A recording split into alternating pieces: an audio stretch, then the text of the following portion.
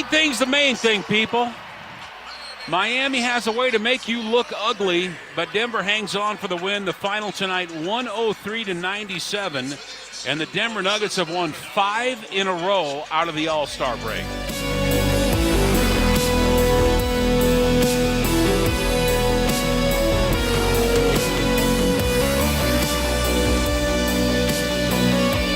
I think that's a good way to put it from Kaz. Miami does have that ability. They just always, it's part of that DNA with the Heat. They just get guys who feel like they're super grindy types. And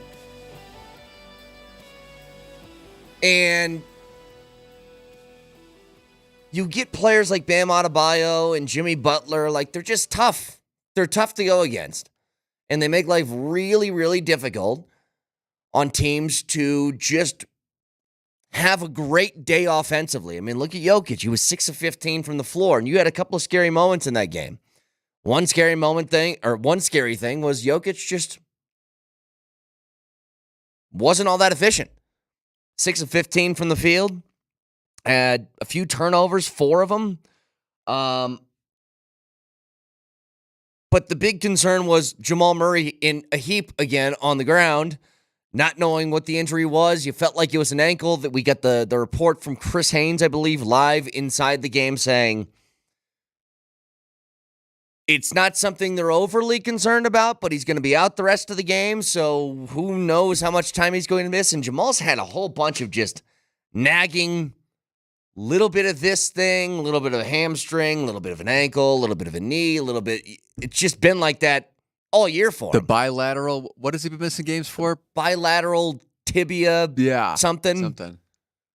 I think that's just a fancy word for shin splints, I think. So this was like a sprained ankle, but his ankle seemed to roll the other way than the traditional ankle roll, right? Yeah. Yeah, so it rolled to the inside. Again, the fact that we're at least sitting here talking about hopefully nothing super long-term. And, Marty, if you got Malone in the postgame on it, I'd like to hear it from his words. I did not stick around for that. But you end up getting the win. That's 5 straight coming out of the All-Star break. I mean, they said they wanted to make a push, and they are making a push right now. Effort being given every game. They came out of the gates super hot. And Michael Porter Jr., he had another double-double. Is that 4 out of his last 5 games he's got double-doubles? 3 of his last 5. So Porter post-All-Star break has been 22-11, 34-12, 9-7, 14-5, and 30-11. I thought he was pretty good last night in the absence of Jamal Murray at distributing the basketball a couple times. A couple really good decisions, especially late in that game. He gets in that spot, not in, what do they call this? Why am I blanking on this? Marty, the space in between. No. The space area? in between the corner and the top of the 3-point line. The what baseline? essentially would be right center field. No, outside the 3-point arc. Yeah? Isn't there a name for that? Between the corner and the top of the 3-point line. The elbow? The elbow's inside. Okay, never mind. I'm just throwing terms out here. Anyway, he had a spot in the fourth quarter late when the game was close where he could have taken that shot, and instead he kicked it over to a wide-open KCP in the corner. He knocks it down. Big play. Point is, Porter was fantastic last night. Put up points. Did it efficiently. Grabbed boards. Assisted in good moments. And also 2 blocks and 2 steals. Like, he was just really, really good. He seemed more aggressive once Jamal went out, too. And he has to be. He has, and I think everybody on that team kind of understands. Jamal goes out, somebody's got to step up. And some nights it can be AG playing a little bit of bully ball. Some nights it's got to be Porter shooting from the outside. But you need somebody to step up. And whatever you feel about Michael Porter Jr., one thing that he's been almost, we always harp on the inconsistencies of Michael Porter. One thing he's always been really consistent at is he knocks down big shots in big moments. Like, you get him the ball in a tight game late in the fourth quarter, even if he has 5 points up to that portion of the game, he typically knocks the shot down. He's been really, really solid post All-Star break. Had really just one bad game against Golden State where he's 3 of 11 and he was 9 points, 7 boards. But outside of that, I think every game from Michael Porter Jr., if you get this kind of 5-game stretch from him in every 5-game stretch until the season ends, it's going to be a huge impact piece. Massive. So he was great last night. And with Murray out, Jokic inefficient, some guys had to step up. The bench was still sort of ugly from the bench last night. They kept the game close. You know, guys like Christian Brown, Reggie Jackson, they played, Reggie played 29 minutes with Jamal Murray going out. Christian got 20, Peyton Watson 15. It felt like that was more of a playoff type rotation. Zeke played a few minutes, not too many. Holiday a few minutes, and he knocked down some big shots. But against Miami, you got to grind one out. And that's what they did. Grind out another win, 5 consecutive to start the post-All-Star break. And now if you look at the standings, the Nuggets still sitting at a game and a half back of Minnesota for first place because Minnesota just refuses to lose as well.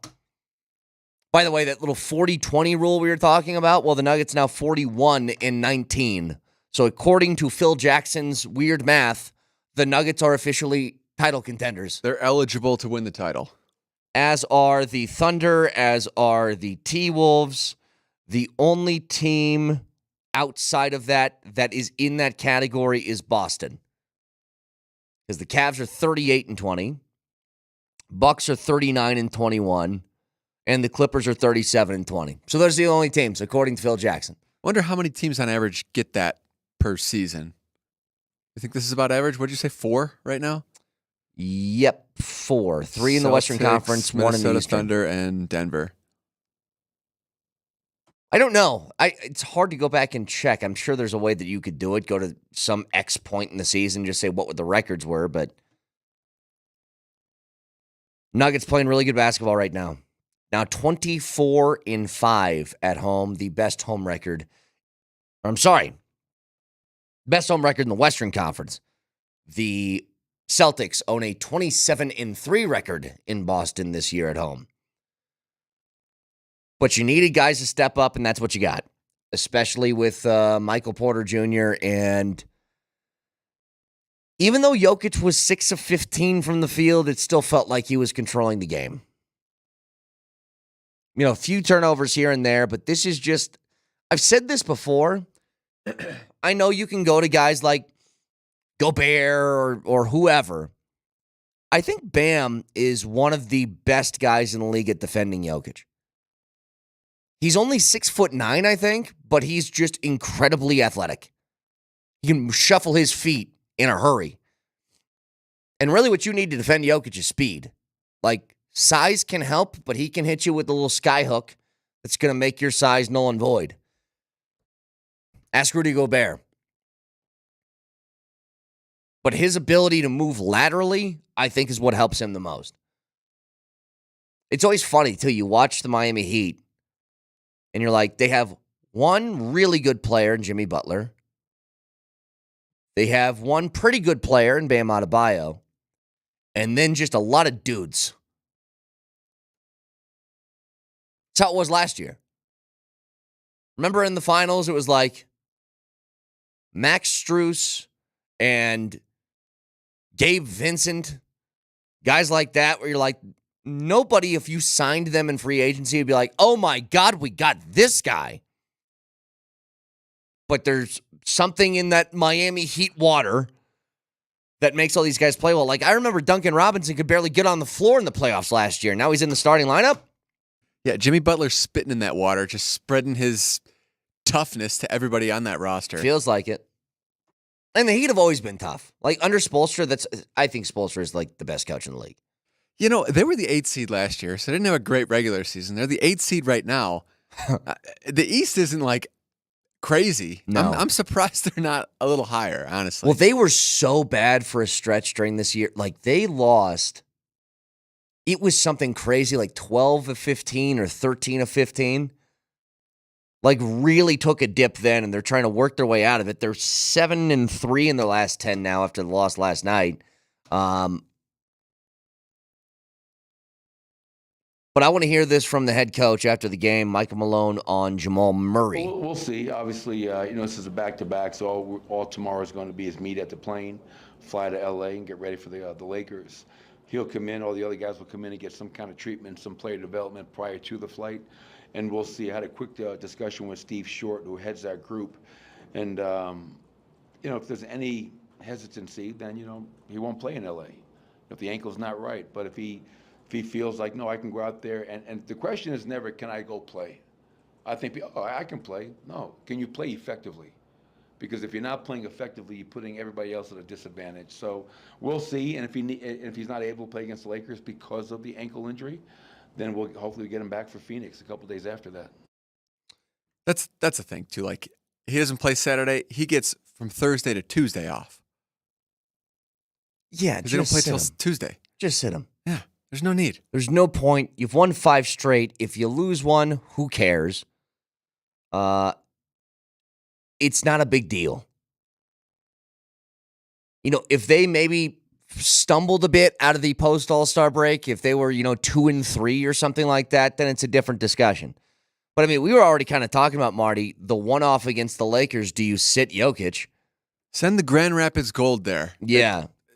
Don't even send AG or Porter. Well, I remember there was a game like this earlier this year where this team went to LA and your stars sat, and then Reggie Jackson, DeAndre Jordan combined for like 85,000 points against the Clippers. And it was funnier because they were both ex-Clippers. And we both didn't know if they could play. That was kind of Reggie Jackson's coming out. It was. It was really good. early He's in the good year. again. Yeah, I'm totally fine with that. You want to go to the Lakers, and look, we've already established. What if they won 7 straight against them, right? Something like that? Who cares if you lose that game? The funny thing is it's going to be an ABC game. 6:30. Don't care. Trot out what? You can keep Gordon, keep Porter in, keep KCP in, those guys, but then just send out Peyton Watson, send out... I want to see Jay Huff get 20 minutes. Julian Strother, give him some minutes again. I do not care at all about that Laker game coming up tomorrow. But a good win last night over a tough Heat team. And yes, they're the 8th seed again, but this is just who the Heat are. They rise to the occasion and made it tough last night, but got out with a win. A game that was not tough was the Avs game yesterday, as they cruised to a 5-0 win. I want to break down some of that and ask a question here, because we got a couple of games to look at for a sample size. How do we feel with the deadline still? When is the NHL deadline? Week from today. Week from today? You think they need to make a move for backup goalie? Or are you all right with the idea of Eustace being the backup heading into the postseason? We'll get to that next. Home of the Avalanche. Tic-tac-toe! Home of the Nuggets. Tic-tac-toe! Altitude Sports Radio. Think they played together a few games? 92.5. Not all college savings plans are created equal. College Invest is the only one that offers a 2024 Colorado tax deduction. Open one today and start saving for the future. CollegeInvest.org. It's time for Silterhar Motors of Broomfield to blow out the remaining Ford Mustang Mach-E's, and this is huge for you. 0% financing for 72 months with over 60 in stock, and you still get the Mosier Special with $1,000 in free accessories, or free 3-year maintenance, or $1,000 in extra trade assist. You've seen the Ford Mach-E on the road. You've wanted it. Now's the time to check out the best deal in history. Get to Silterhar Motors in Broomfield, Highway 36 in Wadsworth, or go online at sthmotors.com. Silterhar, everything you want out of a dealership. Men, this is Jeff for the Rocky Mountain Men's Clinic. The one you love is the light of your life. And if you're like most of us, you want to do whatever you can to nurture your relationship. But if you're suffering with erectile dysfunction, you know the impacts the condition is likely having on you and your partner. ED is a relationship destroyer. It can contribute to depression, distancing, conflicts, and even breakups breakups and divorce. And what's so disturbing about this is that most men who suffer with ED can be successfully treated, but a lot of guys don't seek treatment when they should. At the Rocky Mountain Men's Clinic, we have protocols that are effective in well over 90% of cases. In fact, if you're like most guys, you could be having great sex within a day or two of your first appointment, and maybe find you're performing like you haven't in a long time. So call the Rocky Mountain Men's Clinic today. Your initial visit is only $99 and includes blood work, a medical consult, and if medically advised, a test dose. And if that test dose doesn't work in the office, your visit is free. Call 720-440-7900 or go to RockyMountainMen'sClinic.com. We have 5 offices across the Front Range to serve you. Vic here for Denver's HVAC experts that truly care. Apple Air, providing top-notch HVAC service and plumbing for the lowest possible price. A deal on brand new furnaces for as low as $4,500 or $49.99 a month. Call the experts that care at Apple Air, 303-733-2813, or visit appleair.com. That's AppleAire.com. Apple Air, the experts that care. Next time you want to drive up the hill to play at the casinos in Central City,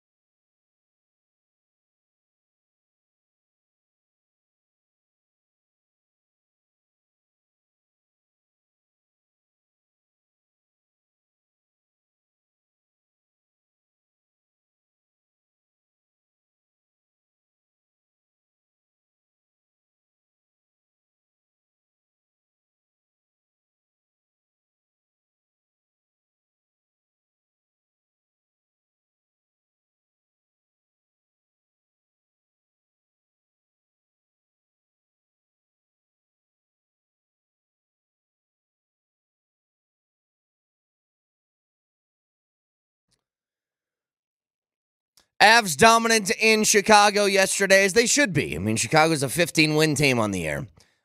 You've won 37. It should look somewhat like what we saw yesterday, but good to see the Avs stacking, good performances consecutively now, and it could easily continue as they got one more here on the road trip. They play Nashville tomorrow, and then they come back Monday to play the Blackhawks again in a game where potentially Val Nichushkin could be back. But to the game last night, Blackhawks just really early, the first couple of minutes, looked like they were just trying to get some momentum going, put in a couple of good shot attempts on Anunen. I need a nickname for that guy, by the way. There's too many N's and Eustace. I don't like saying that. We need a nickname. A texture. Juice? A texture says, Juice is okay, but how about Nooner? Excuse me? Nooner. Nooner.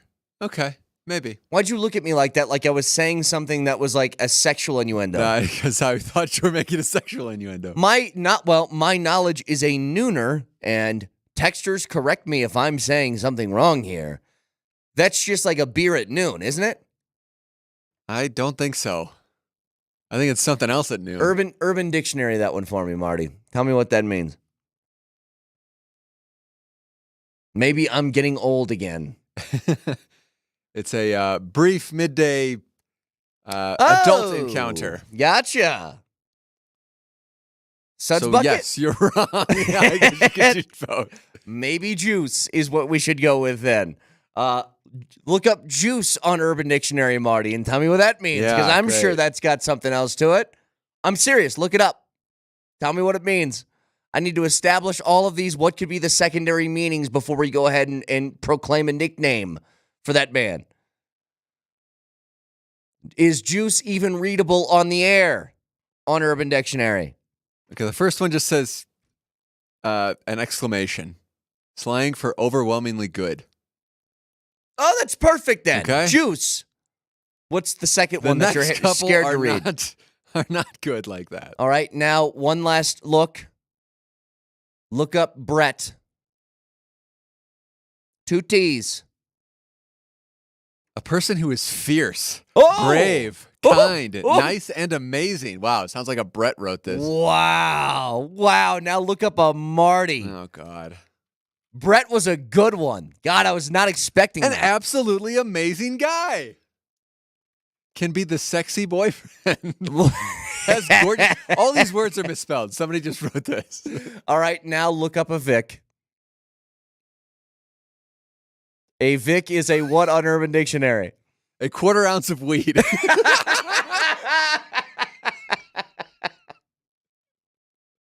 Hey, man, let me get a Vic. That's so funny.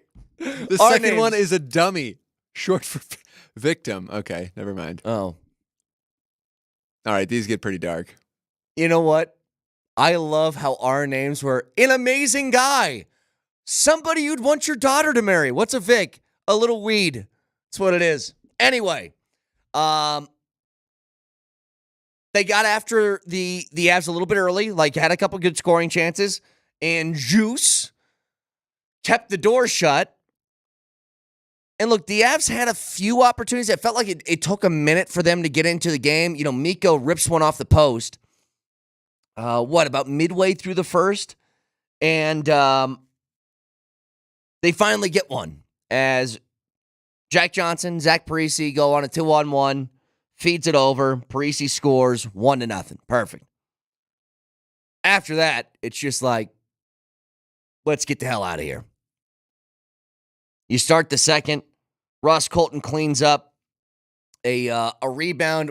Did Mrazek think on that play, by the way, that he had the puck underneath him? He just stayed on his stomach. He looked very upset after. And Colton went, yeah.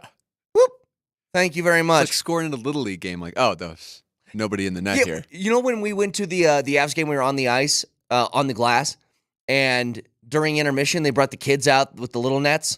That's what that goal looked like. It was just out of position. I don't know where the puck is, and I can't get back. All right, here we go. So Avs up 2-0. What's really funny, though, is Johansson, who has been playing better, by the way, and that should be a sight for sore eyes for a whole bunch of Avs fans. He scores the third goal. He froze Mrazek, got him outside the crease, whips it back in, and that was his goal, right? Or did... No, did Parisi get credit for that one? Parisi ended up at 2, right? Yeah, he did. So Johansson basically made the play, and then it was just batted in, I think, by Parisi on that goal. Yeah, it was. But a hell of a move by Johansson to freeze Mrazek. The funny part about that goal, though, Marty, I don't know if you were, I think this was double duty time when both games were on. I don't know which audio you had. I had the Avs audio on. They're interviewing Bednar in the middle of that play. And then the goal is scored, and then everything just goes silent. Like, I don't think the announcers wanted to jump on top of Bednar, but I think Bednar kind of froze because he's like, oh, we scored? We got swear words on the bench here. Swear words on the bench. But that takes him up 3-0. You knew this game. You knew the game was over pretty much at 2-0, just with the way it was going. And then with a second left, Taves pumps one in to end the second period. It's a 4-0 lead. They just put it on cruise control in the third. Basically just no mistakes. Chill out. And then McKinnon goes, you know, it'd be funny, though, if with 2.5 minutes, if I just score again. And so he did that. I like 5. What do you guys think? Yep, 5 is a good, nice number. So a 5-0 win for the Avs yesterday. But the question I want to ask, you know, the deadline's coming up a week from now. And we've focused on 2 main subjects for the Avs if they want to make a move somewhere. We've said second line center. We've said backup goalie. Where are we at on these? Because I think about 3 or 4 weeks ago, you would have had backup goalie as the number one concern, and then you would have put second line center behind that. Now, it's not a huge sample size, but the last couple of games from Eustace have been really good. Made all 24 saves last night, gets the shutout, and then the game in which the Avs lost in his last start was at Detroit. Remember, he makes a whole bunch of saves in that game, kept it at midway through the third period, no goals for Detroit. They're able to sneak one in, push it to OT, and then Detroit ends up winning in overtime. But I thought he played great in that game. He deserved better than catching an L on that. By the way, every game that Annunin's played this year has been on the road. He hasn't had the benefit of getting that little ball arena bump that most of the Avs forwards start to jump at once they play there. I'm hesitant to just throw my belief in the last 2 games being something that I'm confident in moving forward for the postseason. I still think if you can go out and find a Marc-Andre Fleury or some veteran, at least to have in your back pocket, like let's say Eustace gets a couple more starts and they don't go well, you got somebody with experience that the moment's not going to feel too big for them. You know, I keep going back to that Stanley Cup run and thinking about how damn important Frankie was to that you had somebody with confidence that was able to come in for a big number of games when Darcy Kemper got his eye poked out midway through that run. Now, was Frankie perfect? No. But I think it gave everybody on that roster a vibe that they had confidence in the guy. And that's really all you need. Whether you're giving up 3 goals or pitching shutouts, does the team have confidence in you between the pipes that allows them to play their game normally? And I don't know the answer for that one yet with Annunin. You know, his save percentage throughout 5 games this year in which he started is .913. Not terrible. In fact, I think that's better than Georgiev. If not, it's close. He had a rough couple ones to kind of start it off, but feels like he's gathered some confidence as of late. Okay, picture it's round 2, game 2. Georgie can't go because he got poked in the eye. Sure. And Juice is between the pipes for game 2. How do you feel? Honestly, not great. I'm pooping my pants. Yeah.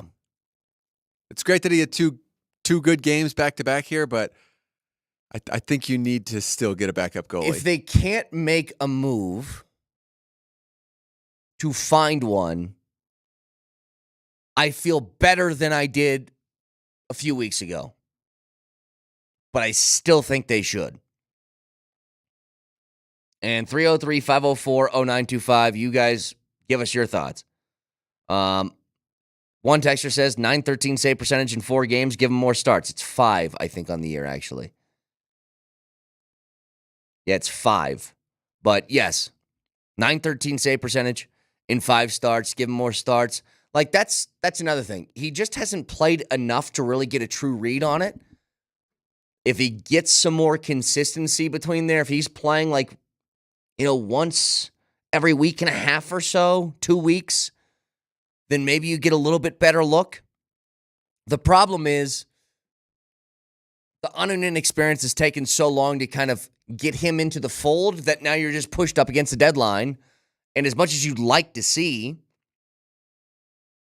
him get a few more starts to really make a decision, well, you don't have that much time anymore. And I don't know if the Avs really want to, do you want to give him another start in Nashville just to see before the deadline? I think you just kind of play your game. So it's a tough spot to be in here. I think, here's another texter. I think the time has passed on getting a new backup goalie. Georgiev isn't going to be able to get significant rest with only 21 games left. Only fear would be if Georgie gets hurt. And of course, that is everybody's concern. Like, as much as people have kind of beat up on Georgiev, you guys tell me, if Georgiev is so bad, then why are we all kind of panicked if Georgiev can't go? Isn't that weird? It's kind of the only shot, It's like if you have a quarterback that, how about this? Before Russell was on his way out the door, everybody's like, Russell's terrible, man. Doesn't have it anymore. He lost it. And then I go, oh, yeah? Well, Rippin's starting. Well, God, this is going to be a disaster. Well, okay, so there is a giant gap here between the top guy and the backup guy. But, again, I would love to have maybe a more veteran presence back there. But another texter, I'm semi-confident in Juice. He's not played well so far, and his confidence is growing. I'd still like a backup as the ace in the hole. That's exactly where my mindset's at. Have you seen what Prosvetov has been doing? Yeah, in the AHL? Yeah. Like, killing it. He's 8-0 with a 1.25 goals against. 2 shutouts. Does that factor in at all? Like, if Juice can't do it, let's see if this guy can do it again? But this is like, who was the dude for the Rockies? That they'd send him to AAA and he'd hit like 350. They'd bring him. Was it Sam Hilliard, who I think they just brought back, by the way? Was Sam Hilliard that guy? They send him to AAA and he rips like 20 bombs in 4 weeks, and then he gets to the majors and he strikes out every time and hits $175. Could that be the situation here, you think? There's some guys, when you send them down, they're amazing. You send them up, and maybe it's a mental block, or I don't know exactly what it is. But yeah. What do they call it? Like a 4A player? Not a AAA, not a major leaguer? Yeah. Right. It's like a 4A dude. Texture says you can't win a cup without decent depth at center. Have to get a second line center. This goaltending is decent enough. Johansson's been better. And I don't know what the center depth is that you're looking for here. Because part of the conversation, no matter who we're talking about, maybe you got some stud second line center in mind. The first question you need to ask is, can the Avs afford him? They're still, to my knowledge, Marty, they don't have that much money to work with. It's not like they got a whole bunch of cap space. Like, this is why they're sending guys down and bringing them back up. It's all for trying to save every penny that you can. I don't know if they have the money to go out and find somebody that you think would be studly enough to throw in a second line center spot and be better than Johansson. Like, sometimes you just got to work with what you got. This is not that this is a problem, but in this sense, it's a problem. It's the problem with having a whole bunch of good players that you've paid now. It's the reason why Bednar at multiple times in talking to us has reminded us that year that they won the cup was a special team because all the stars aligned perfectly. you had the ability to get a guy like Naz Kadri as a second line center because you weren't paying McKinnon quite yet, because you weren't paying McCarr quite yet. You were able to afford that stuff. And I don't know how many guys would fit the bill of second line center that you have confidence in that are better than Johansson that also work money-wise. But a nice couple of games here from the Avs as they struggled post-All-Star break. They had the opposite problem of what the Nuggets are going through right now, which is dominating everybody. But now rattling off a 5-1 win over a really good Dallas team and then a 5-0 win over a really bad Chicago team. If they can keep that rolling, next couple, you're going to be favored here against Nashville. You're going to be favored against Chicago at home. You'll be favored against Detroit at home. You'll be favored against Minnesota at home. You can have a nice little stretch of games where you get right back in this conversation. You look at the standings and you go, oh yeah, look at the Avs are right back at it. Which right now, by the way, the Avs still 2 points back of Dallas, but with a game in hand, and they are currently tied with Winnipeg, but Winnipeg has 3 games in hand on the Avs. So a lot to still work out, but they are hanging. Top of the division, hovering around there, hovering around the top of the conference. Rattle off a few more wins here in the next few days, and who knows? By the time we get to the Calgary game, you could be in first place in the conference.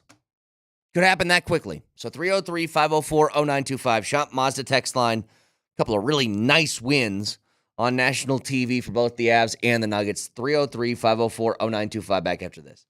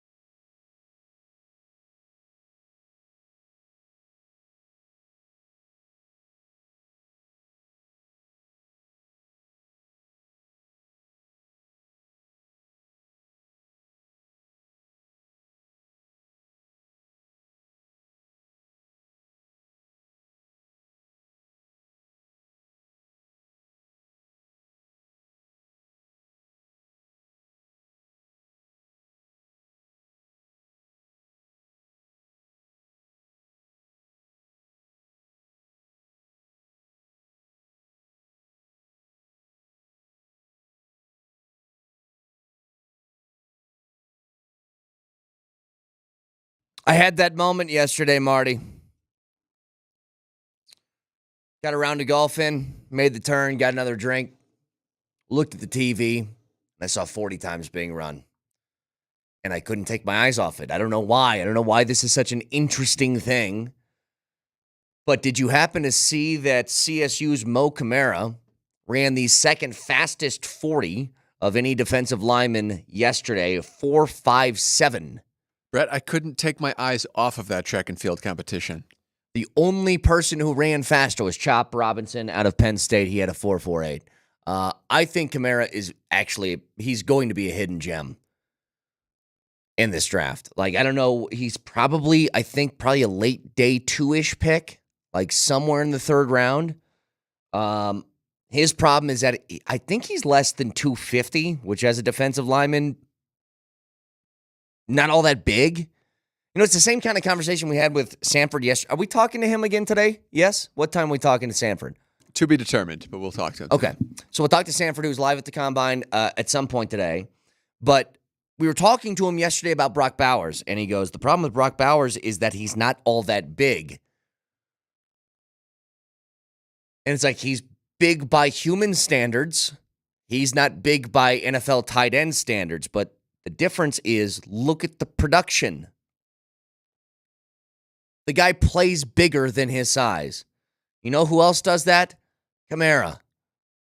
That guy was a freak at CSU, athletically, because he could move like that. Somebody's going to get a steal from him. And I think probably late day 2. So 6'4", 240 is not what he's looking for. What exactly would be a big guy? Like what? Oh, the height's fine, like 6'4", 6'5", but you're looking like 270, 280, okay. Probably. The defensive lineman, and look, he's not a D tackle. He's not going to be like a 3 technique, but, I mean, Marty, he's going to be, as he was in college, but especially in the NFL, he's going to be going against guys who are 315. If you give up 70 pounds, it's going to be tough work. I always compare it to this. I don't know if you guys like bench or not, but if you get underneath a bench and let's say you're going max out, let's just make it easy. Say you had 2 plates. 2 plates is the most that you can get a rep of. Now imagine somebody puts those little itty bitty 2.5 pound weights on the side now. You can take a 2.5 pound weight and throw it 50 yards. But the fact that you put that little bit more at the end of a bench and then you try and get it on a max, you won't put it up. Like, you just don't have the strength. Now, imagine giving up 40 of those 2.5 pound things, Marty. And then saying, yeah, it makes life difficult. Now, it's about leverage and it's about speed and your ability to get away from hands and all that different stuff. But still, if you just get into like a one-on-one, if he locks you up, it's tough for you to get out if you're giving up all that weight.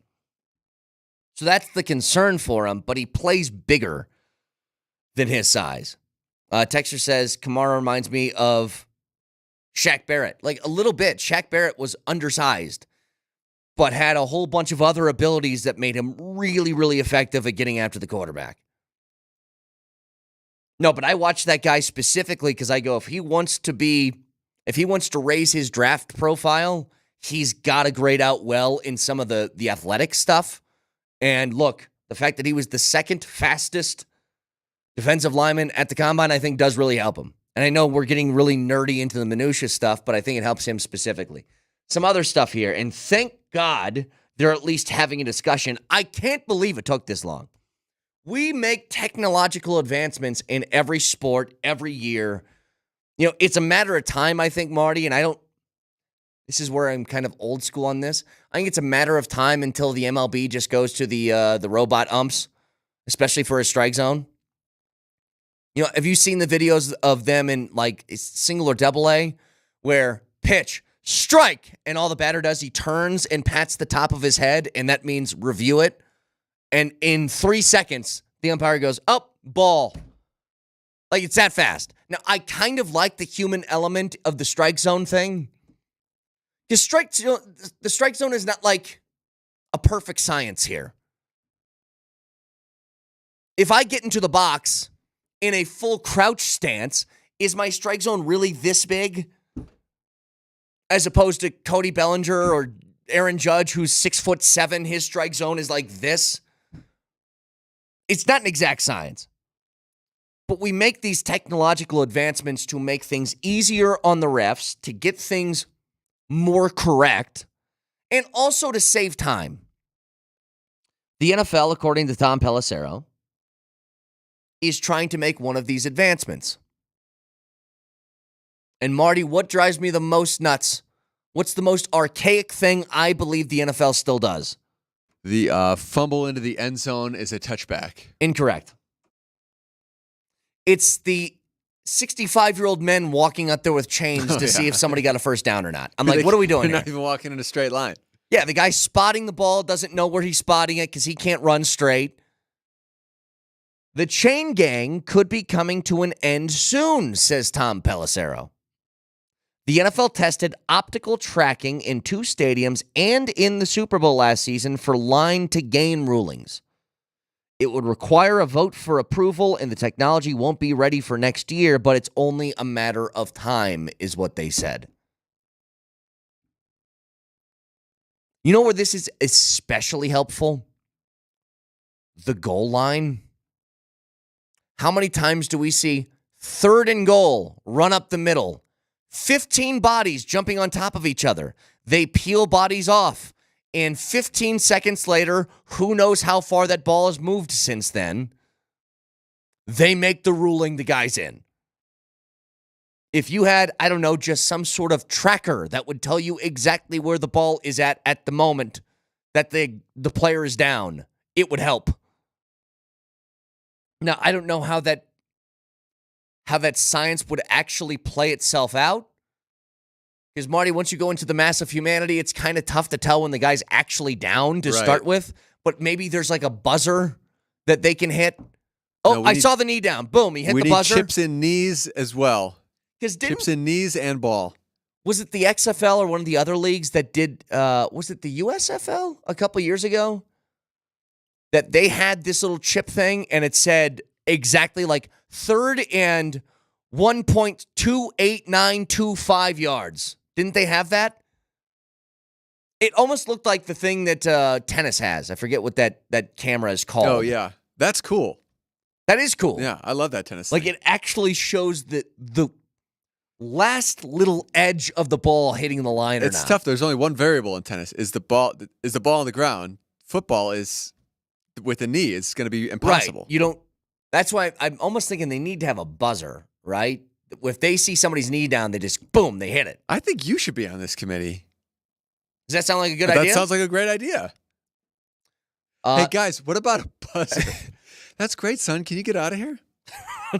Wait, are you being sarcastic with me? I do think it's a good idea. What do you mean? No, it's a good idea. So you wanted to give me the compliment of a good idea, but not the full compliment. You wanted to make fun of me afterwards. Yeah, that's how the show works. Yep. No. You want a full compliment? What is this? No, Marty. Kindergarten? That's not what I was asking for. I was just asking if the front end of that was sincere or not. That's all it was. Sort of, yes. Because they essentially do that anyway, don't they? Knees down, they blow the whistle, and then they run out there. I mean, it's the same sort of reaction time. Or maybe the whistle is connected to the buzzer. Boom! You hear that sound? That's where the ball's marked. The ball knows. I don't know. This is the first time they're like talking about this, though, right?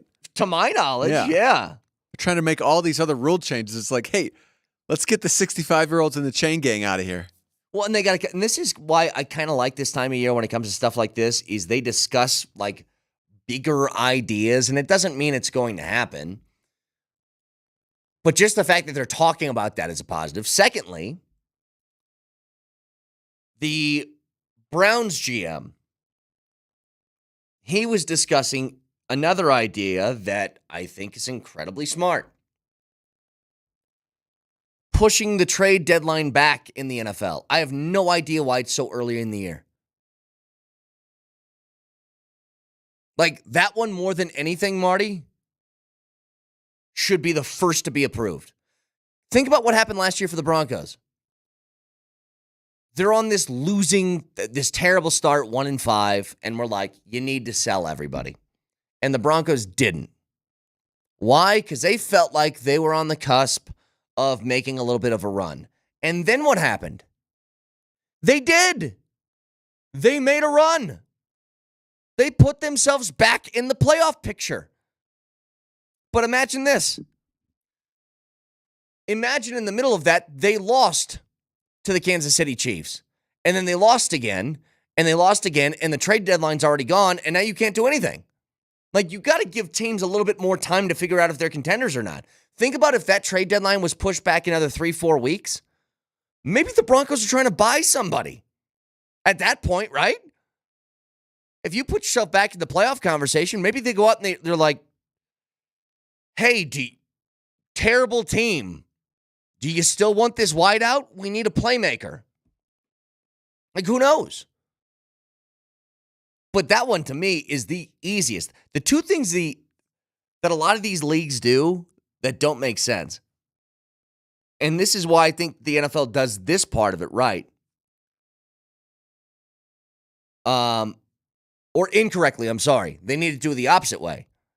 I want the draft first and then free agency. The draft is a crapshoot. Free agency, you can target specific things. You don't have that ability in the draft. I would rather have the draft be like now, late March, and free agency be a few weeks afterwards in April to know exactly where you stand in the middle of that. Because once that first wave of free agency is done, you got nothing. You're picking at guys who are going to be practice squad dudes or like 52nd, 53rd men on the roster. But that push in the trade deadline should absolutely happen. And it doesn't need to be all the way back to like week 13. Like, I think the NHL's trade deadline, this is so far back in the season. Like, by the time that deadline hits, there's going to be what, like 17 games left? That's crazy. But you push that deadline in the NFL back a few weeks, I think it's perfect. 303-504-0925, Shop Mazda text line. If you guys want in, you can watch the show live on Twitch, twitch.tv, search Altitude SR in the search bar. The Altitude TV simulcast also available to you, and that is the Safeway Twitch feed. Couple of big wins last night. National TV, Avs, 5-0 over Chicago. Nuggets, tight one against Miami, but they get the win, but they do lose Jamal Murray in the second quarter to an ankle injury. Doesn't sound all that serious, but if you missed Micah Malone in the postgame, we'll feed you the audio of his thoughts on how long Jamal is going to miss with Mojo Lombardi and Kane, which starts next.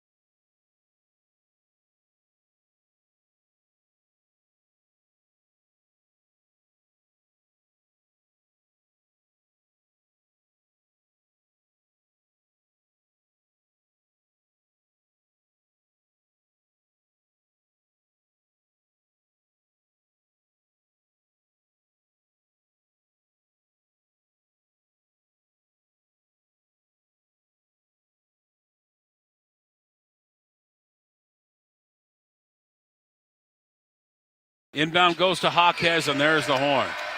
Well, the main thing's the main thing, people. Miami has a way to make you look ugly, but Denver hangs on for the win. The final tonight, 103-97, and the Denver Nuggets have won 5 in a row out of the All-Star break.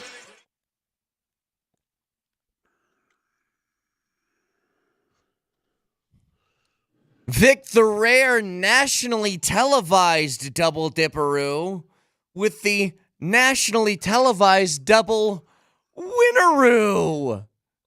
Nice. You like it? You like that? We'll accept it. We'll All let right. it go.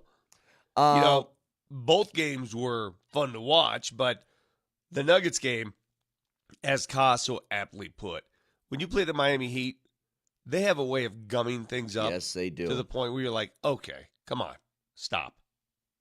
They've played that brand of basketball for as long as Spoelstra's been there. Like, Spoelstra's a really good coach. Look at that roster, Vic. That roster is not very good overall. Like Their bench is terrible. They got a really good player in Jimmy Butler, a pretty good player in Bam Adebayo, and dudes. And it's been that way for about 5 years.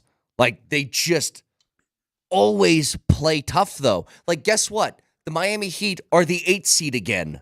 What happened the last time they were an 8th seed? They made the NBA Finals. Like, they're just a really tough team to play against. But you had a couple different scares last night. You had to scare the game because the game was close at the end.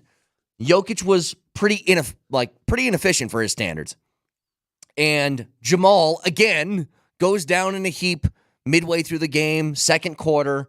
Ankle injury. They don't seem all that concerned long term, but it's just another game in which Jamal leaves and we don't see him again.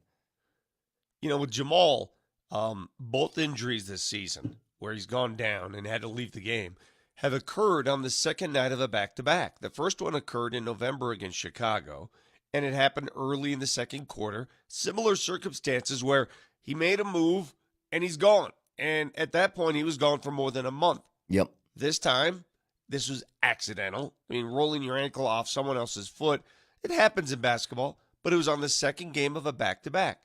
So that's the bad news. He's going to miss some time. That's the bad news. The good news, there's only one more back-to-back left. Yeah. Because I don't know if you play him in those second game of back-to-backs at this point. No. Well, me and Marty were just talking about this in the appetizer, Vic. We talked about, do you just leave Jokic at home for the Lakers game? Maybe you just leave, like, everybody at home. Maybe you play the G League, Grand Rapids Gold, and you just say, Lakers, here, take a win, don't care. It's a consideration, and I'm normally not that way. I'm like, hey, man, you put your team out there that is set to play, but I certainly don't play Jamal. No. I wouldn't test that, but you never know. They may push through, but if you can't go for the second half of this game, what makes you think an ankle is going to heal up in time to play tomorrow? Well, plus, I just don't see that happening. You don't play tomorrow. You don't play again until, Tuesday? And that's a big game against the Suns, right? So I'm almost thinking just let everybody chill tomorrow, and then when you get the Suns at home, bring everybody back and get after them. And we have audio here. This is Michael Malone in the postgame talking about Jamal Murray and that ankle injury. Go ahead. Well, we'll see. Obviously, this is a back-to-back, so all tomorrow is going to be is meet at the plane, fly to L.A., and get ready for the Lakers. He'll come in. All the other guys will come in and get some kind of treatment, some player development prior to the flight. And we'll see. I had a quick discussion with Steve Short, who heads that group.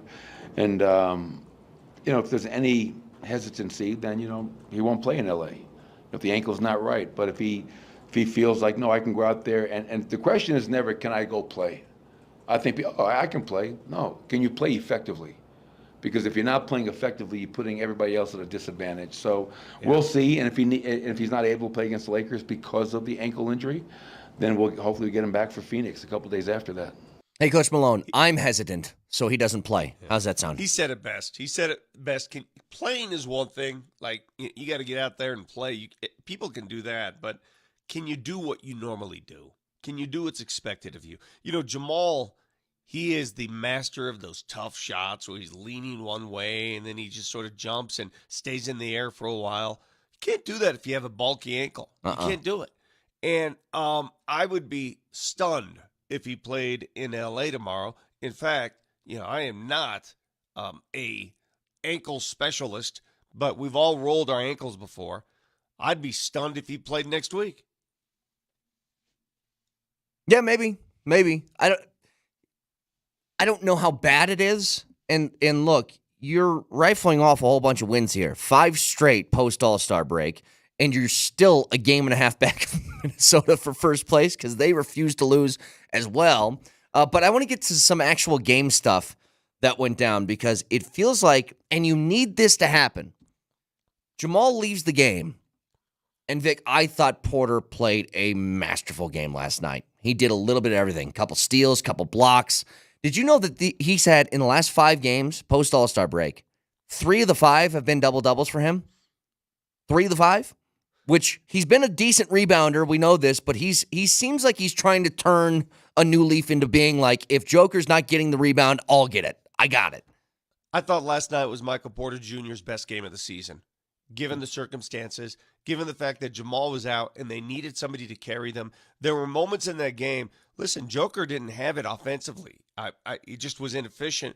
He did it toward the end of the game. He carried them. What was it, the last 11 points of the game? He did it at the end of the game. But when they needed those runs, as Miami cut into that lead, it was Michael Porter Jr. and Aaron Gordon. Yeah. Those two guys, again, coming through in the clutch. And PJ he was brilliant. When you paint a picture of what you want out of Michael Porter Jr., what you saw last night is what you want, right? Mm-hmm. You want big shots. You want him going to the rim. You want rebounds. He played great D. You know, that was almost like the finals last year where Michael couldn't buy a bucket. Remember that? And so in Game 5, he said, screw it. If I can't shoot, I'm going to do something else. I'm going to contribute. Yeah. He contributed last night. His 5 games post All-Star break, 22-11, 34-12, 9-7, 14-5, 30-11. Stepping his game up after the break. And with a 5-game win streak now for the Nuggets, I was hoping that this would put you a little bit closer in the standings to Minnesota for fighting for that top seed, and they're just kind of hanging in there. But the good news is that you're keeping teams behind you, and the ones that I'm concerned about, and I know that we disagree on this, Vic, but the ones I'm concerned about, the Clippers and the Phoenix Suns, keep winning and keep pushing those guys behind so that if you do end up facing them in a playoff series, you're going to have home court at least against those 2 teams. You'll start that series at home. You'll end that series at home if it comes down to it. How much did last night's game remind you, though, of Game 5 of the NBA Totally. Finals where, my God, bodies flying around, just mayhem. It just looked weird at times. Is this basketball? This isn't very poetic or artistic, is it? It's just a bunch of dudes running around, slamming into each other. But by the end of the night, the Nuggets have proven, and this is why the Nuggets are so darn dangerous. The Nuggets can beat you with poetry, and they can beat you with slop. You want to slop? They can slop with the best of them. Well, that's where in both the championship seasons for the Nuggets last year, the Avs 2 years ago, they had that similar quality, didn't they? Where they can win a game in a multitude of ways. They can win it high scoring. They can win it tough defense. They can win it gritty, grimy, beautiful, like whatever sort of game that the opposing team forces them into, they'll find a way. And the Nuggets are doing that again. By the way, Vic, your Phil Jackson 40-20 rule. There are 4 teams in the league that have qualified for that rule. It is done now. Minnesota, Oklahoma City, Denver, all qualify in the Western Conference. Only 1 team in the East, that is the Boston Celtics. So there's your 4 of the Phil Jackson 40-20 rule. You have to have 40 wins before you get to 20 losses. That means you're a title contender. Those are the 4 in the NBA this year. And the Nuggets move a little bit closer to the top of the charts. A game and a half now behind Minnesota. OKC lost to San Antonio. Mm-hmm. They lost on the road. Yes, Marty. That's how you should react. Prosvetov waved. Yeah. Wembanyama outplaying Chet Holmgren and company and stealing one against OKC. So the Nuggets, listen, the next 3 are just rough, right? At LA, you know they're going to get raring to go. Then you've got 2 at home on national television, of course, Phoenix and Boston. If you can get Jamal Murray for one of those games, I'd be happy. Yeah. At this point, with ankles, I wouldn't expect him for any of those games. That's me. I don't know. You know, He said he wanted to try to come back last night, and he couldn't. There's no need to push it. You're in good shape. You know, if they lost 3 of 4 heading into that game, Vic, maybe you feel differently. But they've won 5 straight post All-Star break. I agree. That's why you can winning last afford to night was drop so one. vital. Yeah, I agree. At the end of the day, let me ask you. You're a Nuggets fan. All right, listen to this. Would you rather have the number 1 seed? I mean, go all out, push your players, but your players are just not all there physically. Or would you rather have these guys have everything in the tank ready to go and you drop to the maybe 3 seed or 4 seed? Which do you prefer? It's the latter. Everybody would prefer the latter. I mean, even if you drop to you're in the 3 right now, but if you drop to a 4, the only bad news is that would open the door for Phoenix or the Clippers to kind of jump ahead of you. But whatever. Even if that's the case, just be healthy.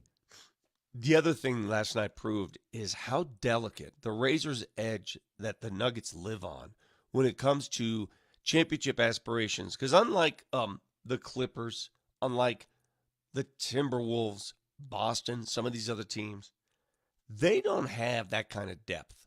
That depth does not have it. They don't have it. No. The starting 5 is their depth. They have the best starting 5. It is everybody has a role. Everybody can pick up their game. Even saw KCP last night, just lights out again.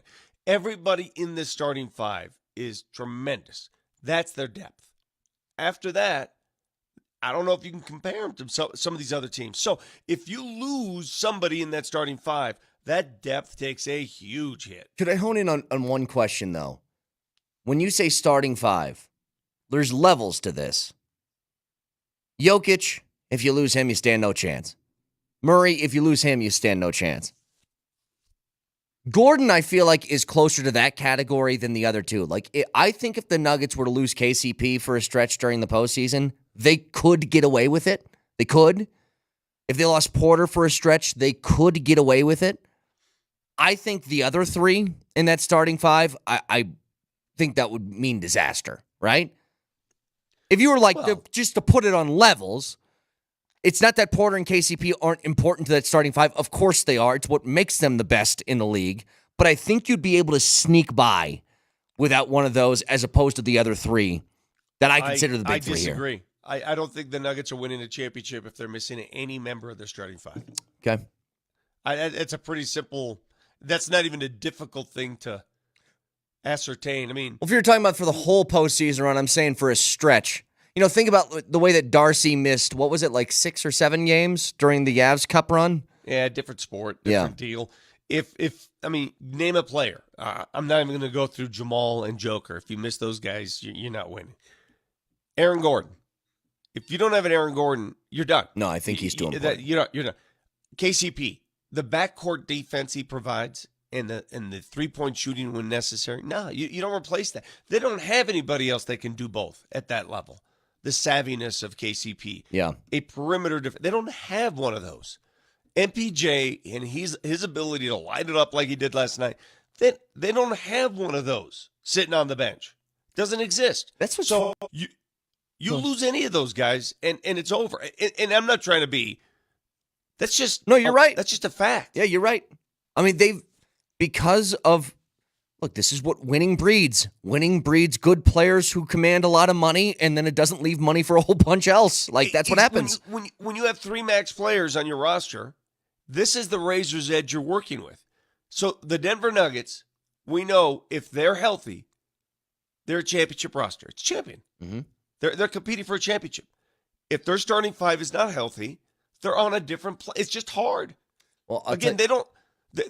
Miami was missing Tyler Hero and who else last night? They're missing somebody else as well. Kevin Love. Kevin Love was out. Does he play all that much for him still?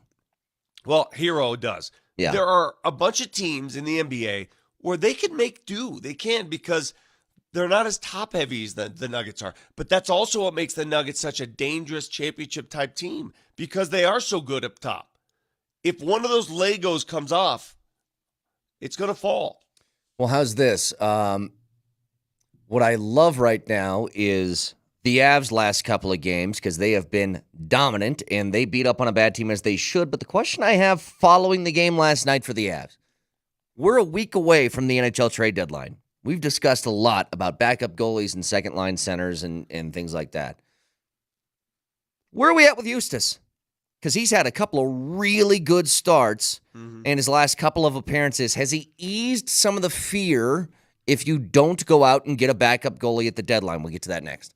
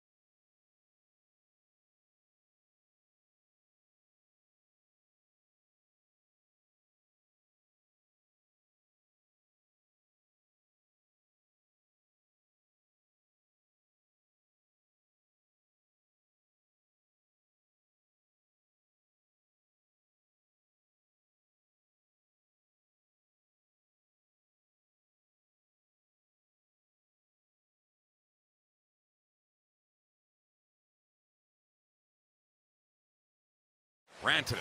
Now for Taves. Makar again. 9 seconds to go. Makar! Release. And it's deflected wide of the net. Rantanen back with it again. Taves a shot. He scores! It's a laser from Taser. It's his 11th goal of the season, and Colorado is cruising here in Chicago. Cruising is right. It looked like Chicago, beginning of that game, Vic, they wanted to get out and establish some sort of aggression, had a couple of good opportunities. Eustace made the saves. And the first period just kind of trolled along. You got one really good shot from Rantanen that rips off the post, but then you get the 2-on-1 from Jack Johnson to Parisi, and you take the 1-0 lead. And then the second period started, and the game was over that quickly. Can we, before we go on, I wish Mosier were here this morning, and I'd love to hear Connor's goal on the Parise goal. Is it Parise or Parisi? Because there's an E at the end of that name. And I need to know, last night the announcers from ESPN were calling him Parise. And I've heard Parisi. I've heard both Parisi throughout his entire career. Is this one of those Drouin things? Is this? No, it's just whether it's how you accentuate the E at the end of his name. Okay, let's hear Turn it into an I or is it an again E? by the Hawks. They got some jump here. Stolen away, though, by Jack Johnson. He's got a 2-on-1 with Parise. Johnson, Parise. He shoots and scores. Is it just easy breezy? Zach Parise. Well, he just did both He in just one changed call. it. All right, he cannot be trusted. Because the call could have been Easy Breeze, Zach Breeze. Yep. Yeah, I'm going to need a judge to come in and lay down the hammer here because I've heard both, and it's starting to bother me. So a couple of things that I loved about some goals that were scored last night is the Avs, by the way, in the last two games have won by a combined score of 10-1. One really good team in Dallas, one really bad team in Chicago. Like, you should make Chicago look the way that they did last night. But I loved the second goal the Avs had because Ross Colton, I don't know if Mrazek thought the puck was under him. He was just on his belly and didn't move after that. And Colton was like, thank you. I'll just throw that in.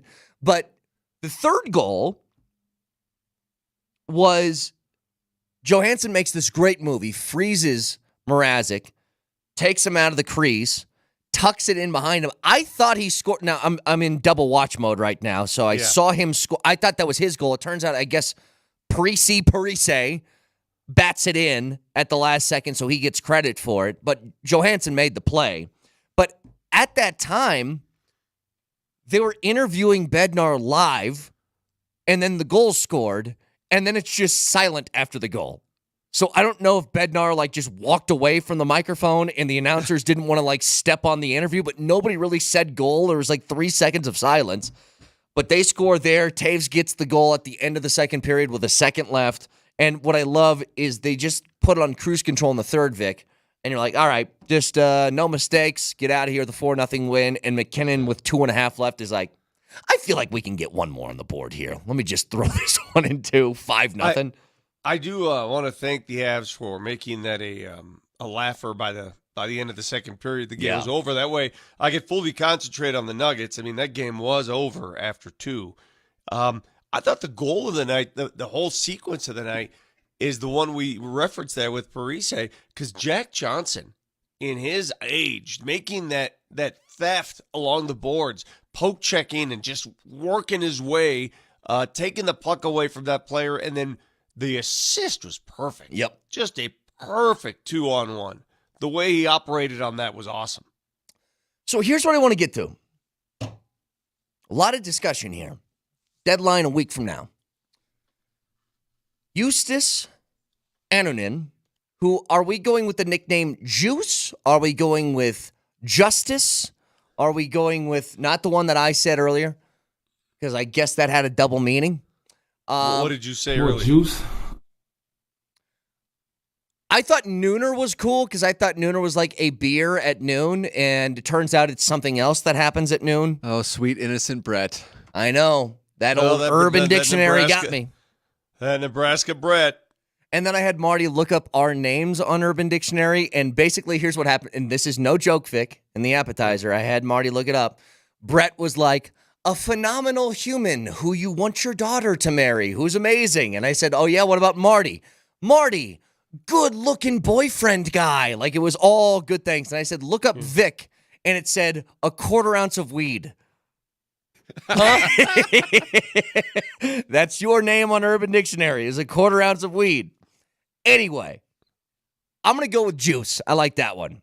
I like Juice too. It's perfect. I like it. So Juice, in his last 2 starts, last night obviously was the shutout, 24 saves on 24 shot attempts. The game before that, though, Vic, was the game you might remember a week ago against Detroit in Detroit, where he was great. The Avs were up 1-0 for like the entire game. Midway through the third, Detroit scores, goes into overtime, and Detroit wins in OT. So he deserved a better fate than an L on his record for that game. But still, last 2 starts, he's made 52 out of 52 saves on 54 shots. I think he's played really, really well.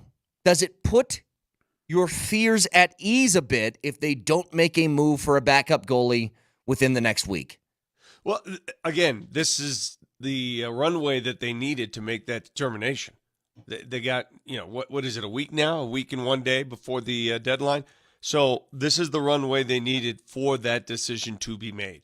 Can he handle the load? It's one thing, though, to win these regular season games. How would he react in the postseason? We don't know. He's also not gotten a home start yet this year. He's started every game on the road. At Ottawa, at New Jersey, at Tampa, at Detroit, at Chicago. But you wonder if that impacts their decision. You're right. They're like, okay, we've answered that question. We got a guy that can fill in and do a job that we think can win a game or two. Now we can focus on another position. I don't know. Got a week to figure that out, don't we? It's not a lot of time. What would you do? I mean, listeners, have you seen enough out of Juice to say, okay, he's earned it, it's his? Or do you need a reliable backup that perhaps, if you look at Flower, because I know Raj keeps asking for him, look at his save percentage. It is not good this year. Yeah. But he's a proven commodity. He's a veteran.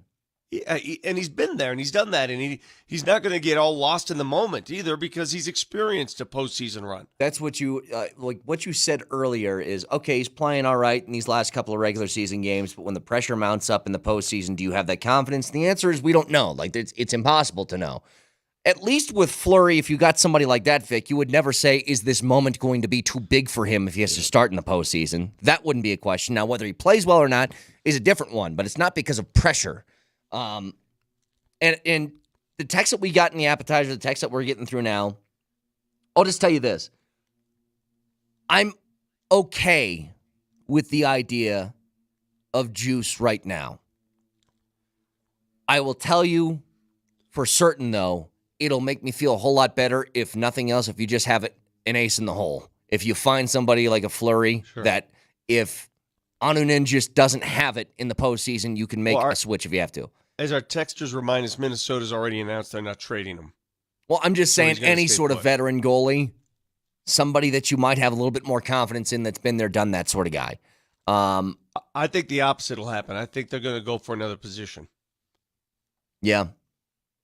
And again, they have 1 week to get it done. It's always beneficial. It's funny how the trade deadline changes. If you're winning those last few games going into the trade deadline, it's always easier if you don't make that poster board like trade. But if you're struggling going into that deadline, people are like, come on, let's go do something. Gotta make a move. You know what I'm saying? Oh, for sure. It's crazy. The thing is, and the texter said, give Anunin a few more starts, maybe even back-to-backs. You don't have time. The deadline's a week from today. There's no time to really see how much that you can get out of Eustace. You kind of got all the information you're going to have. Maybe he gets one more start, but let's just say it's, do they play like Wednesday or Thursday next week? Like, are you going to wait until he starts and try and make a trade in 12 hours afterwards? I don't think that that's going to apply. You kind of have to make the decision now. I would be lying, though, if I didn't say these last couple starts didn't make me feel better. I can see confidence growing in him. That's for sure. Can I make you feel better? Sure. Because I know Marty is making fun of you. for assuming that you volunteered Nooner as Juice's nickname. Yeah. I too had no idea what that word meant. Yeah. You guys ever watch I guess- television? I guess. Hey, Brad, Marty's the only guy with a filthy mind. You and I are pure. Yeah. I had no. I idea treat what my that wife with respect, I guess. I don't Yeah, think of her that way. We respect people. Honest to God, I had no idea. So when someone said nooner, what did you think it was? Brett thought it was a beer at noon. I thought I was thinking high noon. Yeah, that's the drink. That's a name for a high noon. They call them nooners. I had no idea what that meant. You innocent Zero. boys. Well, again, if you want purity on this show, you know where to go. If you want somebody who dabbles with the devil's lettuce and thinks impure thoughts, that's the man with the backwards cat. Well, Marty is That's going what your name means. Your name means a quarter ounce of weed. Well, Marty's going to stop at the dispensary and get himself a Vic on the way home. Anyway. Does Vic know about Urban Dictionary? Are you familiar with Urban Dictionary, Vic? Do you know what I've that heard is? the term. Yeah, I didn't know that. Do they go door to door and sell these things? Where do you get my one? goodness. No. Spend an afternoon on Urban Dictionary Literally. typing things in. Like, just try this. Marty, pull it up for me. And Vic, just the most random word that comes to mind. Random. Just throw it out there and let's have Marty look it up. Fred. Okay. So you're going with an actual name. Okay. Yes, Fred. Marty, give Just me a Fred. nice, innocent name. I have a cousin, Fred. we can't do names because these are just Freds putting a genuinely awesome Give person me who is so a attractive. word, not a Okay. name, a random word. Cup. Uh-oh. That one's definitely going to have Cup. something there, yeah. C-U-P. Thank Make you it for as thank you for basic as spelling that. possible. Yeah. The only line of defense between you and a line drive. Who comes up with this stuff? That was from Vlad. It's a great description, though. The only line of defense between you and a line drive. Cup. Yeah, I like it. Yep. Anywho. Yeah, Vic, spend the afternoon just looking up a couple. You're getting on a flight today, right? Yeah, we're going with the Nuggets to L.A. Around noontime. Do you want me to just come up with the Urban Dictionary names? Oh, you win the Nuggets for a nooner. Very nice. That's exactly right. What if I showed up there? Hey guys, we're all here. Let's enjoy this nooner. Please do. And record it, please. Hey, Please Jokic, do how that. about this? Well, okay, somebody on Twitch just said Vic is a boomer confirmed. First of all, I'm not old enough. If I'm a boomer, what's Brett? Because No, Brett he's didn't know right. what it meant. He's right. Like, technically, Brett had no idea. Technically, your and my definitions are both correct. It's just not. But Brett, here's the difference. You and I are men of high character. Thank you. I always say From that. loving families who. What do I always say to you, understand- Marty, in our little basketball game? What do I say to you all the time? Some pretty inappropriate stuff. Well, that, but I also say I'm a man of honor. I will not cheat in this game. So, Vic, yes, you're correct. High character gentlemen, you and me. As opposed to big ears over here. Mm-hmm. You would say that about your wife? How dare you? Have some respect. Ron, my former workmate at KCNC, Ron's listening. What's up, Ron? He texted this in, and this is a true story. He writes, when I worked with Vic at KCNC, we ended a segment with the Tiger Woods leaving for his honeymoon, sailing away with his wife and the wife's twin. Vic tossed it back to the main set where the anchor, the female anchor at the time, said, "Oh, looks like he's getting a twofer." The set went quiet. She swears she didn't know what that meant. I do remember that moment. And I, too, I was like, what's the big deal? Why is everybody quiet now? Oh, you were also confused. I was also confused in what just happened. This kind of reminds me, when it comes to not understanding words or double meanings or technology or anything like that.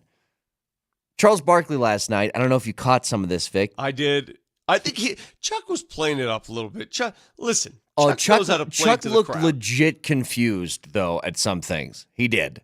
So Chuck is getting an Instagram. So funny. So he's sworn forever. He's like, anybody who's on social media is an idiot. Like he said that Yep. it's his calling card for 20 straight years.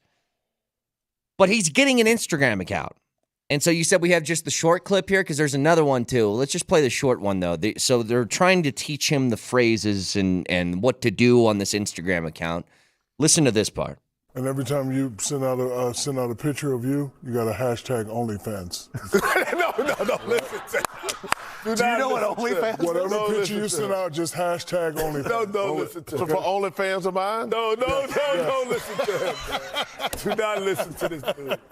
No, OnlyFans is I'm not even explaining this on basketball. I'm not even okay. OnlyFans every is post check, just hashtag Charles Barkley /OnlyFans. No.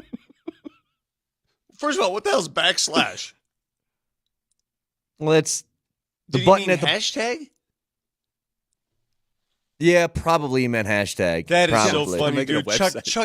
Chuck is sitting there, and I think Chuck was playing it up personally, but it I don't know was such if humor. he was acting, he had a really good acting face because Vic, he was looking at them like, I don't understand what you guys are laughing about. What he has to know what OnlyFans is now, though, right? You know my favorite part of that show, and it is the best studio show in all of sports, and you name the sport, it doesn't matter. There's not a show that can contend with Inside the NBA. And if you disagree with me, you're wrong. If you disagree with me, I don't know what to tell you. It's the only show where the audience has an active role in the show, because every time they do something funny, what do they go to? They go straight to the Twitter and the memes and all that stuff, and everybody's quick to send them. They're so quick. It's like They a can minute turn and it a around half later, they got a tweet Exactly. about something they just said. Do you know how hard it is in television to turn that around? Which leads me to believe they've got a team sitting there waiting for anybody and everybody to send them tweets and then turn them around and put them on the air. And they laugh at themselves. That's the beauty of Inside the NBA. A lot of people in this business, they won't laugh at themselves. These guys not only laugh at themselves, they kill each other. They jump.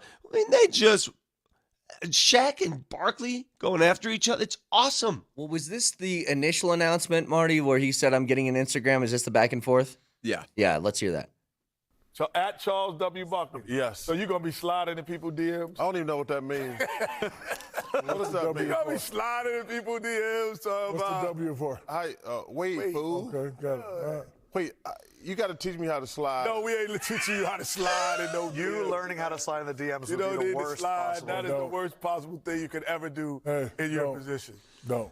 Don't slide in nothing. Okay. You never slide. Can we ask what you think sliding in the DMs means? Well, you try to give somebody a message.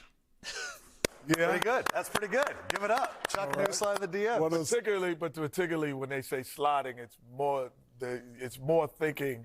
I can't believe I'm explaining this on This is great. television.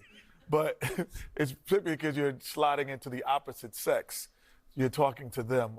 Or if you're into the same sex. All right, Chuck, how do you add something to your story? Ooh. I've never used it. I got some. Oh, wait, who's doing the posting? All right, stop it right there. Stop it right there. I'm here to tell you. I think I've known Chuck well enough. He knows exactly what these terms mean.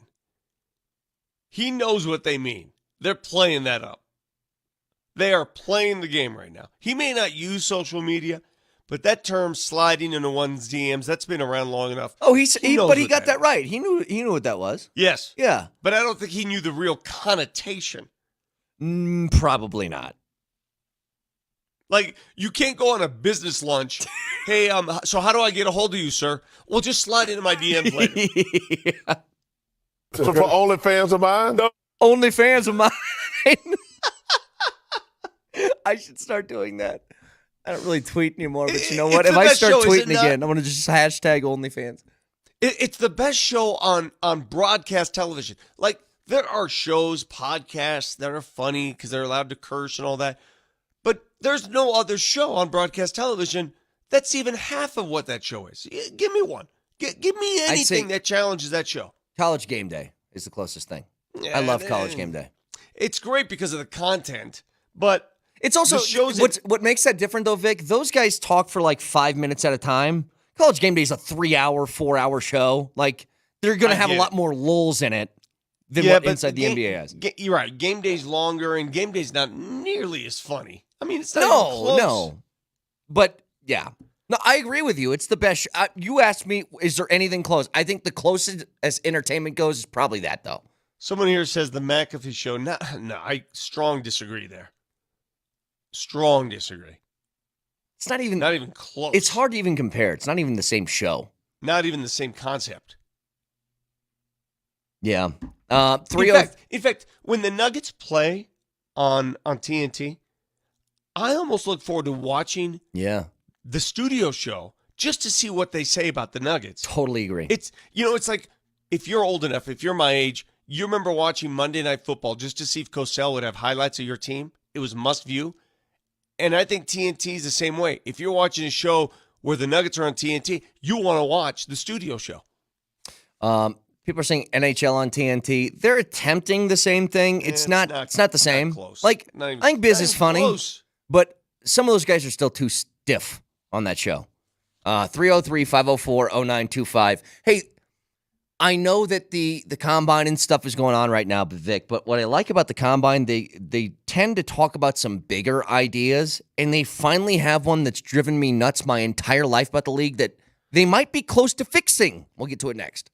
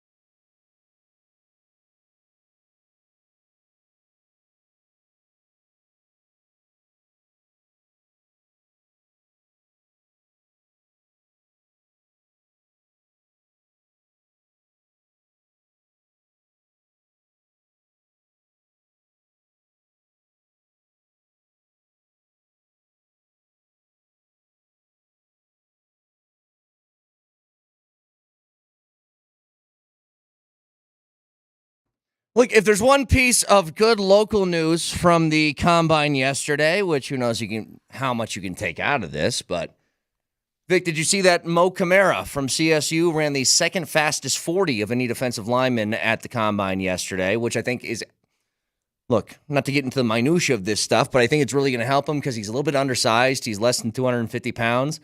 But we saw the impact he can make in games. Like, he's a beast. He had to be athletic to make up for his lack of size if he wanted to boost his draft stock. How about that linebacker from, and I can't remember, was it the Penn State guy? A linebacker ran a full 40. Triple fours in the 40. Well, That's insanity. I know the only guy that ran faster was Chop Robinson, who was defensive an edge rusher for Penn State. He was in the 4.4s. Man, what is going on? 4.4s were usually reserved for receivers and corners, and now you've got defensive ends and linebackers running that? Yeah, what is going on with genetics? 3 linebackers ran in the 4.4s. Peyton Wilson out of North Carolina State, Dallas Turner out of Bama, and Kalen DeLoach out of Florida State. But Chop Robinson, 4.48 as an edge rusher, and he's a big guy, isn't he? I think he's 260. Yeah, he's 6. What is going on? Yeah, that feels unfair to be that big and be able to run that fast. So he's about the same size, actually, as Camara is. He's 6'3", 250 is what they have him listed at. That is insanity. Do you agree with me that the day will come when somebody runs a sub 440? No. Oh, yeah, it will. Yep. Nobody thought that anybody would run a sub 4-minute mile. And Roger Bannister got all up in you and did it. But pre-social media, thank you. A mile is different. We're talking about a short burst. It's 40 yards. It may not happen in my lifetime. It'll definitely happen in yours. Someone is going to run a sub 440. It's going to be like a 3.99. It's happening. I can feel it. I don't think there's any chance. Texture says, by the way, Camara sounds like Shaq Barrett. I've actually seen that comp before, and I know they went to the same school, at least for a little bit. Shaq Barrett's a pretty good comp for him. I think Camara has the same type of just tenacity, and he can play with some power, but he's also really athletic. I like that. If Camara's like a late day two pick, I'd be like, oh, tempted to grab him. You know what made Shaq Barrett such a fearsome pass rusher? Well, he's still a pass rusher. You know his history. He's from your neck of the woods. He was a state champion wrestler in Nebraska, high school wrestler. Mm-hmm. And that wrestling, you could see it, how it translates to his football. His ability to grab guys and move them out of the way. I have heard from so many different coaches that they're like, if you give me a lineman who also wrestled, yes, give me that guy. I agree. They're able to use their hands. They're quick. I really never helps. understood when I was a high school hooper. I never understood the whole wrestling thing and wearing that little get-up. I'm like, do we really have to wear the get-up? I remember telling my buddies who were wrestlers, running stairs as they're running stairs and vomiting while we're just hooping. I said, what's with the ear pads and the get-up? Can we just get normal? Well, the ear just wear pads, normal clothes. The ear pads protect you from cauliflower ear, right? Isn't that what but they do? They all have it anyway. Everybody's got damaged ears. All the wrestlers out there, and I know your sport is fierce. I think it's the toughest sport out there. If you're a wrestler, you are in shape, man. Let me tell you something all right the now. respect in the world. I remember it was high school. There was a really good wrestler at our high school, and somebody said, I'm going to fight him after school. And I go, you're going to die. You're going to lose. You understand you're going to die, right? Yeah. And he almost did. His face was beaten to a pulp. Well, they torture themselves every day just to cut weight. They literally just torture themselves. So you can't eat, you're sweating all the time, you're vomiting, your ears are jacked up, and you're wearing those ridiculous outfits. What's the allure? Sorry. I'm just wondering, what's the allure? I think it's that you're a badass. I don't know any wrestlers that are again, I would never mess. I don't care if you're a 120-pound wrestler. No, thank you. Want no part of it. Sorry. I get it, but what happens when you're 35 looking for a job and your ears are all jacked? and you're in that office, you're like, yes, sir. And that person says, dude, what's with your ears? And why did you show up to this interview in a singlet? The singlet I understand because you don't want people like grabbing your clothes for extra leverage, right? That's why they wear those. Grab something else? Well, that's why you got to be good, Vic. Good at avoiding these things. Here's what I wanted to get to. The technological advances in sports, we've grown more and more. Vic, we got, I don't know if the pitch clock is necessarily a technological advance, but you've seen in single and double A how they're doing the robot ump thing, right? Where they have the ump there, but all the batter needs to do is turn and pat the top of his helmet, and it's an automatic review to the robot ump who tells him ball or strike. It feels like baseball is moving that way. I'm not a huge fan. I actually kind of like having a roaming sort of strike zone because I don't think strike zones I don't think it's an exact science. But with all of that in mind, the NFL, what they're going to do now, and this from Tom Pelissero, something we've been begging for. What have you and me talked about, which is the most archaic thing that the NFL does right now? The chain gang. The chain gang. Old men trying to run in a straight line to figure out if there's a first down or not. Uh-huh. According to Tom Pelissero, the chain gang could be coming to an end soon. The NFL tested optical tracking in 2 stadiums and in the Super Bowl last season for line-to-gain rulings. It would require a vote for approval, and the technology won't be ready for next year, but it's only a matter of time, according to him. Thank God. Well, it's about time because for the longest time we're wondering, why is this taking so long to figure out if they cross the plane of a first down? The other one that needs to happen is the easy one, the chip in the ball to determine if the ball crosses the goal line, right? Yeah. You know, that's easy. Yep. I don't understand why they haven't done that yet. The only Marty made fun of me and kind of agreed at the same time with the idea that I had. The only difficulty you're going to have here, Vic, is you don't know when the guy is down. Like, the ball doesn't know when the guy is down. So there's got to be some sort of, I don't know if you give the refs a buzzer, and the second they see a knee down, they hit the buzzer, and that's where the ball is spot. What do you want? You just turned it into a game show. What are we doing, a game show? We're playing bingo? You tell me, Vic, how do you know exactly, though, when the guy is down, even if they have a chip in the ball? There's got to be some other thing.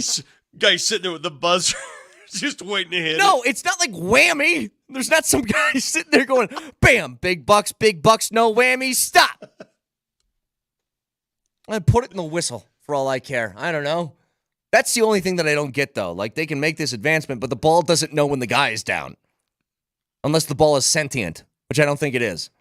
A few more things that we'll get to later in the show about potential things changing in the NFL. 303-504-0925. Speaking of, our boy Mike Sanford is live at the Combine. We will talk to him in just a few minutes as he gives us the updates on all the things that he saw yesterday. Mike Sanford next.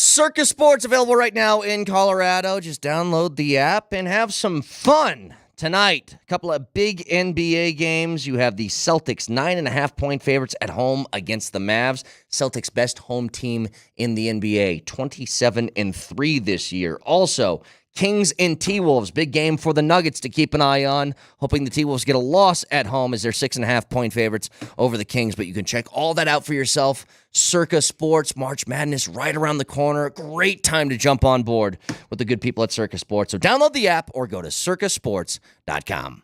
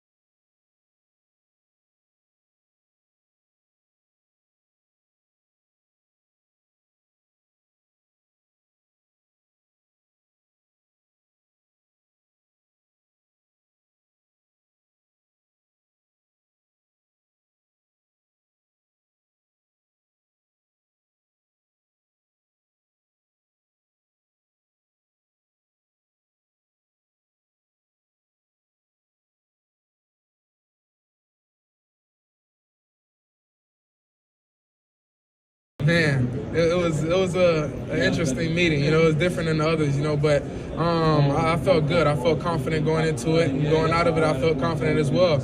You know, and playing for Coach Sean Payton, you know, that'd be special. You know, obviously he's a great coach. You know, one of the best in the game. You know, and to be able to learn from him, it would be special. Why was it different than others?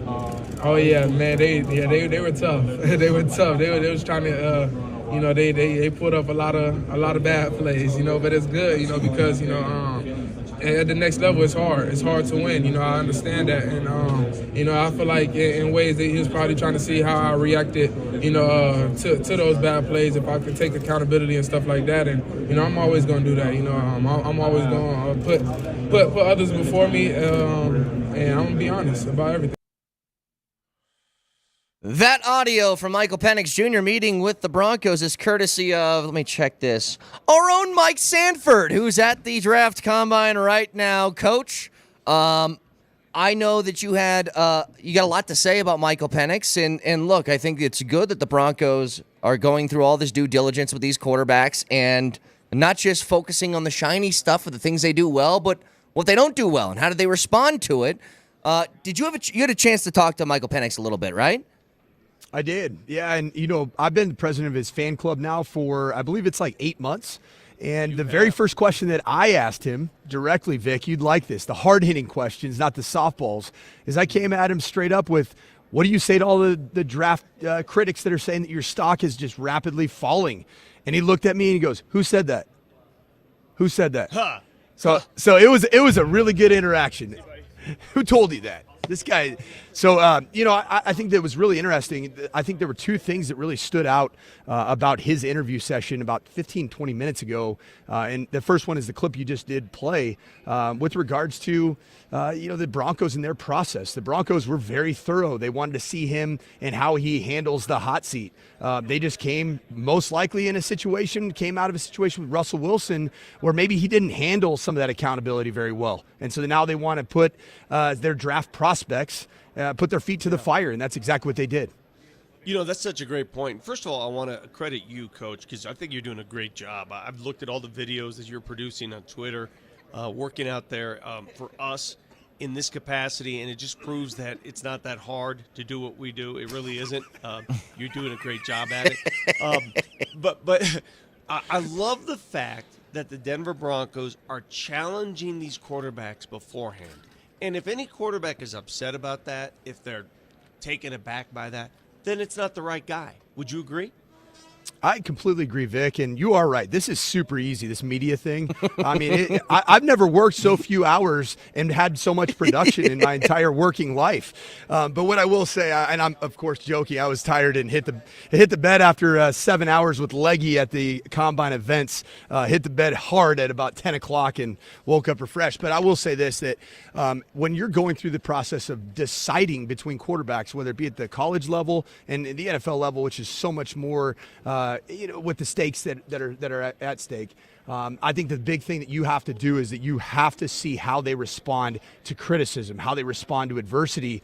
And so I've always put together a tape for every quarterback I've evaluated of the good, the bad, and the ugly. And that's what I want to present to my head coach if I'm a coordinator. But then when I actually sit down with that quarterback, I always start with the ugly. And I love the process that the Broncos are using, at least with Michael Penix Jr. What's the ugly with him? I would say the national championship game. I think that's going to be a game that is scrutinized because it was the biggest moment of his career. It's probably the game that most closely resembles the challenges of being a starting quarterback in the National Football League because of how good Michigan's defense is. I was watching the Combine yesterday, and the front seven, it felt like every other guy was a Michigan Wolverine. They had so much talent. There are so many NFL caliber players. So I think there's some of the pocket decisions that were made, in that game and really responding to having people in your face at all times, that's your normalcy in the National Football League. You don't want to talk? Go ahead, Vic. Go ahead. You got it. No, what normalcy is in the National Football League is no longer the same because you got a quarterback in this division, right, in Mahomes, where no matter who the Broncos end up with, I don't care who it is, you're not going to stack up with this guy right now. So do you think Sean Payton has the patience to build and cultivate and work with somebody that may not be that good until 2 or 3 years down the line?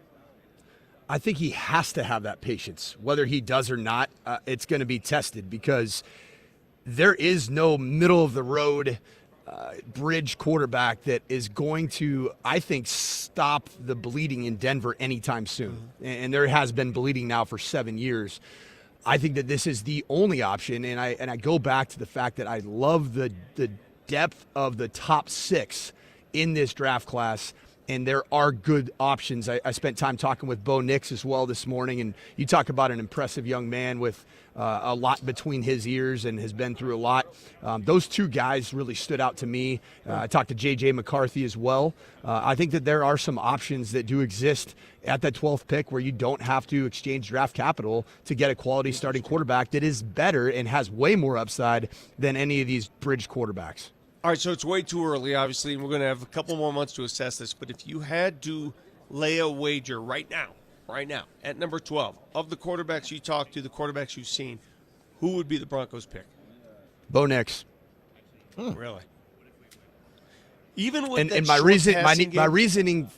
my reasoning for that is I believe that Bo Nix is the most malleable quarterback. He's a guy that will do what Sean Payton asks him to do. So yes, was there a ton of short passing on film against all the Pac-12 opponents in the last 2 years at Oregon? You betcha. But is that what he was asked to do in Oregon's system? Yes. And then the second part of why I think Bo Nix is that guy is he's a son of a coach. I think he's shown the ability to deal with adversity, hard coaching, and I think he's the guy, if Sean Payton wants to train a young quarterback and do it in the old school, hard, a hard-ass manner, that's going to be your guy. Bo Nix is that type of guy. Can I ask you a question, though? You say there's so many different guys that have qualities that you can make them into NFL starting caliber, franchise caliber quarterbacks. And maybe I'm wrong on this. I always thought in the NFL, these guys, if there were like 5 really good prospects, the NFL had 1 or 2 guys that they saw as people that they would take with top draft capital. In college football, it's like, okay, if you're recruiting for Iowa State and you're going after Caleb Williams, well, Caleb Williams isn't going to go to you. He's going to go to USC or Bama or somebody like that. So you take and you offer this guy and this guy and this guy, hoping that one of them chooses you. But in the NFL, they're like, if I'm going to make a big-time investment of that high-end draft capital, there is no, if this guy sucks, I'll just start over next year like you can in college football. Do you think that they really can have a mindset of that wide of a net of like 4 or 5 different guys being possible at that spot? I think you're going to have to because of where you're selecting in the draft and where there is still a lot of fluidity in the top 3 guys. I think there's a lot of conversations that I may have said yesterday on the air with you guys about Caleb Williams not being the number 1 guy drafted, that Jaden Daniels is indeed going to be the first overall selected pick. I think that Drake May is a guy that might slide. He might fall in this draft. I listened to his media session, his media availability, and I think there's a lot of questions that are still surrounding him. So I think it's a 6-horse race to have a potential franchise-altering quarterback. And let's not forget about where Patrick Mahomes was drafted. I mean, it wasn't like he was the clear-cut number 1 overall quarterback. You have to be open to changing your franchise with that type of a quarterback draft pick in the mid-first round. But they loved him so much they were willing to give up capital to move up and take him. That's how much they liked him, though, him in particular. And that could be where the Broncos' thought process is, and they're going to keep it all very close to the vest with one of these potential draft pick quarterbacks. By the way, if Bo Nix is indeed the guy for the Broncos, he would have the shortest name, first and last, in Broncos history. I can't think. I'm jogging my mind. That's a great stat, Vic. Well, I mean, I know 5 letters. This is what you get. This is what you get on this show. And if there's a listener out there, I cannot think of a former Broncos player whose combined first and last name was more than 5 letters. Bo Nix is as short as it gets. So for that reason alone, I want to see the Broncos go after Bo Nix. But let me ask you, Coach, as Coach Mike. It's almost like the KBO, right? It's about like being a play-by-play guy in the KBO, the Korean Baseball Organization. I mean, it's so simple. This is the best. So easy. Let me ask you then, what quarterback that you've met with so far has that, I call it the Peyton Manning effect, where he's sort of mayoral, presidential, the way he approaches it, and you could tell there's an aura just by the way they speak. Of the quarterbacks you've heard from, which one has the most of that? I think Bo Nix. I think there's a combination of humility and confidence. He carries himself very well, very confidently, broad shoulders, big chest. He's the kind of guy that I think can handle the pressures and won't buckle to the pressures that do exist in a city like Denver, that is a football crazed city. And this is one of the largest media gatherings here at the Combine, is the contingents from Denver. I mean, it truly is the most represented area at this Combine. So I think that Bo Nix is that guy. J.J. McCarthy, I listened to him as well. I think he's young. He comes across as young. He comes across as where the pressure, in my opinion, could ultimately allow, he could crumble. How do you define a young person? Is he playing TikTok while you're interviewing him? What's going on? No, I'm talking about the media availability. So you're on the podium, right? To paint the picture, Vic, you're on the podium. Everybody, depending on how big of a name you are, your crowd is anywhere from 600 to 600 media members that are just around you. And J.J. McCarthy had a massive media presence, and command presence, Vic, is huge. Like, how can you command the room? And that's not only big in handling the media demands of the job and the pressures of the job, but it also matters with the locker room. And I don't think that he's a guy that commands presence, like you see with a guy like Bo Nix. And I think Michael Penix Jr., there's like a maturity to Michael Penix Jr., there's an authenticity to Michael Penix Jr. that reminds me a lot of Jordan Love, where it's not like I'm the mayoral presidential type, but people respect me because of the way that I carry myself is true to how I grew up and how I've come to this point. So a couple things here. First of all, Vic, Ty Law is a guy who's tied right. for that 5-letter name. I want to thank our texters for that. When we needed a history lesson, they remember. I remember Ty Law. He had a temporary stint as a Bronco, but that's as short as it gets. He's so good. He was so good for the Patriots, too. Secondly, you know what's interesting, Coach, is that you've discussed that maybe Caleb Williams isn't going to be the first overall pick. He is carrying himself as if he's an Andrew Luck prospect. Or he's like a generational type. There's no doubt I'm going number 1. And the latest that I've seen is that Caleb Williams has declined to give medical examinations with teams at the Combine and will not sign off on having his medical records shared with all teams. This way that he's carrying himself, he feels like he is for sure going number 1. Or else he would be doing these things, wouldn't he? So he answered the question that was asked of him about why he didn't do his medicals, and he did it because he said, not all 32 teams can draft me. There's only one me. That was his quote back. Whoa. And I was stunned.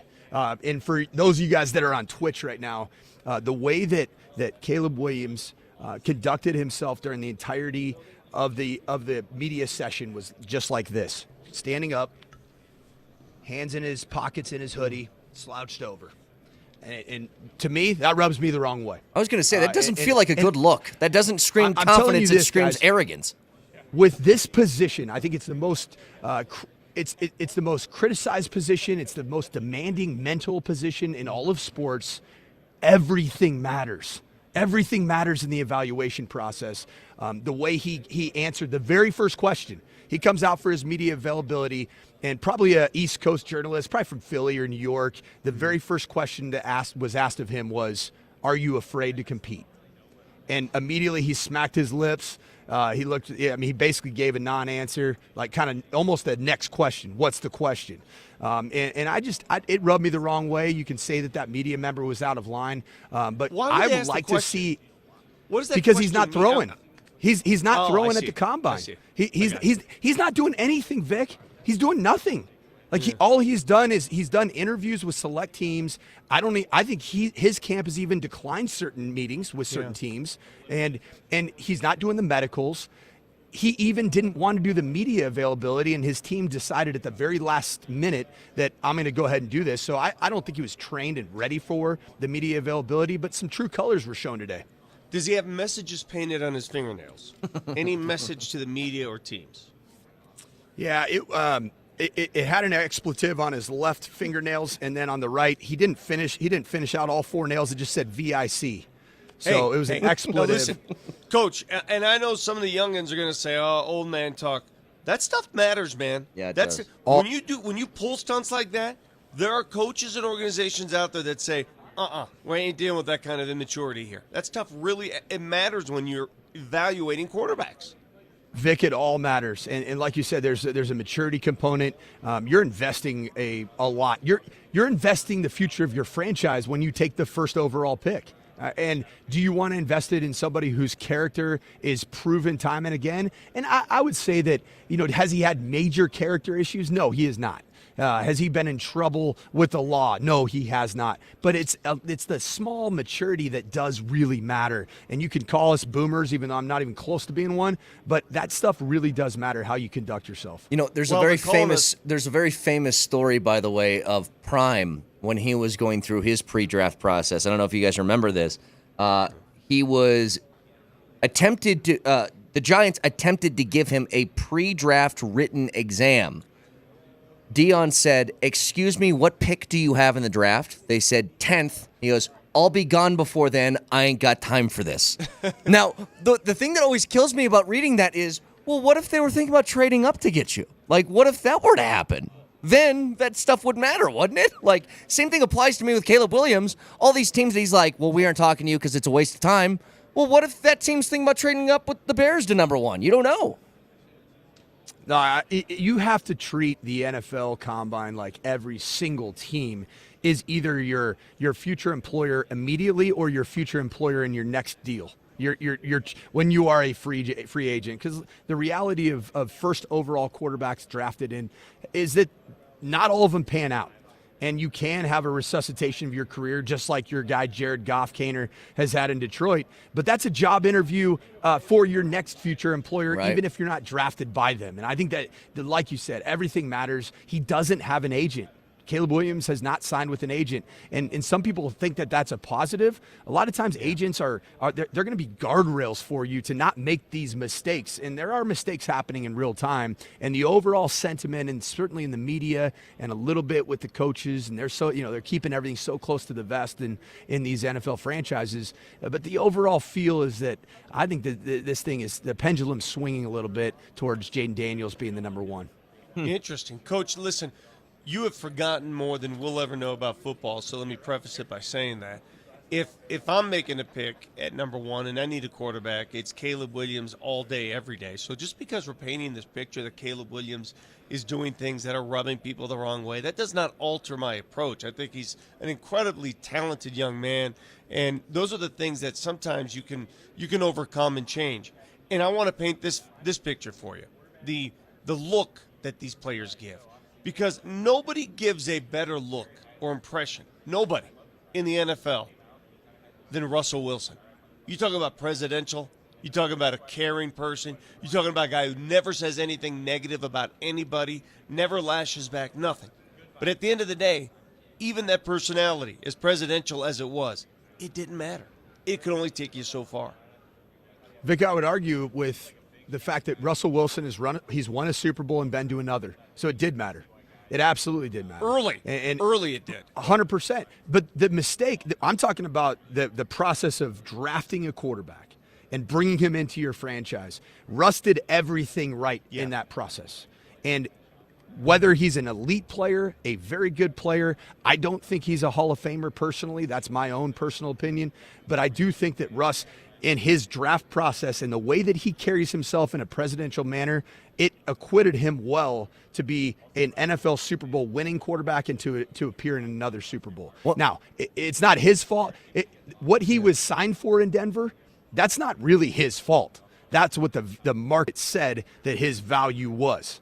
And so he has carried himself through a very tough situation here in Denver over the last 2 years. And I think he has been the bigger man in this situation, whether you can say he's working behind the scenes and doing podcasts to release little things here and there. But I do think that the way he has conducted himself is what you want out of a franchise quarterback, even if the end of his career isn't as pretty as the beginning. Mike Sanford with us. Mike Sanford, you can hear on Dempsey & Company's at the NFL Draft Combine right now. Just quickly, a local flavor to this, because I know you're watching everything yesterday. I think it was a big day for a local guy here, Mo Camara, who ran the second fastest 40 out of any defensive lineman. He's an undersized guy. I think his athleticism is going to matter for his draft stock. That had to do something to boost it at least a little bit, right?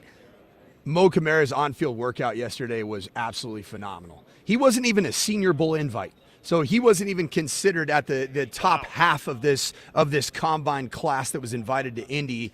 And for him to go out and run a 4.58 40 and seeing it in person was even more impressive than watching it on TV or seeing the number on a piece of paper because of his physique. This dude is rocked up. And the word that keeps going around in league circles and evaluating circles about Mo Camara is rugged. And if you're rugged and you can go do the dirty work, but also you're a 4.58 40, this guy's shot up the draft board, shot up everybody's draft board, especially for people that are in need of pass rushers. Elvis Dumerville was a comp that I heard in the stands yesterday. That's awesome, This is the last thing I'm going to mention about Coach Sanford. He's done this now 2 days in a row. He goes to the combine. He's a neophyte when it comes to this broadcasting business, takes his Comrex out there, sets up his microphone. It's flawless. We hear him perfectly. There's no delay. He's not complaining about noise. It is the opposite of Mark Mosier, who's been in the business for 50 years. Oh, he's not here to defend himself. Come on. Well, I can't help but notice the difference. This man, 2 days in, already has I mean, no flaws when it comes to producing a broadcast. And Mosier can't get one on the road in Winnipeg. So I congrats. appreciate the kind words, Vic. And today I actually did graduate from allowing a neighboring radio station to help me set up, and I set this thing up myself today. Man, way to go, Mike. And you know what? I'm gonna at my post game press conference. I'm gonna have a big chest with broad shoulders, and I'm gonna command that room in a presidential. Don't get manner. arrogant. Call Don't get Mosier, arrogant, please. Mike, you're the best. Thanks so much for the time, Mike Sanford at the Combine. Thank you, buddy. Appreciate you, fellas. Coach Mike Sanford, you can hear on Dempsey and Company live at the NFL Draft Combine. Back after this.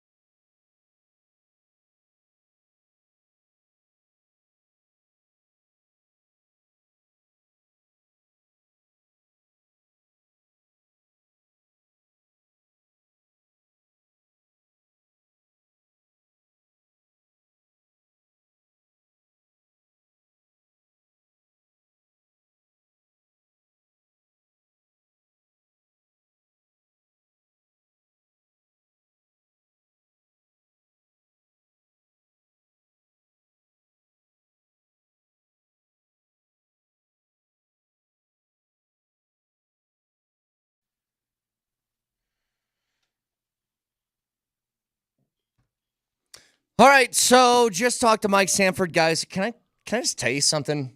We're so lucky to have Sanford on this station. He is so good at this.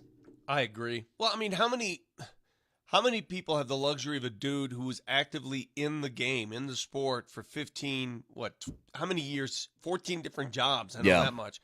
Actively in the sport doing this for a living, and then steps out for a season and says, let me go get my Comrex fired up at the combine. Let me tell you something, though, Vic. This job isn't difficult, but being really good at this job is difficult. It's hard to kind of stay. Yeah. He has such an ease to this broadcasting thing, like he's been doing it for 2 decades. It's so weird to me. You know what else? It's so funny. This was a conversation that came up on Twitter. Some lady was openly upset and frustrated at how much sports jobs in the media business, how much they pay. And my retort was, this is always the case. This has always been the case. You know why they don't pay much when you start out? Because everybody wants to do this. Yeah. Everybody wants to do what we do. We have a privilege of doing this. And you have to be willing to get paid nothing, especially early in your career. When I say nothing, I mean nothing. Yeah. You're like a grad student. Yep. I mean, look at Marty. Ask Marty. Nothing. Look at him. Coupons. Marty, take care of those, by the way. I see you leaning the microphone close. What do you want to say? What is that? Go ahead, Marty. Let's move on to the next topic here. You guys catch that ball game last night? I did catch that ball game last night. Nuggets. Marty, you get so sensitive. Nuggets win. 5th straight dub post All-Star break. Now, it came at a little bit of a cost. Jamal Murray leaves in the second quarter with an ankle injury. According to Michael Malone, they will see how he feels before the game tomorrow against LA. If I had to guess, Vic, I think they're going to send the G League unit out there to LA. I wouldn't be surprised at all if they keep Joker home, if they keep Jamal home, Would not bother me one iota. I'm making the trip. I always want to beat the Lakers every chance. I want to continue the streak, obviously. But if the Nuggets literally sent Gillespie, Zeke, Justin Holiday, and a couple others, and that was their team, I'd be like, let's go. By the way, the last time they did that, they sent a MASH unit to L.A. that was, Reggie Jackson didn't miss a shot and DeAndre Jordan had 20-some points. They beat the Clippers. Remember that? Now, obviously, Michael Malone said last night after Jamal Murray rolled his ankle, thought about coming back, did not. He said after the game that, hey, we're going to try to get him on the trip to L.A. We'll find out whether or not he can make that trip. But if he's on the trip, doesn't ensure he plays, I would be shocked if Jamal Murray, beyond shocked. What kind of shock level would you have if Jamal Murray played in that game tomorrow? Yeah, that level. I also just wouldn't really get why. So let me ask you this, and not to go full. If Jamal's not playing and you're shorthanded as it is, why bother with Joker? That's what I'm thinking. Why bother? Why not just let him just sit back home and wait till Tuesday? You want to go out? I hate to go in that direction, but this is what the NBA has become. Why hate it? I think it's just smart. Give him a night off. You've won 5. Again, this is different. If they stumbled out of the blocks like the Avs did post All-Star break, it's a different conversation. But they've won 5 in a row. The luxury of winning 5 in a row and the luxury of winning that game last night, and I thought a lot of that rested on winning that game. Mm-hmm. All right, you're there. You're right there. And you're still right in the rearview mirror of Minnesota. You played 3 games against Minnesota this year. 3 games left. Remaining, yeah. Yes, 3 left. So it's not like you're out of the equation. Man, if there's ever an opportunity to pull that card, the card we hate in Denver, we hate it, this is it. Yep. But a good win last night it's always a tough game against the Heat. The Heat games, you said it, Vic, it reminded you of Game 5 of the NBA Finals. It's just gritty, not a lot of shots falling, a whole bunch of stuff. Michael Porter Jr. didn't have that problem, though. He was fantastic last night. Brilliant. 12 of 23. Yep, 12 of 23 from the field, 30 points, 11 boards. He was even He had a couple really nice dimes last night, which is rare from him, and a couple of blocks, a couple of steals. He was kind of doing it all yesterday. And since post All-Star break, I brought this up earlier, but just a reminder, he's had double-doubles in 3 of the 5 games post All-Star break. 22-11, 34-12. He had 9-7, 14-5, and then last night he was 30-11. And there were moments in that game after Jamal went down and Miami cut into that lead, and you're like, oh, here they come.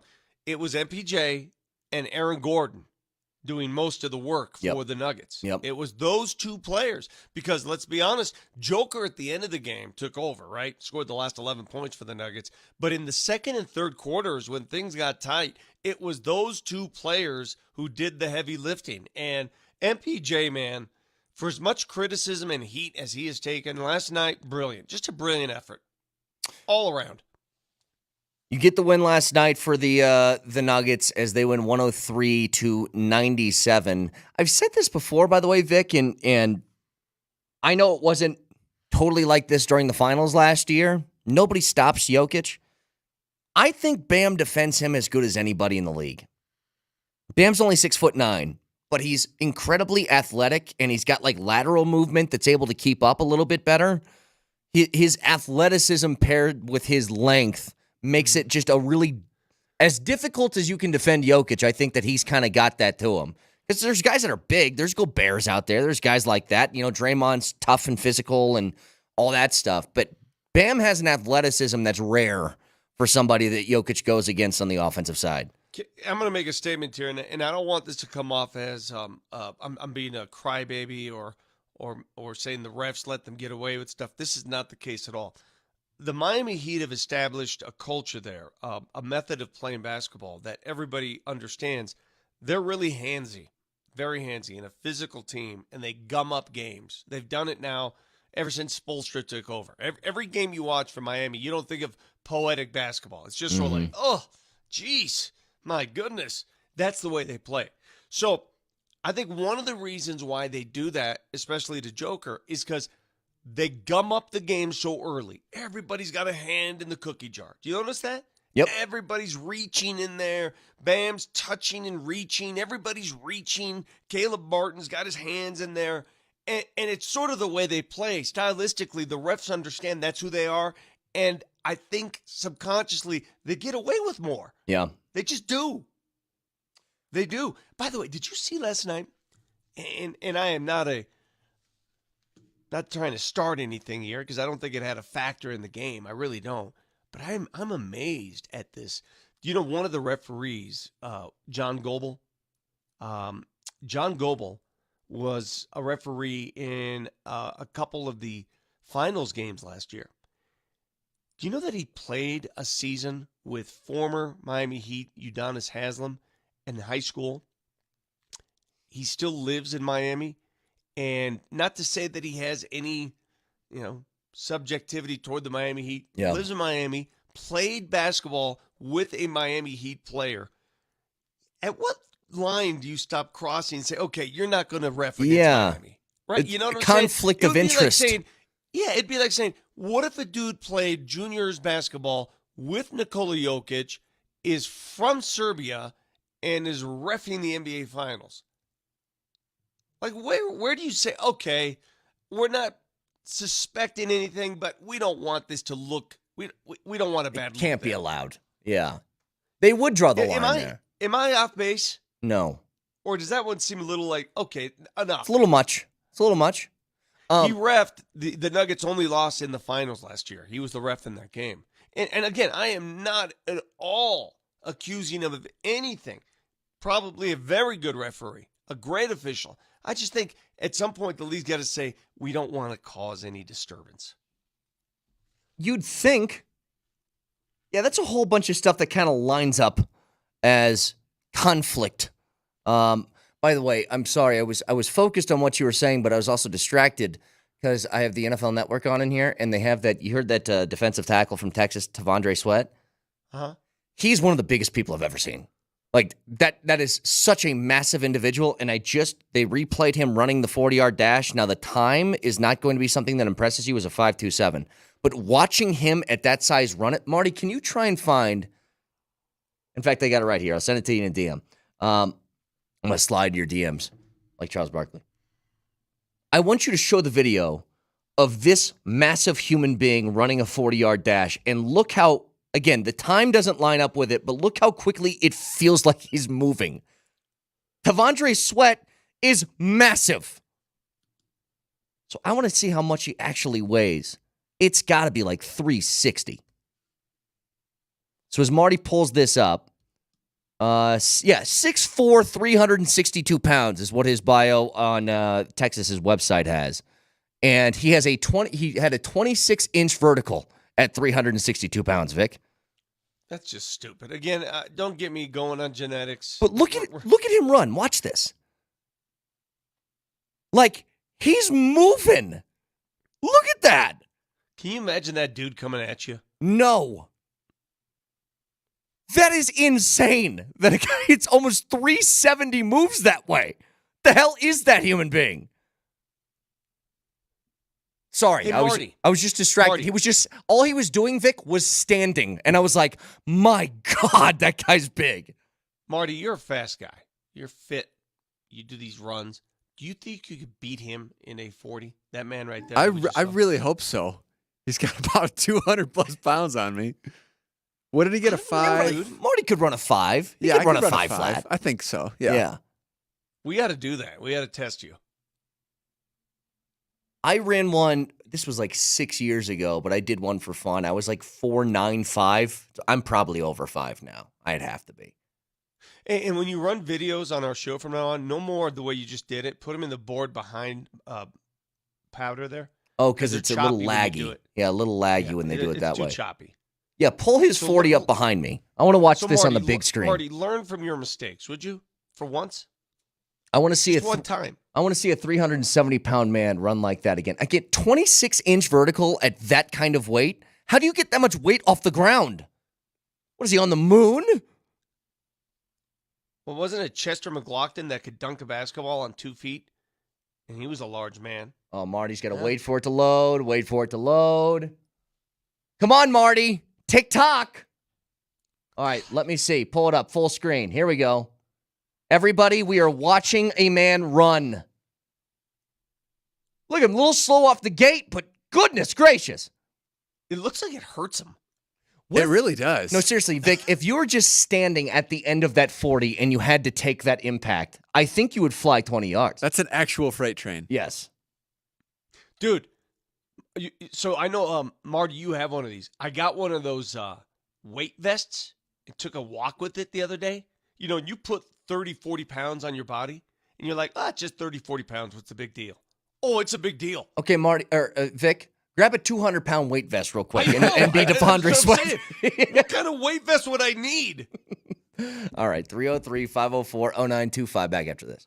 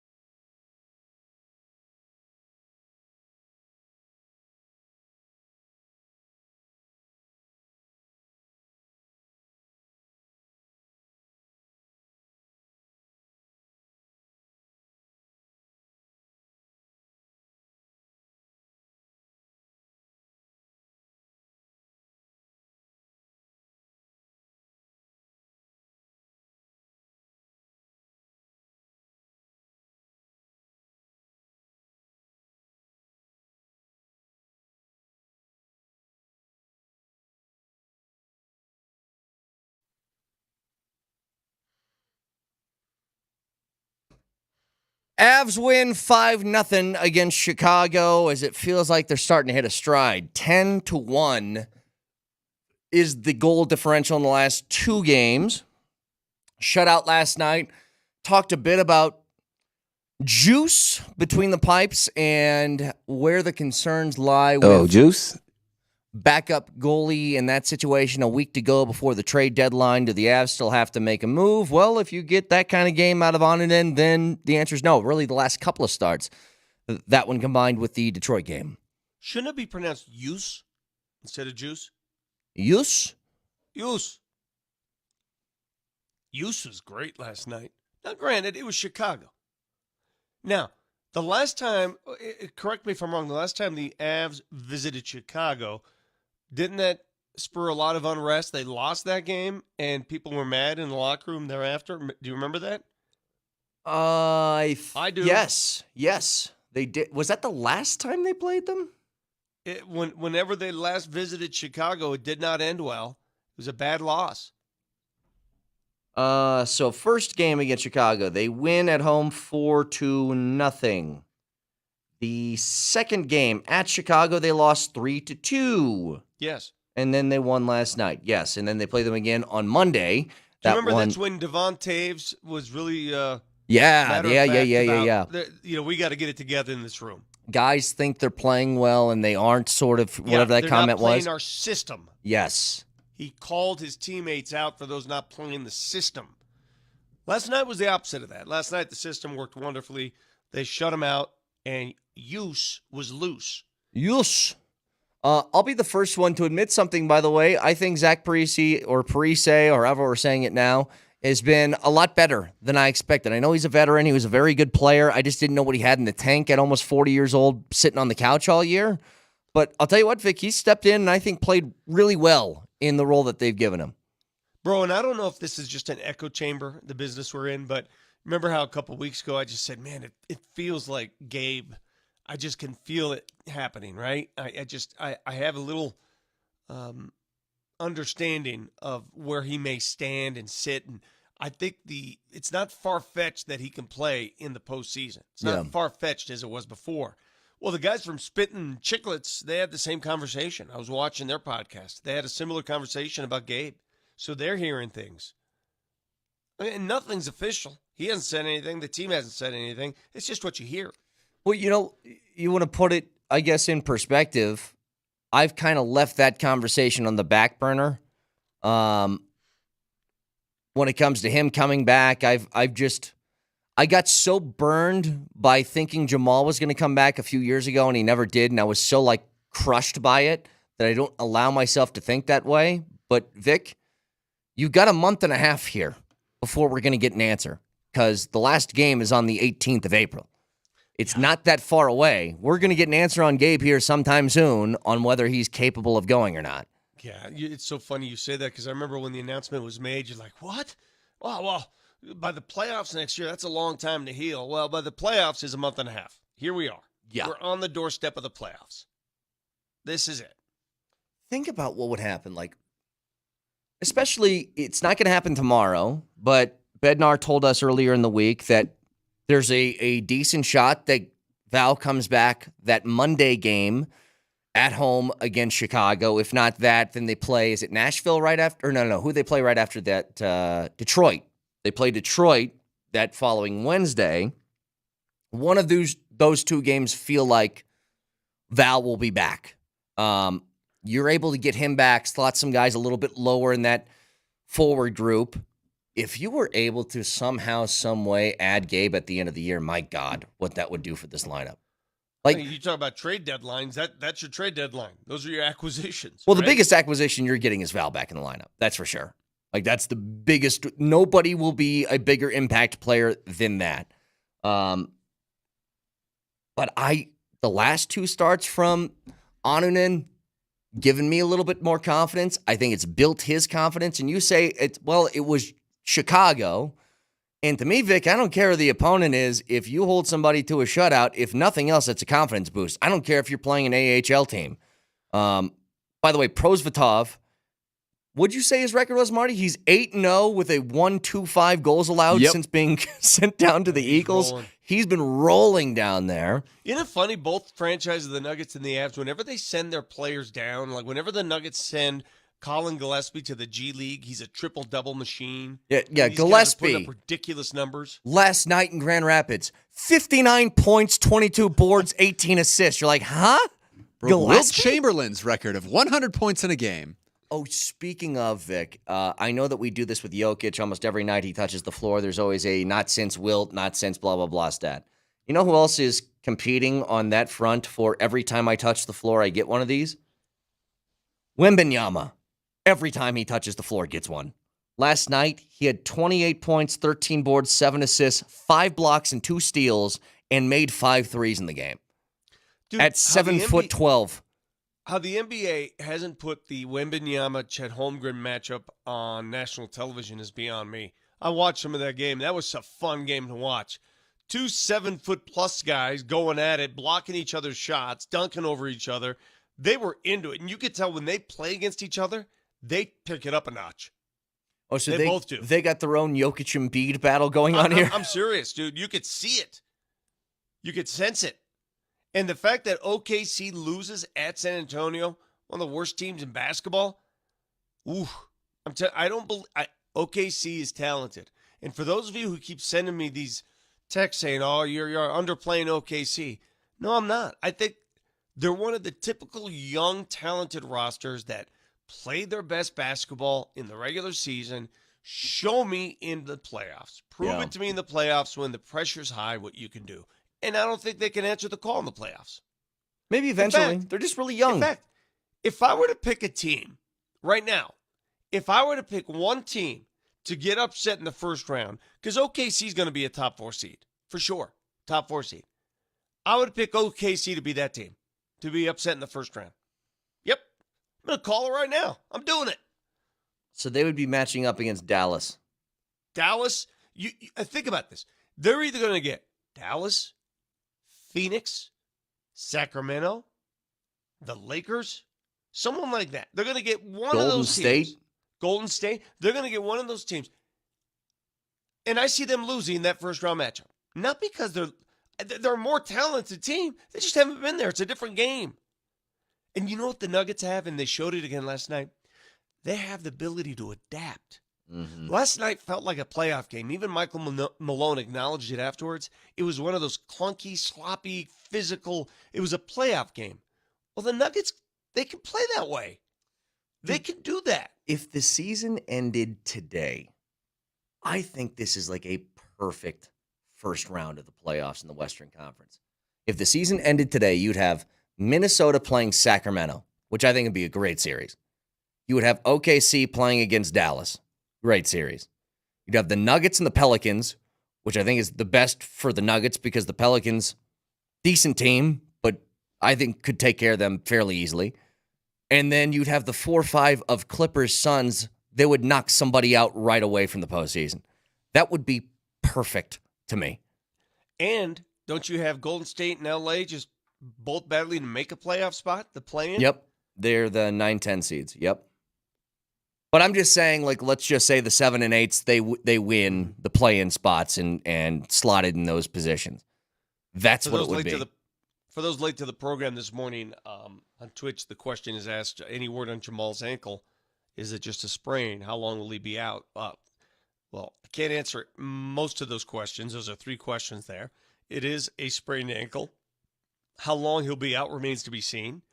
Not long-term is what they're thinking for right now. Yeah, I mean, but I'll say this about sprained ankles. You just never know. Everybody who says, "Oh, it's no big deal," well, you don't know that. Mm-hmm. Did you see the way he twisted it? It was a weird. It's like the opposite way. Top part of it, yeah. So he couldn't play in the second half last night. He tried, he couldn't do it. If you've ever sprained an ankle, let me ask you this: for those of you who've experienced a sprained ankle, all right, it hurts, right? You tie your shoe a little tighter. What about the next day? When your shoe comes off? It really hurts. Yeah. that's when it really hurts. That's when you really feel the effects of that. No, that's why Forget last you night. keep him out tomorrow, and then your next game, I think, is on Tuesday. That's a lot of rest days in between. Don't mess with it tomorrow. Jamal, don't play. And I have no idea what the extent of this injury is. None. I would not be surprised if Jamal Murray missed 2 to 3 weeks. That would not surprise me. I'm not saying that's the case. Hell, knowing that, he'll show up and play against the Lakers tomorrow. But it would never surprise me. 2 to 3 weeks is a while. I think let me tell you why. Let me tell you why I feel that way. He's the kind of guy that really relies on that burst. And you see the way he plays, the way he contorts his body, and the shots that he takes, those turnaround jumpers where, I mean, when he's got a bad wheel, it really impacts his game more than most. And I just don't know if a twisted, sprained ankle heals that quickly. He's injured himself now on the second game of a back-to-back twice. The first one was a hamstring November 4th against Chicago. Out over a month. This time, second game of a back-to-back. Who knows how long he misses. But if you're telling me that Jamal Murray may have to miss more time than you'd expect and the Nuggets will drop in the seeding, I'd rather take the drop. I'd rather have a healthy Jamal where he's 100% come playoff time. That's me. I don't know about you. Would you rather have an 80% Jamal in a top 3 seeding? No. Or 100% Jamal 100% in a health no matter 4 what. seed? 100% no matter what. Me too. Me too. By the way, all the texters and people, I said 7'12" for Wembanyama. It's a joke. I make the joke all the time. I know 12 inches is a foot. It's a joke. 7'12" would be 8 feet. But he feels 8 feet tall to me. Look at him. Does he not look like an 8-footer walking around there? An alien Slender Man? He's a freak, Vic. Hey, did you hear Kevin Durant, what he said yesterday regarding the U.S. national team at the Olympics? He said they want to make a statement and they want to beat teams by 35 points, which is noble. And listen, I am true to the red, white, and blue. I am rooting for the U.S. of A. in the Olympic Games. Don't you give me Team Lithuania. Don't you do that to me. No matter what, I am rooting for the U.S. of A. I don't care who they play. I don't care. Once the Olympics come around, I am all Team U.S. But if you think you're going to beat Serbia by 35 points, you're crazy. That ain't happening. 20. That ain't happening. 20. You're not beating Serbia by 20 points either. Watch my mouth and look at my mouth move. That's not happening. So it's noble to say that. It ain't happening. 303-504-0925. So we just talked to Mike Sanford to kick off the 8 o'clock hour. He had a really interesting thing to say about what he heard from Caleb Williams, who is seen as the first pick in the draft. His media session. We'll get to that next.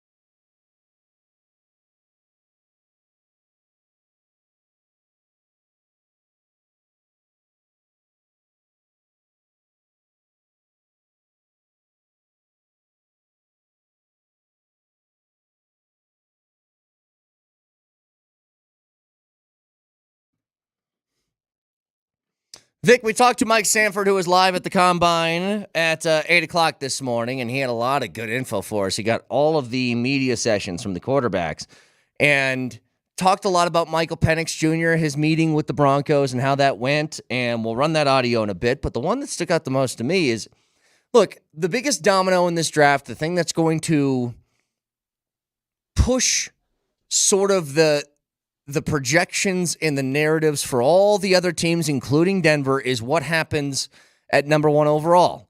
Because the assumption here is that the Bears are going to trade Justin Fields, they're going to draft Caleb Williams.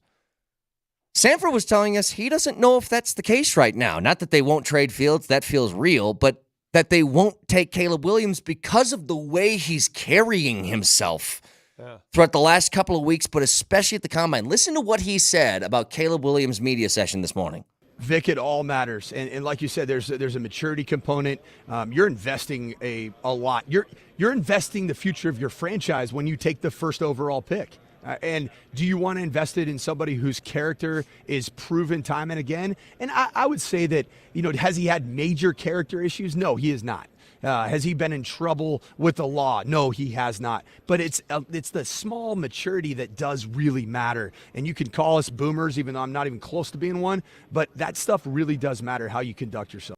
Well, and part of the reason why he was discussing that was Caleb Williams' media session. He walked up and he said he had to be prodded to even do the media session because, Vic, he's doing nothing this week. He's there, but he's not throwing. He's not giving team medicals. He's not doing he's declining interviews for teams that are later in the draft than he thinks he's going to go.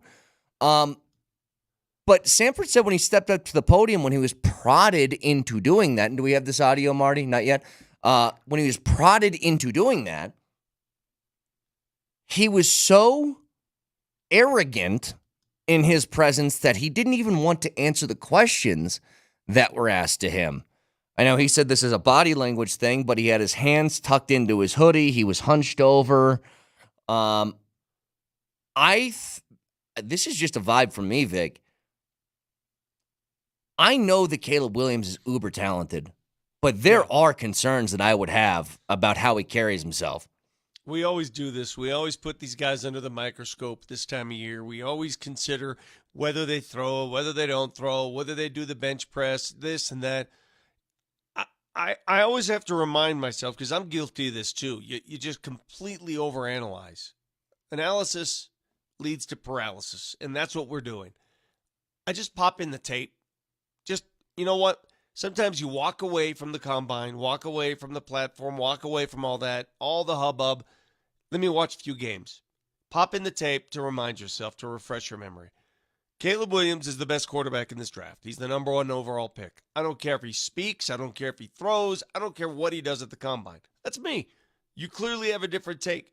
But I'm going to refer to what I saw him do in college and what his talent shows me. When you have a generational prospect, which is obviously what he thinks he is, and he was seen that way certainly a year ago, I know when you put guys under the microscope, they're going to do that, and it's going to be, as you said, paralysis by analysis. But I don't remember some guys like Andrew Luck even under that microscope having these concerns. You know what I mean? I don't remember guys like Trevor Lawrence having these concerns. What concerns? What you're painting concerns. What you call concerns, I call it's just personality. What's the big deal? Everybody, who are you to say that's a concern? I'll tell you why. Because people who carry themselves this way, and this, I don't even want to make the example because it's an extreme example, but there is a difference to me between confidence and arrogance. And I don't think arrogance is a good thing to have if you're a quarterback. Confidence is good, and you need a little bit of that, or you need a lot of bit of that, to be the leader of a football team.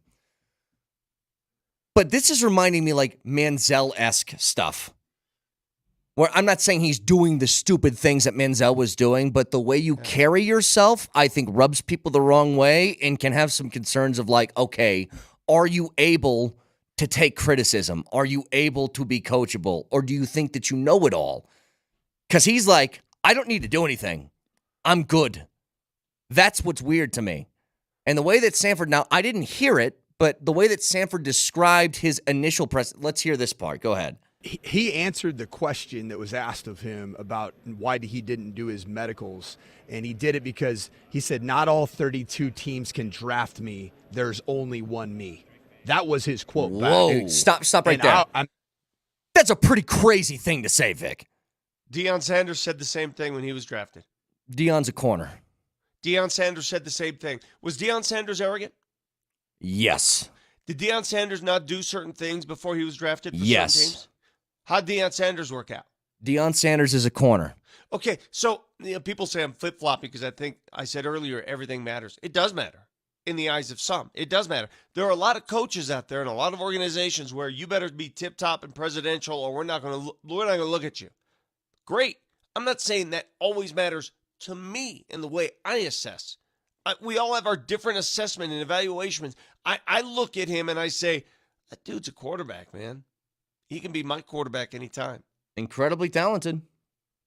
He is. That's just the way you cannot tell me that you would not, if that were you, if that was your son, all right, and you knew that he was going to be the top pick, would you tell your son, hey, go through all of it. Go throw, go do all the medicals, do it all. What would you advise your son? You know what's funny, Vic? That's not the part that's throwing me off about him. I kind of get that stuff. He doesn't have any reason to throw. They've seen him throw. They got it on tape. I'm talking about some of the ways that he is just the personality. The personality part is what's like throwing a wrench in it. Because I do think that part's important. Did you say the same thing about Deion Sanders when he showed that personality at the combine? Well, I think I was 2 years old when Deion was drafted, so I probably didn't have that capacity. Those of you old enough to remember that. I can name player after player after player who's. But doesn't the position matter? Doesn't the fact that it's a quarterback as opposed to a corner or a wide receiver or somebody like that, doesn't that stuff matter? Because you're going to be in charge of rallying the football team. Like, you're going to be the heartbeat of the team who brings people in, motivating, like all that stuff. Leading. Hey, listen, for those of you who say, I'd tell my son to be humble and go prove it, there are a lot of humble quarterbacks who suck. That is true. That's true, too. So humility only gets you so far. There are plenty of humble quarterbacks who can't make a freaking throw. One thing that I loved of what Sanford said was, I discussed this earlier in the show, and I said, look, this isn't like a huge thing, but for a local guy, I think it's a big deal that Mo Camara ran the second fastest 40 time of any defensive lineman that was at the combine yesterday. And for a guy who's less than 250 pounds playing D-line, you have to bring something different than just brute size if you're a little bit undersized. And so he had to be athletic. He had to impress. Listen to what Sanford said about Mo Camara yesterday at the combine. Mo Camara's on-field workout yesterday was absolutely phenomenal. He wasn't even a Senior Bowl invite. So he wasn't even considered at the top half of this combine class that was invited to Indy. And for him to go out and run a 4.58 40 and seeing it in person was even more impressive than watching it on TV or seeing the number on a piece of paper because of his physique. This dude is rocked up. And the word that keeps going around in league circles and evaluating circles about Mo Camara is rugged. And if you're rugged and you can go do the dirty work, but also you're a 4.58 40, this guy's shot up the draft board, shot up everybody's draft board, especially for people that are in need of pass rushers. This feels like a George Payton third-round special to me. I would love to have him on this football team. I'd love it. You know, they got some good edge rushers already. They got Benito, they got Cooper, they got Baron Browning. They got some guys that can play. I watched this guy last year at CSU. Vic, he was a monster. He was. Like the way that he would dominate the line of scrimmage. But if you throw this athleticism on top of it, please, gimme, gimme, gimme. I just find it weird. He doesn't get invited to the Senior Bowl, and yet he's at the combine wowing the scouts. It's crazy to me. And this is where, you know, for guys who are, I said this a couple days ago, but if you go to Bama, if you go to Georgia, if you go to Ohio State, you go to Michigan, these guys don't really need the combine. Your tape's out there. It's been seen before by scouts. You know, CSU, their tape's out there. They're seen by scouts. Trey McBride, a whole bunch of people have proven that before. But I think this is where guys, maybe from the lower end schools, the non-power fives, can really sort of make hay for themselves. Guys like Camara, is that you put yourself into a bigger, more eyeballs, I guess, than people trying to grind on tape. Hey, if you were asked to attend the combine and they have all these different events they do, right? Mm-hmm. And you said, I'm just going to do one of them. And you picked your best I had to one. participate in one? Yeah, you had to participate. You were a player. And they said, okay, you got to do this. That. No, I ain't doing all that. What is the one thing you would do? The one. Are you talking You about the just one pick I one. most want to do or the one I'd be best at? The one you'd be best at. The one that you, Brett Kane, you had to do one event to shine. What would it be? And the one you'd least want to do. Broad jump. So just sit there and broad jump. Yep. Broad jump would be the one. After that, I would not want to be under that bench. Like, I bench, Vic. I do that. But they start with 2 plates. 2 plates is like my max. And they're pumping out 40 of them. You want to see me get maybe 1 or 2? That would be I think embarrassing. It would be so hilarious to get under the bench and everybody, that strength coach is always, all right, let's go. And then all of a sudden, bam. No, think about it, Vic. They get under the bench and they go, and then they get to a rep 26 and then they go, me off the bench, arms already shaking. Come down, slowly shaking. And then just 1 rep. That's all I'd get. No, that'd be embarrassing. I mean, everything would be embarrassing, but The only event I would participate in is the one where, what would they run like sideways to a cone? Yeah, I can do that. Just give me a cone. Where's the cone? Yeah, I got that cone. You want me to do a little figure 8 in there? Okay. I'll You'd give you get confused. You'd go to the wrong cone. Your time would be like a minute and a half. like the ones you're going to be most. It depends on what I'd have a position group I'm built-in going excuse. with. Wait, that's an important distinction, Vic. Which position group am I going with? If I'm going with kickers and punters, I might be able to take them on some of these things. Like They don't have I kickers might. and punters at the combine. What kickers and punters? I think they do the combine, don't they? They do? What's the one where you got to Why? catch like 100 balls from the jugs machine, like left, right, and some guy got confused and got hit in the face? I want to see you guys do that one. What if they had a Those talent things are show coming that in just hot. said, show us your greatest talent. You just sit up there on stage. That should be part of it. Vic, you're going to be like, What's you the guys ever deal with seen dunk hairline hoops? peanuts? No, I tell you- well, what's yours then, Vic? What's your best and worst? Well, the worst, the one, I mean, obviously the bench press is going to be difficult. Yeah, that'd be a mess. The one I would never, ever even venture toward that part of the field is the vertical leap, because I'd be the only guy not to actually touch any of those Touch pieces. the little flaps or whatever they are. They'd be like, all right, go ahead. I can't get to the first one. I don't think I would be the worst on vert. I don't think I would be. I would still be embarrassed, but I don't think I'd be the worst one. Although, if I went right after Tavondre Sweat, who weighs 370 pounds and he gets a 26-inch vertical, I don't think I'm beating 26. That would be embarrassing. If I ran side by side with him and lost, that would be embarrassing. Some position groups, when they do like the vertical, I don't care how high a lineman jumps. I don't care. Oh, it shows he's athletic. Yeah, well, there's more important things for a lineman. What if you got to block a kick? Huh? You know, like Christian McCaffrey, I believe he did fewer than 10 bench press reps. Fewer than 10. He's And at the time, people were like, oh, this guy. And I'm like, what's the big? He's a running back. Who cares?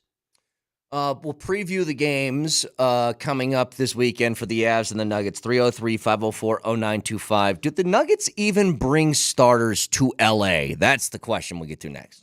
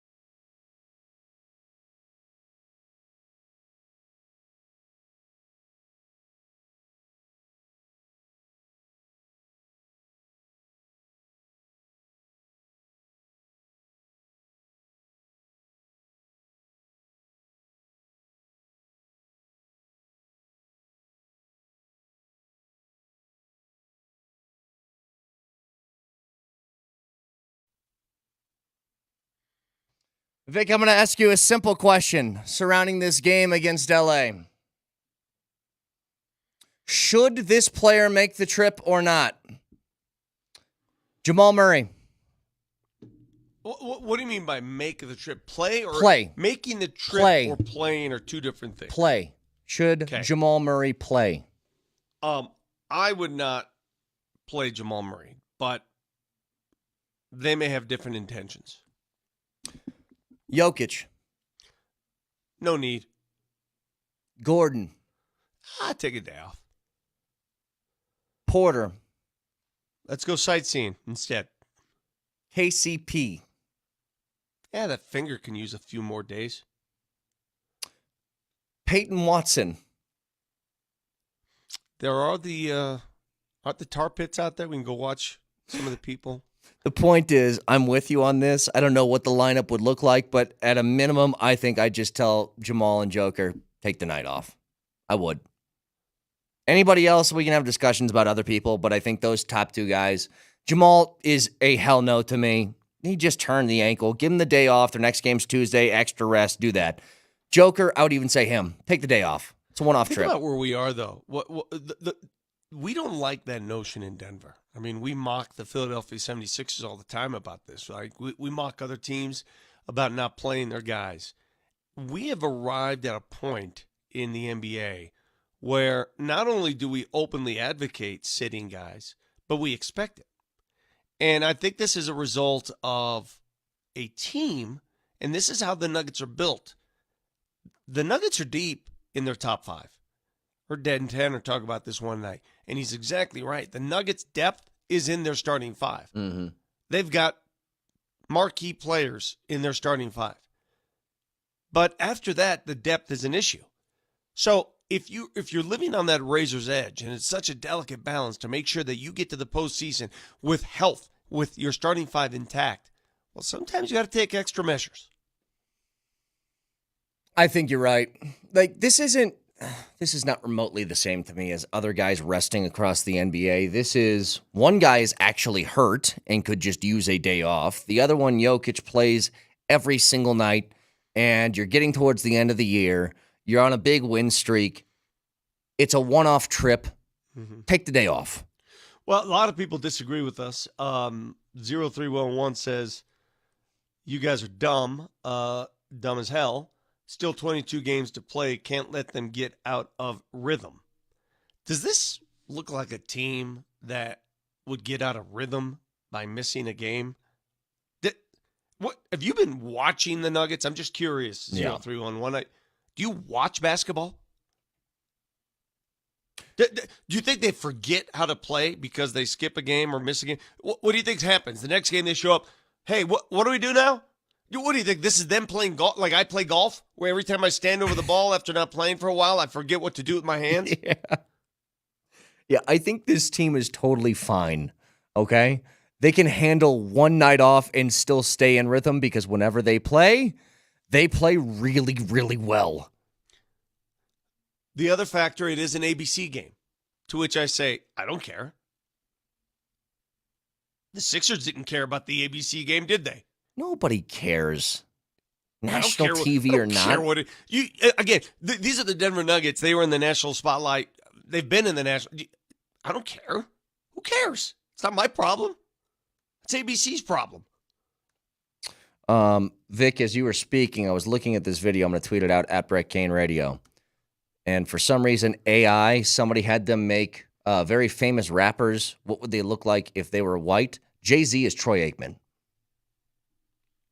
Like, he's straight up Troy Aikman. AI, there's a video, a montage, if you will. AI has created what very famous rappers would look like if they were white.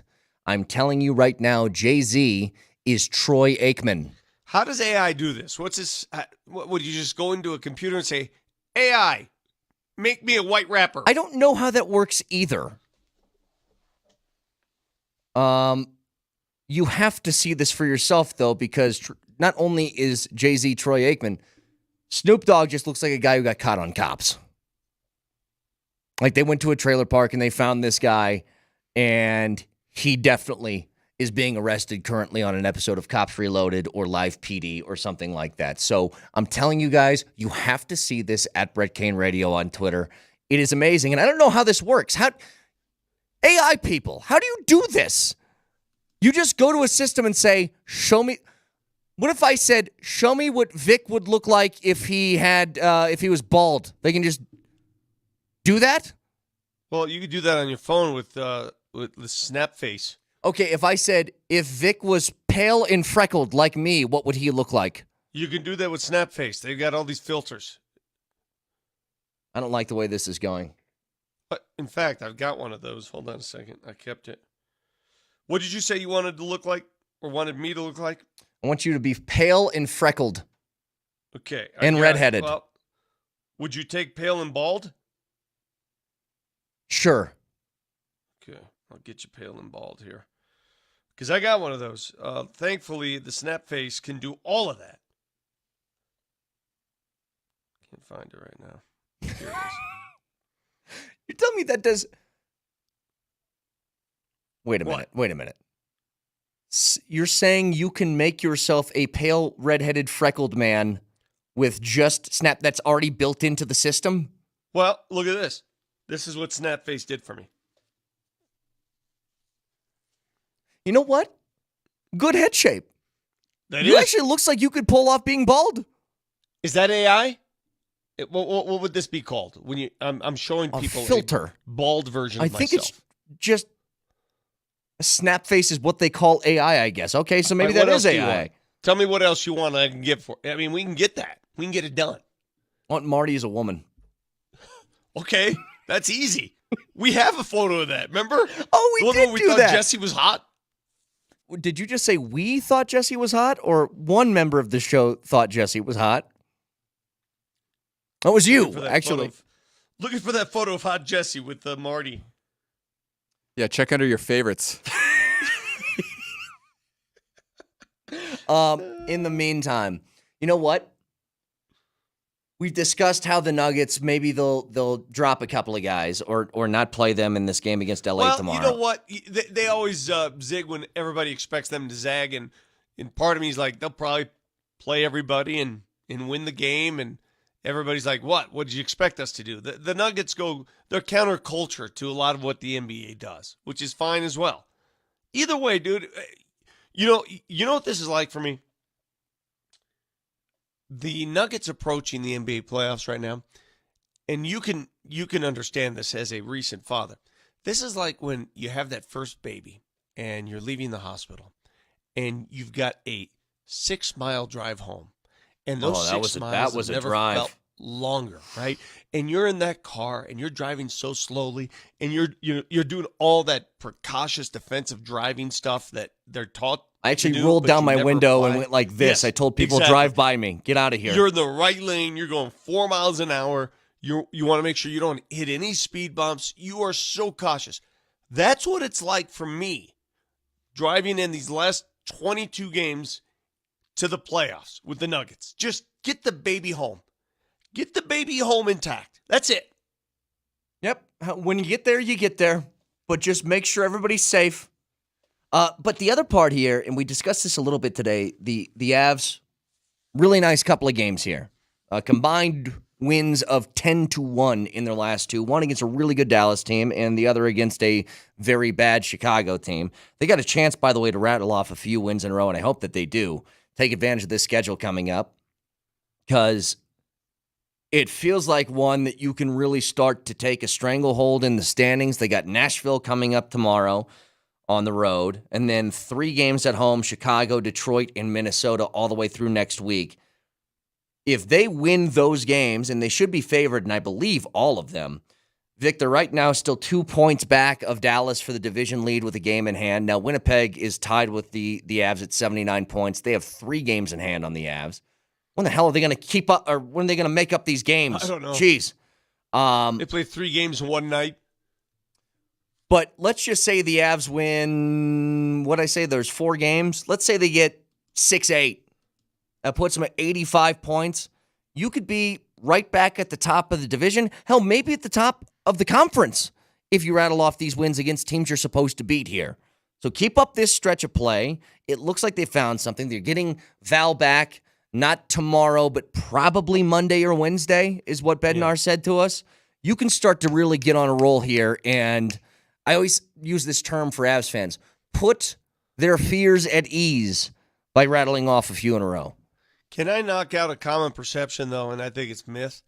Yeah, the perception is you want to be playing your best hockey going into the playoffs. Mm-hmm. Play your best hockey, ratchet it up. Well, look at the Avs. The year they won a cup, do you remember what happened going into the playoffs? They stumbled sort of into the playoffs. Now, they had the top seed already locked up.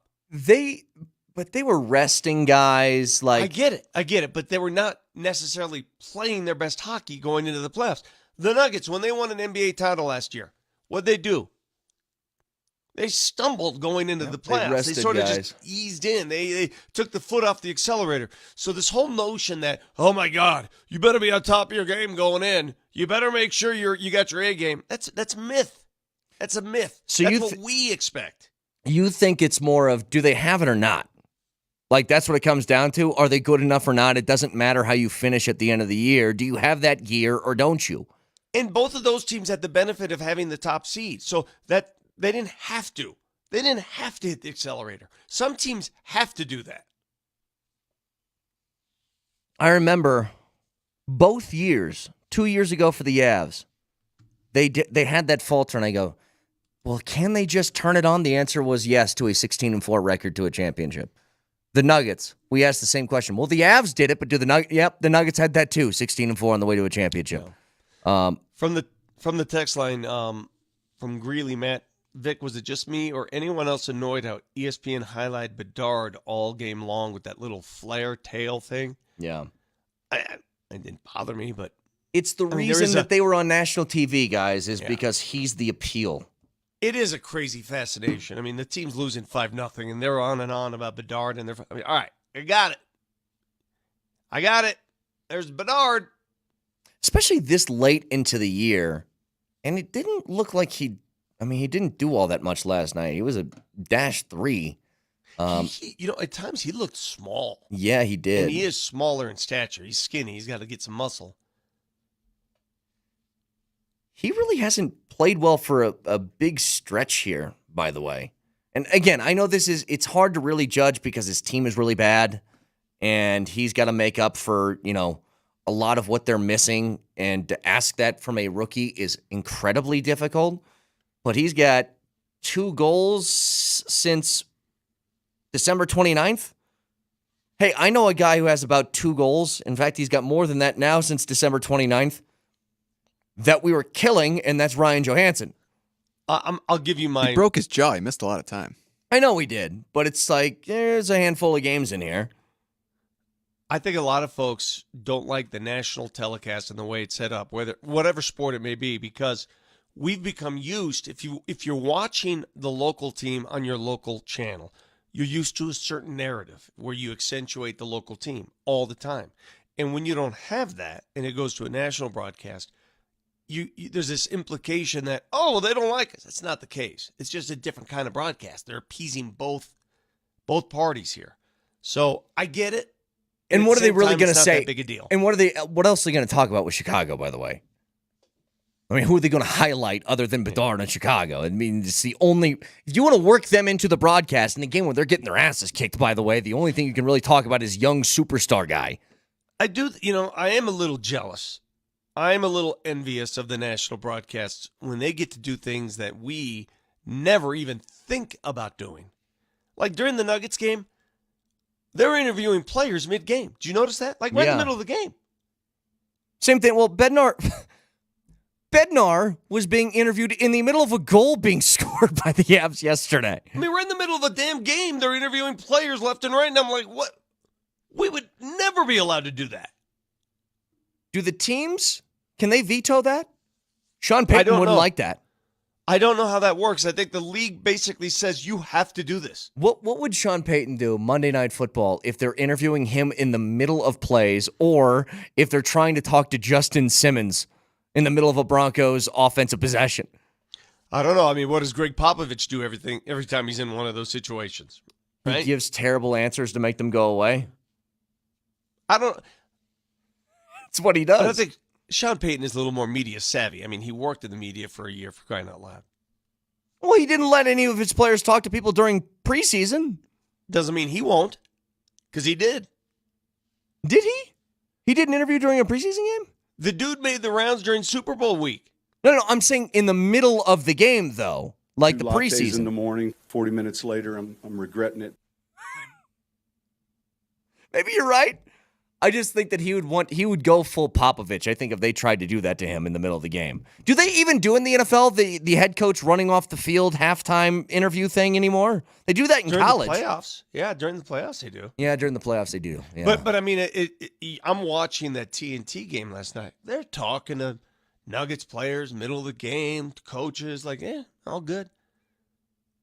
Man, we can't even look in their direction during the game. You guys get, or at least the Avs, they get to interview Bednar, but it's during like an intermission or a commercial, right? We get a coach at the half. That's pretty standard policy. Yep. Yeah, you guys talk to an assistant heading out for the second half. That's right.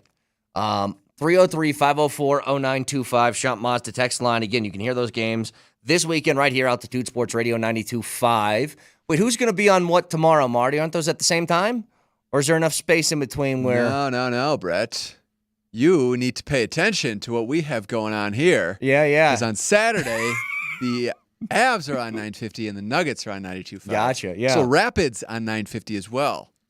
Oh, so Marty... It's a triple dip. The triple We get a dip. Oh, my gosh. We've gone from double dipperoo to triple threat position? Yes. By the way, Marty, I'm so glad you knew that off the top of your head, and I didn't see a screen Just illuminating right off your the face top, the yeah. entire I know. time. His eyes get wide. I was doing something else. Oh, yeah, of course. All right, 303-504-0925, Drunk Takes next.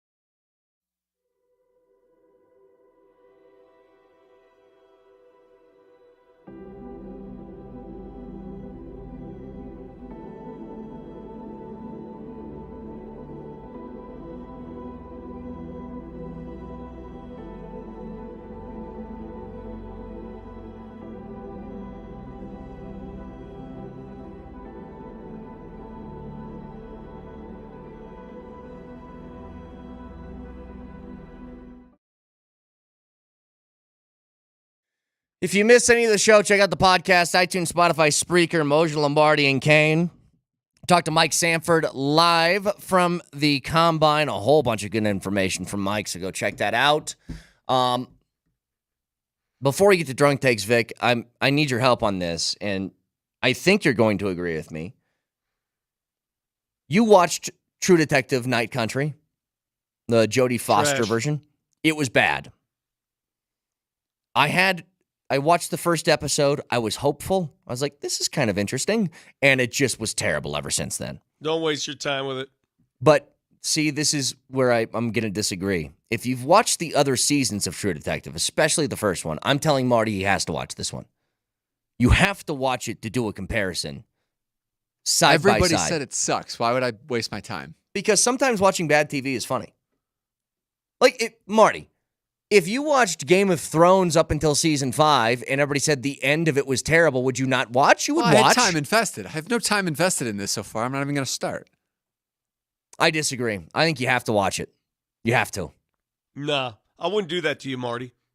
Thank Don't you, do it. Vic. Thank you. Thanks for being real. Don't waste your time. Hey, when's that other season of the Dragon Lady and all that dragon stuff coming back? They did that one season and they stopped doing dragons. You know what's funny is I watched all the Game of Thrones, Vic. I have not watched that first season of the new one yet. Me either. It wasn't as good. No?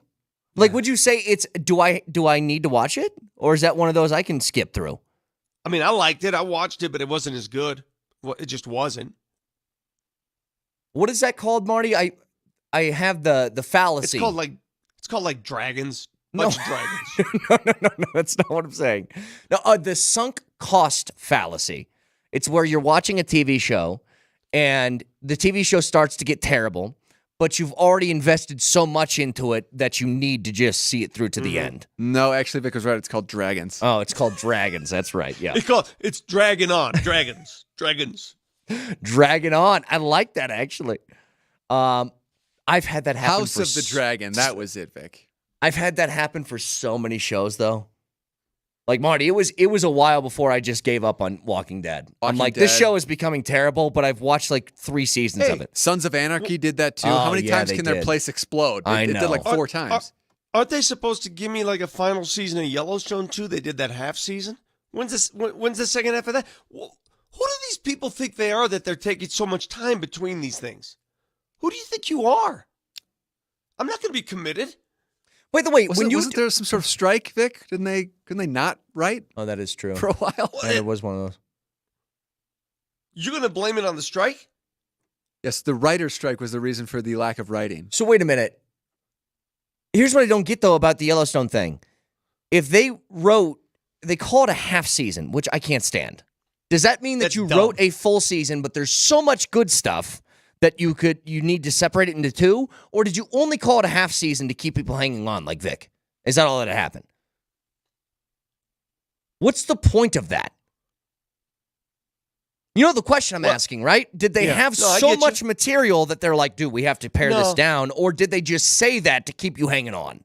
They're just selling it that way. By the way, I don't know how we got onto the subject. Movies, right? It's hard to find a good movie that you're attached to anymore. I can't remember the last great movie I've seen. Great movies are hard to come by because I think what's happening in Hollywood. Because you weren't an Oppenheimer guy, right? People No, I didn't loved like Oppenheimer. I didn't like Flower Moon thing. I didn't like the Iron Claw. God, that was depressing the way that ended. My God. Iron Claw. You didn't see the Iron Claw? No. What was it? The Von Erich family. Based on No a idea true what story. this is. No idea what this You is. didn't see that? No. The guy from High School Musical was the lead actor in it. Oh, Efron is a wrestler? Is that what we're talking about? Yeah. Okay, I've seen the preview. Okay.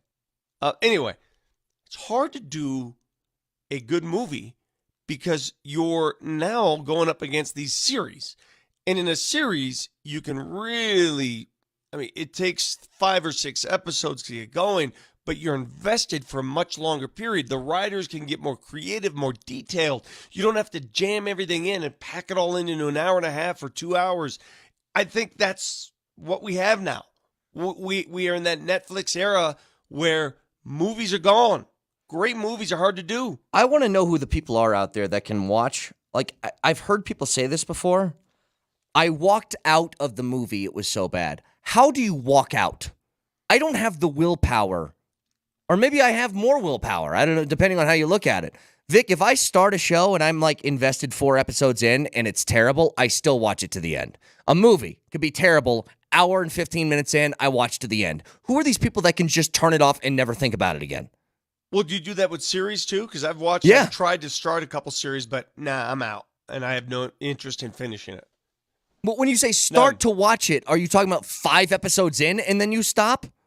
Because here's 2 one. episodes, 3 episodes. There's a show on, I think it was Amazon Prime. Steve Carell was a therapist, and he gets kidnapped by his serial killer patient guy. And he has him locked up until he fixes him to where he doesn't kill people anymore. And I'm like, what a great premise for a show. And like 3 episodes in, I'm like, this is bad. And I still watched it to the end. I had to see the You're end. committed, dude. Well, you're loyal. I did the same thing. I thought it was called The Patient. The Patient. I thought it was going to be good. The first 2 episodes were pretty good. Yeah. It sucked. Well, think about the amount of people that like experiment with this show and just quit after 3 minutes. Thank you for the Takes 3 time. minutes. How many of you, did you guys do that? Did you guys listen to the show initially, quit, and then come back? How many of you have done it? That is good. I want to get our own like little rating system. Yeah. Did it take months for you to understand the show? Did it take days? It takes a An while. hour? It does. I don't know what the time frame is, but it does take a while, Vic, for people to really kind of get it. But is anybody like, did they tune in once, be like, this show's stupid, I'm never coming back, and then they listen just a little bit more, and they started to catch on? Because I feel like there's got to be a few of you out there that did that. Has to be. In fact, there's people listening to the show that think we're terrible too, which I also think is funny. Vic, you get a lot of people saying they hate you. That's my favorite. My favorite is the kind, I mean, we get texts every day. You guys are the worst. You guys are dumb. You guys are this. And yet you're texting every day. Those are my favorite people, by the way. How could that be? You can't quit me. I'm like a 1407 fungus. says, I quit you guys every few weeks, but I always come crawling back. Yeah, you bet your ass you do. I feel Sounds like like that's my marriage. the standard, right? Mm-hmm. You need a break every once in a while.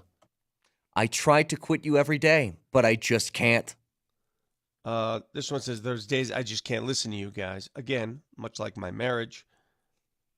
This is a marriage. That is marriage, right? Yes. God, I should have walked out years ago. But you know what, honey? We've got the sunk cost fallacy to this marriage. I have to stick around now. All right, let's get to our favorite part of the week, drunk takes. There are clips from throughout the week. We slow them down to half speed. It makes it sound like we're hammered. Marty, what's first? Battle down low the same way. So you have to keep a little bit of that on so you can bang and bang. But you have to have enough off so you can run after you bang. And he's so good at both. What the hell was I talking about there? Me. What's next? What was that in reference to? The government has been blitzing, and Xavier's pocket was collapsing. But today, Xavier stepped into the pressure. We know that he doesn't give up. We know that if he stumbled and he fell, he didn't let his knee touch the ground. Oh, my God. That was the lawyer for the Chiefsaholic. An actual lawyer, by the way. That wasn't an SNL skit for the Chiefsaholic guy. By the way, there's a way you can be a lawyer and have that little folksy thing, Vic, and have it work. Johnny Cochran is probably the best example. Like, if the glove don't fit, you must have quit. Like, all that little stuff that he did, that works for him. It doesn't work for this nerd. No. What's next? 100%. You got a couple of Rob Blakes coming in here. Rob had a big butt. Well, you know, name me a hockey player that doesn't have a big rear, like a big old muscular rear. You got to. It's everybody's part of the got. deal. I mean, some guys have skinnier legs, but big butts are where it's at. Big butts are where it's at. That's an amazing end. Oh, he's the sports radio version of Sir Mix-a-Lot when it comes to hockey. All right. Blakey got back. Yeah. What's next? Gregory, this guy looks sharp. This guy looks like Mattingly with that beard looks sharp. That looks like a old man, sharp man. That's what he looks like. I would. Mattingly did look sharp, but old man, sharp man, of course. Everybody Know what I'm understands. talking about? Old man, sharp man. Oh God! All right, one more, Marty. Go ahead. You're damn right I'm dropping that freaking Kalima on you. Kalima. Zasaneto is a Kalima. And he goes right in there, man. He rips that heart out, right? Onam Shivai, Onam Shivai, Onam Shivai. Remember that dude? Big butts Weirdo. are words. Yeah. Oh, Mosher, what do you think about Nicki Minaj? Big butts are words. Yeah. Mosher, what do you think about J Lo? Onam Shivai, Onam Shivai, Onam Shivai. Remember that dude? Big butts are words. Yeah. Is it possible for this show to go a month without Mosher bringing up Kalima? Marty, has that ever happened in the history of the He's show? got weird It's all the fascinations. time. That's one of them. And he always says it like it's the first time he thought of it. He's like, Kaner, you remember in Indiana Jones? You guys ever seen Indiana Jones? You guys know, right? I was in the house with the bear. We were flipping through the channels, and Indiana Jones came on, and he rips the guy's heart out, Vic, and he holds it. And he goes, Kalima. Kalima, and the guy goes, I'm not sure if I. I don't think I've ever had a movie butts are segment words. Yeah. change my life like that one did to Mark Mosher. It impacted him more than I've ever seen. It did. I think Big Butts are where is at is a excellent addition to our drop tournament that will be coming up in a few weeks. Big butts are words. I mean, that one is a late, like Marty, that one just won the conference tournament, and now it's jumping up to like a 2 or 3 seed, right? Late entry. But it mowed through the Mountain West. Especially considering he's talking about Rob Blake or any NHL player. Right. All right. iTunes, Spotify, Spreaker, Mosher, Lombardi, and Kane is where you can find the podcast. You miss any of the show. Triple Dipperoo tomorrow. Nuggets 92.5s, Avs 950, and the Rapids on 950. I hope you'll have a wonderful weekend. We will talk to you on Monday. We love you. Ciao. Goodbye.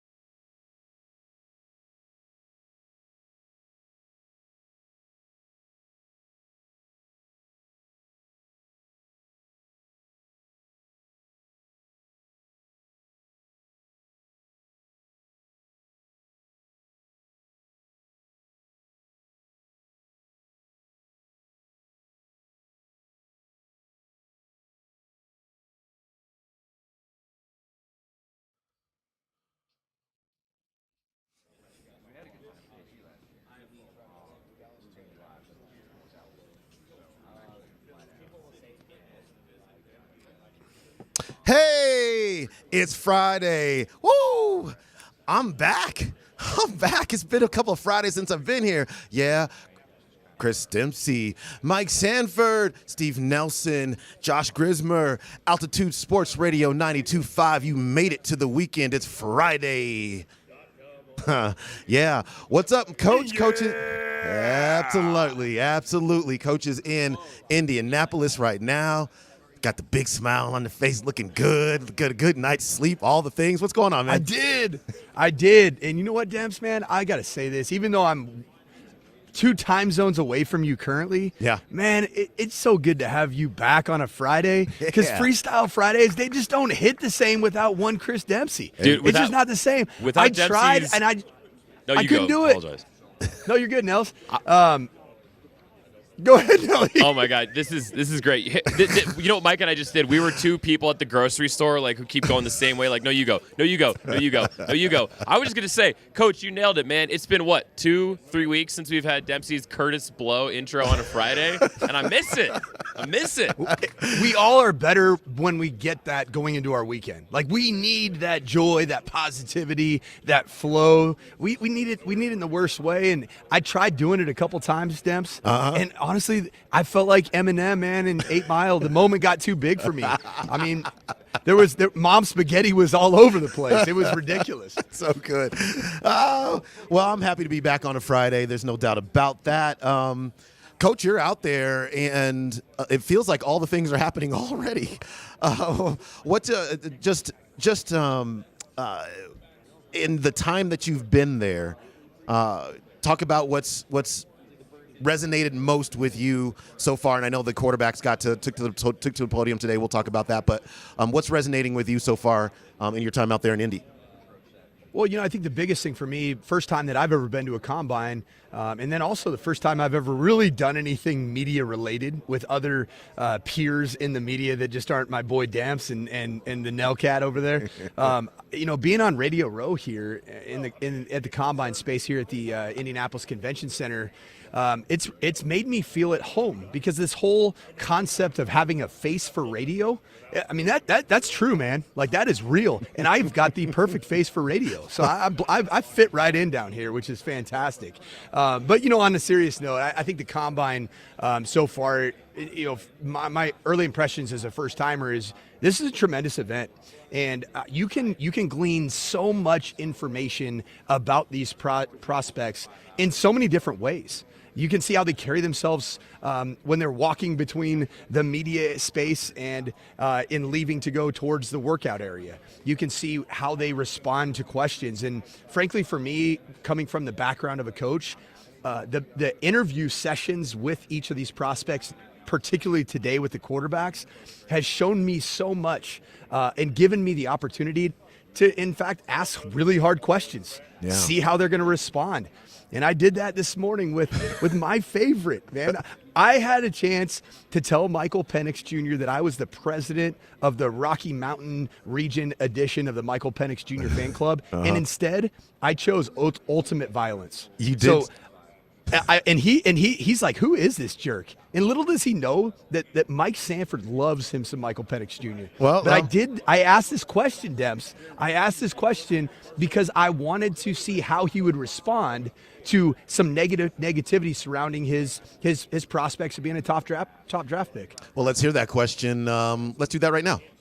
With everybody saying that your draft stock's like falling, how big of a chip do you have on your shoulder to prove everybody wrong tomorrow and then through this process going into Pro Day? Somebody said that? I don't know. Somebody may have. They may have, or they did. I don't know about that. I'm just being myself, man, each and every day. I'm getting better every day, so I can't control that stuff. So. I love it. Talk to me about that moment.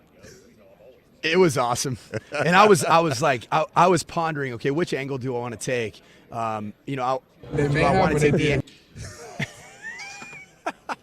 I feel like that was like my first real moment as a journalist, because his entire podium session was all like positive questions, all like it was warm, fuzzy softballs. And I'm like, you know what? If I'm going to go into this world of journalism and media, I'm going to go in and I'm going to go the only way I know, and that's do something stupid, do something crazy, something reckless.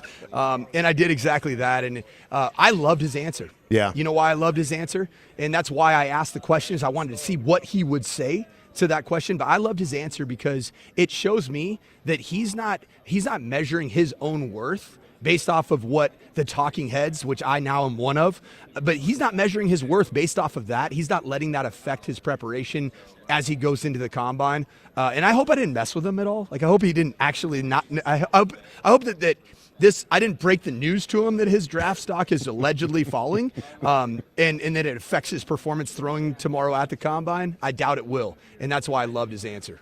You know, I did too. And, you know, Michael Penix, he just checks so many boxes for me, just in terms of the leadership, the level-headedness, and then obviously what he's doing on the football field as well. When you think about him, and he's not going to do, what is he going to do? He's just going to throw, right? He's not going to do running and jumping, those things.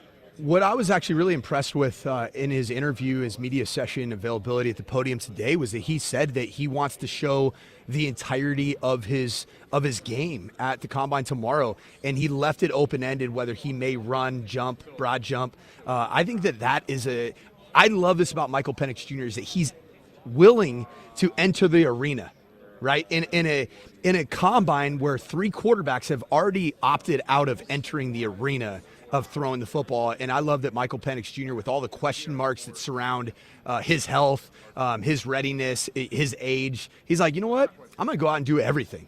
And so I think that he left that open-ended to if he's going to make the decision to run or not.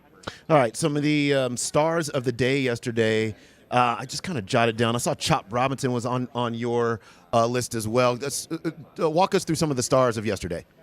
Yeah, so Chop Robinson as an edge, a pass rushing defensive end, was 6'2" and 7/8, so just a shade under 6'3", and at 254 pounds, this dude ran a 4.49 40. Oh, wow. And watching it in person, sitting next to Jeff Legwald and watching all these prospects, it jumped off the page. It looked different. And frankly, in his first 40 that he did run that 4.49, he kind of stumbled out of the gates a little bit.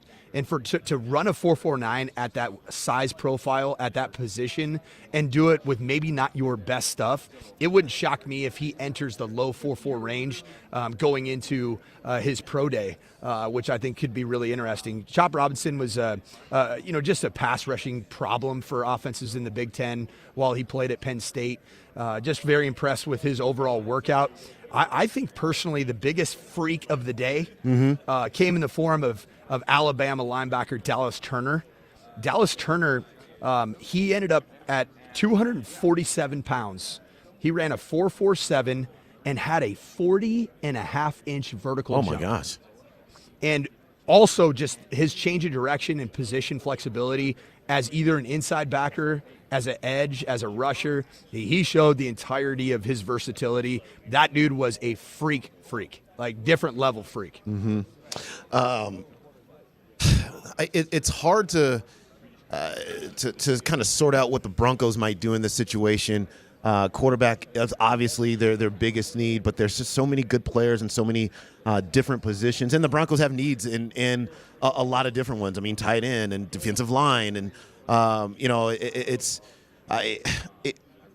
you like how do you sort out the best way for this team to go about procuring a bunch of talent for this team? I mean, do you just go quarterback here first and then worry about filling everything else later? Do you try to trade back, get more picks, and wait on the quarterback? How are you sorting through that in your head? This is a philosophical debate that exists in the NFL every single year, and I've heard Columbus talk about this at length, whether you always choose best available versus biggest need. And it's one of those deals where I think it's akin to what happens with teams that either go all analytics or no analytics at all in terms of decision making.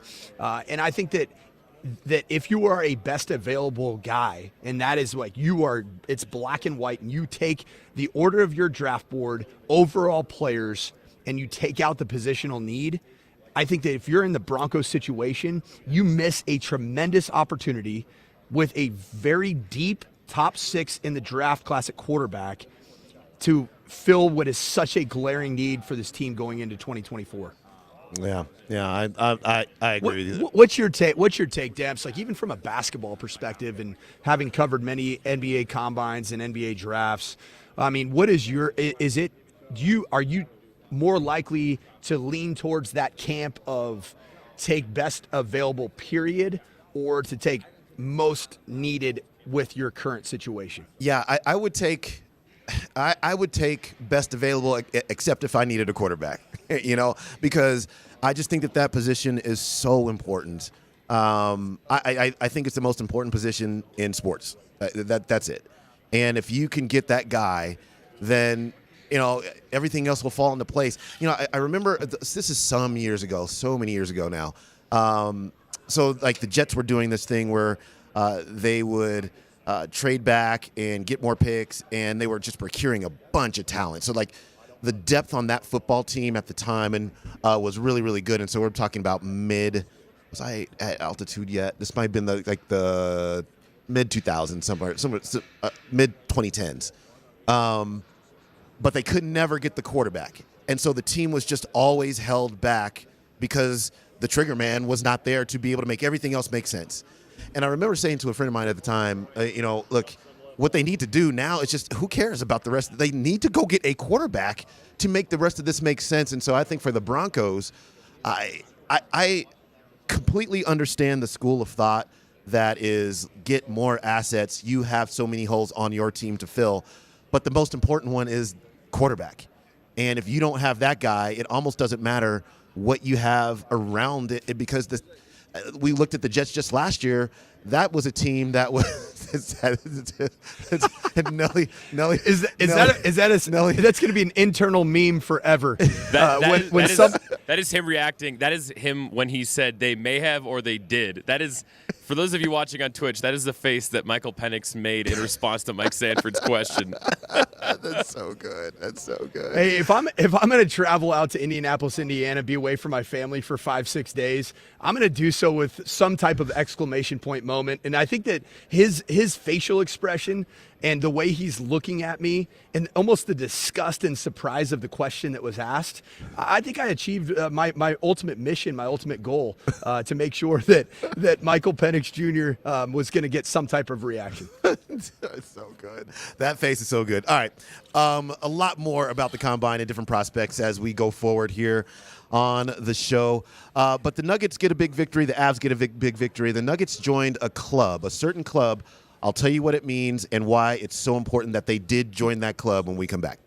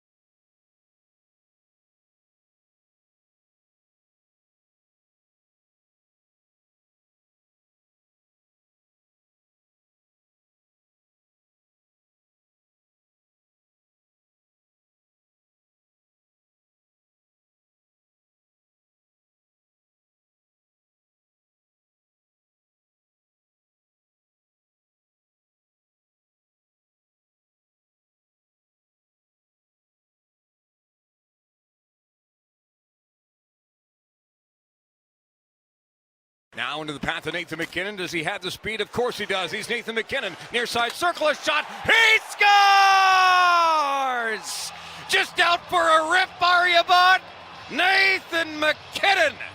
His second point of the night, his 36th goal of the season, and that is point number 100. A miraculous goal makes MacKinnon the first Avalanche player ever to have consecutive 100-point seasons. And he continues to be the best hockey player on planet Earth. If you don't want to be nervous, this is almost a must score. Gordon has it off over to Jokic. Ballerina crowd to its feet. Jokic spin move in the paint. Hook shot, good! 6-point lead here for Denver. Less than a minute to go. Inbound goes to Jaquez, and there's the horn. Well, the main thing's the main thing, people.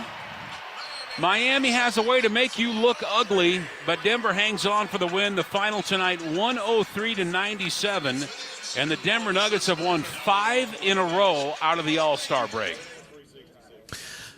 Yeah, it's all good for the Nuggets and the Avs. There's no doubt about that. Both teams getting very important victories for them. The Avs, it would be their second straight victory as they continue to try to get back into a winning space, a consistent winning space. And the Nuggets, 103-97, as you just heard with Jason Kosmicki right there. They beat the Miami Heat. It was a rematch of last year's NBA Finals, last season's NBA Finals. And the Heat came into that game, for lack of a better term, they came in hot. They had won 9 of their last 11 coming into the – yeah, exactly right. 9 of the last 11 coming into that game, and the Nuggets cooled them right off. And the Nuggets have done that now twice to some teams that have been playing really well right out of after the All-Star break. And, Coach, that leads me to this. The Nuggets in follow. Here's the story. It's called the 40-20 rule. 40-20.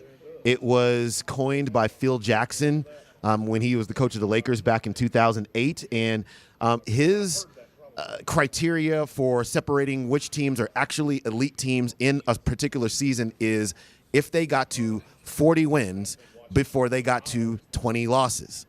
40 wins before 20 losses. Well, turns out that 27 of the last 30 NBA champions all fell into the 40-20 category. So it has proven to be a real thing. The Nuggets, with their win last night, got their 40th win against just 19 losses this season. And so they, as a matter of fact, I think there's just the Celtics, the Nuggets, the Timberwolves, and the Thunder are the only teams to be able to do that this season. So it's a good sign. It's a good sign, but the Nuggets got a good win.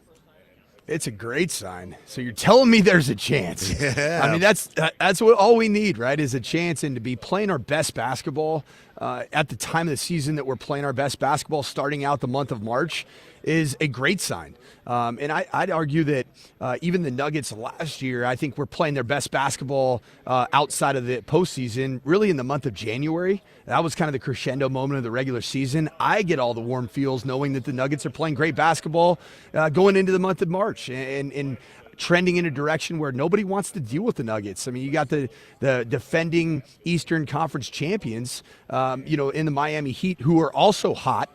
No different than the 2 years ago champion Golden State Warriors that were extremely hot.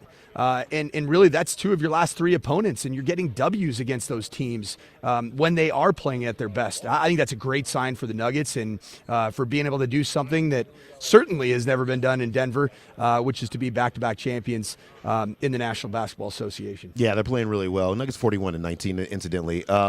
The 5 straight wins out of the All-Star break. We'll see about Jamal Murray. He left that game with a sprained ankle. He did not return. And so the Nuggets they travel to L.A. to face the Lakers tomorrow. I don't know if he'll be available for that contest. It's a pretty quick turnaround. So I don't know that, I guess we'll just see. Michael Malone, after the game, just said the team would play it cautiously with Jamal Murray and his sprained ankle. Meanwhile, Michael Porter Jr. was amazing, and I think lately, Coach, we've seen this on a couple of occasions from him when Jamal has now missed some time in a basketball game. We have seen Michael Porter Jr. step up 30 points for him, 11 rebounds, 3 assists, 2 blocks, 2 steals. I mean, he did everything for the team last night. He looked great. Yeah, MPJ, I think he's the perfect piece to have on your team, where he's a lights-out three-point shooter that can get hot at any point in time when the roster is at its full strength and Jamal Murray's playing. He can play that role. He obviously has length. He can become an issue with pass deflections on the defensive side of the ball. But I think what I love about him is that Jamal Murray, I mean, the obvious nature of Jamal Murray is that when you do have an injury of the variety that he did have, a lot of times you're going to be dealing with just management going forward of that injury. And Michael Porter Jr. is that perfect guy, especially right now in the season. He has fought off some slumps throughout this season. He has certainly fought off slumps throughout the course of his career. But Michael Porter Jr. playing the way he is, it doesn't make you worry too much about going down to L.A. And continuing to reassert yourself as daddy over those Lakers. I mean, that's just what you continue to do. And I don't care if you don't have Jamal Murray. Hey, rest him. Get him back to full strength. Yeah. Let Michael Porter Jr. be a part of daddy ball and show the Lakers exactly who is the reigning defending champions in both the West and in the NBA. Yeah, and Reggie Jackson has had some moments where he has filled in nicely for Jamal Murray if he has had to start in his place. But yeah, to your point, I'm very impressed with Michael Porter Jr. I just am. I think one of the questions that was kind of surrounding him was just this very thing. If he is called upon to have to raise his level of production because one of the other stars is not present, I don't know that was always a thing that he did, but now it is.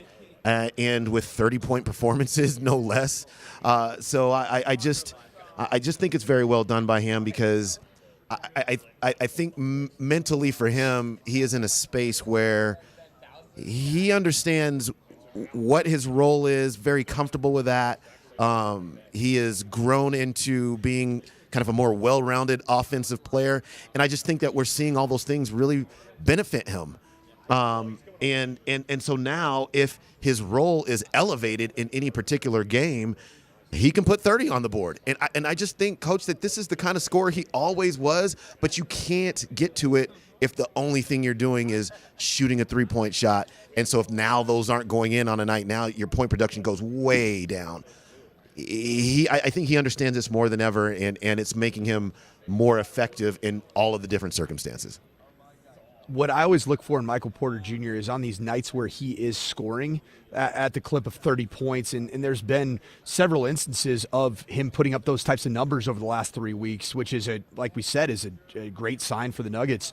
But I look for the rebound stats. And if his rebound stats are matching what he's doing as a scorer, then you're seeing Michael Porter Jr. not just be in the flow of the game as a scorer, but doing the dirty work. And that shows the complete buy-in from the player, Michael Porter Jr., to the coach and the system that Michael Malone has in place, where you have to do it on both sides of the floor. You got to do the dirty work. And frankly, that's been the calling card for the reason that we've had a parade in Denver in the last calendar year, because of the dirty work. And I love the buy-in that's now being put on full display with Michael Porter Jr. using his length, using his athleticism to not just be a scorer, not just be a three-point shooter, but also to be able to get your hands on some on the basketball when it's important. What's our concern level with the bench? It was 15 points from the bench yesterday. What's our concern level there?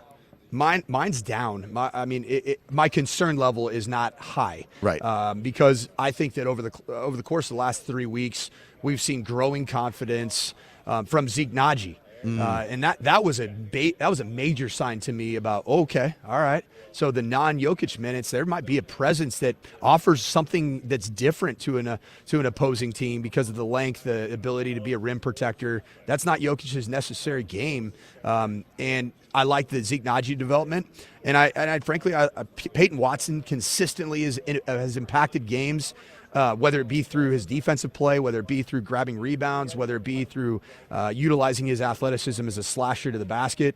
And then Christian Braun, I think has he completely gotten out of a slump? Not necessarily, but that's going to be the life of a bench player. It's not always going to be 8 to 14 points every time you go out and start playing. So I think that his overall trend, if you look at a sample size of 2 months, is his arrow is up.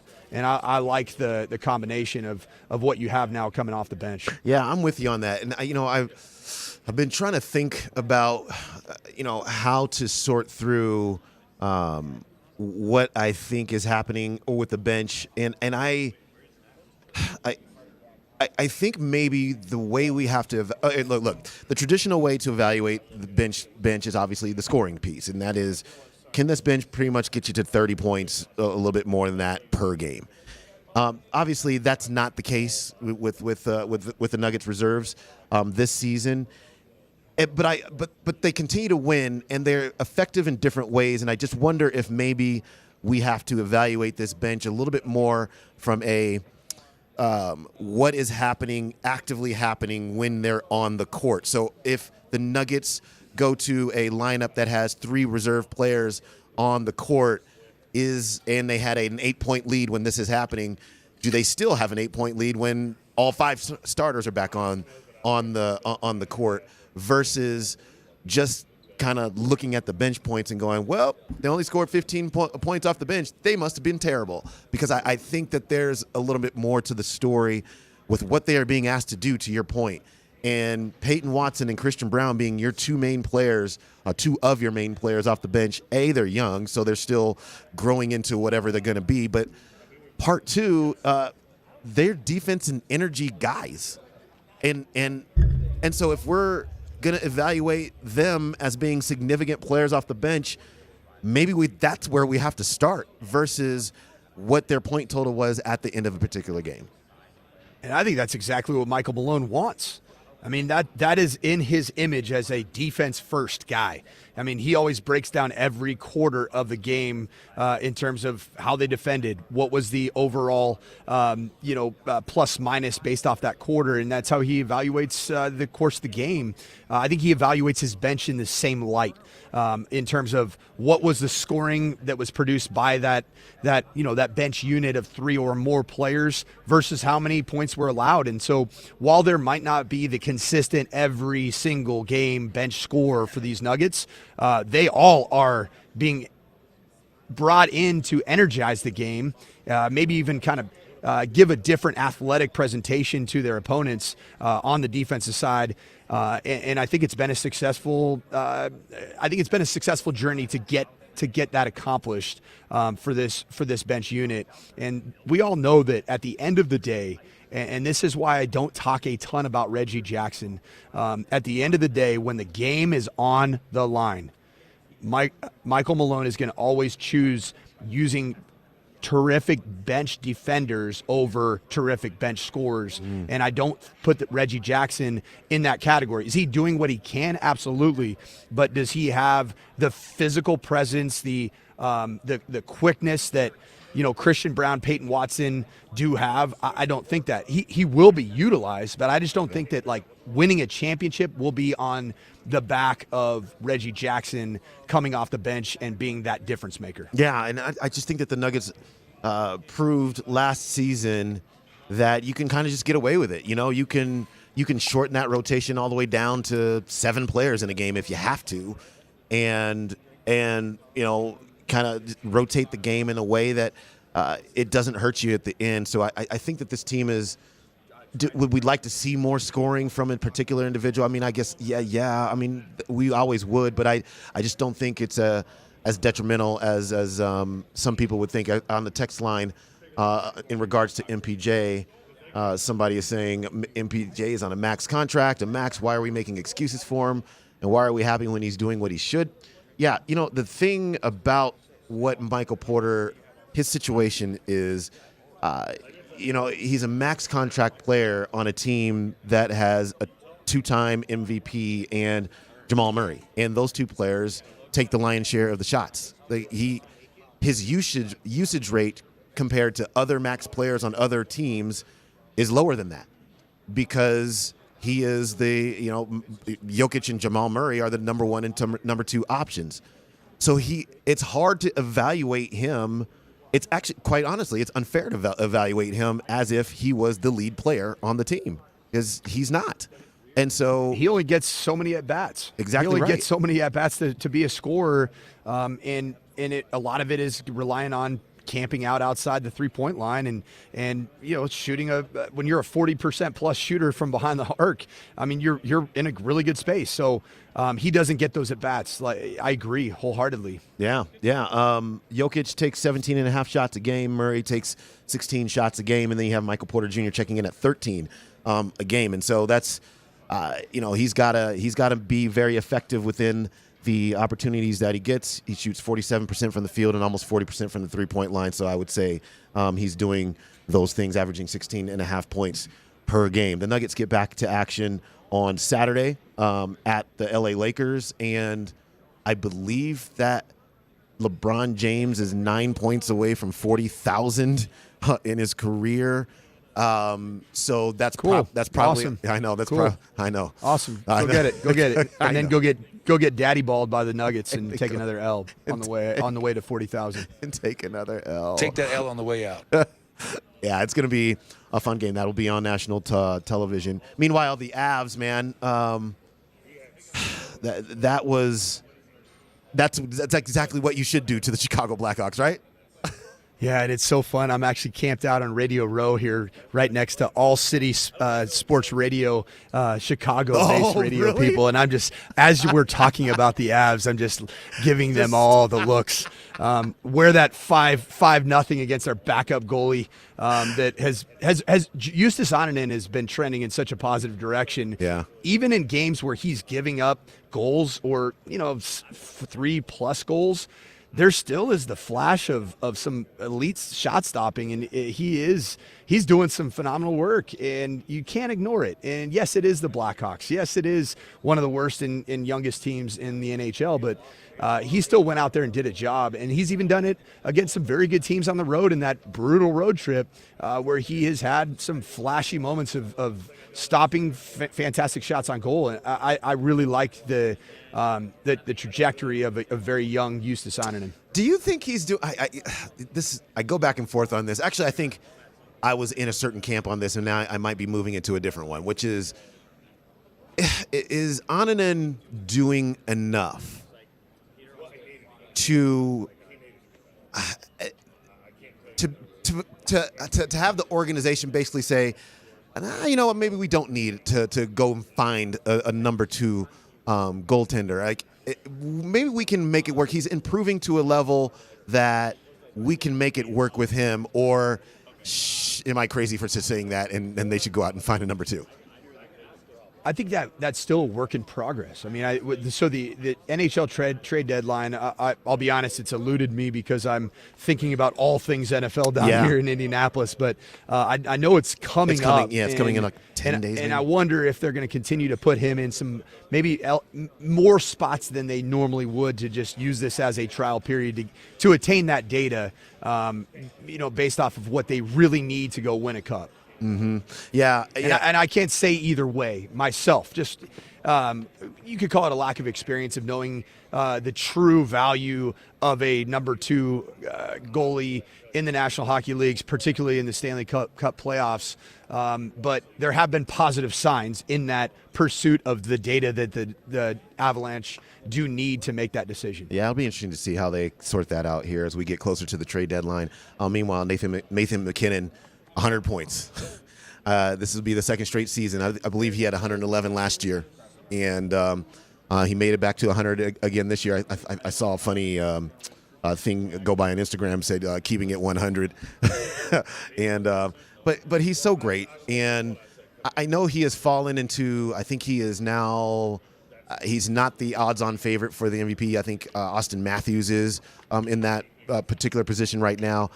But it's to watch him play, and we just played the clip of Connor saying, Nathan McKinnon, does he have the speed? Of course he does. He's Nathan McKinnon, and then he takes the puck and he scores. His name's Nathan McKinnon. Heard of him? Yeah, Coach, he's just such an amazing player to watch.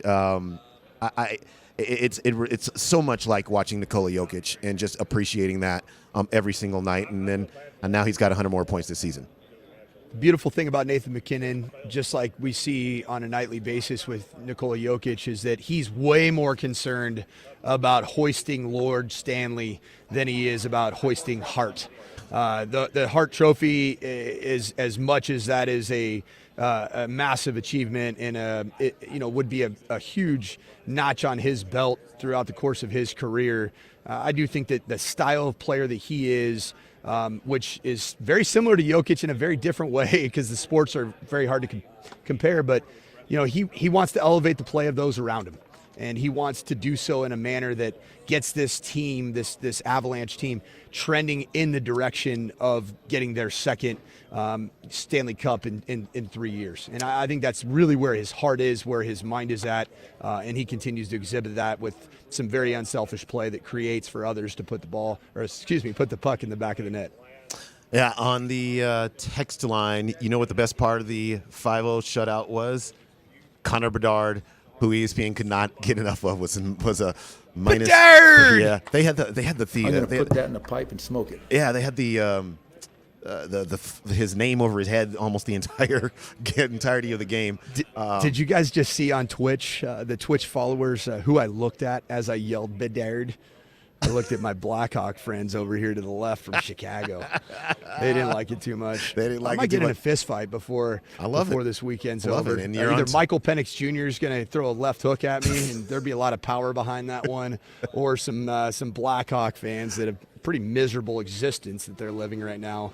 They're going to be picking a fight with me here anytime soon. Coach Mike Sanford is out in Indianapolis for the NFL Combine. Bo Nix is a player that is all of a sudden starting to be connected by a lot of people to the Denver Broncos. We'll talk about if we like that or not when we come back.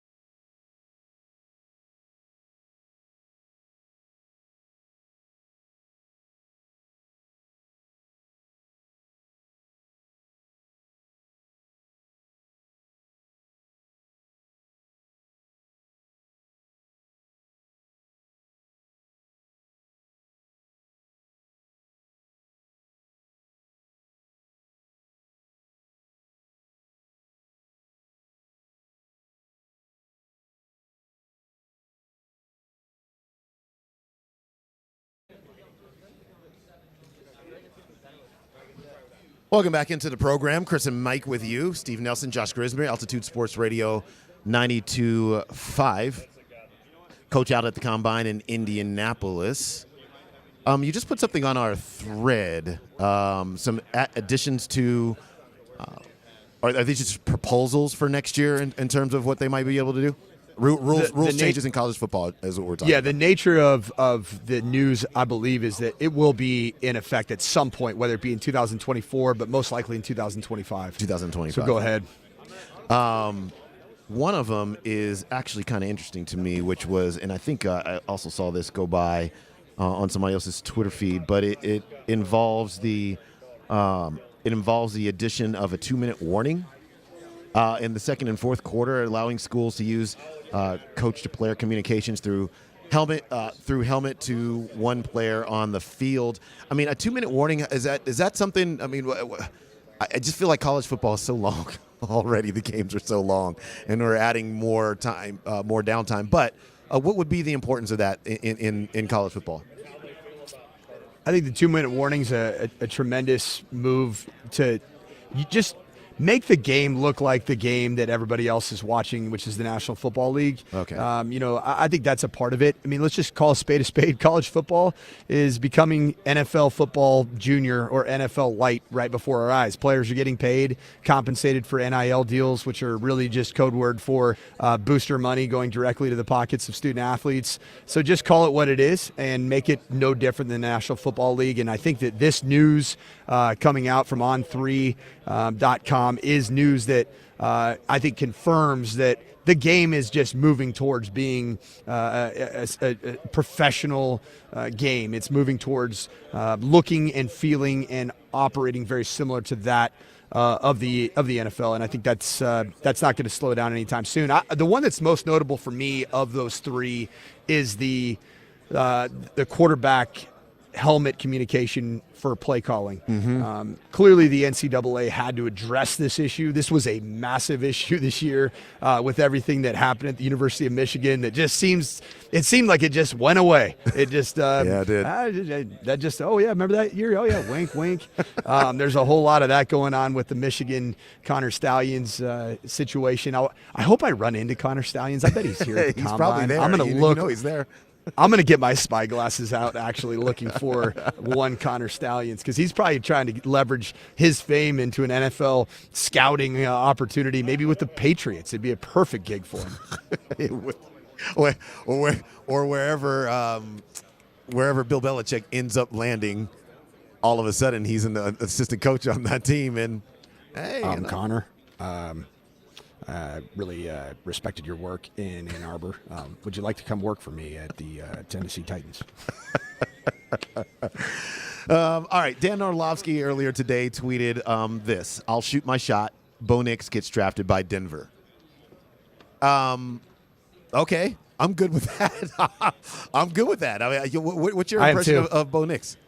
Yeah, so I had a chance to visit with him at media availability today, and of the quarterbacks that I watched, his mayoral presidential manner was the most impressive. Yeah, it was. It was an authentic, humble demeanor, but he's a pro. He's the son of a coach. His dad coached in the SEC when he was a young kid, and his dad got out of it and started doing high school football, similar to my dad, actually. But I just see a level of maturity. I see a level of groundedness, but also I think he's the perfect candidate of these quarterbacks at this combine to be able to deal with the inevitable onslaught of being coached by Sean Payton.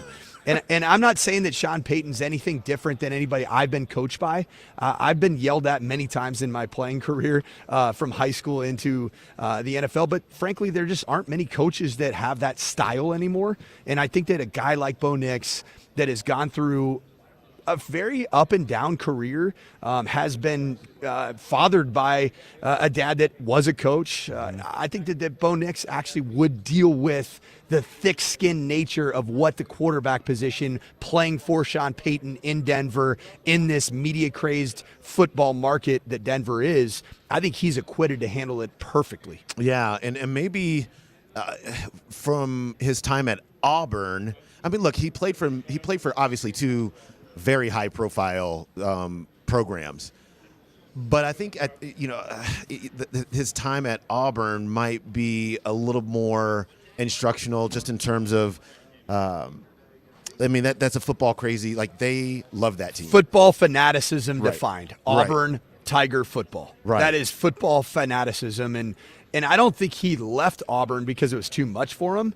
I think he left Auburn because they were going through insane amount of coaching turnover. Yeah. They went from Gus Malzahn, fired. Brian Harsin, my former boss at Boise State, fired mid-season year 2.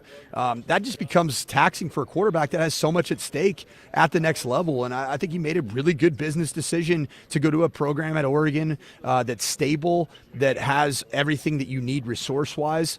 I think that he made a great decision, and ultimately, I think it's ended up in him being arguably a top 4, top 5 quarterback in this class. Yeah, and he was kind of a point guard at Oregon. I mean, he just kind of spread the ball around.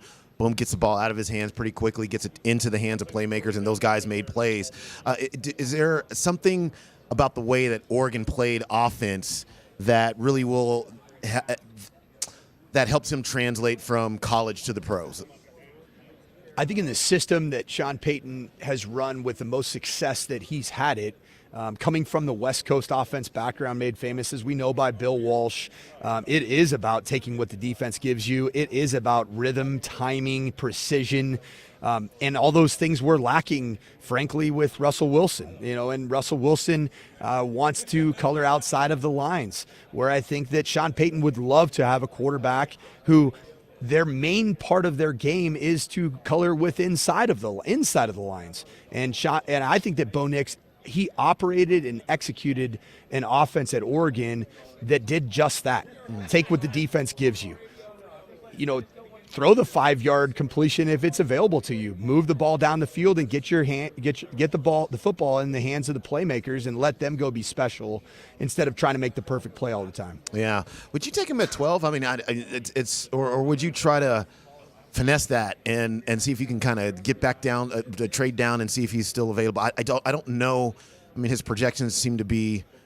There's a lot of variance in terms of where he is projected to be taken in that draft. Yeah, there really are. There's a lot of variance right now at the combine. I think I had it in my mind where this thing was set 1 through 6. Like, I went into the combine thinking that even if I didn't agree with it, that the 1 through 6 order was Caleb Williams, Jaden Daniels, Drake May. 4 would be, I'm talking about the national narrative. 4 would probably be J.J. McCarthy. 5 would be Michael Penix Jr. or Bo Nix, 5 and 6. That's kind of how I looked at it. And my Michael Penix Jr. was always based off of how the medicals came back. Mm-hmm. And Jeff Legwald this morning, who was standing by me at the media availability for Michael Penix, asked him the question right out the gate, is there any news on the medical front from your observations here at the Combine yesterday? And he basically said, I'm through it. Everything's clear. And so you don't really know. Yeah. Like, we don't really know. I want to really know. I might try to see if there's a way to get a few adult beverages in some of my friends in the industry tonight to find out, which would probably be coercive and not the best practice. But it happens down here, I'm telling you. I just think that there is so much fluidity for where 1 through 6 sit, where we're at right now at the Combine. I'm starting to trend towards where it's going is Jaden Daniels 1. Wow. Yeah. Caleb Williams 2. And then I think if somebody steals the show, J.J. McCarthy, Bo Nix, or Michael Penix Jr., albeit with a clean bill of health, I could see one of those guys even jumping Drake May as 3. It's perfectly possible. I don't think that this thing is settled in terms of saying that there's the big 3 and everybody else. I think it's still very fluid. I want to jump into Jaden Daniels a little bit more, just because his rise has been super interesting to me. I mean, that he played really well. Obviously, he was the Heisman Trophy winner. I mean, he played really well at LSU. Let's take a quick break and jump into that when we come back.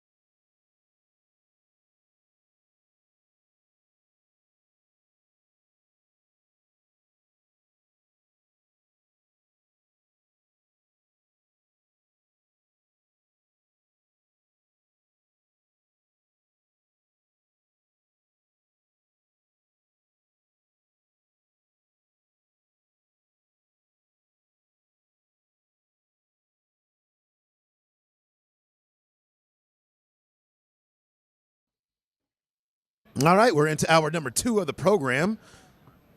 Chris and Coach with you. Steve Nelson, Josh Grismer as well. Altitude Sports Radio 92.5. Coach out in Indianapolis at the Scouting Combine. You'll hear him on all the shows today, and in the entirety of the time that he's down there. He'll be contributing across the board here on the radio station. We are just so fortunate to have him for the entirety of our show. Coach, let's go. Let's go. We went into break talking about Jaden Daniels, and he only threw for 3,812 yards, 40 touchdowns, and just 4 interceptions this season for LSU. Just eye-popping numbers, which is exactly why he won the Heisman Trophy. You know, he kind of rose over the course of the college football season to Heisman-level player, and now he's rising again in the draft process from 3rd quarterback off the board to maybe the 1st quarterback off the board. What are people starting to see that's causing them to fall in love with him so much? I think it's the overall package of Jaden Daniels. It's the package of the combination of the wow throws, which he does make. He can spray the football accurately all over the field.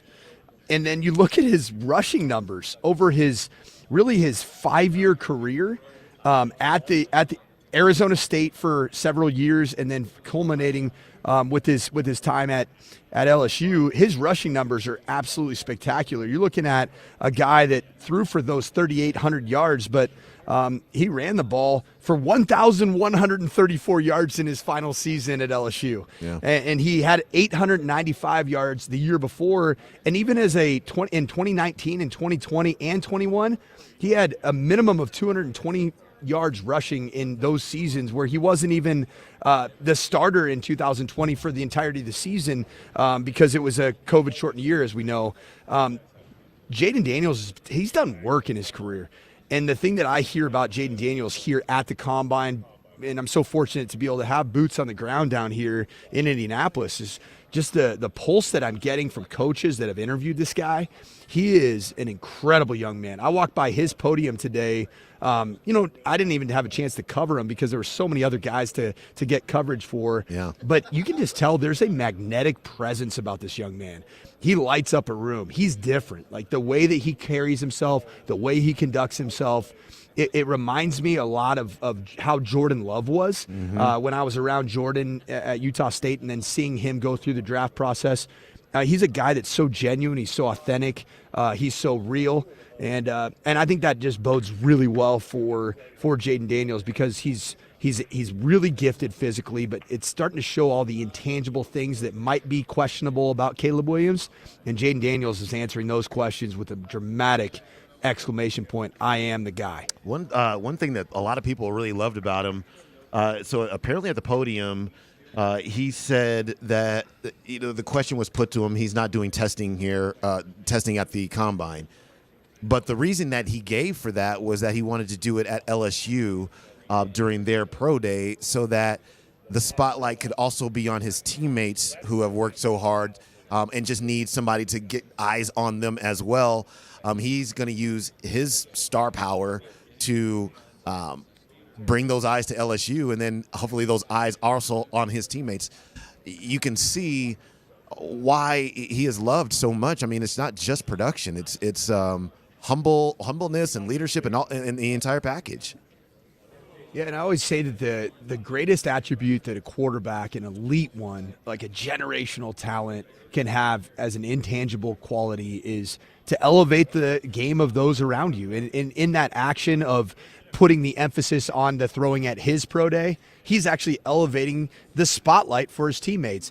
And I think that answer to that question has probably been used before at the Combine by somebody, because all of these draft quarterbacks, they all get tremendous media training as part of their agent buildup to the Combine. But what I'm hearing is that the behind the scenes Jaden Daniels, the Jaden Daniels that's getting interviewed by all the teams, and even the members of the media, national media that have spent time with this young man, is I really believe that what he said about his reason not to do the throwing at the combine instead at pro day is actually authentically because he loves his teammates. Right. And I think that's the coolest thing. I actually hadn't heard that quote, and it makes a lot of sense now hearing about just people raving about the man, the character, and the unselfishness, but also leadership traits that you need at that position. And Jaden Daniels he's hitting on all cylinders. You know what? He's not. This is not like a Lamar Jackson situation with him, right? I mean, does he throw it better coming out of college than Lamar did?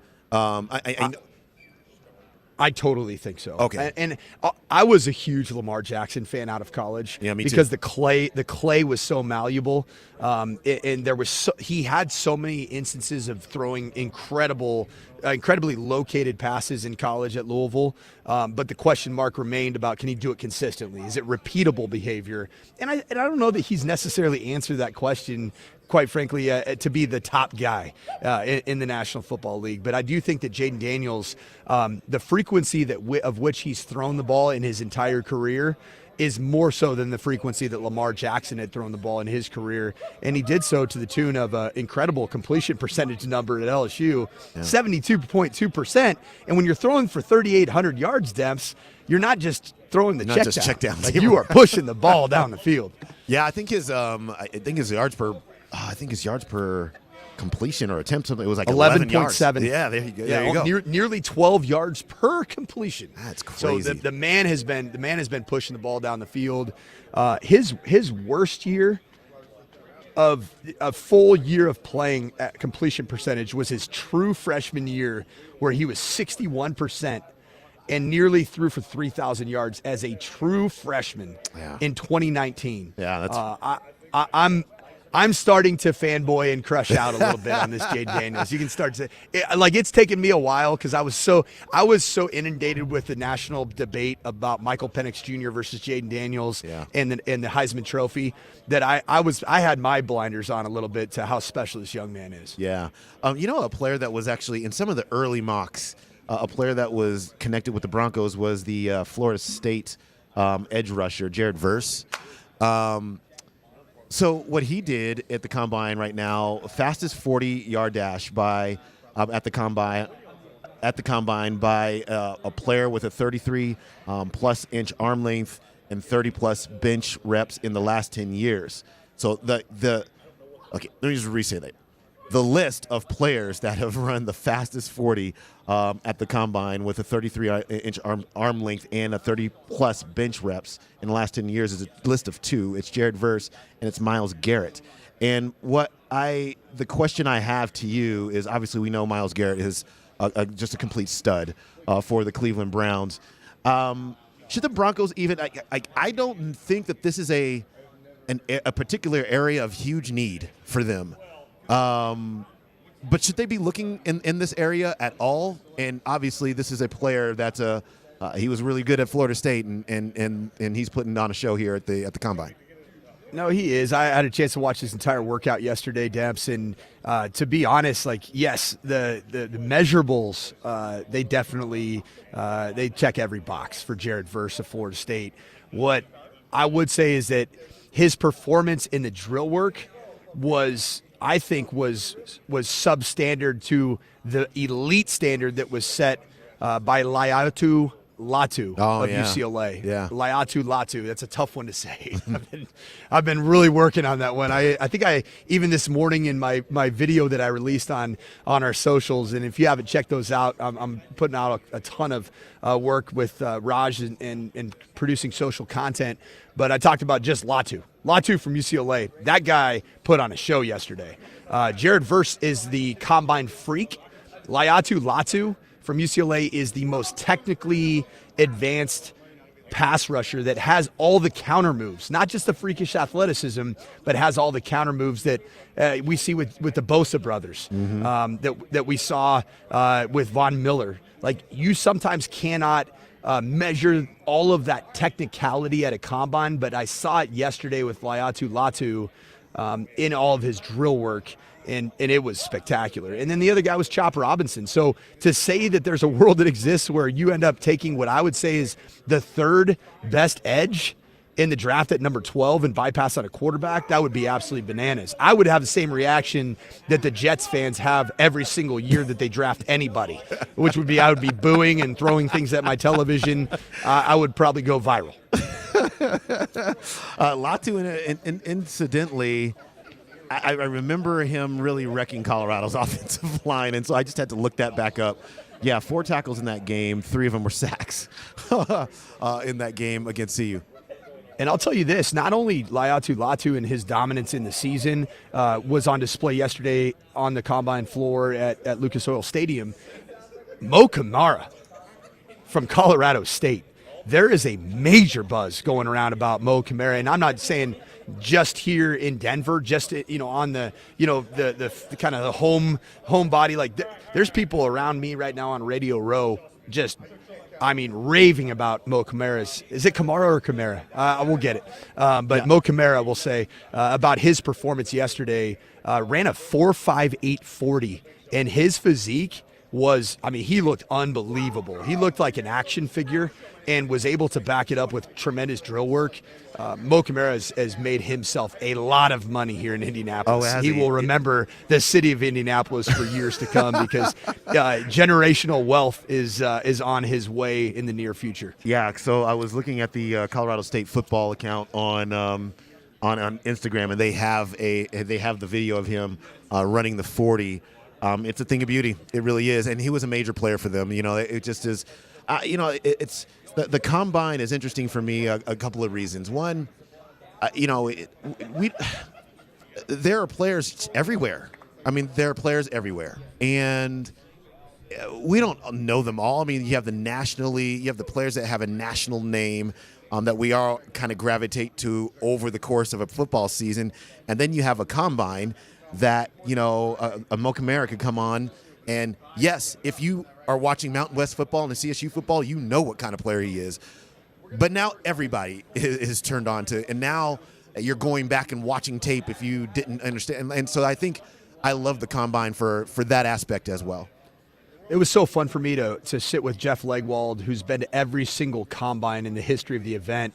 I watched the entirety of the workouts on the field yesterday and will continue to do so. And I'll avoid groupthink. I know that we have to have our own opinions, and he does keep some of his opinions close to his vest, and I'll do the same. Yeah. But it was fun because he and I, two Colorado-based members of the media, are watching it together, watching this defensive end rush group, work out together, and we're watching it with a bunch of the national ESPN, TV analysts. Louis Riddick was watching it with us, and it was awesome to hear kind of almost their perception of Mo Kamara almost shift because now the freakish tape that he put together is backed up by tangible workout results. And that is such a great thing. That's what you're looking for at the combine, is that you want to back up your tape. You don't want to come to the combine and just make a name for yourself because you worked out in a tremendous manner. You want your tape, which is so good for Mo Kamara, so dang good because of his ability to be a rugged run defender, but an elite pass rusher. He's one of those, by all means necessary, I'm going to get to the quarterback type of a player. And the word that was used to describe Mo Kamara in terms of his tape was rugged. So not only is he like the tough, rugged defensive end, but he also now happens to be the freak show that ran a 4.58 at 270. I don't even know what he weighed. I need to check that out. But he did so with an incredible physique, which isn't very common. 29 tackles for Mo Kamara, 13 sacks this season, 2 forced fumbles. Tied for third in FBS. Yeah. So he was tied for third most sacks in all of FBS football, which is a tremendous accomplishment. Yeah, a major player there for Colorado State, making a name for himself on a national stage. All right, let's take a break and come back with Nelly's NFL Notes.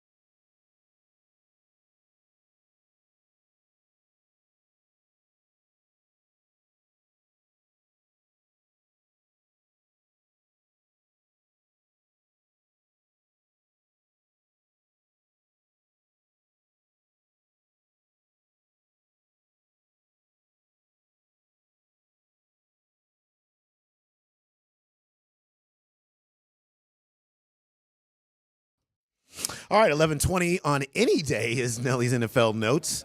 Nelly, what is story number 1? First things first, happy Friday, boys. Yeah, 5 o'clock. Is it somewhere. Monster Energy Friday? What are you rocking over It is there? a Coke Zero Friday. It's a Coke Zero Friday. That's so soft. Come on, Nelly. Hey. I thought you were coming in like, boom, here's my energy drink. You just come in with a Coke Zero. I'm limping into Friday, man. You can't go too fast.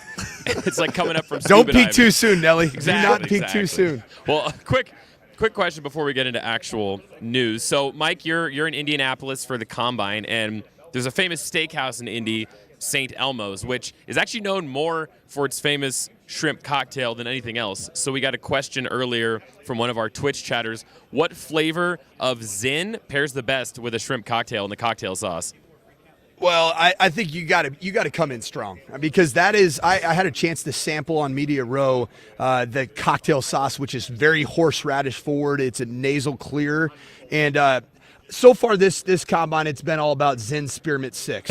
You got to come in strong. I think the cinnamon is what you normally would think about. It's coming with that punch, that heat, that fire, but it's almost too many flavor combinations. So Zen Spearmint 6, that's my final answer. I think that's You great. don't have anything to say? My name is Chris Dempsey, and I've never struggled with any form of nicotine addiction. And because of that, I'm better than you, Mike Sanders. None of those things are true. Well, the nicotine addiction the piece is. yeah, that's right. Yeah, That's you have no vices, Demps. You're one Well- of the only people that I know that has no vices. Yeah, it's Monster Energy drinks. I have to pace myself with those. Nelly, what's next? That's actually what Dempsey said to Tobacco. All right, let's see. Tyreek Hill. Tyreek Hill went on the Punchline podcast, which is hosted by Marlon Humphrey, the Ravens cornerback. And I'm playing this clip because I want to set up a question that I'm going to ask you both, and I'm going to put this out to the texters and the Twitchers. So first, here's a story from Tyreek Hill, and he said that he was one phone call away from signing with the New York Jets instead of the Dolphins if that call came from the right person. Dang, so Adam Sandler stopped you from being a Jet? He didn't call me, bro. Yeah, I'm almost a New York Jet, man. I'm a huge Adam Sandler guy, and Adam Sandler loves the New York Jets. So I wanted my request was if Adam Sandler was to call me and ask me to come play for the Jets, I'd have went. I wanted to play in Hustle. I love Adam Sandler, bro. Like he could have made a football Hustle movie. You feel me? But he got plenty He's still of good. Come on, Who would be in the cast? Who would be in the cast? You're the. You gotta add Mahomes in there, bro. You gotta Why? add Mahomes. What? Why? You're the face of the NFL. You gotta add Mahomes. And it's gotta be about Lamar Jackson though. Okay. I just feel like his story is like the greatest story of all time as a quarterback. It's not really like he was still a first rounder, but it was. Yeah, but they told him he should play wide receiver, Bruh. 2-time MVP.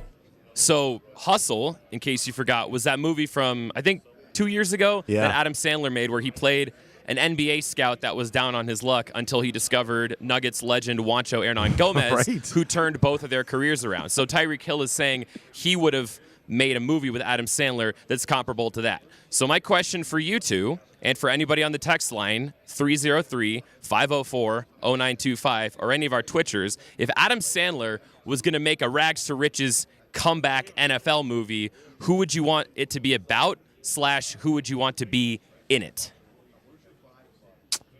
Brock Purdy. he was the.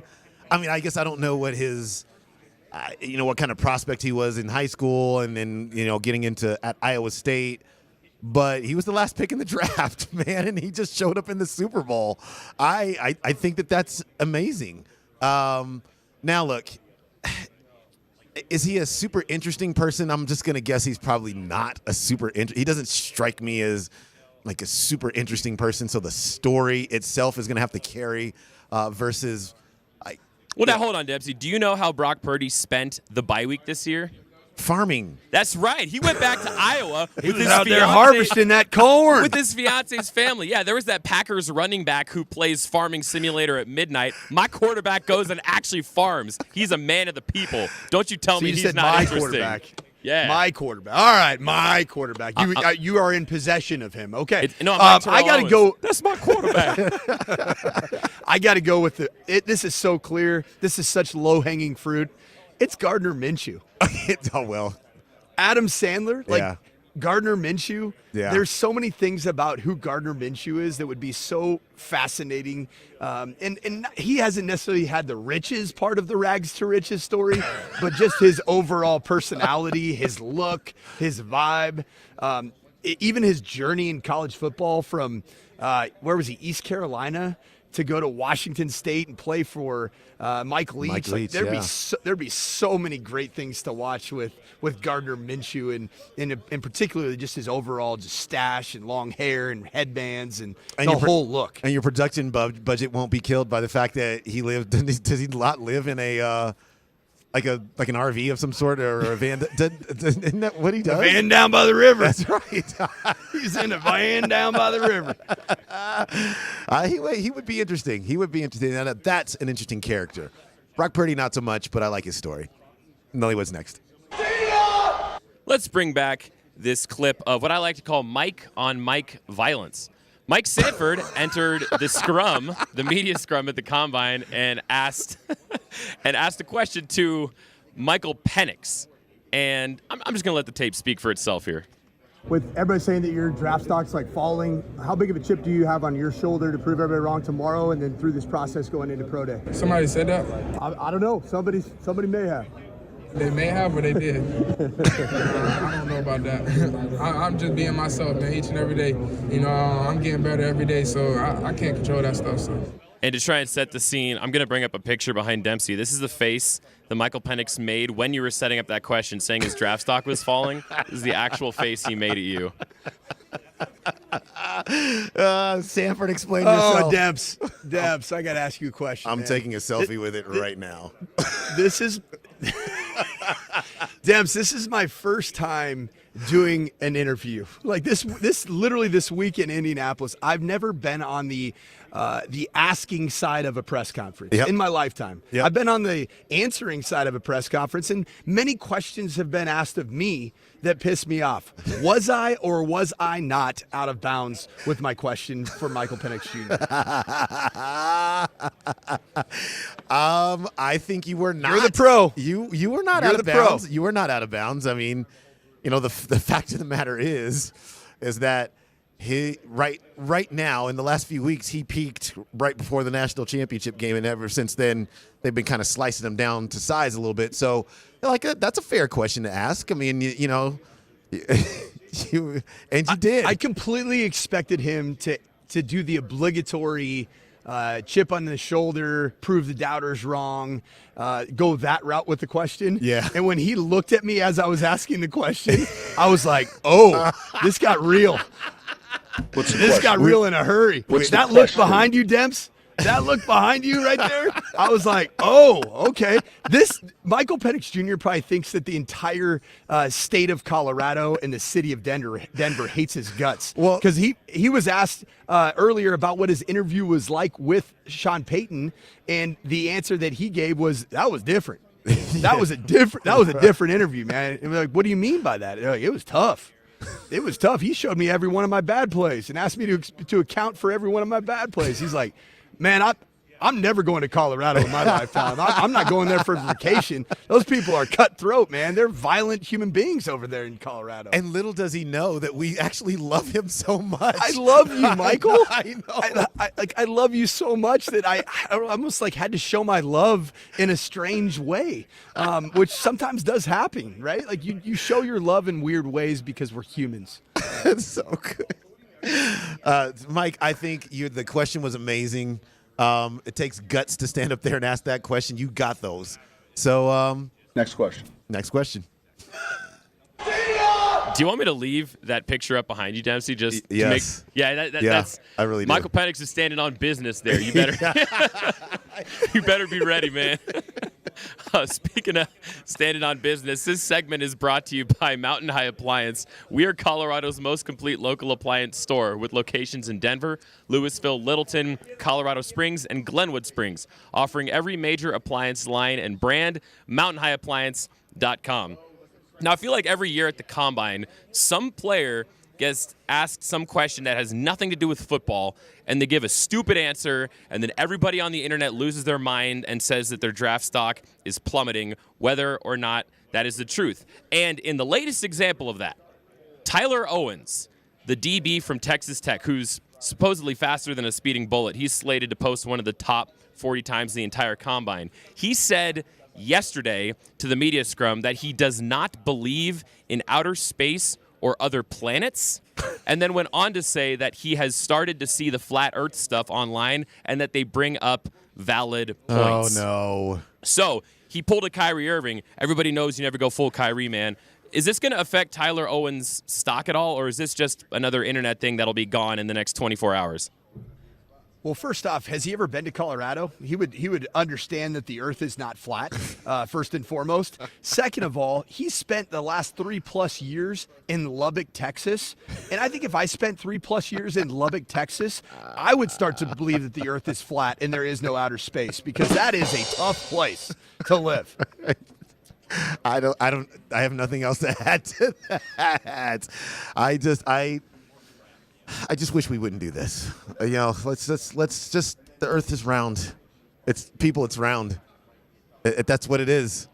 I had another situation come up. I was doing the podium with Luke McCaffrey, friend of the program, frequent visitor of the program. That's right. And Luke McCaffrey was phenomenal today at his media availability, but he was asked one of those ridiculous questions by, a blogger, it's some guy who probably puts YouTube content together, just asinine things that are said. And he asked about, you attended Rice University, how would you rate it as a carbohydrate? Like, and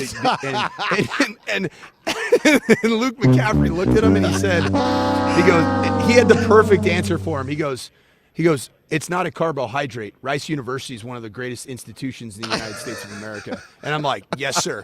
You stand on your business. Stand on your business about Rice University. Don't come at me with your carb game. Incidentally, I think it's it ranks very highly as a carb. I want to rank it as a carb. It's number 2. Your draft stock would have plummeted had you been asked that same question as an elite prospect. Wait, it's number 2. What is it behind? Potatoes. Okay. Potatoes. I think that's fair. I think that's less controversial than, saying that space or other planets don't exist. My favorite carb, without question, comes in the form of fluffy white lip pillows. I mean, a tremendous carb, and a really, I think the energy transformation of that carbohydrate is at an all-time elite level. Nelly, what's next? Let's talk about Dempsey's boy, J.J. McCarthy. Oh. So he's aware of what people are saying, that he's not exactly a gunslinger and maybe doesn't have the stats that other quarterbacks have posted. But he said earlier today that the most important thing, which he does have, is dubs. He said, quote, stats for me aren't really the big thing. All I cared about was being the best teammate I could be and being the best quarterback I could possibly be. And the only stat I cared about was W's. And I think we did pretty good in that category. Okay, I'm gonna ask Coach this question and watch where this goes. Coach, quarterback wins as a stat. How important is that? How meaningful is that as a stat? Quarterback wins for a quarterback. Quarterback wins for a quarterback. Quarterback wins as a stat is important. But we're talking about every quarterback in this draft class has won at a high level, right? So you're splitting hairs when you get to the national championship winning level.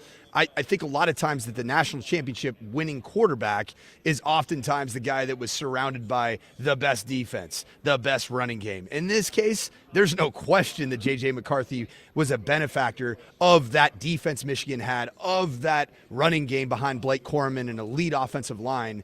So I think that there is always an asterisk next to the degree of winning as a stat. He's not going to improve his DNA. It's not going to improve his DNA. This is what I think. That was about Stidham, for the record, right? Just so I don't want to be misrepresented. I was talking about Stidham. Was I not, Nelly? That is correct. But I'm just saying that works. I mean, We have a whole chameleon worth of drops here for you. Can I explain my D now? We can use that for whatever. But actually, Dempsey, I will say, in your defense, I'll give you some stats that reinforce your point that the Broncos shouldn't get J.J. McCarthy because you want somebody who can make big passes when they need to. In 2 years as a starter, J.J. McCarthy had about 650 pass attempts. Mm-hmm. Total, if you look at his whole career, even before he was a starter, it's about 715. Last season, Michael Penix Jr. had at least 550. He's had at least 550 attempts in his past 2 seasons. Yeah, because and then Caleb Williams had 1 season of at least 500 pass attempts. Drake May had a season of at least 500 pass attempts. So these other guys are being relied on way more than you ever had to rely on J.J. McCarthy. And not to mention that J.J. McCarthy is also really only a 2 years. I mean, he's only started 2 years as a full-time starter in college football. So it's not just that he doesn't have the pass attempts in his final year. It's that he doesn't have that sample size to, I think, get a great evaluation of what he could be if the game was on his shoulders, which clearly, Debs, it was never on his shoulders. Yeah, it wasn't. And look, I want to be. Like, I'm not saying he's not a good player because you obviously don't play for the University of Michigan if you suck. You are a good player. I just think when you're starting to evaluate these guys, and especially in terms of what the Broncos need as a signal caller, he just doesn't do it for me for this particular program. Maybe he does it for Harbaugh, and maybe he does it for somebody else's football team. I just don't think he checks the boxes that the Broncos need checked. And that's where I am on J.J. McCarthy. This is what I think when somebody says, that's right, that's my face. My face is the Michael Penix face when you just want to bring out quarterback wins, although I will do that from time to time. Somebody's going to call me out on the text line about that because I do pull out quarterback wins as a stat from time to time. Okay. All the things are happening. We'll jump back into a little bit of nuggets.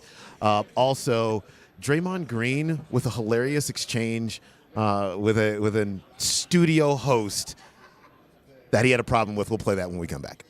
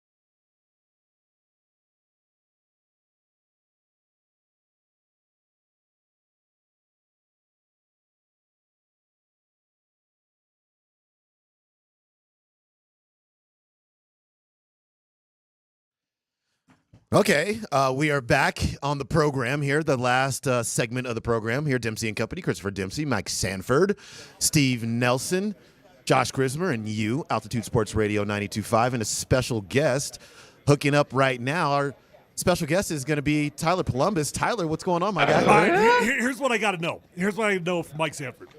You've been in a lot of pressure-filled situations. I know you've been there, man. You've been calling games. You've been there on 3rd and long. Nothing's working. Oh, I can't wait for it. I can't wait for it. My play sheet just sucks today. Like, goodness, great. Who designed this thing? For the love, Me. why won't anything work? You have got to tell me, and to be honest, God is listening, okay? Have you ever felt your blood pressure rise as quickly as it did when Michael Penix shot back to you? Who is saying that? Who is saying that?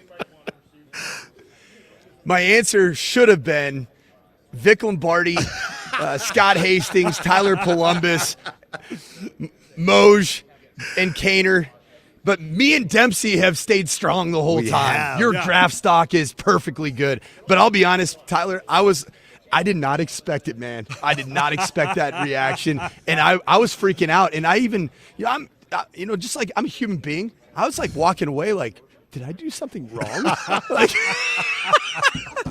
I felt horrible. I'm like, that's my guy. Now, I'll give you credit because most people in those situations, they'll throw a qualifier out there after that. No, not me. No, it's not me that's thinking that way.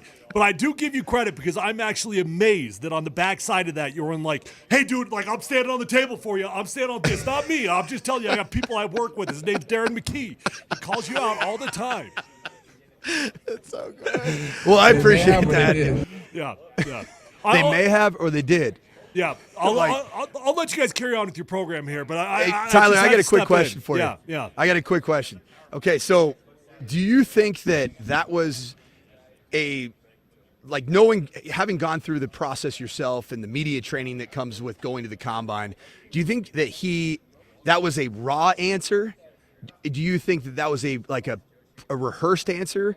Or do you think that he truly has gone in a vacuum where he has had zero idea about what the narrative has been about his draft stock? No, you know what? The way I heard it sounded authentic to me. Like, people are saying that? Yeah. Who's saying that? Yeah. People are saying my stock's falling? To me, that sounds like a dude that's got all the confidence in the world. And, maybe that's a dude that's isolated. He's in his own echo chamber. I don't know. But it legitimately felt to me like Michael Penix is like, who in the hell would say that about me? Right. Yeah, it's he is look, he's super confident. I mean, this is what his mental makeup is as well. And but you know what, Coach, I just thought it was amazing. It's not easy asking questions. It seems like it's an easy thing until you have to ask the question that nobody wants to hear. Hey, I've been in this industry like 8 years now, 9 years now.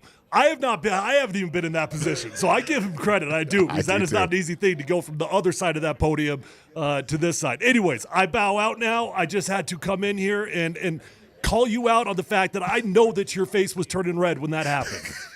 Oh, I was as red as a beet. I mean, it was horrible, and I was pitting out too, Tyler. I'm still pitting out. So yeah, Tyler, we're all tough guys until we get punched in the face. That's a hell of a face right there. That's a hell of a face. Okay, carry on. I'm out. All right, Tyler Columbus, PhD, is going to come up next here. Go back into the studio. I'm done now. Thank you. At the top of the hour. The Nuggets get a victory last night. The Avs get a victory last night.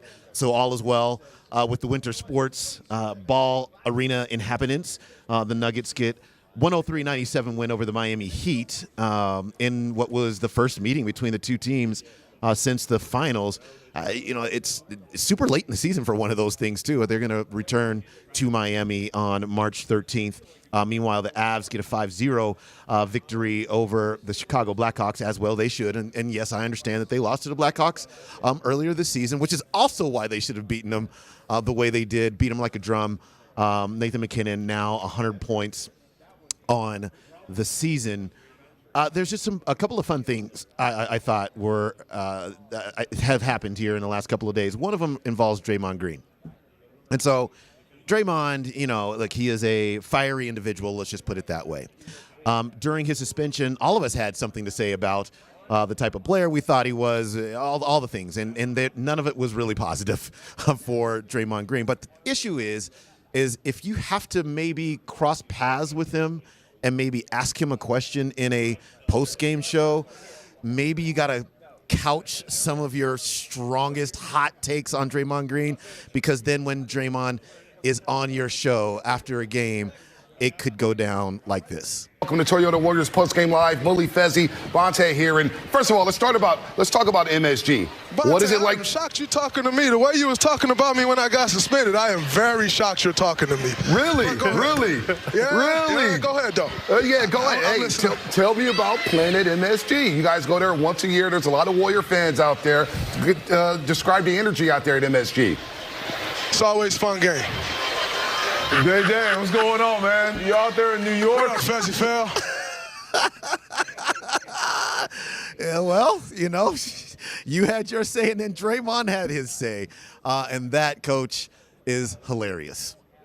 Draymond Green is such a unique personality and such a unique figure and so bipolar in terms of how we react to Draymond Green, because stuff like that, and then stuff like his podcast talking about Jokic and what it was like defending him.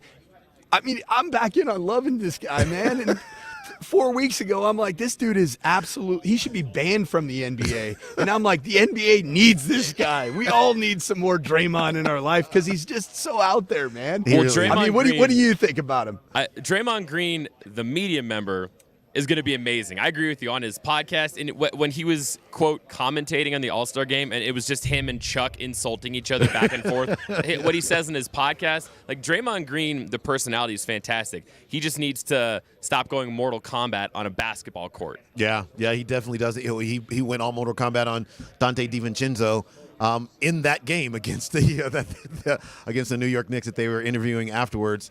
You know what? I'm with you. I'm with you, Coach. I think that as a personality, I mean, he's like the biggest and like most out there personality, maybe even in the league. And he's funny and he's thoughtful and he's a lot of things. It's just he's on the basketball court. He is a total He's a liability. He just is, man. He's a liability to the game of basketball on the floor. Yeah, but he's going to be times. But he's going to be a huge asset to it off the floor. I mean, obviously, like TNT is going to probably scoop him up as fast as possible to be on their broadcast. But anyway, Draymond Green doing Draymond Green things, and we actually love this one. So then there's that. All right, Coach, set up the stage for us? What are you going to be doing the rest of today, and what's the next couple of days of the Combine look like? Well, I have the privilege of jumping on with the venerable Darren McKee here in about 20 minutes with Hastings and Columbus on PhD. And then I'm going to be packing up all my equipment, which is I've sprawled out a pretty big setup here. I think everybody thinks I'm absolutely bananas over here, probably because I'm not very efficient with how I set up my setup. But I'm going to be headed over to the workout today, and I am so excited about the workout today because it's going to involve the tight end position and seeing the 40s that are going to be run, seeing ball skills, seeing just all the different layers of that position. I'm really excited to break down this group because it is such a massive need for the Denver Broncos. It's been missing sorely, really since the Noah Fant draft pick, then subsequent trades shortly thereafter. The Broncos need to hit on a tight end, and that's the bottom line. They got to do it in the draft. You know what? Speaking of tight ends, what kind of prospect is Dallin Holker out of CSU? Very good prospect. I actually just saw a statistic of yards after catch at the tight end position in the 2023 college football season, and Dallin Holker was in the top 3 or 4. I'll get those stats. When I kind of put a ribbon on the tight end position on Monday, but he is a top 4. Brock Bowers is like on a different planet of run after catch at the tight end position. But the 3 guys that I really like at the position were all in that top 5. And that was 1, Brock Bowers. For me, 2, Ben Sinnott, the tight end from Kansas State that I have a massive Michael Penix-like man crush on this tight end prospect from the time that I watched him at the Senior Bowl. And then obviously Dallin Holker. I'm anxious to see what he does today. There's a lot of that. A lot of man crushes, man. There are a lot of man crushes. the tight end position in general, we see what Sam Laporta did with the Detroit Lions. Obviously, Kittle and Kelsey. Is this position just basically a kind of now just basically a glorified wide receiver position forever, or are the blocking responsibilities of a tight end going to come back into play in a significant way? The blocking component of the tight end position's never really gone away. It's just that the importance of what they can provide in the middle of the field pass game is so critical that they're not tasked with as much volume as an elite receiving tight end as they may have been 20 years ago in the National Football League. But I do think that the blocking is still the foundational element of evaluation for NFL teams for tight ends. Mm-hmm. All right, that's interesting stuff here. The quarterbacks were on the podium today. We talked about Michael Penix. Bo Nix is a player now that is starting to be connected with the Broncos a little bit. Obviously, J.J. McCarthy has been, quite frankly, on a lot of mock drafts, basically selected by the Broncos. I am a Bo Nix guy. If we're gonna have it between those two players. Michael Penix, do we think he'll be available? Is Michael Penix, will he fall out of the first round? I think he's going to absolutely put on a show, especially with the motivational tactics that Mike Sanford, personally used at the interview at the podium. I think that he's going to put a show on tomorrow, and it's going to be awesome. And if you got a lazy Saturday tomorrow, tune in, because it is going to be phenomenal. And he's going to be looking for me after he puts on a show and be like, hey, what do they say now? Who are they? Show it to me. Because you know what? They got to eat their words, and I'm going to watch them eat those words. He's just going to see your face on every wide receiver and throw just darts all day long. Coach is out there, and he has just been a true asset for us. First at the Senior Bowl, and now at the Draft Combine as we get this offseason really kicked off in the NFL.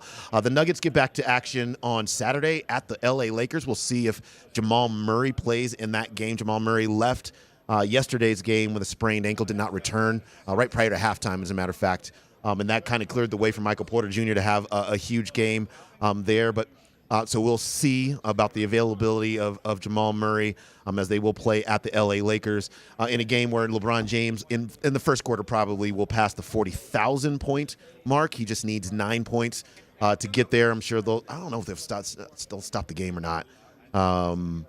But that will be a milestone that obviously nobody else has reached, because he is currently the all-time NBA points leader. So a big game for them. The Avs at the Nashville Predators as well. We'll have reaction to all of those things on Monday.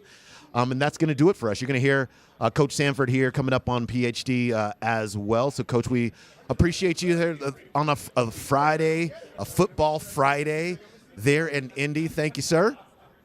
Good vibes everywhere, because it all started with what? It started with Dempsey on the Freestyle Friday. That's right. And I'll tell you what, that brought a smile to my day. The sun is starting to shine a little bit brighter out here in Indianapolis, and I always need that Freestyle Friday. Thank you for providing for that for me and for all of our listeners. Steve Nelson, we love and appreciate you. I'm shocked you're talking to me. The way you was talking about me when I got suspended, I am very shocked you're talking to me. Really? Really? Yeah, Really? Yeah, go ahead, though. Yeah, go ahead. Go ahead, though. I can't. The job is not as easy as it appears to be sometimes. We love everybody. All right, we love you. Have a great weekend. Don't do anything we wouldn't do, which means you can do anything you want to do. For Steve and Mike, I'm Chris Dempsey. We'll talk to you on Monday.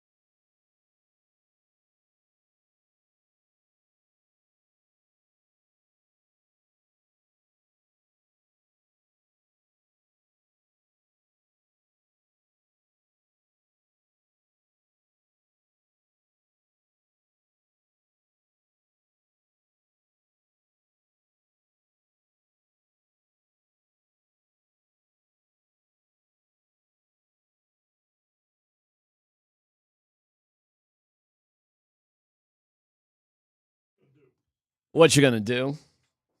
Come on now. I wouldn't mind getting down. Come on, man. Hey, man, it's March. It's March, baby.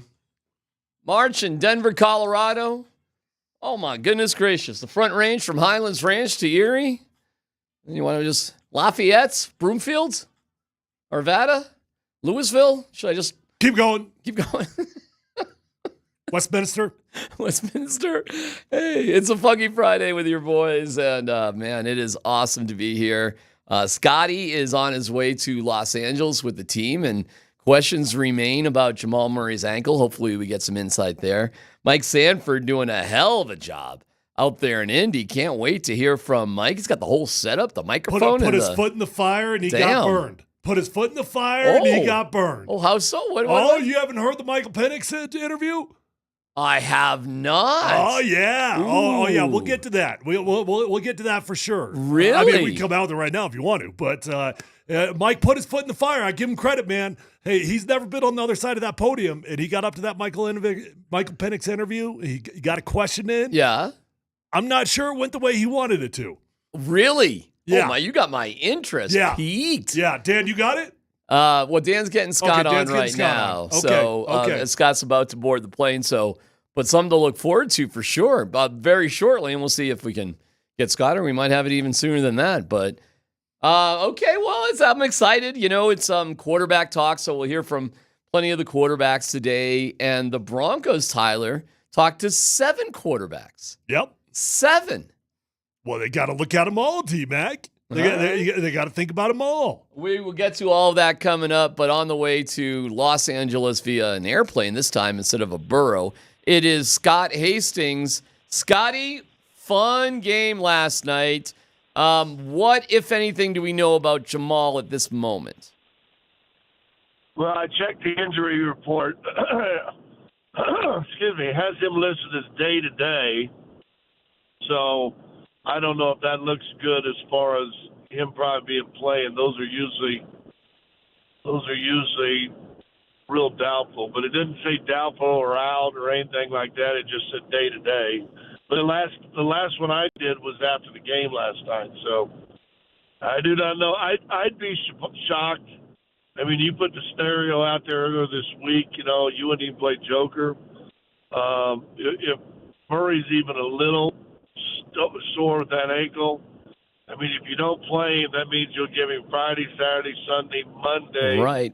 You know, 5 days in between games to see if you can, get that thing going a little bit in 5 days. Hey, I was looking at the schedule. Not only would I not play Murray or Joker, I wouldn't take them on the trip, and here's why. When you come back, you got 4 games at home. Did you look after that? You've got a one-off road trip to Miami before a home game against the Spurs. So I wouldn't take Murray or Jokic to L.A. or Miami, which would mean they both could chill out here at home for 2 weeks. You wouldn't have to take a road trip with those 2 guys for 15 days. And the most that you would do is, a game against the Lakers, a game at the Heat. I mean, you can't win them all. I mean, I think it's actually kind of a scheduling. Now, listen, they're not listening to me, obviously. But I just think it's a very interesting scheduling quirk that you could actually have Murray and Jokic just be here in Denver for 2 straight weeks. So they play the 13th in Miami, and actually the 15th in San Antonio. It's not a home game. Oh, I thought it was a home. Oh, it is a home. All right, let's see. Tyler. Well, they're playing in Austin, Texas on the Oh, that's what it 15th. is. And then they're playing in Dallas on the 17th. All right, so maybe they go on that trip. All right, well, forget it then. I was confused by that. Hey, D-Mac's got a new nickname. Rosetta Dana. Hey, tell me about that Nugget schedule. Never mind. Never mind. Well, go ahead, Tyler. It's the Austin thing that threw me off. It's the Austin thing. I got you. All good. Scotty, that was an old school grinded out victory, man. I mean, neither team could really make a bucket, but I got to say, I can't tell you how many times I've come on air and been like, man, when we need Michael Porter Jr. to step up, when nobody else is having their nights, why can't he just step up? Well, he did it last night. How's your confidence in MPJ right now? He fits the role that they need him to. I said on the radio when you in the third quarter, and Mike had a nice first quarter offensively, that they need him again. And he had a big third quarter, which really that kind of won the game because now they kind of coasted. I think they only scored 19 in the fourth. So he did what you got to do. He didn't score in the fourth quarter, which I would have liked to see him. Sure. Have 30 after 3 that finishes with 38. Then they walked away with that game. But they did it, and it also goes to show you what this team looks like without Jamal Murray, and your chemistry, your execution, your flow changes just a little bit, and why it's important to get him back healthy and not rush him back just to have him because, Coach Malone says this all the time. It's about getting to the playoffs. And D-Mac, he said this last night. Mm-hmm. He said it's just about being healthy. We got to win games, on the road. We have a team that's capable of doing that. They absolutely do if Jamal Murray's healthy. Yeah, no doubt. Hey, listen, man, it's still tough to beat the Nuggets, but it's a crack. We're hoping and want Jokic and Murray just be who they are. And I did ask Joker about this, and he kind of grudgingly went along with it, but Malone said you gain something by winning tough games, that not every game is going to be the same in the playoffs. And Bednar has said this in the past. Like, there is something, and I'll ask you guys about it, but there seems to be something when it doesn't come easy and you can persevere as a team in a different style. And that's what happened last night. Yeah, and I don't know if it means anything to the team other than it's something now in the memory bank, right? There's something in the memory bank. Correct. That you can go, hey, we've been in this situation before. Miami is a slow, methodical defense, get in your chest kind of team. Did not shoot the ball well last night, but if you're going to give them credit for slowing Denver down a little bit, you got to give Denver's defense a little credit for slowing them down. But they make you play kind of an ugly game, and that's how they win games. And remember, Pat Riley did that when he was coaching, the New York Knicks. The way they won games was to grind it out 80, 88, 84, 94, 90. And Spoelstra's got to pick that label up a little bit with this team that he has this year. But, listen, you grinded it out. But it also, I tell you what it does, you don't want to play a lot of those games in a row because that also wears you out. I look at Joker, and he didn't shoot the ball great. They had a bunch of roll in and out, but whatever. But they were able to completely concentrate on him, and even though he made that big hook shot late in the game, you're like, okay, there you go. You needed that. When you got a pick and roll with Murray, and I was trying to explain this with Dan last night in the postgame show, when it's a two-man game with those two, you have two threats in your pick and roll. And Murray coming downhill, okay, we're going to concentrate on Joker. Murray's going to make you eat their lunch. I mean, he's going to pull up with a little short jumper. He's going to take it to the basket. He's going to make if you just worry about Joker. All right, well, let's stop Murray. Well, now you got Joker you got to contend with. Now you got those little pocket passes, and that's where you get that little floater that he shoots or that little high lob to Aaron Gordon coming down the baseline. But that's because he's a threat. Pick and rolls, if you've got a guy in the pick and roll, either guy, if both guys aren't a threat to score or to attack the rim or the basket, then it's not going to be effective, and that's what happened down the stretch. Reggie, I think he was gutting that game out because I think he's hurt too. He just wasn't the threat, and so now you can kind of really focus other places. All right, buddy. Well, listen, have a safe trip to Los Angeles and enjoy Cause and basketball and LeBron James. It's always a thrill, that package. I will. Hey, real fast before I leave you, something I heard today. Oh. How did Moses brew his tea, make his tea? How did Moses? I don't know. How did Moses make his tea? Red. He brewed it. That went over my head, actually. Scotty, this is where we hang up. Yep. He brewed it. Get it? He brewed it. God, okay. He brewed it. You needed to pronunciate it a little bit. He brewed it. Now I got it. Yeah. Now I got it. Still not funny. Thank you, Scott. Can't even get it. Still not funny. Well, you're funny. You're funny. All right, bye. All right, we'll see you. All right, bye. Bye. He brewed it. He didn't. Now I He get botched- the joke. Now I get the joke. Listen, he botched the setup, and he did not. No, the setup was okay. No, he botched the setup too. He botched the setup. Yeah. How did he botch the setup? How did he make his brew? How did he make his? He said brew in the beginning. I didn't even catch that. Well, it's the two of you with the dad jokes. You guys with the dad jokes. Listen, man. I mean, I know your kids are a little bit older, but older. They'll enjoy it. Actually, I'm not gonna lie. My son got mad at me last night for busting out the dad jokes. I was at dinner with my son and my girls, and you know, busting out a couple dad jokes on my middle daughter. Uh-huh. My son turns to me and goes, "Dad, it's not funny. You've told those jokes a million times." Yeah, he's not wrong. I know, but I know. All right. Yeah, when you have a 24-year-old on Monday, can you believe my oldest son's 24 on Monday, which is bananas, and a 21-year-old. He's got a doubleheader today, so. You know, when your son can legally go out and drink, you drop the dad jokes. You do? I think they start to appreciate it more the older they get, actually. Yeah, I haven't found that to be the case. We will have Mike Sanford on here in just a little bit, but I'm kind of curious to hear what he had to say.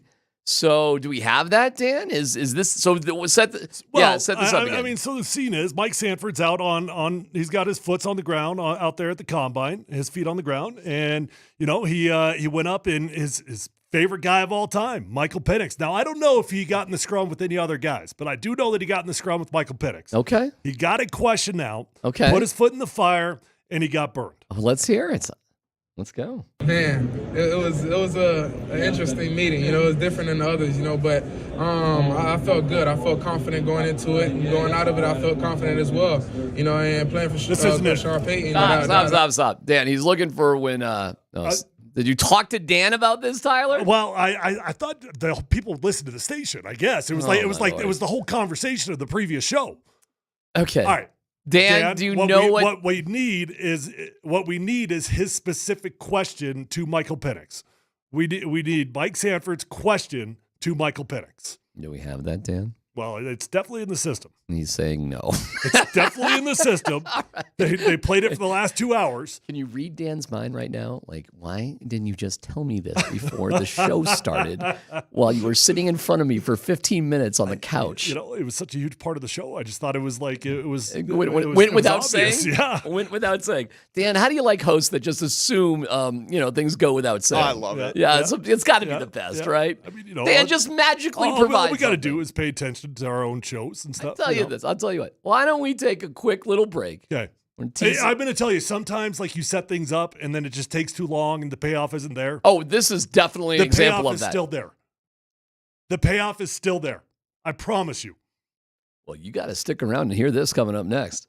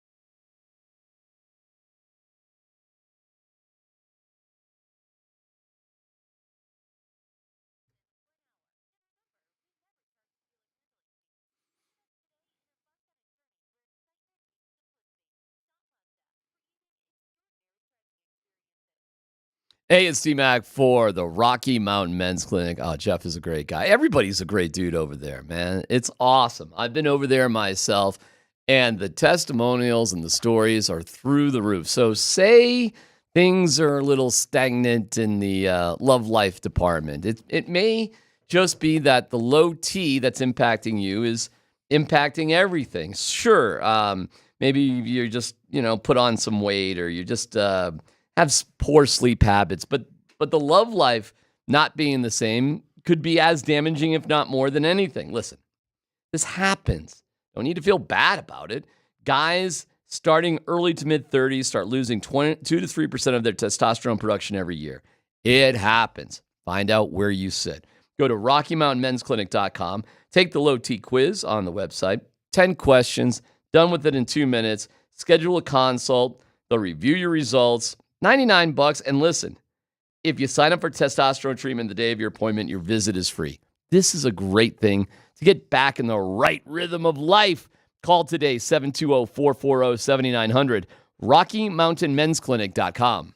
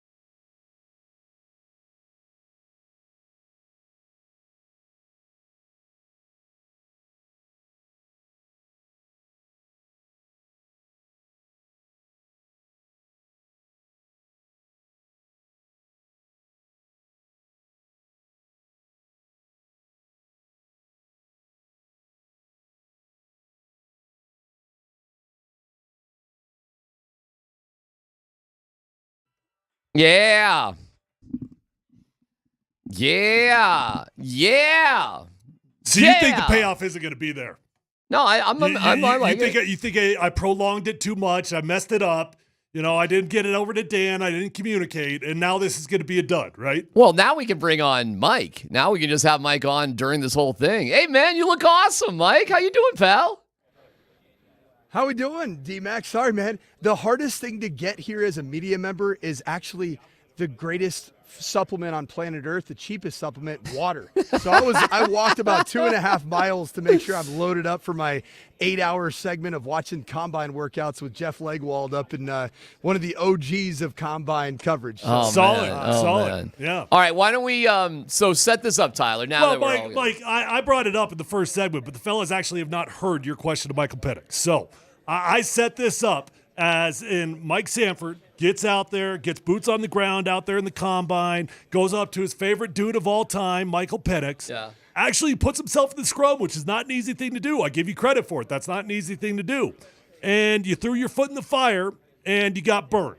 That's the way I set this thing up as, okay? So do you want to just go ahead and play this? Let's play it. Okay. Let's play it and react. With everybody saying that your draft stock's like falling, how big of a chip do you have on your shoulder to prove everybody wrong tomorrow and then through this process going into pro day? Somebody said that? I don't know. Somebody may have. They may have or they did. I don't know about that. I'm just being myself, man, each and every day. You know, I'm getting better every day, so I can't control that stuff. So. Dude, D-Mac, I need your instant reaction as a longtime journalist. I've seen this mistake 1,000 times. Hold on, do we have his photo? Okay, so it is a mistake. Oh yeah. You can't. You've got to reference something specific. You'd have to say in NFLMockDraftDatabase.com, you have gone from a top 10 guy down to a 20 guy. You really do have to cite exactly what the hell you're talking about. You can't just say people are saying people are saying that the word on the street, but it's a super common mistake because you're not wrong. There is a vibe that the stock is falling, but the problem you have in that situation, it's too easy for the person you're asking the question to come back at you exactly like he came back at you. It's too, you got to. The irony of this is that I do give Mike credit because most people, when they get in an uncomfortable situation, they give it a preface. They say something like, not me. Like I don't have that evaluation of you. Yeah, but that's a wimpy way to do it too. Well, I know. In my opinion, but a lot of people, when they get in there for the first time, that's what they'll do. You could say, I've seen mocks like Mel Kiper's not have you in the top 20. How do you respond to it when you were amongst the top 20 in his mock? 3 months ago. What do you think's going on? But you're not wrong. You're not wrong. Basically what you're telling me as a very young journalist, but by experience, but not young by age, because I'm 42 years old. Right. That I made a sloppy mistake, but an audacious sloppy mistake. Yes. Oh, it's a great. It was an audacious one. That's a great question. It's very direct, and it is the story with Penix. So no. You asked a brilliant question. You just got caught with the way you asked it. That's all. It's a great question. The first best thing about this is hearing his response verbally. Yeah. The second best thing we're working on. We got a little technical errors here. We'll get it pulled up here. But the second best thing of this whole thing is seeing Michael Penix look, his death look at Mike Sanford. I mean, it was a look of death that he gave him. We'll get it on Twitch as soon as we overcome these computer issues. No, but let's talk about it for a second, because I do think this is so funny. This happens to me too. Like I will like a guy, and I'll ask him a question like that, and he'll think I hate him. But no, I really right. Your buddy. That's exactly what happened, D-Mac. That's exactly what happened. Like I was like, am I gonna go? And we talked about it yesterday on your program. Would I be able to contain myself when I do ask the question, whatever question it was?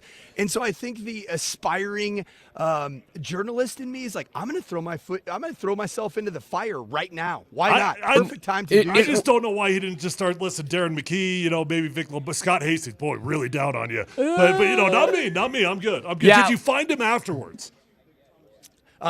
They have locked these guys down. So I mean, so he just hates you. Yeah. So, okay, but here's my second question. Oh, yeah. Have you ever come across Michael Penix on the recruiting trail or anything like that? Never. Like, does he have any That clue was who my you first are? interaction. It's done. Like, outside of coaching against him in Seattle, this was my first reaction or interaction with Michael Penix Jr., and you can see D-Mac right behind you.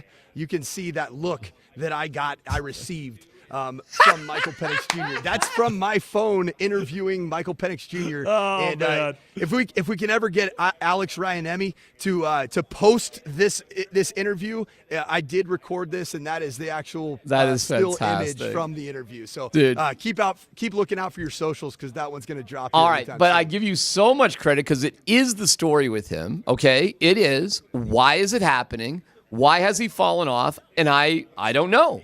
And it would be interesting to get an honest answer from him. So, all right, what is your vibe about that? Because you are right about it. So never mind. And you did ask the most obvious question, which is good. So why do you think, when you talk to people, what do you think is going on with this cat? Yeah, D-Mac, ironically, that was 18 minutes into just a host of softball questions. Right, that happens. Right. Outside of Jeff Legwald, who was the only one who asked a question that could provoke some type of response emotionally from Michael Penix Jr., which was about his medicals. That was the first question that Leggy did ask about his medicals. I do think that the reason for his drop-off is, I think, an overplaying of one game, which is a massive game. It's the national championship. Yeah. I think that the data behind national championship winning quarterbacks and how they have success in the National Football League, it's not strongly supported. And I think that's why we keep making the same mistake as just human beings of over-promoting, say, J.J. McCarthy, and also giving too much blame in the direction of Michael Penix Jr. because of his performance in that game, when in reality, the national champions in college football, they're in that spot to win that because of the sum of all parts. And really, it comes down to, can you run the football and do you have a dominant defense most years in college football? Right. And frankly, there was one team that had that in the form of Michigan, and Washington wasn't at their level or anywhere near close to their level defensively or running the football. You know, you could have, I call it a presumptive question, meaning you presume something as you ask the question. You could have said to him, theoretically, do you think your poor performance in the national championship game is the reason your stock has been falling recently? And then he could have also then asked, right now learning, because I'm in school, I'm back at, I didn't have a chance to go to Syracuse and study broadcasting and journalism, and this is my real education and training day. But what he would have come back and then asked is, who's saying that I'm falling? Right? Then you have to be ready for it. You'd have to. That's right. Because I'm asking a presumptive question, so I'm taking a leap ahead. So you got to have a little. Well, Mel Kiper doesn't have you in the top 20. You'd say something like that. But that being said, what was your overall vibe with the quarterbacks today? Talk to me, because everybody talked today, right? Everybody did talk today. I didn't have a chance to spend a ton of time with Jaden Daniels, but I told you guys yesterday how much he's trending up in the circles, the NFL circles, about his meetings. When I walked by his podium, the guy lights up a room. That's the bottom line, is that he has an energy, he has a charisma, and he has a presence that lights up a room. I think conversely, Caleb Williams today, he came out, had his hands in his pockets, slumped over. The very first question that was asked of him was essentially, are you afraid to compete? Yeah. Wow. And he immediately did the smacked his lips, like right back at the question that was asked, as opposed to having an answer prepared. Right. That rubbed me the wrong way. Right. And there have been some things in his behavior. He doesn't have an agent, Tyler. He doesn't have somebody advising him. Yeah. It's his father. It's his father, and I don't think he's being directed properly in this process. Well, and I do think, I mean, you were the first one to say it yesterday on our airwaves, that there's a chance Jaden Daniels is climbing up that ladder. And, then the news breaks out that, Caleb Williams is doing something that has never been done before in the history of the NFL. No player has ever gone to the NFL and said, I am not opening up my medicals to every team in the NFL. It's never happened. You've never had a team, you've never had a player say, I will only give my medical records to a team. Now, that story changed a little bit. Apparently, he's giving his medical records to 3 or 4 teams, but he's hand-picking the teams that he's going to allow to have those medical records. And, man, I don't know, all these things, this is starting to add up. I mean, I love Caleb Williams. If I'm the Chicago Bears, I'm not thinking twice. I get the deficiencies. I get some of the headaches. I'm taking him in a heartbeat just simply based off the talent. But it is adding up, man. This guy might have a bit of head on his shoulders. Is a little bit too big for him. No, and I think the fact that he made $12 million in last calendar year as a collegiate athlete. No, he did I not. don't think that $12 million. Oh my God, I did not know that. That in and of itself tells you a lot of the story. Not to say that Jaden Daniels and Bo Nix didn't make good money, but they didn't make $12 million. They weren't on every commercial leading up to the CFP. I mean, he was everywhere. I do think that does play a role in just this process, Tyler, and you could speak to this better than anybody. Is it not such a humbling process? Oh my gosh. You feel like you're, frankly, like in front of the world with all of your flaws exposed. And it's all amazing about how you prepare. Because where you at mentally, personally, going into the combine, you have never felt more on top of the world. You've never felt more on top of the world. Hey, man, I'm the best of the best. I just got invited to the combine, and then you get there, and they just start ripping you to shreds, to pieces. I'll never forget an interview I had with Bill Callahan and Tom Cable, two radically different interviews. But, I walked away from those two things, and I played for Tom later, one of my favorite coaches I've ever had. But I walked away from those two things thinking, man, I just suck at football. Bill Callahan, he asked me, hey, drop your favorite run play against a 3-4 Sam Blitz or something like that, right? So I dropped 3-4. I dropped the two edge rushers coming up off the side, and then he looks me in my soul, and he's like, that's a 3-4 Sam Blitz? You sure? And I'm like, you drew up a saw dog. Yeah, I did. I drew up a saw dog, and I'm like, I think so. You sure? I'm like, oh, I see it now. And he's like, all right, I appreciate your time. That was it. Oh, no. I'm like, oh my gosh, I could not have done any worse than this thing. Hey, what do we know about Michael Pratt? It caught my attention that the Broncos interviewed him as well, Mike. What do we know about Michael Pratt out of Tulane? Well, I evaluated him at the Senior Bowl, and I was tremendously underwhelmed Oh, by his okay, arm okay, talent. okay. I watched him. I think he's a career backup. I think that you're getting a much less experienced Jarrett Stidham. Frankly how so end of story. In my opinion, he did have a lot of production in college, but I just special. I don't think that he has the physical attributes to be even a thought in the first round. So you brought up that story there, Tyler, and we see interesting behaviors from Caleb, right? Caleb Williams. What's more important, Mike, in your opinion? Here, these interviews that all these guys are going on or running around in their underwear over the weekend? I think both matter. I think that, Tyler, you'd probably agree with this, that everything that you do once you step foot in Indianapolis matters. How you conduct yourself, how you carry yourself, how you perform intellectually and even personality-wise in those meetings that do take place, how you carry yourself in front of the media. Is there something that comes out of your media session that gains national news? That's a red flag. You don't want a star player getting national news because they said something that's out of left field. And then, of course, the on the field matters because I think it's not just about your 40 time. I think so many people put so much stock in the 40 time. Yesterday, watching the defensive line, edges, and linebackers, I could see from the 40 and then going to the on-the-field change of direction movements that they are tasked with, you can see how it all fits together. The straight line runners versus the guys that can change direction and the guys that have both of them, they have a secret power. The on-the-field definitely matters. I'm not dismissing it, but I think COVID proved to the world what really matters to the coaches. And, when COVID happened and all of a sudden we're doing these Zoom meetings every single day and nobody's seeing anybody in person, and then all of a sudden a couple coaches, COVID ends and people are back into the combine. Then you got Sean McVay and you got Robert Saleh and there's 4 or 5 different coaching staffs that didn't send their head coach or even their GM because to those teams, the most important part for the head coach and the GM, they could get the film on the rest of it, but they wanted to be able to be a part of the interviews, which they still can at home over Zoom. Well, I think it's a big deal, but then you got to assume that whoever your personnel people have a sense of who people are, I guess.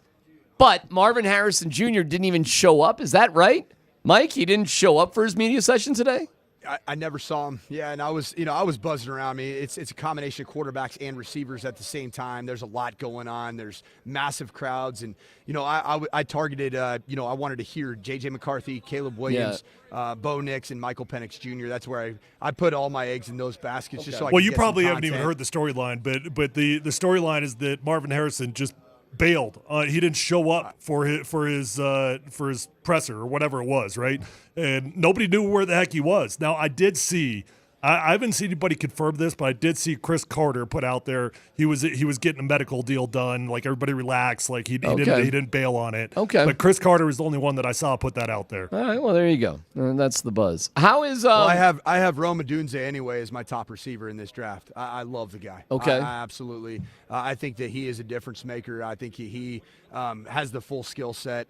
And outside of committing the unforgivable sin of throwing his hand up in the national championship game when he thought that he saw uncovered. It was against cover 2, and that's when Michael Penix threw the ball to the corner route, and that was on Rome Odunze. That was the one mistake I saw from him that I is unforgivable, but his skill set is incredible. Hey, I mean, you're all over these Washington guys. Jed Fish is a good friend of mine. I mean, if you want me to put a word in, I mean, clearly you got to thank for being out there in Washington. If you want me to call Jed for you, I'm happy to do it, pal. No, I'm good. I'm too busy making contacts and connections here in Indianapolis in the media side of things. Man. Oh, okay. So it's been phenomenal. Well, that went awesome today. Yeah, well, let me tell you. Let me tell you, Mike. You get an A+, okay? Because at least you asked a question that mattered, all right? And you got to be brave enough to do that. And it stuns me over the years when there's something obvious to be asked, and it's softball after softball. So I give you full. I'm laughing a little bit, but because it's a little confrontational. But so what? And listen, what Penix doesn't know his stock is dropping? Well, then you got a bad agent, bro. I mean, your stock is not great because we're all sitting here. We're all sitting here waiting for your medicals to come out one way or the other. So, but he's nowhere to be found in any of these mocks. Nowhere to be found. So he's got a lot to prove. That's not entirely true. You still got a handful of guys. I mean, Joel Klatt just put him out there in front of J.J. McCarthy. You still had him as the fourth guy. I mean, he's dropping, but he's not like he's fallen off the face of the map by any means. Put him in a mock then, bro. Put him in a mock and tell me what. I get he's ranking his quarterbacks like what order. But Joel's not putting out like what team would want this guy, Mike. There's a big difference between rating guys in order and saying, hey, man, this team is going to want this guy. One thing that I did love about Michael Penix Jr.'s answer to my very amateur question, as has been defined by Darren McKee, is that I love the fact that he almost embodied the characteristic that is so important for a quarterback, which is like put your blinders on. Yeah. Worry about your work, worry about your progress. And I think that he even took that question, the way he reacted to that question. It's good. I think it was motivational for him as Absolutely. well. Because I think he does actually have his blinders on, D-Mac. I really do. I think he's so focused on his process. Did you guys see the clips of him throwing at the convention center here yesterday in preparation for his work? Yeah. He was throwing inside because it was like 22 degrees outside and it's all a concrete jungle here in Indianapolis. Mm-hmm. He was ripping field outs down the corridors. And I love his process and his preparation. Even if he and I got a little bit tense with each other, I think that his head's in the right space. And I personally think he's going to put a show on tomorrow. All right, I'm excited for it. What time does that go down tomorrow? What time are the quarterbacks throwing?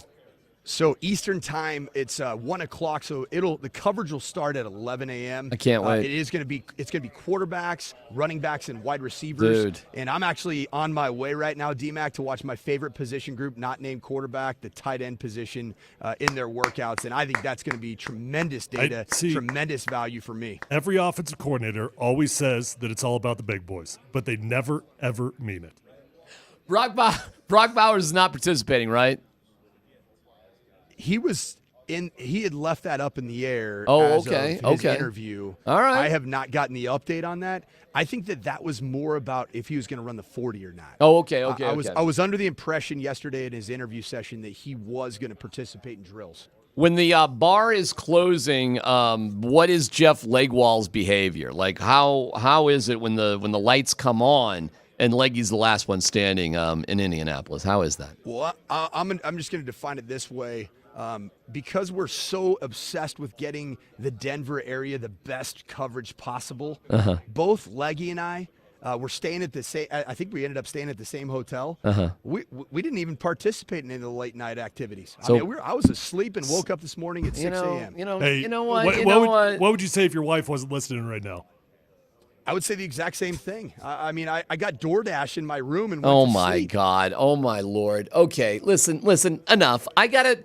Vic's going to bed in Vegas at 9:30. You're tucking Jeff in at 8 o'clock. Like, you guys don't even know how to do this the right way. You got to send me out with you next time. I agree, D-Mac. You got to show me the ropes, a different kind Whoa. of version of the ropes than Leggy's showing me, because he's showing me like Leggy is a grinder. Oh, no he doubt. He is the grinder of all grinders. And my respect level for Jeff Legwold was already very high after this combine. The way that he's revered here in the circles, this dude is a true OG, and I'm learning the right way. I'm not. Just right. not the fun way, D-Mac. No, there's business that happens. There's a right way and then there's a fun way. Well, I'm telling you, loose lips sink a lot of ships after midnight after a couple cocktails. I'm just telling you. But that's all right. That's all right. That's all right. You just do things the boring way. That's good. That's fine. That's no problem. And go. My play, D-Mac, is actually early on as much data as possible. And then once the combine is really over, as it relates to quarterbacks, receivers, tight ends, that's Saturday night. Yeah. That's where I think it's going to get a little All loose right. lips. So I'm going to be around for that. I'm here for it, D-Mac. I'm here for it. Let's go. All right, buddy. All right, we will. Will we great be, stuff, will we great be hearing stuff. from you later on after the tight ends, or are you just done with us for the day? I'm going to be on again, I believe, in the latter half of Kreckman and Lindahl. Okay, so I will sounds be back good. on, and I'll give a live update if it's available. Sometimes these the DB workouts might be forever. Okay. And if the Broncos select a DB with the 12th overall pick Oh from my Alabama, God. Oh my I think God. we're all done. We're Thank you. Let's go, baby. Thank you, Mike. Voice of reason. My gosh. I'm here for chaos. All right. Thanks, Mike. We'll talk to you later. Great job. There you go, Mike Sanford. Man. Good stuff, buddy. I told you the payoff was still there. It was. You're right. I told you. You're right. You didn't believe me. No, I did not. No. You thought I blew it. You thought it was all over. No, that It was just going to great. be a dumb deal. No, that was great. It couldn't have been any better. That was fantastic. I mean, the fact that it was Michael Penix, his guy. It was great. It was great. It was great. It was great. All right, let's break that down. Man, I love it. I do wish we were out there in Indy. I'm not going to lie. It would be fun to all be out there. But hey, this is terrific. Mike's doing a great job. More reaction. We'll hear from more quarterbacks, including Jane Daniels, next.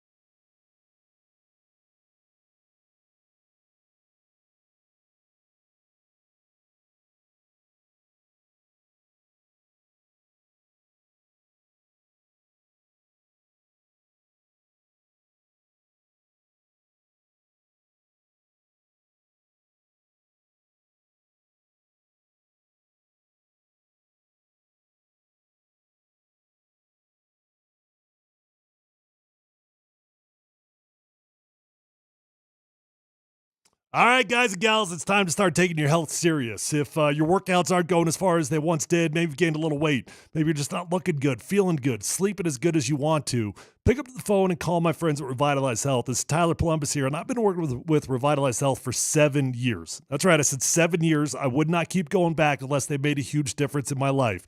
Medical weight loss options, testosterone, peptide therapy, hormone replacement. They've got it all. They've got 3 locations. They're close to you no matter where you live. Find them online at revitalize-health.com.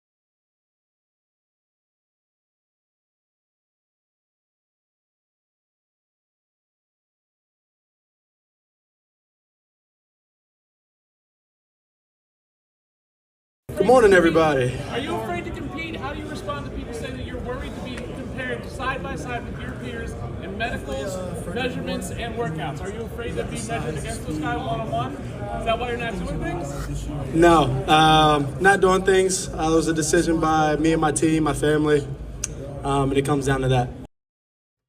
All right, that's the clip. Let me tell you, that reporter is a jerk. That was stupid. Asking that question like that, that's a jerk. And he threw out some people have said blah, blah, blah. You say it, dude. Are you afraid to compete? Are you? Is that why you're doing this? Yeah, Are you afraid to compete? Who is that jackwad asking that question like that? Well, again, though, I like the premise of the question. Yeah, I do too. But Like what goes into this? Why did you choose not to go out there? I mean, asking, are you afraid to compete is a very, very direct way to say it. I do think you could have said it I don't think you could have said it in any manner in which the player is not offended by it, but I do think you could have said it in a manner in which it was not like that. I totally agree. And you can be direct. You could use the same words, but it's like, hey, who sent Stuttering John to the combine? I don't downgrade Caleb Williams at all because there's a tool bag the way he's asking that question. There's respectful ways to be direct. Just be direct. It is fascinating. But not like that. He was like accusatory or something. I do wonder, who does this dude have in his camp? Because you even hear it right there when he says, it's just something me and my team that we decided on. And then he kind of clarified it. He's like, me and my family. Like, that is his team. Okay. Mike Sanford said it in the last segment. That is his team. And I do think that's a mistake, dude. Like, you're the number one pick. And I'm not telling you that you have to have an agent. I'm not. I think that you can get by with it. If I was the number one pick, I probably would have an agent because there's a lot of things that go with it. But you got to have people that are in the industry. You got to have lawyers. You got to have people that have been in the union, whatever. You just got to have people around you that know the process. I am wondering, and I think it's a legitimate question, just not asked like that, in my opinion. He's the first player ever to decline medical exams with teams. Why? Like that. Well, I mean, of course, the initial question is, and I think the most relevant question to Caleb Williams today is: there something in your injury past that you were trying to hide? Is there a reason why you don't want the teams to have your medical history? You've just opened it up for speculation. That's for sure. Of course you have. I mean, look, every year that goes by, players find different angles to gain power. They do. And I think a lot of times it's good, a lot of times it's bad. I think the NBA, it's gotten outrageous. But this is actually a new precedent that wasn't Chris McCaffrey like one of the first dudes ever to skip a bowl game and the outrage that went with it. And now it's just like commonplace. Very common. I guarantee you the next Caleb Williams is going to do what Caleb's doing right now. Okay. Because he took control and he said, you know what? I don't have to allow every team to have my medical history. Why would I want that? Because down the road in 5 years, why would I want them to know all my stuff? They'll know it once I'm in the NFL, but right now, I don't have to give that to them. Right. Yeah. Okay, I see what you're saying. Being a ground breaker, being a pathfinder, sometimes comes harsh on those who blaze that trail first. So I mean, listen. It's all right. Let me ask you. I think it's odd. I'm not sitting here defending it because I do think that it's odd. I think that this dude has clearly got some entitlement going on, some big time entitlement. Okay, fine. Let me just go down to this particular point with you. Is it? I mean, we don't, as a society, open up our medical files for everybody to know. There's HIPAA rules. There's privacy. That's there for a reason. I mean, but it's different. I mean, if your profession required knowing your physical attributes, if your profession required knowing whether you're capable of doing the job, I think it's different. I mean, I don't have beef with the NFL having my medical records. No, fair. But for him, for example, he's going to go in the top 3. Yeah. So why did the Kansas City Chiefs need it? Well, Kane brought up a good point this morning. And you always assume, like, hey, I'm going to the Bears or I'm going to the Commanders. Well, hey, I was listening. Caleb Williams has tried to downplay the whole I don't want to go to the Bears thing. But I was listening to him the other day, and he's like, hey, if I get drafted by the Bears, it is what it is. But, man, it really would be awesome to be playing back home in D.C. So it got put to bed and then he brought it right back to life, right? And that doesn't mean that he's saying he did say he would play there. He did say he wouldn't try to cause a trade or anything, but he did make it clear that wouldn't be his personal choice of where he wanted to go. But Kane brought up a good point, especially this year with the Chicago Bears. If there's ever been a team that, in theory, might be willing to deal a number one, this kind of feels like the year that if you motivate them, they might just do it. So, okay, you say I'm only going to give it to the Bears and I'm going to give it to the Commanders. Well, what about the Patriots at number 3? What if they really want you? What about the Denver Broncos in theory in a year in which you had more ammunition? What about the Denver Broncos at number 12 if they wanted to trade up to number 1 to go get you?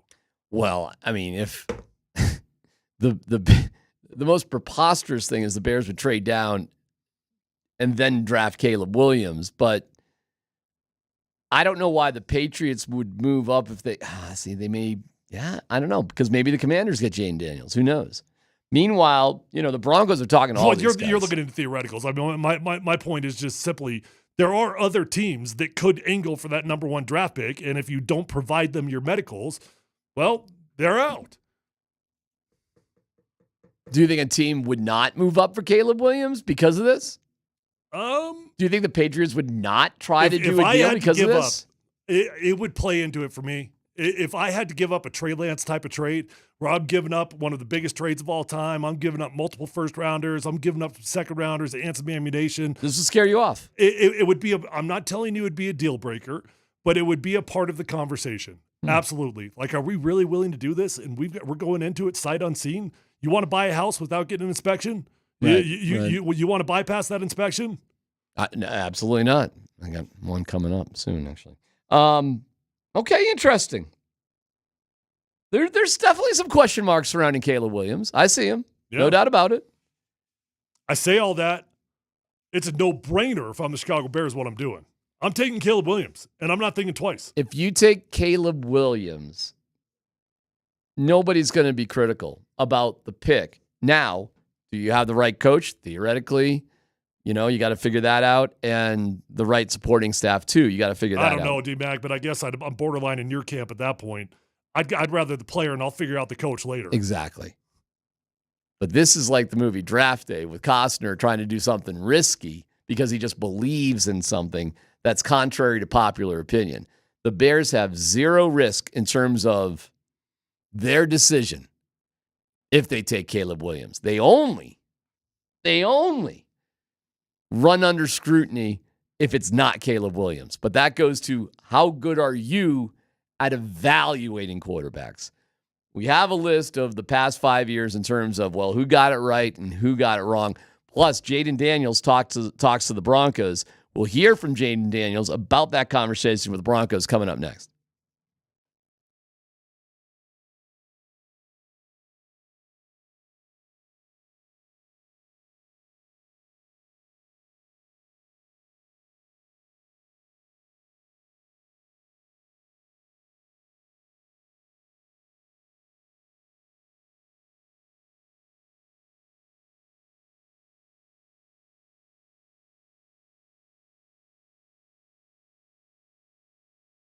Hey, it's C-Mac for Mike Maroney. It's March. Here we are. Man, oh man, oh man. Feels great. Beautiful day. And this might mean it's the right time for you with Markdown Mania. At Mike Maroney Auto Group, they're marking down hundreds of new Chevys, Fords, Buicks, and GMCs with discounts of up to $20,000, $20,000 off. Or get financing as low as 0% APR for 72 months. 0%, 72 months, nothing to think about. And if you're looking for a great deal on a quality pre-owned vehicle, Mike Maroney, they're marking them down. They've got a great selection of economy cars, family cars, luxury cars, trucks, and SUVs. And every vehicle they sell includes a money-back guarantee and free delivery anywhere in Colorado. I want you to visit them today. Mike Maroney, Buick GMC in Boulder. Mike Maroney, Chevrolet, Buick GMC in Longmont. And my great friends at Mike Maroney, Ford Longmont. What a great time. Here we go with March. Markdown Mania at Mike Maroney Auto Group. For details online, MikeMaroneyColorado.com.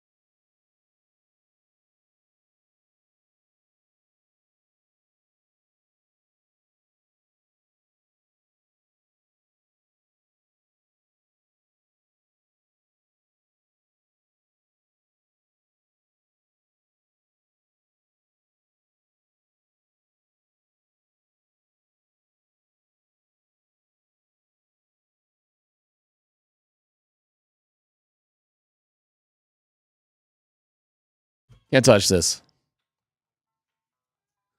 I wish you would. Well, really? Whoa. We'll have No Dumb Questions coming up at 1:30. Your chance to win a $100 gift card to Old Chicago. Get your question in. And a random drawing will come your way. Scott not here because he's on a plane to Los Angeles to go see the Lakers game, which we'll see about Jamal and we'll see about Yoke and all that. But they ain't going. No chance. You don't think so? Well, Jamal for sure, right? I mean, why the heck would Jamal go? I mean, I can make an argument why he would go. It's really not that. Go ahead. It's not that bad, and he's going to play. Oh no. Yeah, I mean, look. Yeah, what do you want? You want to risk keeping Jamal Murray at 80%, or you want to get him healthy for the stretch? We'll get into it coming up. That's for sure. Mike doing a great job. Mike Sanford at the Combine, where Jaden Daniels. All right, what's your take on Jaden Daniels? What do you think about that cat? Well, I've been a bit of a roller coaster on this cat, that's for sure. You know, for a long time, I watched the first 2 or 3 games of the season, LSU, like start to finish, and it was ugly. Like he couldn't hit the broadside of a barn, and they were hyping the heck out of this guy. They were hyping him up like it was insane. And I'm just watching him. I'm like, he just looks like another dude with feet. Like he could not hit the broadside of the barn. And for a long time, I really had a hard time getting that out of my head. But I did start watching more film, and I see it, man. I mean, you could make the exact same argument about Anthony Richardson. By the time it was all said and done last year, I was really high on that kid. I was really, really high on Anthony Richardson. And he reminds me so much of him because the talent is just wicked. It's just crazy. It did that for you. The talent is insane with Jaden Daniels. I do think it's a risk. I mean, I know Mike has said there's a chance that he might go number 1. I find that really hard to believe. I find that incredibly hard to believe. I mean, I think Caleb Williams is cemented in stone. Can't rip it out. I mean, it's who's the sword that he can pull out? Who's the sword? Who's the sword? King Arthur? Yes. King Arthur's sword? Yes. Yeah, I couldn't pull out King Arthur's sword. I mean, that sword is stuck. Caleb Williams ain't going anywhere but number 1. But I do understand the appeal with Jaden Daniels. Here is Jaden talking about his conversation with the Broncos. Yeah, I mean, Sean Payton, obviously what he did in New Orleans, I was down the road, so, you know, a lot of people still talk about those days, but be able to see the offensive mind that he is, the guru, and just be able, like I said, just sitting there, just talk football with everybody. Oh, there you go. You hear J.J. McCarthy's take on his interview? No. Oh, Dan, I said that to you. I don't know if you got it pulled up or not, but we'll get J.J. McCarthy's take on his interview with Sean, and it was different. It was different. He made it very, very clear that Sean in that interview felt like the Sean that we know. Well, that's interesting because here was what Penix said about the interview with the Broncos, which feels somewhat similar. Man, it was an interesting meeting. You know, it was different than the others. You know, but I felt good. I felt confident going into it, and going out of it, I felt confident as well.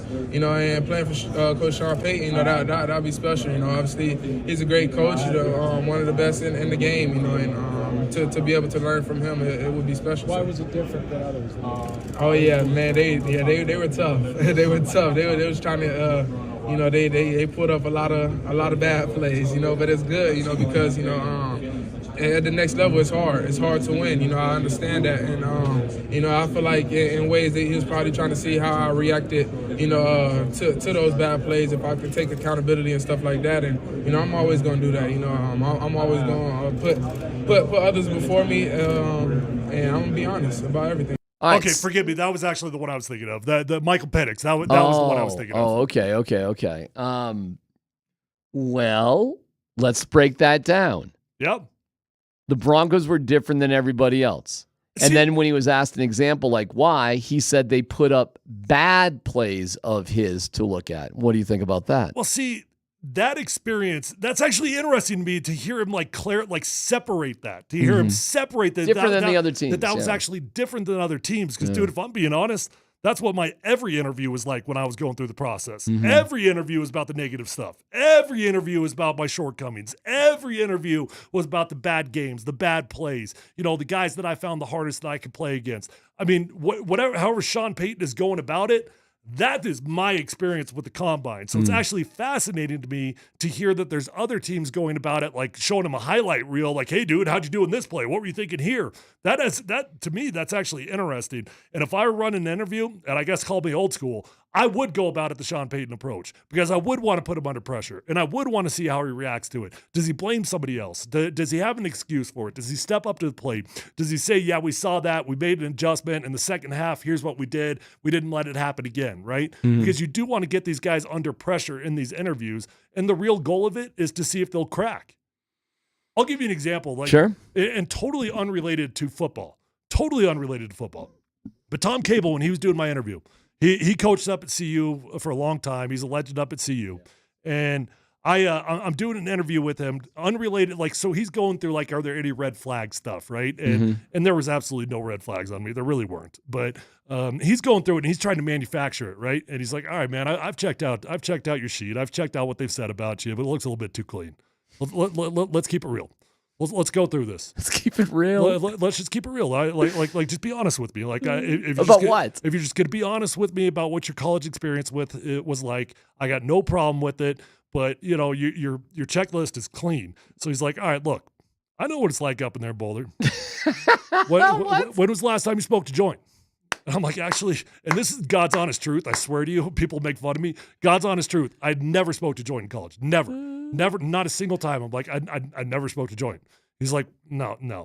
See, I'm not going to buy that. I'm telling you right now, I'm interested in you as a prospect, but honesty is what I expect, and honesty is what I need. He said, I've been in the sink. This is Tom talking. Yeah. Said, I've been in the sink up there. I know what it's like. Yeah. Stick your left thumb up. You're going to walk out with a joint in your hand. And I'm like, no, honestly, I didn't smoke. Marijuana was not. I was like Vaughn. Marijuana was not a part of my life. Hey, Coach, I was doing coke off a stripper's ass on Pearl Street last week. You got me. Yeah. What do you want out of just you? pressing and prodding and trying to get something out of you. That's what my combine was experiencing. And it sounds like Sean Payton's a little bit old school. I think Tom Cable is giving away a little bit of himself, like what Tom Cable's into. Don't lie to me. Don't lie to me. All right, I like crack. Yeah. Okay, just did a little meth. Coach, how much meth would be too much, in your opinion? Did you see the documentary about me, Breaking Bad? No? You missed that? We have J.J. McCarthy talking about his time. So we do have J.J. McCarthy talking about the Broncos. It was awesome. You know, Coach Payton's energy, Coach Webb, Coach Lombardi. It was just really great to be in that room with them and go through tape. It was honestly a really fun time. So it was a blessing to just, you know, pick their brains a little bit and have them, you know, just shoot me questions left and right. And, yeah, I really enjoyed it. JJ, how do you get a chip with Sean Payton? How do you see yourself with him? You know, a fellow Illinois guy, you know, absolutely would be an honor to play for him. And, you know, just everything about this process has been so great, and any team who selects me, it would be an honor. What did he say? Fellow Illinois guy? Is that what he said? I know that's where Sean went to college. I think so. Yeah. Him and Shanny, both quarterbacks there at Eastern Illinois. Eastern Illinois. Yeah.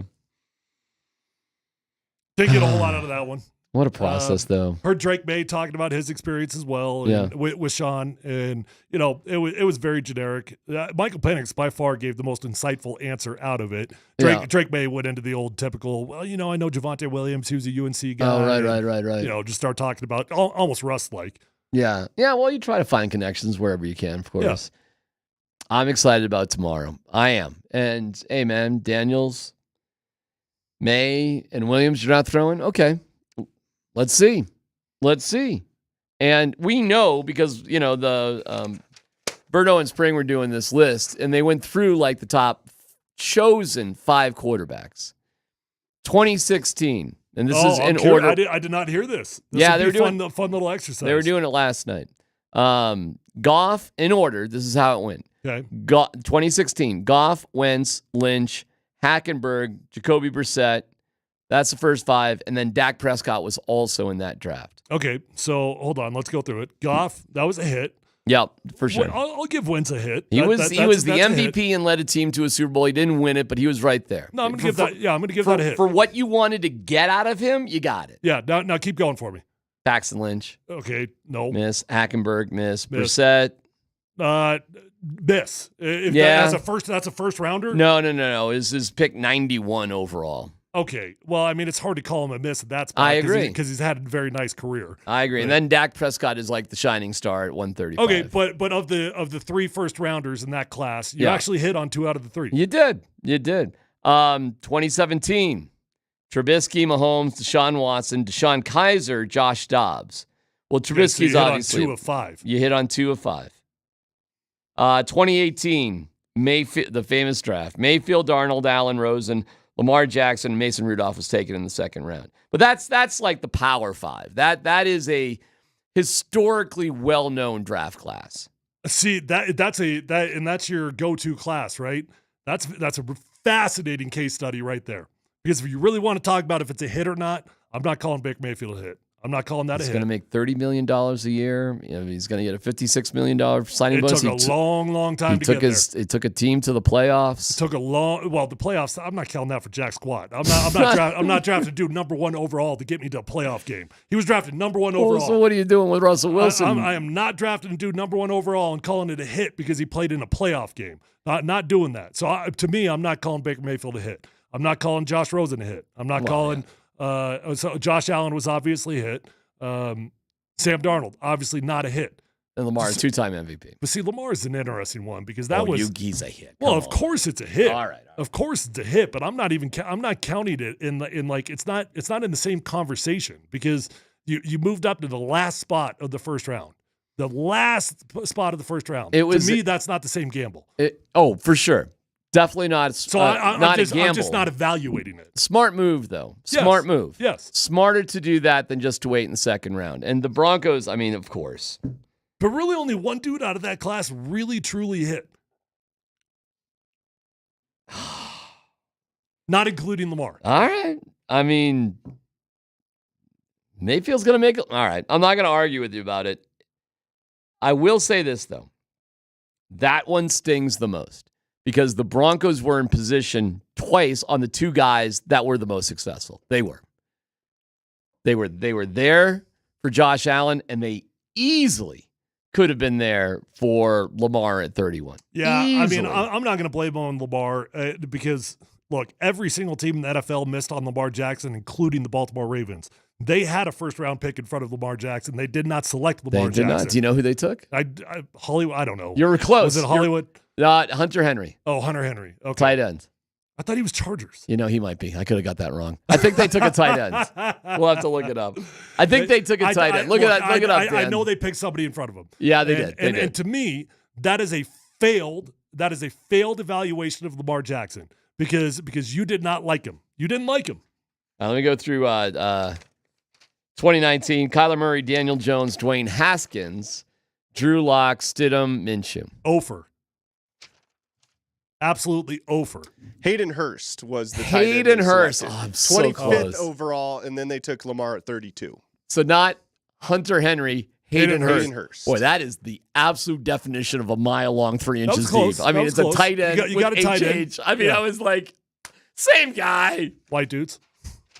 2020, Burrow, Tua, Herbert, Love, Hurts. Whoa. Wait, hold on. Start over. I was listening. 2020, Burrow, Tua, Herbert, Love, Hurts.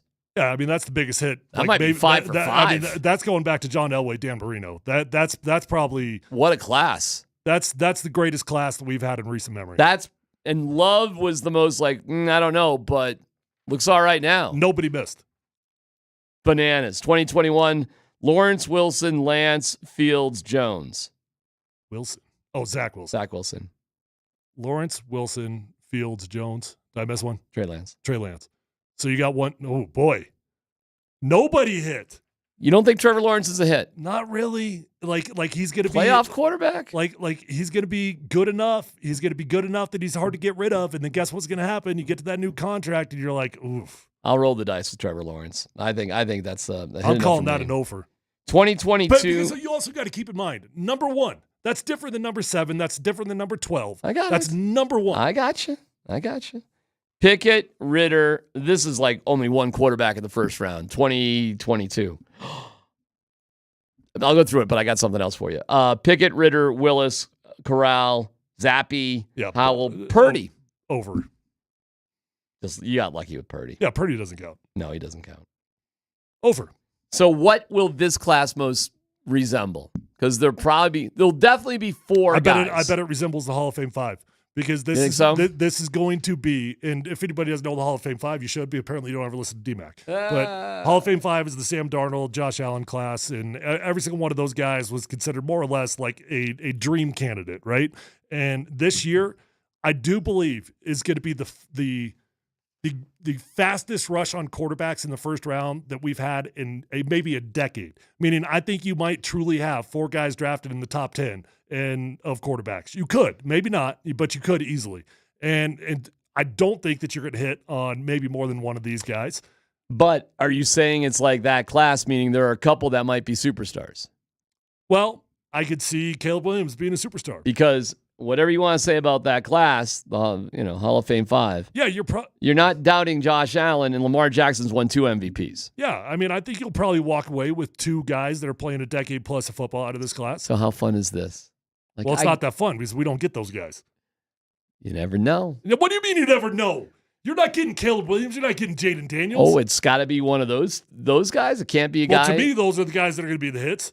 So no chance that Penix, Nix, or McCarthy is one of the hits. Certainly, somebody's got a chance of pulling Lamar Jackson. Sure. It makes it interesting. It's not like the Pickett year. The Pickett year sucked. Pickett year, it was a bunch of garbage, and it's proven to be, a bunch of garbage, except for Brock Purdy. But that's why the Broncos are smart, because they're looking at this Michael Pratt kid like, hey, man, that might be a guy, 5th, 6th round. Who knows? I mean, Mike Sanford's not very high on him, but do your work. Tyler, you only get, 30, 35 interviews, and you talk to 7 quarterbacks? Yeah. I mean, they haven't hid from it. It was like the greatest win of all time for you when George Payton stood up there and said, look, where we're sitting here this year right now, we're looking at a quarterback. And it really doesn't matter what quarterback. We're looking at all the quarterbacks. Did you see the rankings in college football for Shedeur? No. Oh, hang on. And we have no dumb questions coming up next, too.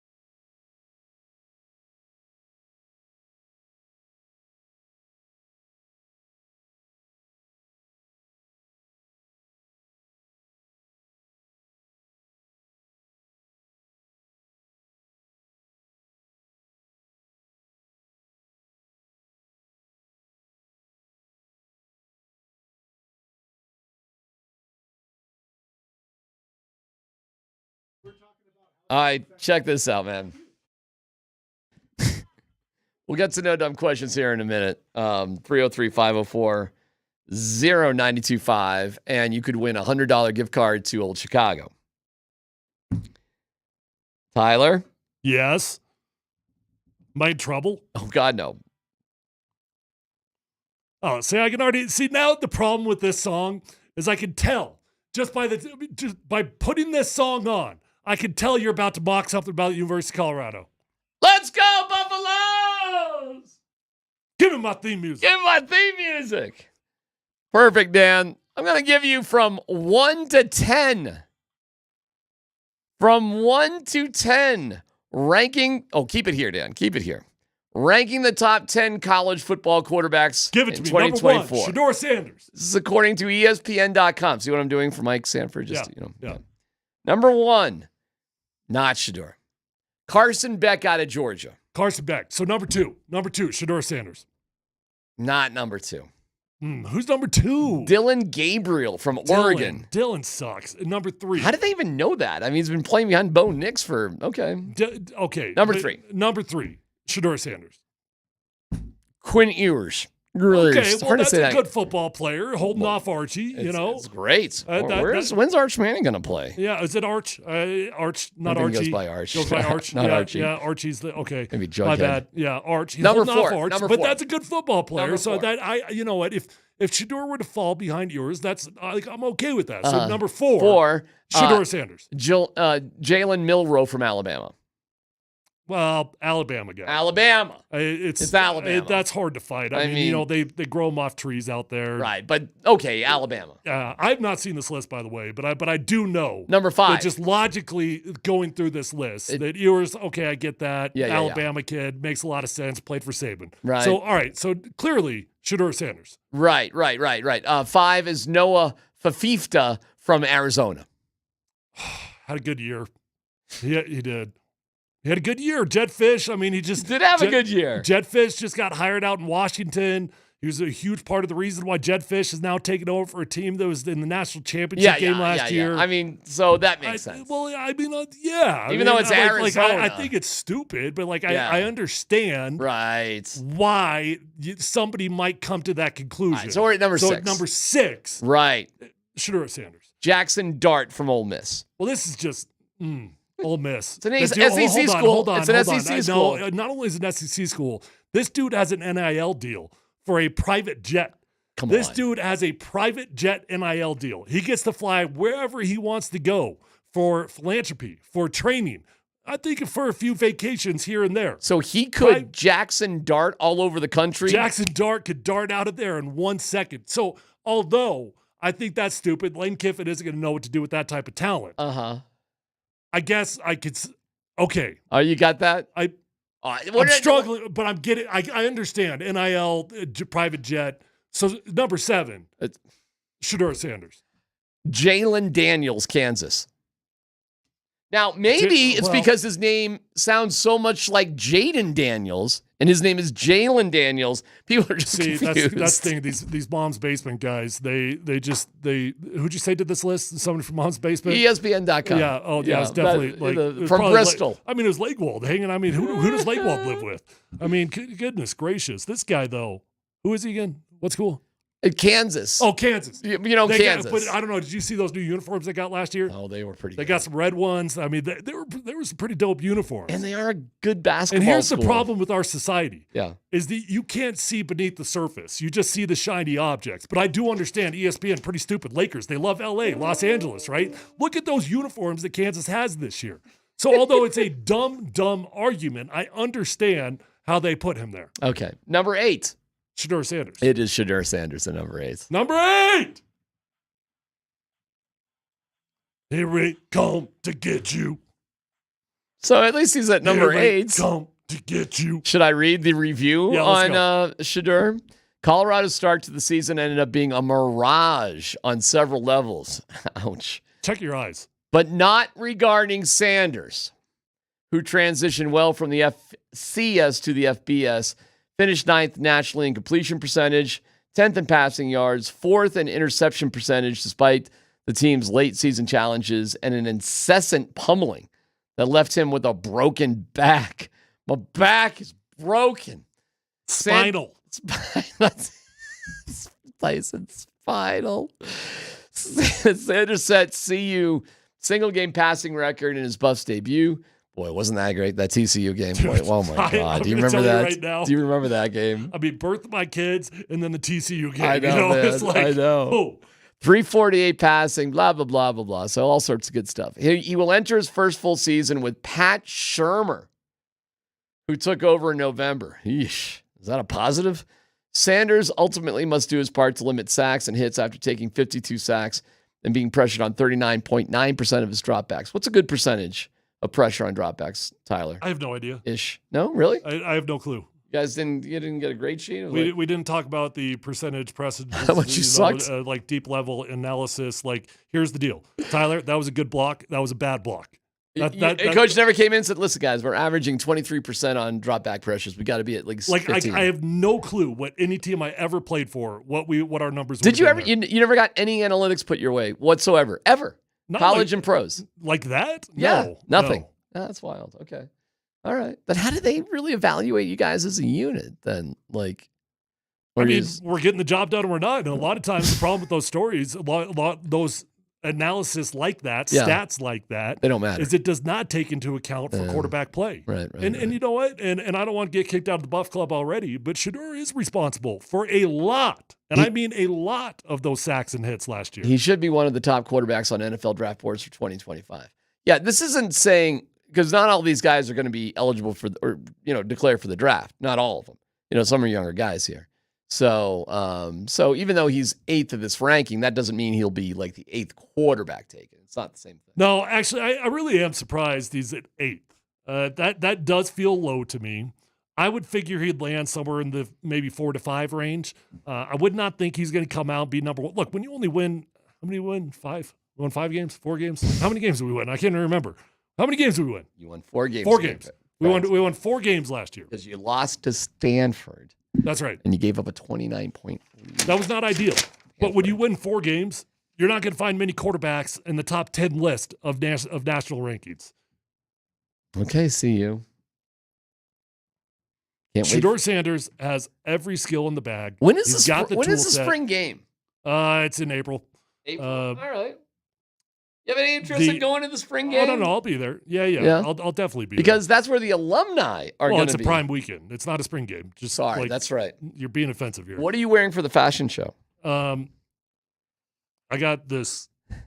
These are large, tall T-shirts that I got off Amazon. You had to wear a large, tall T-shirt. Yeah. Okay. Amazon Basic.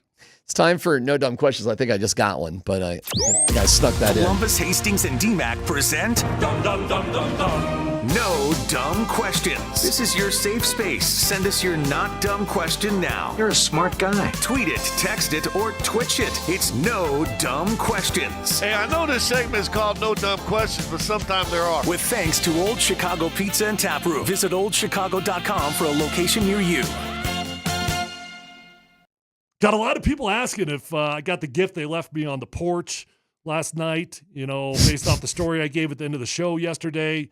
Some people are glad that I'm alive. Some people just checking in on me. Somebody asked me, actually, Tyler, no dumb question, if the stalker came out of the Twitch chat group, who would it be? It's a pretty easy answer. Who's that? There's one lady on the Twitch line. Yes. That likes to act like she doesn't like me. Mm-hmm. She's obsessed with me. She's obsessed, yes. She's obsessed with me. Yes. She loves everything about me. Yeah. I hate to give her credit because that's what she wants when she always takes shots at me. Give her flowers. Bittersweets. Absolutely would be my Twitch stalker. Okay. They thought I was going to say Anne-Marie. No. You're talking to the Twitchers right now? Yeah. The I'm talking community? to the 10 craziest, the 10 most psycho listeners that we have. Uh-huh.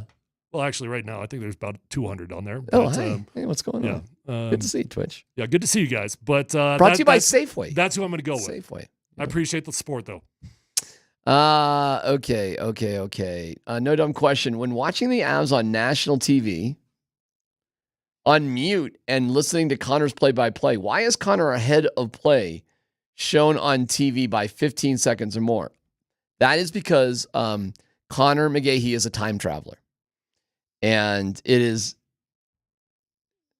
if you've really been listening and you didn't know this, he can travel forward in time 15 seconds.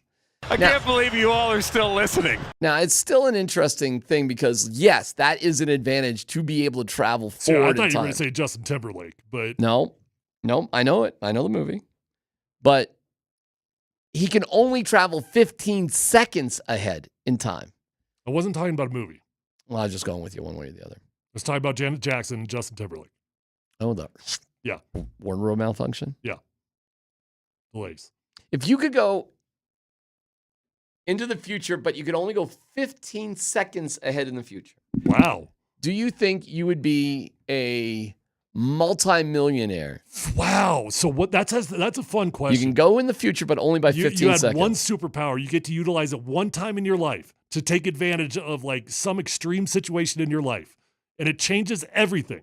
You can only go forward 15 seconds. 15 seconds. What would you do? I didn't even think of like the one time, but I like that. Like, okay, I even like that better. You can only do it one time. I would have changed my shoes I was wearing right before I ran my 40. Wouldn't be like a gambling or some sort of bet or something. I mean, it sort of is. That I truly believe that caused me to not get drafted, and I think that could have been like millions of dollars. Millions of dollars. Dan, if you could go ahead in time, and Grizz, I'll challenge you this too. Everybody, what would you do? What would you do? That's tough. What? Just 15 seconds? Just 15 seconds. Man, that's... Could you I'm gonna become... have to think about that. Could you generate... I mean, I could think of some childish jokes, but... Yeah. I'm wondering, can you become incredibly wealthy if you could go ahead in time in any situation 15 seconds? Maybe our gambling degenerates can help me out, but what could you get with 15 seconds? I know, but it's is tricky. there like live betting? Can't you do live betting where you can say like, "Hey, this is going to be a draw or pass or run or what?" I don't know. I'm not. I'm going to get the live betting. The live betting. But hold on. I'm going to say you only have the money you have. And you have this superpower one time. So it's got to be something to do with stocks because a one bet, that's not going to be good enough. You need something that's going to grow forever. Right. Or if you could go ahead by 15 seconds multiple times, I mean, gambling-wise, I think there's probably a million ways you could do that. But if it's just one time. It's a fun one. I got one. Yeah. Asking a hot chick out at the bar. You can do this one time in your life. Go ahead 15 seconds and see if she's going to say yes or no. Dan. Well, hold on. Like, who cares? If she says no, she says no. Dan, seriously. I mean, is it really? No, you're like, you. Like, guess what? Like, hold on. You're still you. If she says no, it's not going to change. What's that supposed to mean? You're not going to be able to change anything about anything. She's still going to say no. Yeah, but then you don't have to have the embarrassment of going up to her and getting rejected. What embarrassment, Dan? Look at me and you. Look at ourselves. Whoa. Well, don't compare us. Don't. You're insulted by. Okay, fair enough.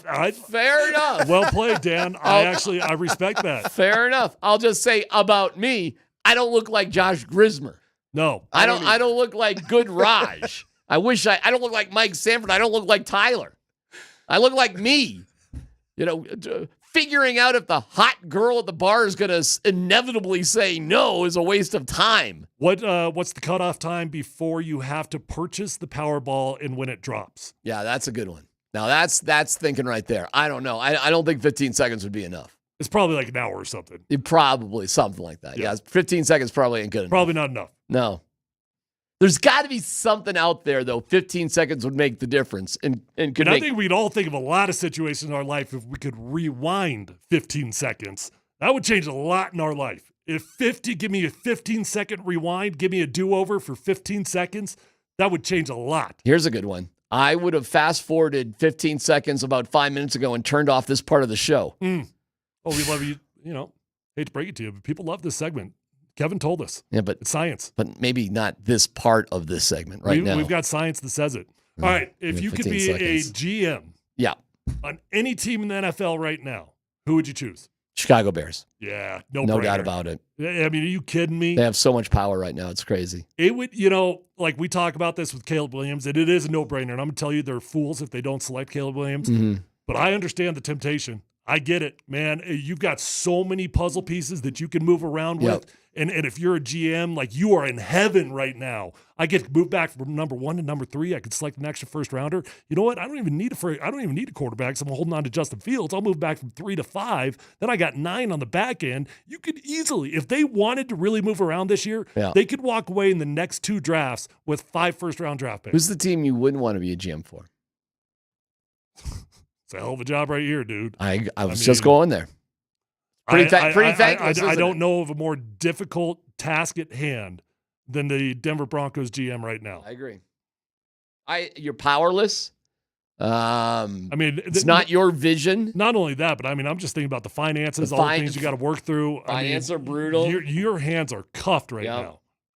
Yeah, if you just want to take away the Sean Payton, I got to go get Slim Shawnee some coffee every day. I really wasn't even factoring that into it. You just take in this is what I got to deal with. Forget relationships. I got cap hell. Yeah. I got a quarterback that's worth nothing that I gave up everything for. And I got no way to really fire up and go get my dream quarterback. And I got 6 draft picks. Yeah. And the best I can do in the draft is the 4th quarterback off the board.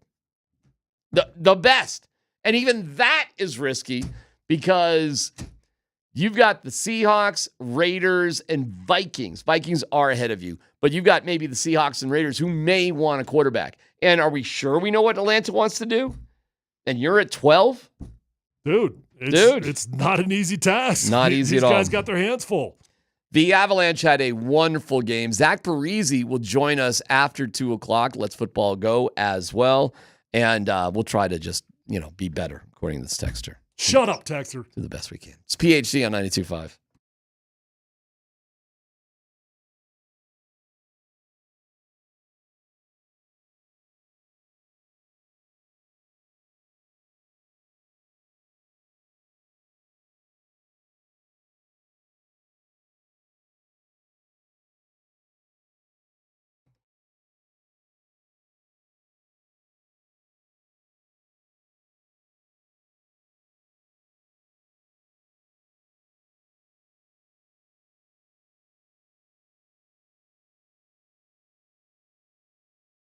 Hey, it's D-Mac. How about that? You turn your mic on. Old Chicago's so good. And I'm thinking about, this weekend and what you're going to do, and here we go. And you think about Old Chicago and how amazing they've been over the years with all their different recipes and their different machinations, maybe a word, of pizza.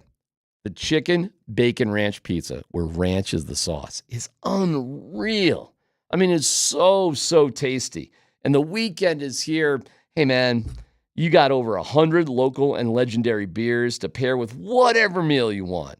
Even from calzones, fish and chips, welcome to Friday, burgers, salads, everything is absolutely delicious at Old Chicago. Plenty of choices for everybody. And that chicken bacon ranch pizza, come on, man. Have a great, tasty, delicious weekend at Old Chicago. And whether it's at person at your neighborhood Old Chicago, for the time being, or at Poe and Parker. Although, listen, I might be moving soon. I'll find an Old Chicago. I know that. Go to oldchicago.com for your nearest location in order to take out or delivery, or better yet, download the Old Chicago app and get $5 off your first order of $25 and order that chicken bacon ranch pizza. It's Old Chicago. Details near your oldest, localist, favoriteest Old Chicago at oldchicago.com.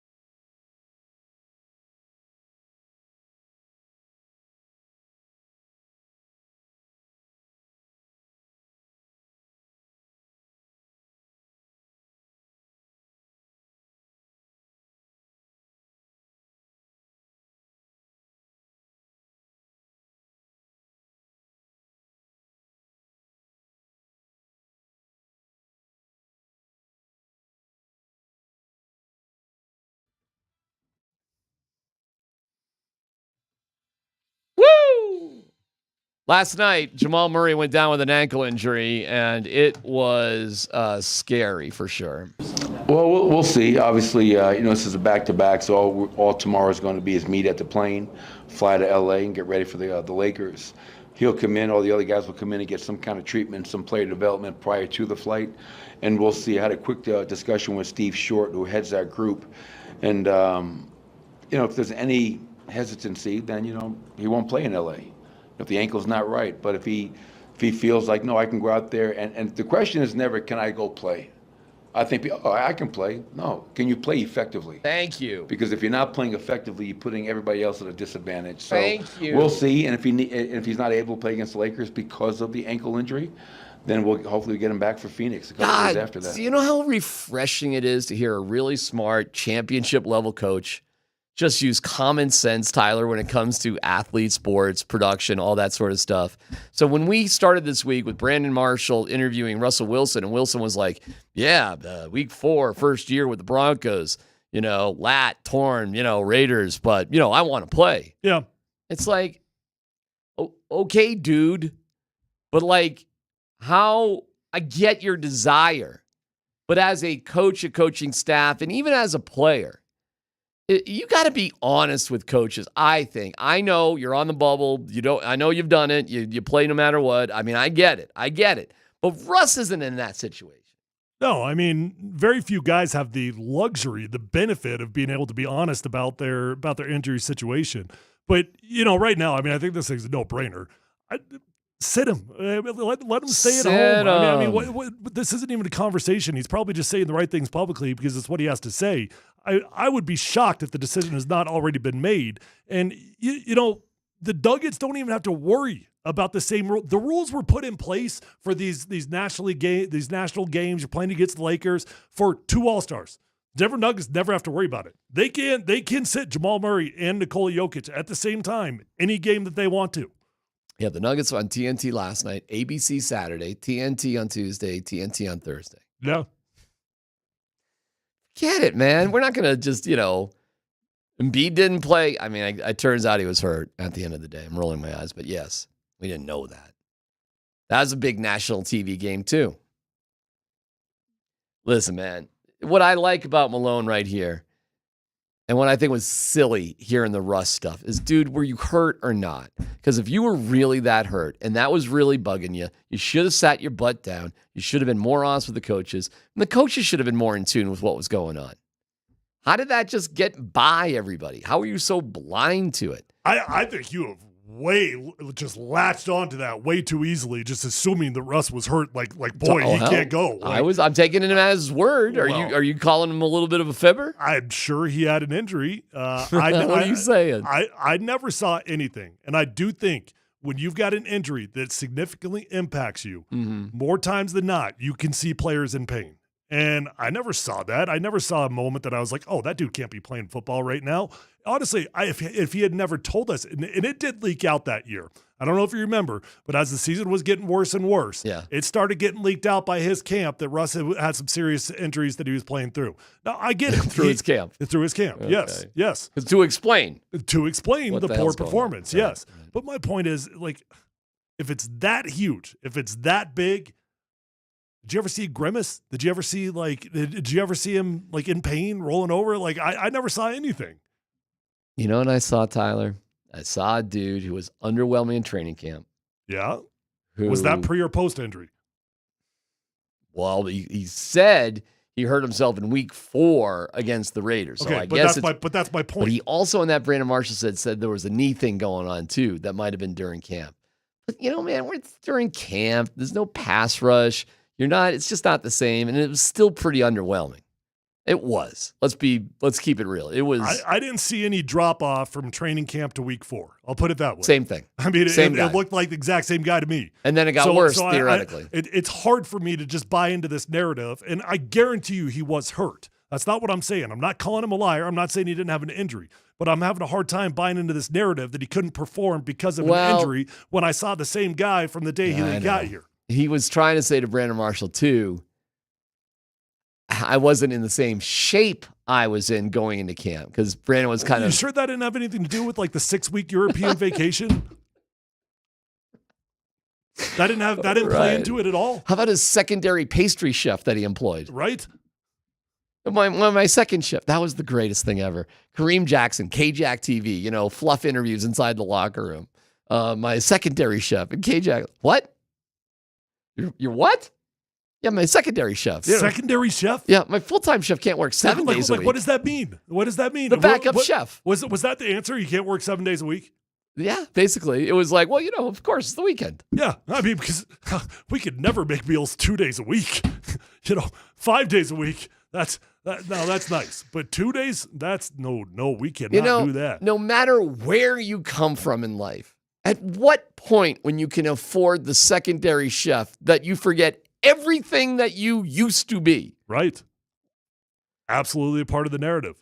You want to talk about out of touch? Yikes.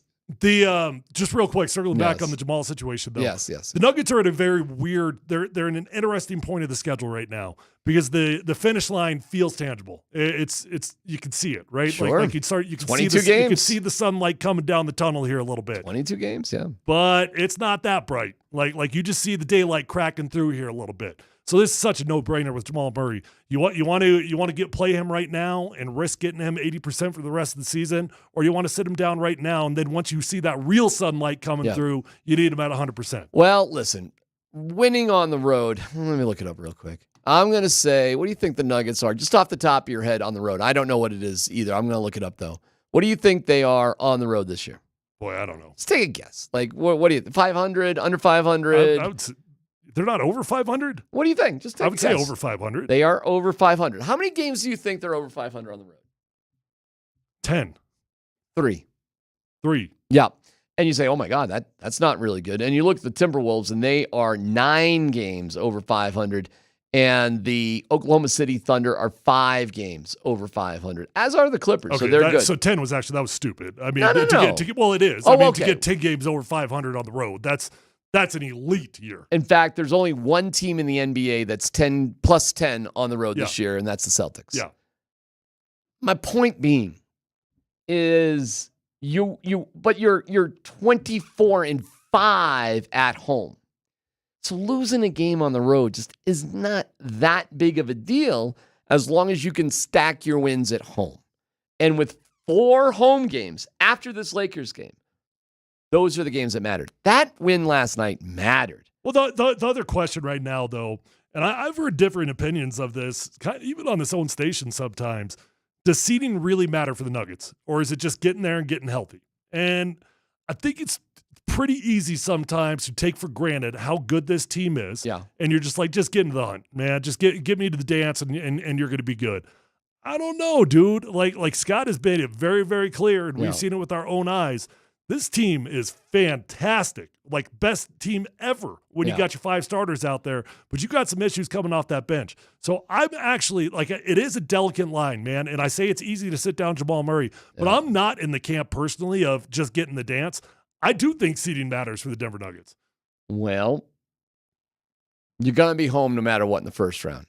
So right now, if things played out, and you got the play-in game, so you just don't know, but if you were just going 1 through 8 right now, you'd be playing the Pelicans with the home court. Okay. I'm cool with that. Then, 1, 2, 3, 4. Let's just assume 1, 2, 3, 4 win. Okay. You'd be playing Oklahoma City, and they would have the home court. Does that matter? That doesn't feel awesome. Doesn't feel awesome. That does not feel awesome at all. I would prefer to not be doing that. I absolutely would prefer to not have that. Oklahoma City is 24-6 at home this year so far. Okay. Pretty good. Yeah. Now, you're only a half game behind them. I mean, that's a dang good basketball team. Okay. All you have to do is beat them, and you're guaranteed home court for the first 2 playoff series. Well, hold on. When you say beat them, like the other games matter too. Finish ahead of the Oklahoma City. That's it. Yeah. And you're only a half game back. You're only a game and a half out of first place. So I know what you're saying about does it matter? They'll tell you it matters, though. Malone will tell you it matters. I think it does matter. I believe that with all my heart. All right, so is the point then nobody wants the most difficult road in the playoffs. Okay. There's a reason, NFL has got the best strategic advantage of all the leagues of ending number 1. So are you going to go undefeated the rest of the year? No. Okay. So what games do you put yourself out the most to try to win? What games out of the 22 remaining the games? way I would look at it is it would be a combination of when can I find strategic value in resting my guys. Exactly. But I wouldn't make it as simple as that of just like when does it strategically matter? Like I think it does matter what teams do I think I can still beat without my guys. And I do think you can beat the Los Angeles Lakers without your guys. And here we go. And I agree with you. And I think that's one of these games. I do. But we'll listen. We'll see how it goes. It was scary seeing Jamal go down. It was because we had speculation because he did not play on the back end of the back-to-back the last time they had a back-to-back. He did not. And he did yesterday, and there was all sorts of like, I don't know, maybe he should rest, that sort of thing. And sure enough, he gets hurt. Now, the injury itself looks like, well, just bad luck. That's just the way it goes. It doesn't look like it's tied into the previous injury.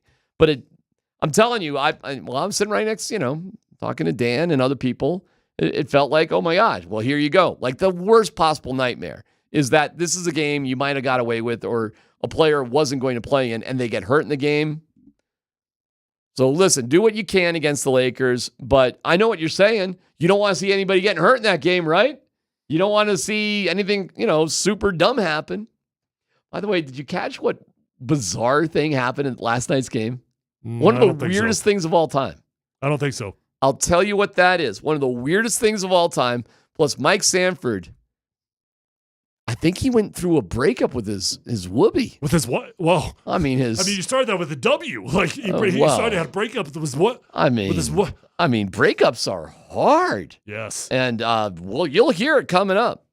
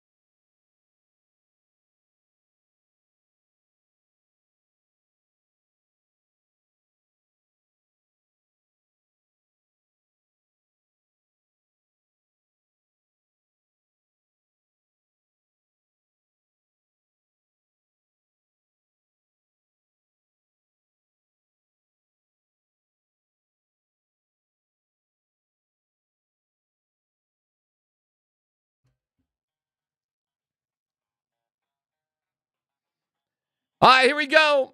Combine is on. Quarterbacks are throwing tomorrow around 11 o'clock or so our time. I love it. I'm into it. I do have a bit of a tricky time just watching, linebackers run backwards and running around a circle big hoop. And, I do strangely love the highlights of the bench press. I enjoy watching the 40s. 40s are great. I enjoy watching all of the exercises. I really do, as boring as it can be.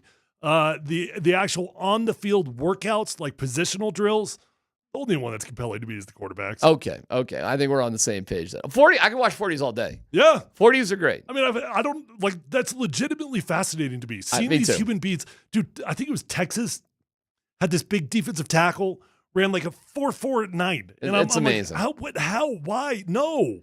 Hey, who is the player that thinks the world is flat? Oh, that was a dude from Texas Tech. And I forget his name. It's a pretty prominent guy, though, in the draft, isn't it? Oh, yeah. But not only does he think the world is flat, he does not believe in space, nor does he think that there are other planets. It's like maybe a time and a place. Like, that could be a funny take. And, I'm all for challenging authority. I am. I'm all for it. We never landed on the moon. But. Oh, my God. But You're I'm not funny. sure I would have said we never landed on the moon at the Combine. I'm not sure that's the time and place I would have said that. We just went back to the moon. You know that? What's that? Do you know that we just landed something on the moon like last week? Oh, something on the moon? Yeah, not a person, but we put equipment on the moon. I did not see that. It took 50 years to go back. You're telling me that we did it right the first time, and it took 50 years to get a thing on the moon this time? Is Joe Rogan out there? Hold on. Dude, Tyler wants to get hold of Joe Rogan. Hold on. You want to make me go squirrel? I won't do it, but I'm going to tell you right now, it's tempting. Yeah, go because ahead. the latest Joe Rogan podcast. What's that about? The pyramids? Dude. The pyramids are an interesting topic. Oh, man. Hey, Joe, pyramid talk. Joe, come on in. Oh, man. No, listen, they're processing energy. Right, that's what they're doing. Let's go to our guy, Mike Sanford at the Combine. Seriously, maybe a podcast for that. Okay. Anyways, so Sanford loves... Do you know DIA has tunnels? Yeah, okay. Well, that's true. All the DIA stuff, I mean. New World Order? Yeah. So Sanford loves Penix. He's got a T-shirt that says Big Penix Energy. We get the joke. It's hysterical. It's an Enix, not an Enix. And he's out there, but he wants to, be, the guy. And he'll be on with Nate and Andy a little bit later this afternoon. He was great with us a couple hours ago. Here he is with his guy asking a question that, is something, but he got different Penix energy than expected. With everybody saying that your draft stock's falling, how big of a chip do you have on your shoulder to prove everybody wrong tomorrow and then through this process going into pro day? Somebody said that? I don't know. Somebody may have. They may have, but they did. I don't know about that. I'm just being myself, man, each and every day. I'm getting better every day, so I can't control that stuff. So. Oh my gosh! I don't know. Somebody may have. I don't know. People got to understand. I know Mike is he's a big voice on this station, but people are tuning in for the first time, just in their car checking it out. I don't know. Mike Sanford's never done this. He's never been in a media scrum. I don't know. He's been on the other side answering questions all the time, and it was a good question. But to get himself trapped with his favorite player in the draft. I don't know. Maybe somebody said it. Maybe. I don't know. People are saying that? Are saying that? Well, I don't know. Well, I don't know. Well, we'll see. Obviously, everybody saying that your draft stock's falling. How big of a chip do you have on your shoulder to prove everybody wrong tomorrow and then through this process going into pro day? Somebody said that? I don't know. Somebody may have. They may have. I mean, I asked you a question. It may or may not be true. I mean, maybe. I don't know. It may have happened. I don't know. Somebody told me that in the hallway. I don't know. I saw this dude the other day. I never, grocery store, never met him. Said you're falling. Everybody saying that your draft stock's falling. How big of a chip do you have on your shoulder to prove everybody wrong tomorrow and then through this process going into pro day? Somebody said that? I don't know. Somebody may have. They may have, but they did. Oh gosh. That's his guy too. I know, it's he his put guy. his foot in the fire. He also man, asked did he me get the how question. That one's a pet peeve of mine. Wait, what was that? I don't know. How big is it that you blah blah blah? It's this big. You know how hard it is to not ask that question though. I get it, but it's to me. I get it. I just think you got to work a little harder sometimes to avoid the how question. Yeah. Yeah. How big is this win? Oh, it's super wicked, awesome big. The stare down. It's on our big screen behind us when Michael Penix is just giving him the death stares, the Vic Fangio death stare. With everybody saying that your draft stock's like falling, how big of a chip do you have on your shoulder to prove everybody wrong tomorrow and then through this process going into pro day? Somebody said that? I don't know. Somebody I don't know. They may have or they did. I don't know. And it's how big is it? Oh, it's so big. Hey, listen, Mike is doing awesome. We're laughing because we're laughing at him. I jumped on their show after I heard that, and I got in studio, and I just had to jump in. I was just like, Coach, you've been in a lot of stressful situations. You know, you're on third down, nothing the play sheet's working. Who made this play sheet, right? Like, but have you ever felt your blood pressure boil as quickly as it happened right then and there? It happens quick. But you know what? He asked me a good question, which I do think is revealing. Okay. He asked me, in your opinion, hearing Michael's response to that, do you think he was being authentic in saying people are saying that?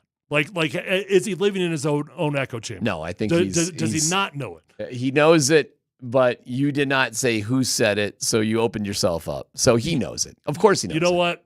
I'm not saying he's delusional, but I am going to tell you, I actually buy it to some degree. Oh, well, he knows it now. Because these guys, man, when you're getting ready for this combine, you got to understand, you're surrounded by your team, your agents, everybody telling you have never been more important in your entire life than you are walking into this combine. And you were just in the national championship game.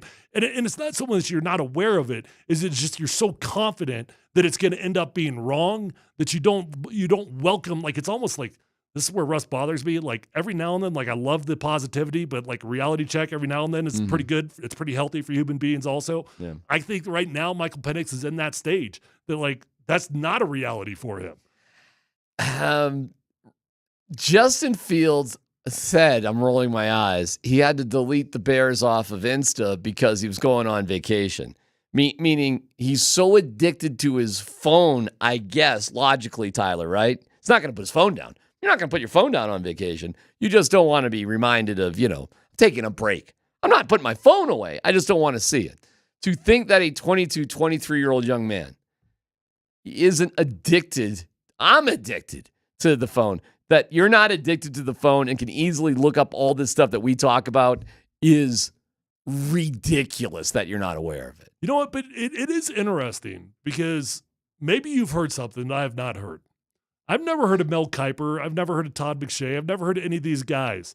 I've never heard anyone give like a breakdown about why Michael Penix is not the fourth guy. I've never heard it from anybody. I got you. But hey man, I found it a few years ago, NFL mockdraftdatabase.com. And I get it. There's a few guys living in their mom's basement.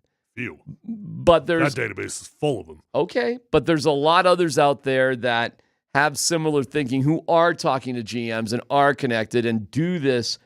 And I get it. Not every mock is exactly 1, 2, 3, 4, 5 accurate. But when we're bringing up these names, Tyler, over and over and over again, you don't think these are the names that you're going to hear? Day one, in the first 20 or so picks. Terrion Arnold, you will hear his name. Kool-Aid McKinstry, you will hear his name. Joe Alt, Brock Bowers. Could I keep going? Sure. You're going to hear these guys' names. Marvin Harrison, Rome Odunze. You're going to hear all these guys' names at some point on that first day. So, okay, maybe not everybody's getting it exactly right because you can't account all the way for trades. But how many names have you not heard that you're going to hear on day one? Not many. So when you're starting to slip and you're leaving that group, it says something. It does, unless there's a team out there, Tyler, who really doesn't care. And we'll see. We'll see if that team exists. But the real question, and I don't know the answer to this, was Michael Penix ever really that far ahead of any of these guys? Yes. He was? Yep. When? Before the national championship game. I swear to God, man. I've been looking at this stuff for the better part of a year, and he was there. He was always there. And then the national championship game happened, which is a weird thing to lose credit for, because only 2 quarterbacks in college football even make it to that game. Yeah. But somehow it's so hard to get there, yet you lose grades, you lose credit because you don't perform great in that game, even though only 2 guys even get there. I mean, look, I'm not telling you it's dumb to try to evaluate a prospect on the biggest moments of his career. Because at the end of the day, that's what it's all about. It is what it's all about. How do you perform when the lights are shining the brightest? So I get why people knock people down for big game performances. But man, when you got a sample size that is so big of so much good football, I know. What where's the real reality here, right? I mean, I got a kid that the same situation happened to him at Washington, the right tackle, Roger Rosengard. I coached him in high school. I mean, did not give up a sack the entire year, did not give up pressures. I mean, just balled out, didn't have a single bad game. And then just, and he would know this. He laid an egg in the national championship game. And it crushed him, Okay. But to his credit, he came out of the draft, and I wasn't sure if he was going to come out in the draft because he doesn't have to. But he went out to the Senior Bowl, lit the world on fire. So and how's all the of a sudden stock now? Now it's rising, big time rising. Is he working out on Sunday in Indy? Wait, hold on. Big guys go on Sunday. Offensive linemen go on Sunday. Hold on, I'm going to really embarrass myself here. Underclassmen still they are at the combine. Oh, sure, absolutely. Yeah. You got to get invited, but as long as you've declared. Yeah, he's there. I mean, he was a Senior Bowl guy. He's definitely there. I don't know, man. I mean, we'll see what happens. The point isn't really about Roger, but it's just big picture. This stuff happens to guys all the time. Sure. And it does knock you down, and I think it's a mistake at the end of the day to over-evaluate a big game. Well, Mike's been great, and he'll be on with Nate and Andy later this afternoon. So we look forward to that. Zach Parise. Now, is it Parise or Parise? Ask Connor. Because Connor said it two different ways in the same sentence. In the same call. Two different times, two different ways. Yep. So I generally speaking, I just look to Connor because I don't trust Moj, but I look to Connor, and if Connor gets it one way, I'm like, well, that's what it is. Was it when he scored one of his 2 goals last night? Yeah. Okay, so it should be relatively. Did you already find it or not? You did? Okay. Yeah, well, so I found his first goal with the Avs, and then last night's goal, he pronounces it both ways. Connor does. Oh, that's fantastic. Yeah. We will play that for Zach Parise or Parise, and we'll get the official word. Plus, hey, man, the dude had 2 goals last night. That is awesome. What he must have done to those hockey moms in Minnesota, though, when he was just sitting around. Can you imagine? I feel bad for the other dads. Let's Football Go coming up next.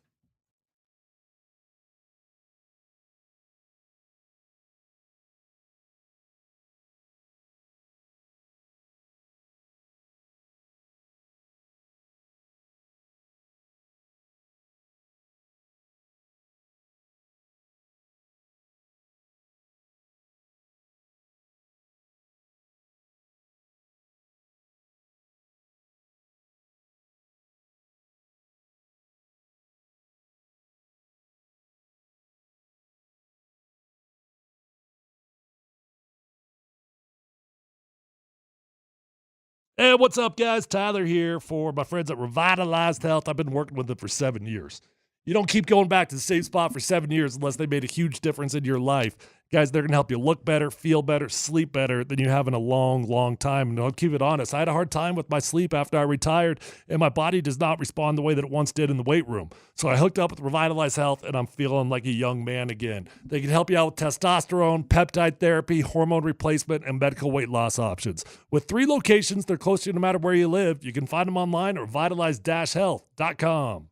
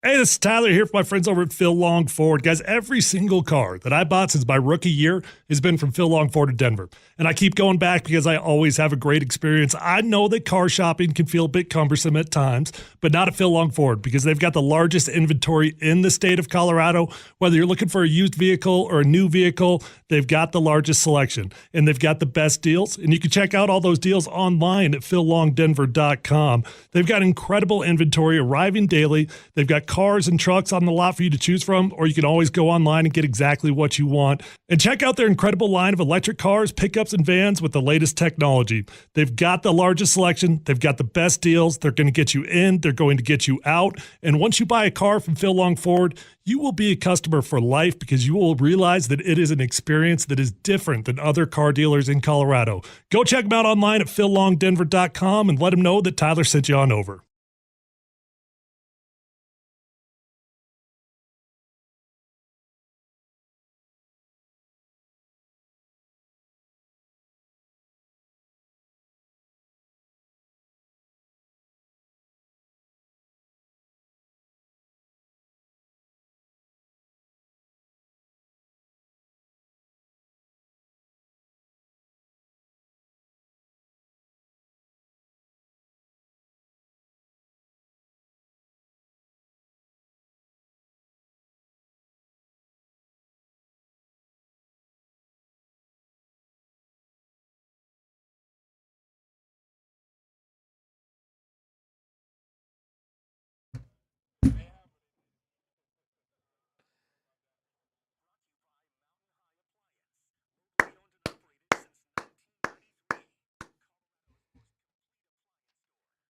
Oh, we are never going to let him. That is a forever moment. You did not oversell it. I mean, no, that's a forever moment. It was a great one. Somebody said somebody. So I don't know. I don't know. Somebody. Maybe. Thank you to mountainhighappliance.com. Denver, Louisville, Littleton, Colorado Springs, Glenwood Springs, offering every major appliance line and brand. They are the best. Thank you, mountainhighappliance.com. Dan, Bud Tanner, what's good? All right, well, speaking of Mike Sanford, let's hear his interaction with a different quarterback prospect that could be on your Denver Broncos. Okay. That man's name is Bo Nix of Oregon. Here is Mike asking Bo about his success in the red zone. Bo, down at the Senior Bowl, you excelled in red zone day 3 of practice.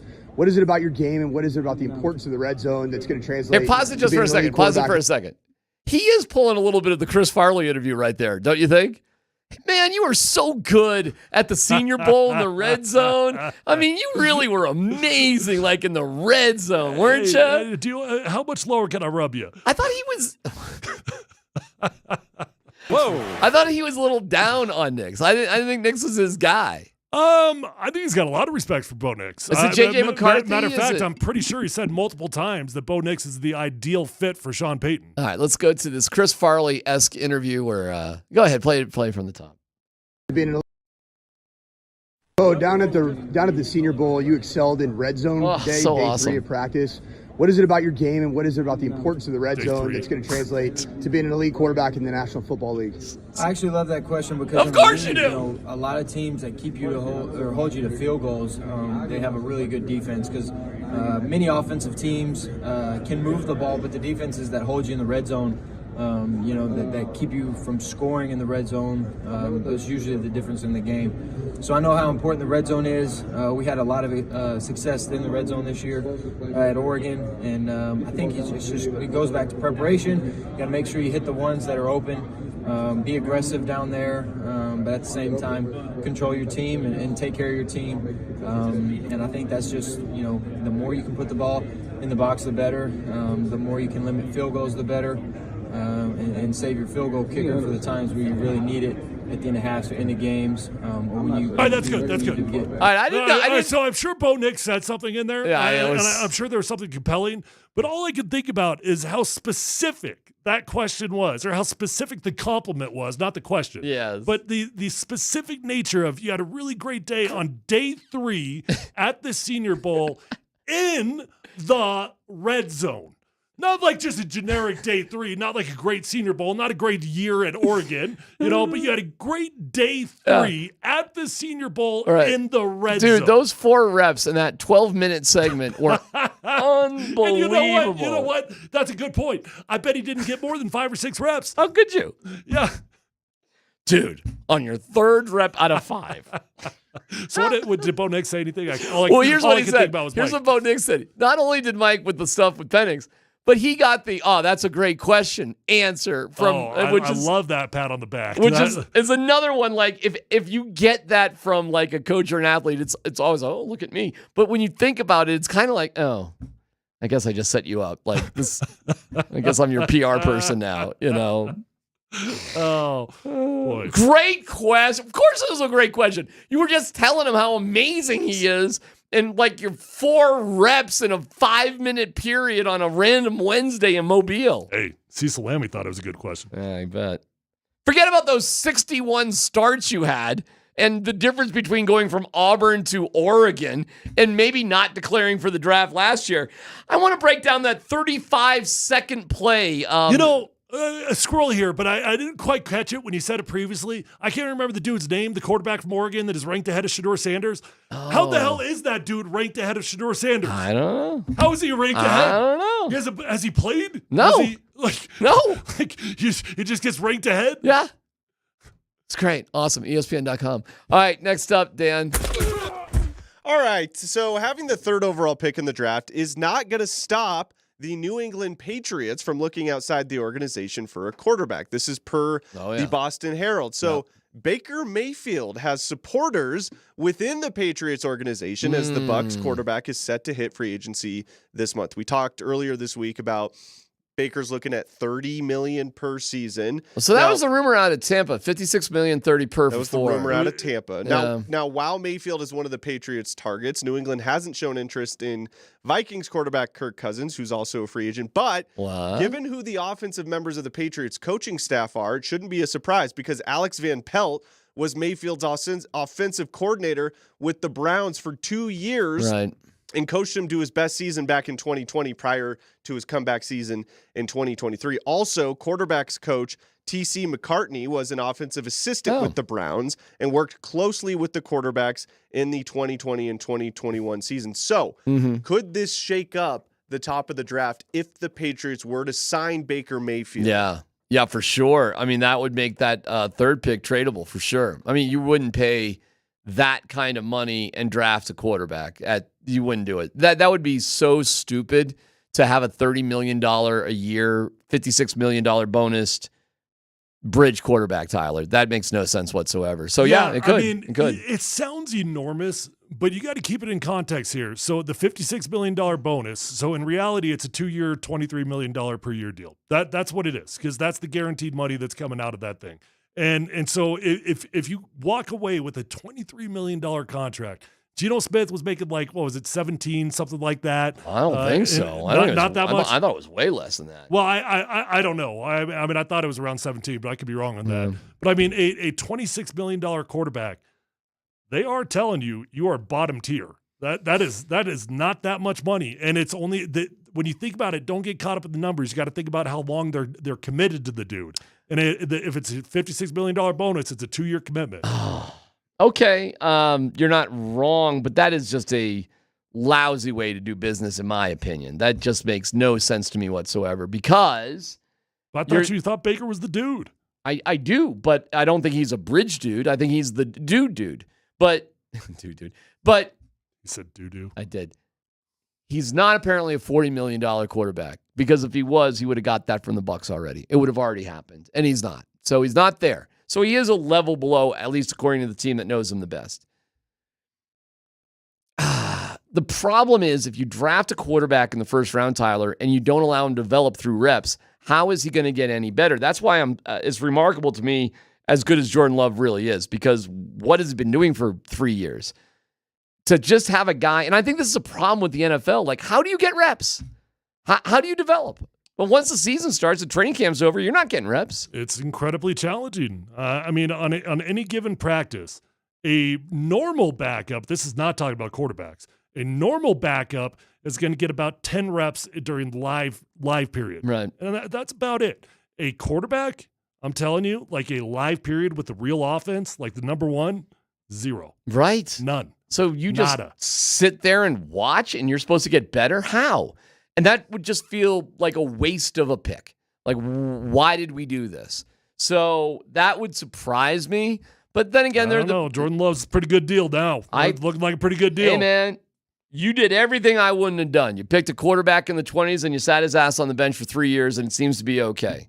But okay, fine. Best of luck with that, as a strategery down the road. I think that would be foolish at number 3 to go in that direction. They did it with Rodgers and him. You know who makes sense as a bridge quarterback if they're doing it? For the Patriots, for Jane Daniels would be Russell Wilson. Oh, I've seen go. Russ tossed into the Patriots conversation. I mean, I've seen it out there. I don't think the Patriots. To me, it's a moot conversation because the Patriots are not going to go for a bridge guy. It'd be stupid, right? They've got a number. Okay. They're going to draft a quarterback and they're going to play him. All right, next up, Dan. All right. Well, speaking of the very top of the draft, let's reset something we heard earlier. Here is a jerk reporter there in Indy at the Combine asking Caleb Williams a whole bunch went to the Combine? A whole bunch of different. Wow. Wow. Well, you decide for yourself. Is this a DMAC type of question? Good morning, everybody. Are you afraid to compete? How do you respond to people saying that you're worried to be compared side by side? Okay, pause. It feels like it's like that. It's like a presidential conversation. Like you're trying to like the anxiety, how anxious he was to get that question is. Yeah. Caleb comes in, he's like, "Good morning, everybody." Yeah, I know what that's like because if you've got a question you want it asked your way, hey man, it's go time. Because if you sit around, your question may get asked in a different way that you don't want it to be asked as. So there is that anticipation of wanting to be that first guy. Okay, sorry, play it. Okay. In medicals, measurements, and workouts, are you afraid to be measured against those guys one-on-one? Is that why you're not doing things? No, not doing things. It was a decision by me and my team, my family, and it comes down to that. Now, Mike said he heard that and it turned him off a little bit from Caleb Williams. Do you think No. GMs from around the league feel the same way No. Mike Sanford said? I think Caleb Williams was very gracious in his response to that. Totally agree. No. You know what it was with it? It was the very final. It was the very final sentence when he follows it up. Is that why you're doing it? Right. Like you actually probably could have gotten away with that question if you dropped the word. I don't know. If you just didn't follow it up with making it so personal in nature. It's tricky because it's a complicated question. It's about medical information to other teams that are unlikely to pick you, and But it was also about performing. It was also about not throwing. Right. Okay, so it's too much. It's too much. You're trying to do too much at the same time. Pick a lane. I mean, you can't. You're throwing out like 5 different things at the same time, and you're like screaming at the dude that you don't know. Where do you think that dude's from? Because you want to go like super conspiracy theory? Is that dude from Washington D.C.? Is he out there angry? Nah, he's probably from like Barstool or something like that. He's probably from an organization that's trying to be, the loudest voice in the room and trying to, here we are and let's eat a pizza and yell at a pizza owner. He's probably from, he's doing a podcast in a van. Why don't the Denver Broncos send Eric Dalala as a plant? Send him out there to ask questions like that to prospects that they really want. Oh my God, that's pretty funny. Eric's such a good dude, but that would be funny. Eric the Bulldog Dalala? Yeah. That's funny. Like just send him out there, like embarrass this dude. I'll tell you the question I asked right out the top of my head that I regret, and it was kind of like that, and I totally regret it. And you know what? I just haven't apologized to him for it, but I would in a second, is to Jamal Murray. With the, when there was a little bit like, what's going on with Jamal and the coaches and this, that, the other thing, and then are you going to play or not? And it was like that. Everybody was pumping me up, like, you got to say it, ask a question. So I got to the press conference, I don't have any relationship with Jamal at all. None. 0. And I'm like yelling at him. How's things going with you and the owners, blah, blah, blah, blah, What was the question? I forget exactly what it was, but it was about the nature between him and the organization and his decision to not play in the playoffs. Are you okay? How is your relationship? Are you guys all right? And so you don't regret asking Aqib if he shot himself. No, definitely don't regret that. You don't regret that one. No, that was a great question. Hey, Aqib, did you shoot yourself? Yeah. Well, that was the story. Yeah, he was great with that. You felt good about that one? I feel great about that one. I asked him if he shot himself, which he did. It's in review. Wait, what was his response? His response was great. It's still under investigation. But we had a great day at practice today. No, he was cool. And he wasn't. Well, I talked to Aqib a bunch. We were fine. No problems whatsoever. It's still under investigation. I'm waiting for somebody to let me know if I shot myself. It's the funniest. It's hysterical because this is the first time he was back after shooting himself. I remember this now. And I don't think you just said this. Jamal's reaction to you. Oh, yeah. You okay, Damn, bro? What's wrong with you? Damn, bro, what's wrong with you? You okay? Damn, bro, what's wrong with you? Are you okay? Which, when I look back on it, he was well within. Now, I also did not know how Jamal really is in settings, period. So to ask a really super aggressive question, and Jamal came back with me, damn, bro, what's wrong with you? Are you okay? Wow. And this was a packed. It was the first time he had spoken since the injury and the whole thing, and he's coming back the whole thing. Yeah. Packed. But, you keep criticizing the Barstool guy. No, I'm saying I've been there. I've done it. I'd only criticize things that I've screwed up myself. I know what it's like. I know what's going on there. I thought that was a weird question to ask Caleb Williams. I don't think that. I don't know if that's his reputation right now. I think this medical stuff is interesting. I think Caleb Williams is walking a very fine line. Yeah. And I think he is as good as he thinks he is. I think he's going to be as guaranteed as the number one guy as he thinks he is. But he's walking a fine line playing the games he's playing. Damn, bro, what's wrong with you? You okay? It's classic. I give Jamal credit, man. It was pretty funny.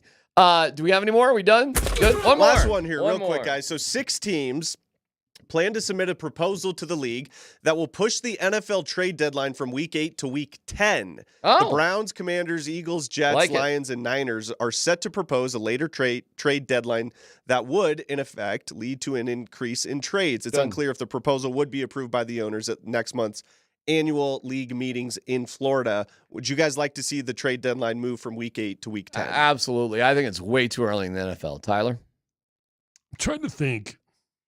Like, what would happen if you just didn't have a deadline? Well, you got to have some sort of deadline. Why?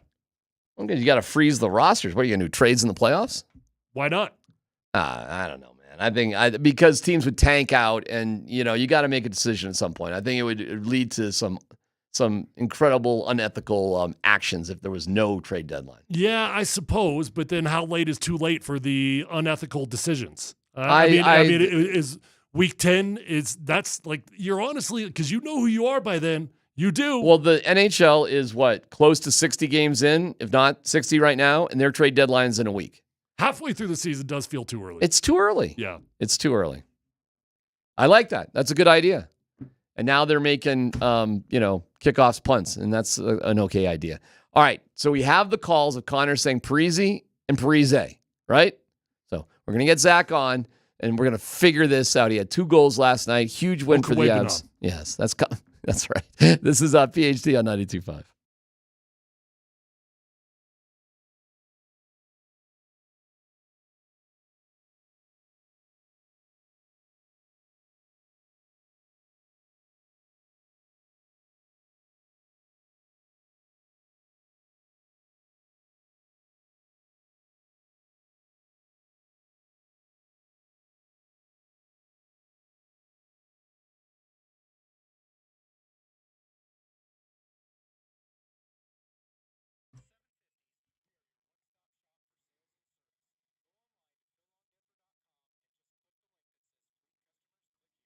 Hey, it's D-Mac for Premier Heating and Air. Reed, what's up, bud?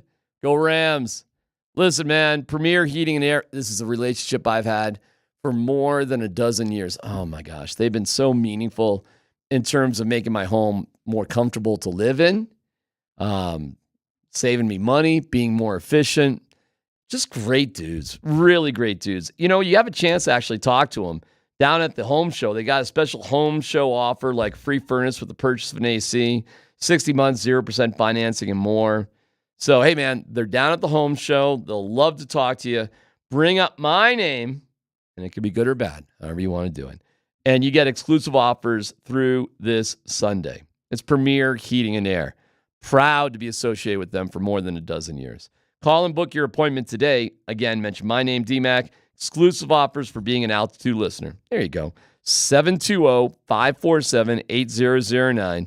One more time, 720, put it in your phone, 547-8009. PremierAirColorado.com.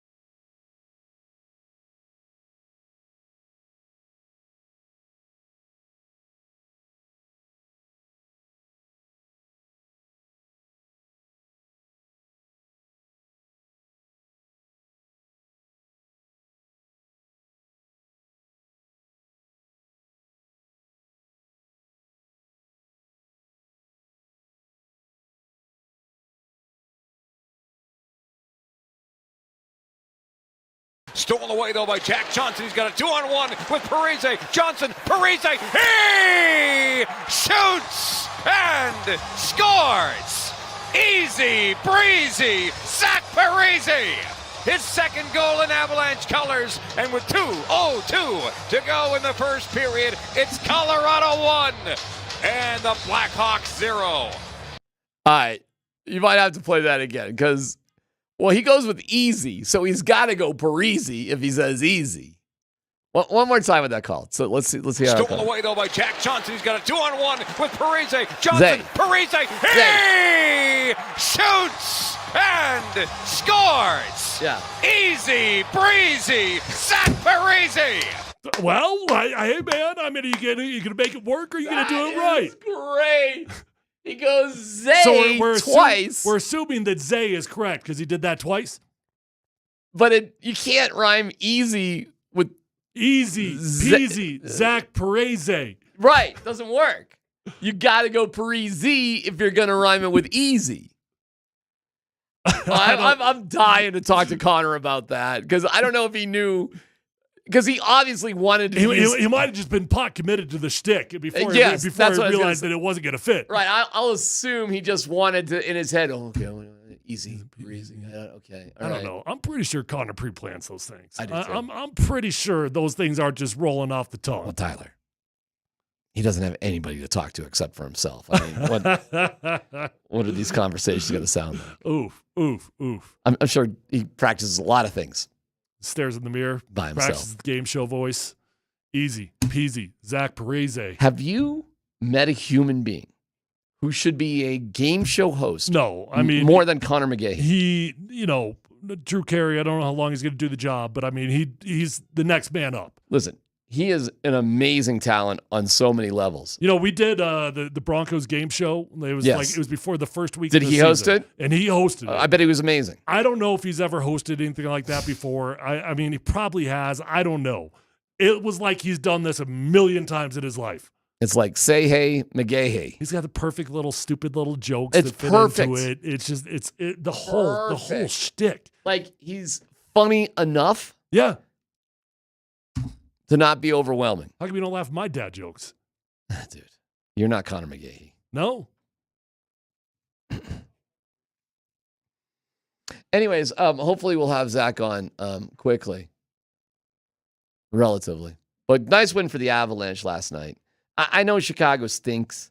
They ain't that great. But still, I think this team just needed a game on the road where they're not killing themselves. Things are coming easy for Parise. And it was. It just was. There's 1-0 after one. They scored 3 goals in the second. And it was just...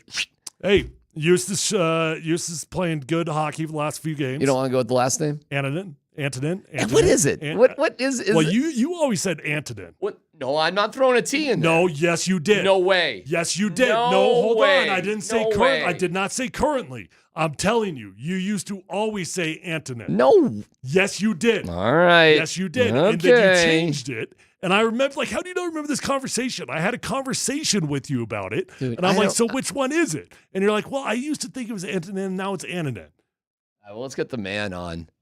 Zach, how are you today, my friend? It's great to have you on. How you doing? I'm doing well. Thanks for having me on.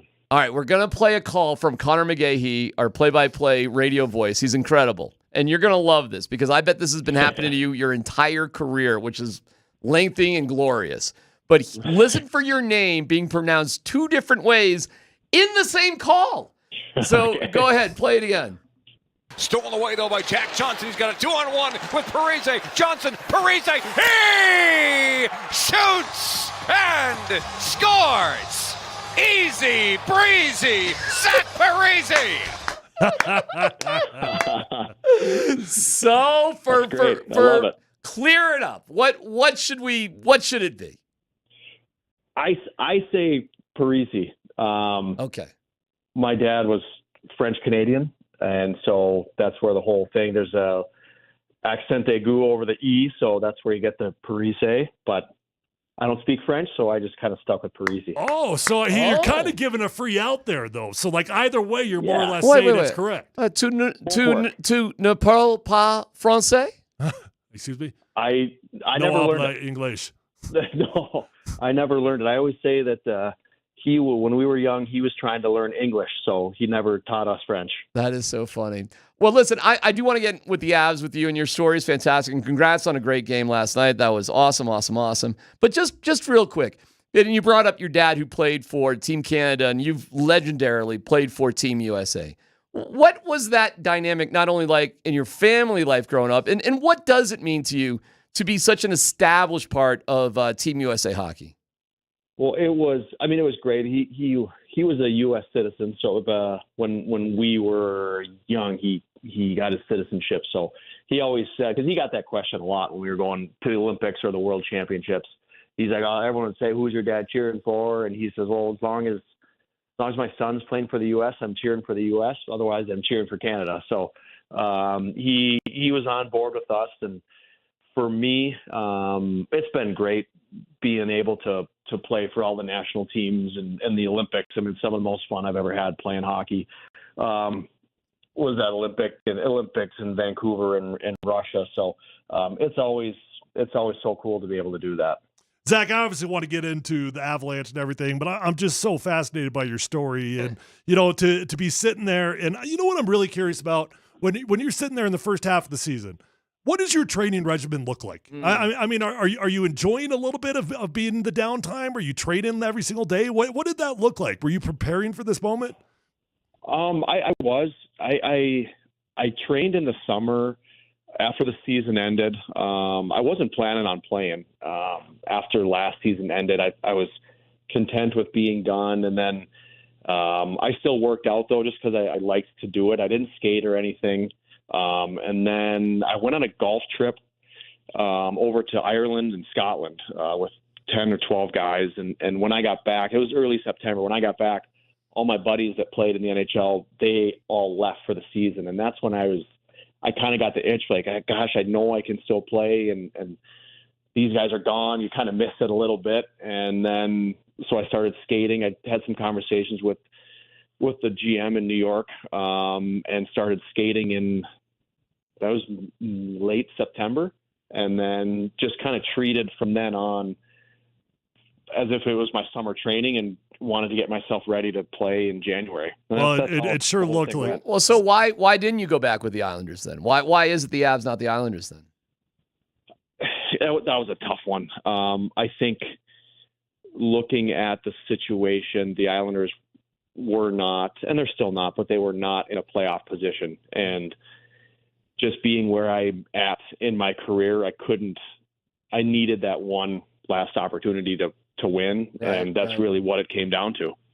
Yeah, I mean, getting a chance to play with Nate, with Kale, with Val, with all these guys, I'm sure that it makes it a pretty easy decision. Well, he got close once. You lost in the finals one time, and it's like, well, Tyler, you got it. Tyler retired after winning the Super Bowl, Zach. Just FYI. Tyler was in the NFL, and you could have played. I did, but I regret doing Zach, what you did, you kind of kept working out, and I just stopped. I lost like 50 pounds, and then all of a sudden I got a bunch of calls, and they're like, hey, we got a job for you, and I'm like, oh, man, I actually would really love to, but can't do it. Yeah. Yeah. There was a little part of me, even when I had told myself I was done, and I think my wife knew it too, but she's like, I could sense that you kept going and training, and there was still a part of me that wanted to play. And I knew that if I did get that opportunity, at least I wanted to be ready. And that was really what it came down to. So is your wife and kids still back in Minnesota, where you're from, or are they tagging along here for the Avs? They are they're in Minnesota. They'll stay there. They did the same thing when I was in New York for 2 years. They stayed there. They're in a great school. Yeah. They're all three are playing hockey. They got their teams. It would just be tough to pull them out. Do your kids play in Edina? Do they play for Edina hockey?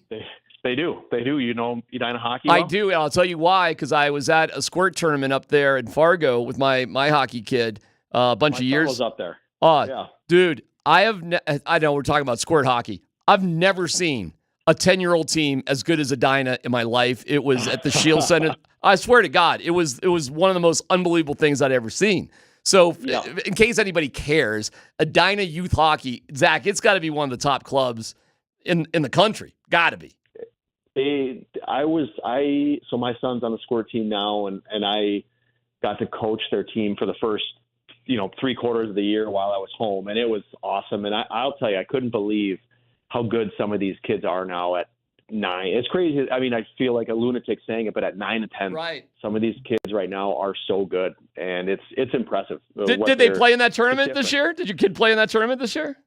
He did, and I kept telling him too. I was like, I played in this tournament. I think they had a plaque there. We won it in like 1995. Oh, wow. So he gets to play in it. Yeah, it's pretty cool. Yeah. So they didn't do as well as we wanted, but they had a blast. Okay. All right. Avalanche. Where are we at here? Where is this team at in your estimation? What do you think? We got a Jekyll and Hyde thing going on, and I felt like getting that win last night. I don't care that Chicago's not so great this year. I felt that was good. I felt that was like good, needed. Yeah, we can do this on the road, and we can do it at home. That's what it felt like. Yeah, I think it was a carryover of the game against Dallas at home. I think we really liked how we played then, and then it played the same way in Chicago. And we had some talks about just being a little better when we don't have the puck, being a little better on the defensive side. And we really buckled down on that. And, in turn, all of a sudden, as crazy as it is, you get scoring chances, you get more offense out of that. So we've played some really good teams, though. I mean, it's been a tough schedule. All right, Zach, we'll let you go. We're really grateful for you calling in. I think it's awesome, Tyler. I'm sure you can appreciate. You gotta win that Stanley Cup, man. You gotta. Yep. I mean, Zach, yep. As long as it's cool with your family, man, I think you did make the right, overwhelmingly made the right decision. Because why not? And we're thrilled you're here after hating your guts for so many years there at Minnesota. You look better in these colors. Yeah, I mean, it feels way better. Feels better. It feels so weird that you're actually on the Avs. I'm not going to lie after all the Minnesota stuff, but it's awesome. It's awesome, and I hope you feel welcome here in Colorado. I do. It's been great, and I was thrilled to join the team and where they are, and it's hopefully we'll have a good second half to the year. All right, have a good time there in Nashville. We'll see you Monday night against Chicago. Thanks, Zach. All right, thanks, guys. Here you go. Zach Parise. Easy. Parise. He gave you free out, though. You can call him whatever the heck you want to call him. Well, that's basically what he said. He threw in the accent aigu. Yeah. There's the accent grave and the accent aigu. 5 years of French. I know the difference. Yeah, I don't. But I know that he gave you a free out. He did. So it's okay, Connor. You know, yeah, whether you did it intentionally or not. Well, he did the first half en français. Yeah. And then in English. Yeah. Well, this is usually where Scott tells us. This is usually where Scott takes be a better out. person and just whatever. So I don't know whose shoulder this rests on. Well, you could say it in life. You got a lot of bumps and bruises. You do. You're taking it. Go ahead. You got a lot of bumps and bruises. All right. And at the end of the day, you got to trust yourself that life's not always going to go the way that you want. Oh yeah. But it's going to be okay, even when it does not go the way that you assumed it would. And when you see an opportunity in front of you, open the door and have some fun. Nate and Andy coming up next. I say Parise.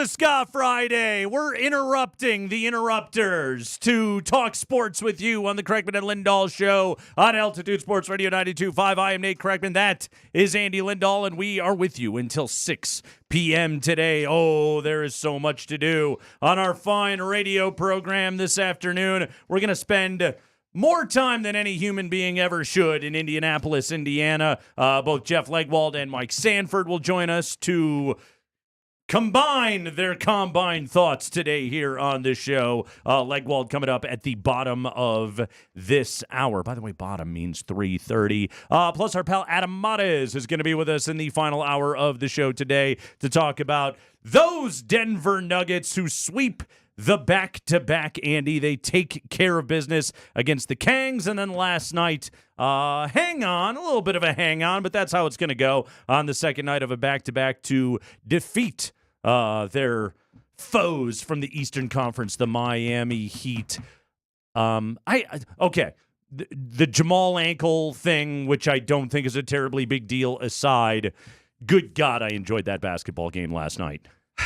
Yeah, I guess I did. You know what? I figured out. I thought Max Strus was the Backstreet Boy for them. It's not. Mm-hmm. It's, what's his name? Duncan Robinson? Duncan Robinson. No, Max Strus was the Backstreet Boy for them. Duncan Robinson's the guy. He looks like Lance Bass. Max Strus looks like Joey Fatone, but skinnier. Well, then they had two of them. And he's on Lance the Cleveland Bass Cavaliers. Is still there. No, I know that because he made the half quarter we played the other night. And then Tyler Hero is over on the bench with a giant hat, dressed like Snow. Remember Snow? I do. Informer. And I don't know any of the words after that. Nobody knows the next line. Even Snow didn't know the next line. He just mumbled something, and people were like, "Sell those records." You know that was in Inagata Davida. They were trying to get the guy. They had it on a documentary on VH1. Okay, the dude was high and blitzed and on who knows what. And they were trying to get him to sing "In the Garden of Eden," and he just kept singing "Inagata Davida," and so that they just were like, "That's the best we're gonna get. We're running out of studio time. Print it." By Iron Butterfly.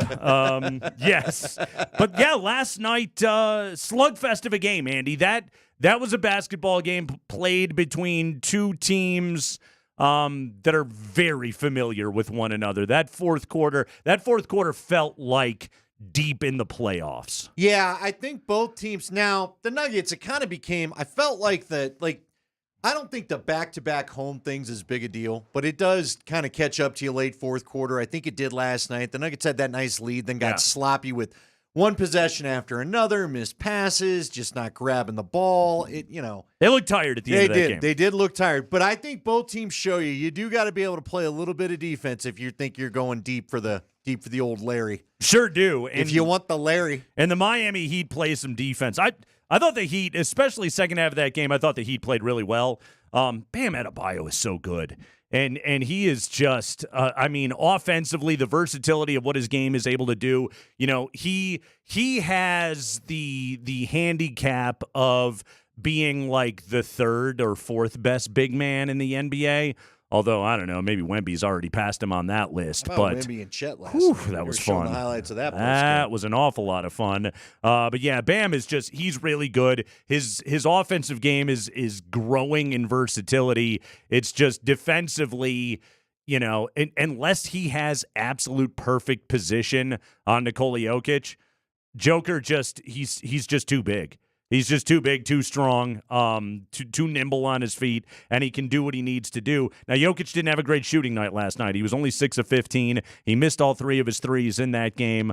But, man, the Heat, that's a fun matchup when those two teams start going back and forth. In that fourth quarter, it got a little bit snug, but it had all the playoff feeling to it. Well, it did, and even I thought Joker got sick of Adebayo. You could tell they respected each other with the greeting after the game. But at some points, you don't see Joker chicken wing too many people. He started giving them a little, all right, get off of me. Yeah. Right? There was some of that going on in that game last night. Michael Porter, Good for him. They needed everything he gave them. Yeah, I know he didn't have the greatest fourth quarter, but quarters 1 through 3, he was a big part of why that team was leading in that game. His final stat line, 30 points, 11 rebounds. He had 3 assists. He had 2 steals in that game. He blocked 2 shots in that game. That game last night, that's as good as he's capable of playing in an NBA uniform. Well, and again, like you said, his size was bothering some of their players. Mm-hmm. I think he surprised a couple of guys. I can't remember who was going to the hole where all of a sudden he was kind of fumbling the ball and looks up and there's Mike just on top of him and he had no hope of getting it up. Jaime Jaquez was on that play. Jaime Jaquez, there you go. The other guy that I want to talk about too is our guy Aaron Gordon, man. You know what? He had a couple, he had one where he got the ball. As a matter of fact, he might have brought it down floor, did a little Joker impersonation where, when I think Joker was out. I think this was early fourth quarter and they were trying to get by without Joker in there. Where he just took it to the rack, and you're like, oh, yeah, this dude was the center of an offense once upon a time. Mm-hmm. He may be the third option here, but he can take that thing to the hole when he needs to. He's not just a dunker who needs someone to hand the ball off to him. Very good KCP night last night out of the Nuggets as well. Jokic comes up short of the triple-double, so we'll have to wait on the first 5-game triple-double streak of Nikola Jokic's career, but they get that victory. The one thing coming out of that game that now is going to be a little bit of a thing is an ankle tweak, mild sprain, whatever you want to call it, as suffered by Jamal Murray. Some of the conversation after the game suggested that perhaps he could have returned to that game, which, yeah, if it's a playoff game, you're going to play through some stuff. When it's, February 29th, you're done for the night, man. Just go and get that thing rested up. They travel today to L.A. I'd be fine with Jamal not even getting on a plane. I hope he didn't. Yeah. I hope he didn't. I wouldn't care if Joker didn't do it. Look, they're airing this game tomorrow in part because isn't it LeBron's going to get his 40,000th career point? 9 points away from 40,000. So this is going to feel, I saw a lot of people complaining. I didn't notice it. So here was my plan. You and I have stated this on the air. Normally when we have the old crossover between the Avs and the Nuggets, I stay locked in on the Avs because I know you're going to be locked in on the Nuggets. But the Avs were dominating so much, I was like, well, the family wanted to watch the Nuggets, so we kept going back there. But somebody pointed out on Twitter, every time Bedard was on the ice, they highlighted him and put the little box up of Bedard as he was skating around. It was annoying Avs fans, as you can imagine, which I thought was funny because Chicago could even score last night against Ananen. Good for him.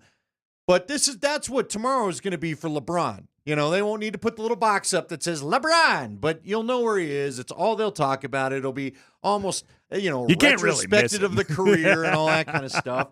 So you know what? Let them have their fun. Let Jokic get some rest. Worry about your bigger things. Because I did not realize when we were talking about the play-in, dude, the Lakers are like 9th, right? They're not. They're not even their lives could stink. Let me tell you this though. You could go without Jokic and Jamal tomorrow night against the Lakers. I'm still not sure they win. They could go to overtime to beat Washington last night. Second night of a back-to-back, and they had just had an emotional game against the Clippers, all of that. But this Laker thing, it's always good in brief spurts. It wouldn't stun me if the Nuggets could go. I think Jokic is going to play first off because he's Nikola Jokic and he doesn't miss games. But even if he didn't go, I'd still like the Nuggets to go in and beat those guys. Oh, I'm with you. Would you use tomorrow? I told you this off air. I'll express it for the first time on air. I'm getting a little concerned at how old Reggie Jackson looks. I tweeted that at you guys in the middle of the game. And again, it's not like I worry that Reggie, the first half of the season, is like a lot of us at an older age. Like if I went to, I remember the last time I played in the lacrosse tournament, I felt really good the first day. And then I felt like crap for 3 days where you're like, dude, can I even walk? Now, he's not all the way to can I even walk. I was going to say, he's only 33. I get it, man, but he doesn't seem to have the same lift in his legs. Like his shot is off, that he's missing shots that he hit early, which I always go to. He had that one like late open look for three that just rattled off the rim that to me was a classic tired legs shot. He only shot 11 games in the month of February. He shot 23% from behind the arc. Every other month of the year, he was at 38%, 40%, the kind of place where you would like him to be. 23% from behind the arc in the month of February. He's in a terrible shooting slump. Is one thing that's going on. Let me give you a little bit of good news on Reggie Jackson. So looking at lineup data today on NBA.com, obviously the starting five is the best lineup on the team because it's maybe the best lineup in all of basketball.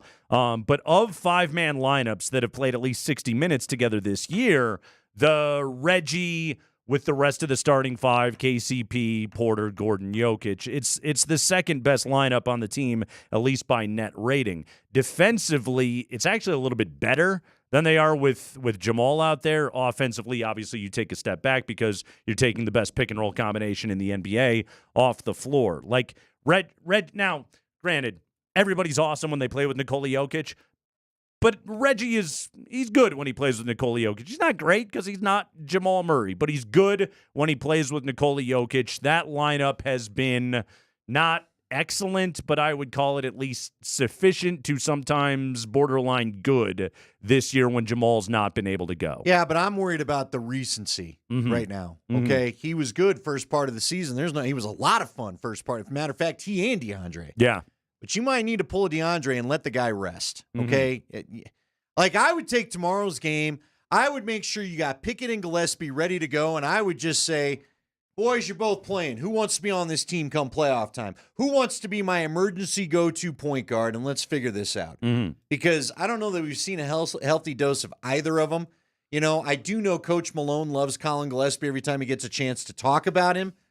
But I would just go with that tomorrow and just be like, all right, man, let's, why don't one of you guys show us you want to be on the playoff roster? That's all. Reggie 0 for 5 from behind the arc last night. Again, rest the legs. And if you can get Reggie from the early season back for the playoffs, I'm in. Sign me up. As a matter of fact, I think they might need it, frankly. One other little piece of good news is that Reggie Jackson has generally been a good playoff player in his NBA career. So you got that going for him. There's a lot of variance in bench guys. I don't have the same Reggie panic that you do. I can certainly acknowledge he's shooting the ball like crap. He is in a shooting slump at the moment. Yeah, I just, listen. That sounds like a name of a ska band, by the way, Reggie Panic. Okay. Let me get Spring, see if you can find the new track from Reggie Panic to hit today here on the show on Ska Friday. See, I think there's something there. I'm not sure we've totally refined it. Maybe a third word. Panic at the Reggie. I don't know. See, there's something around there. I'll give it to you. We've got the start of it, but we might need a few more.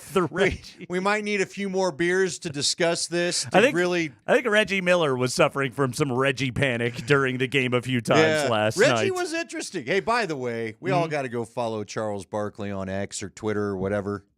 That man is not letting anything sway him from. I don't know. He may have a bigger Nikola Jokic crush than you. Well, and that's saying something. He's a larger human being than I am, that's for sure. But yeah, Nuggets get the victory last night, 103-97 over the Miami Heat. We have got to go to Indianapolis. We'll check in with Jeff Legwold this hour here on the show. Sanford at 5:20 from Indy. Adam Mars at 5:45. A lot going on. Kreckman and Lindahl, Ska Friday, Altitude Sports Radio.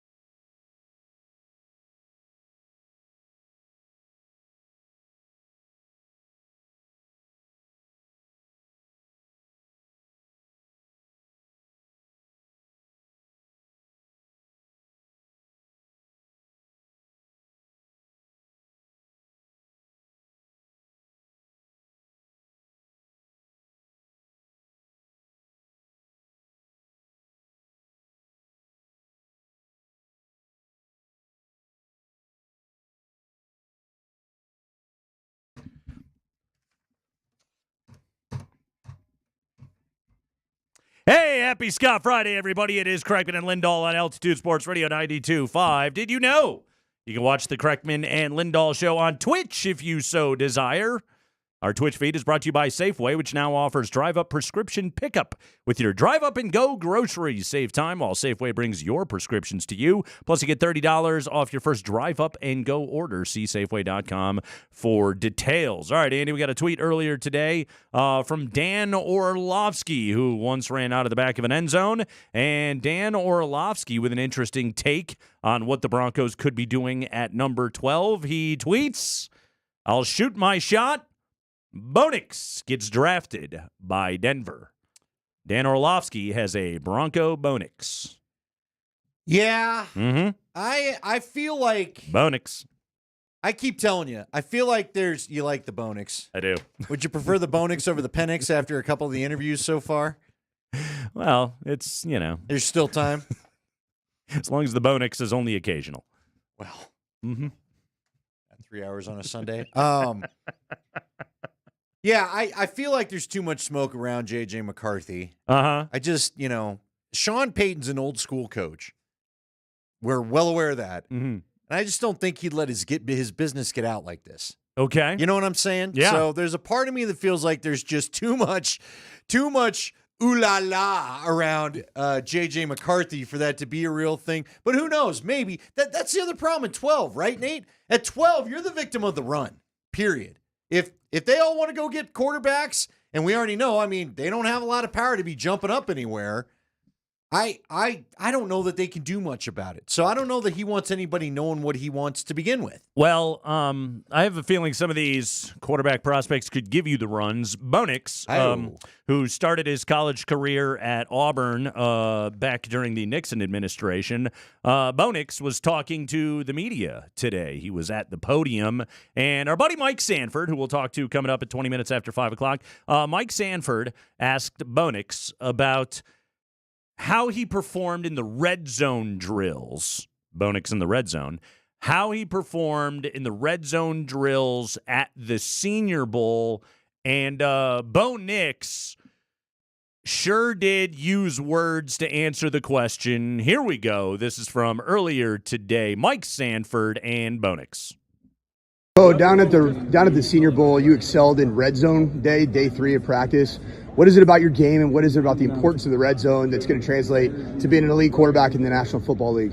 I actually love that question because in the league, a lot of teams that keep you to hold you to field goals, they have a really good defense because many offensive teams can move the ball, but the defenses that hold you in the red zone, that keep you from scoring in the red zone, is usually the difference in the game. So I know how important the red zone is. We had a lot of success in the red zone this year at Oregon, and I think it goes back to preparation. You got to make sure you hit the ones that are open, be aggressive down there, but at the same time control your team and take care of your team.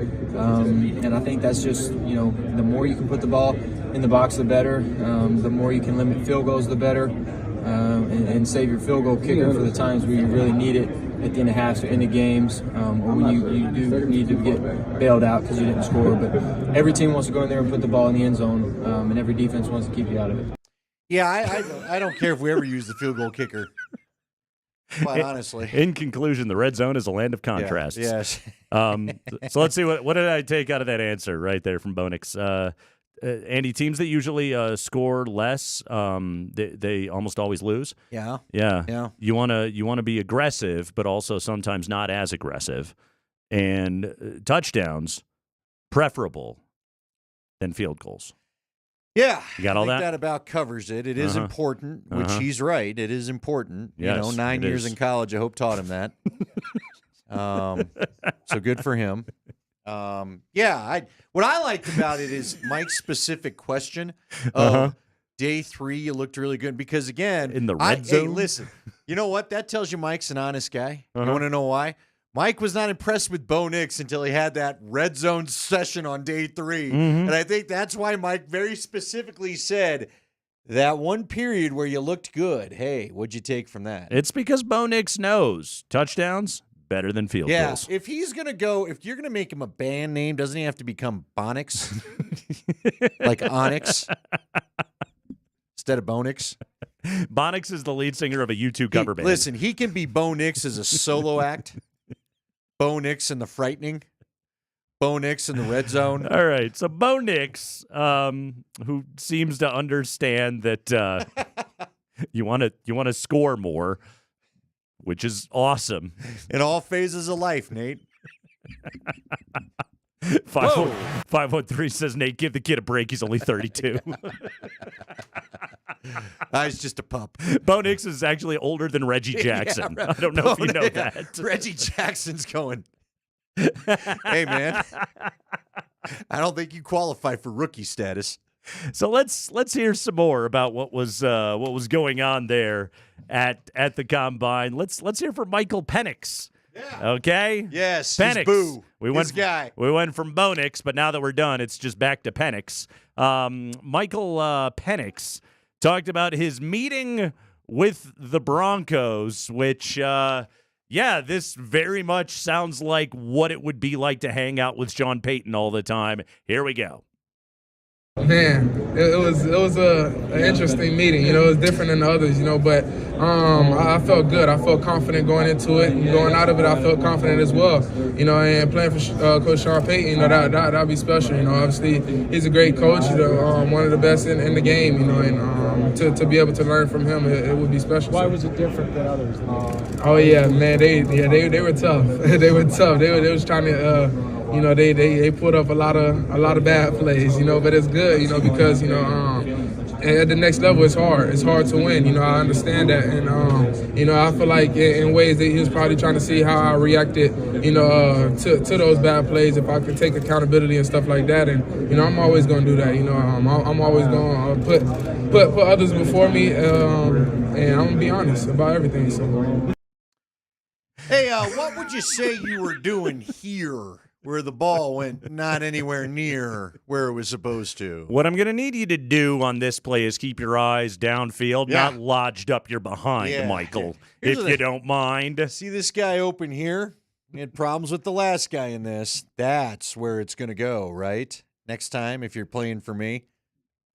I love how he described it as interesting. Hey, do you think I want to know when they got together? Did he get 2 lattes, Sean, or did he get later in the day, Sean? That's a good question. Hey, what the bleep was that? Huh? Maybe it was just yelling at him. It was midday latte, Sean. Working him over, like interrogation style. Can you handle this? Can you?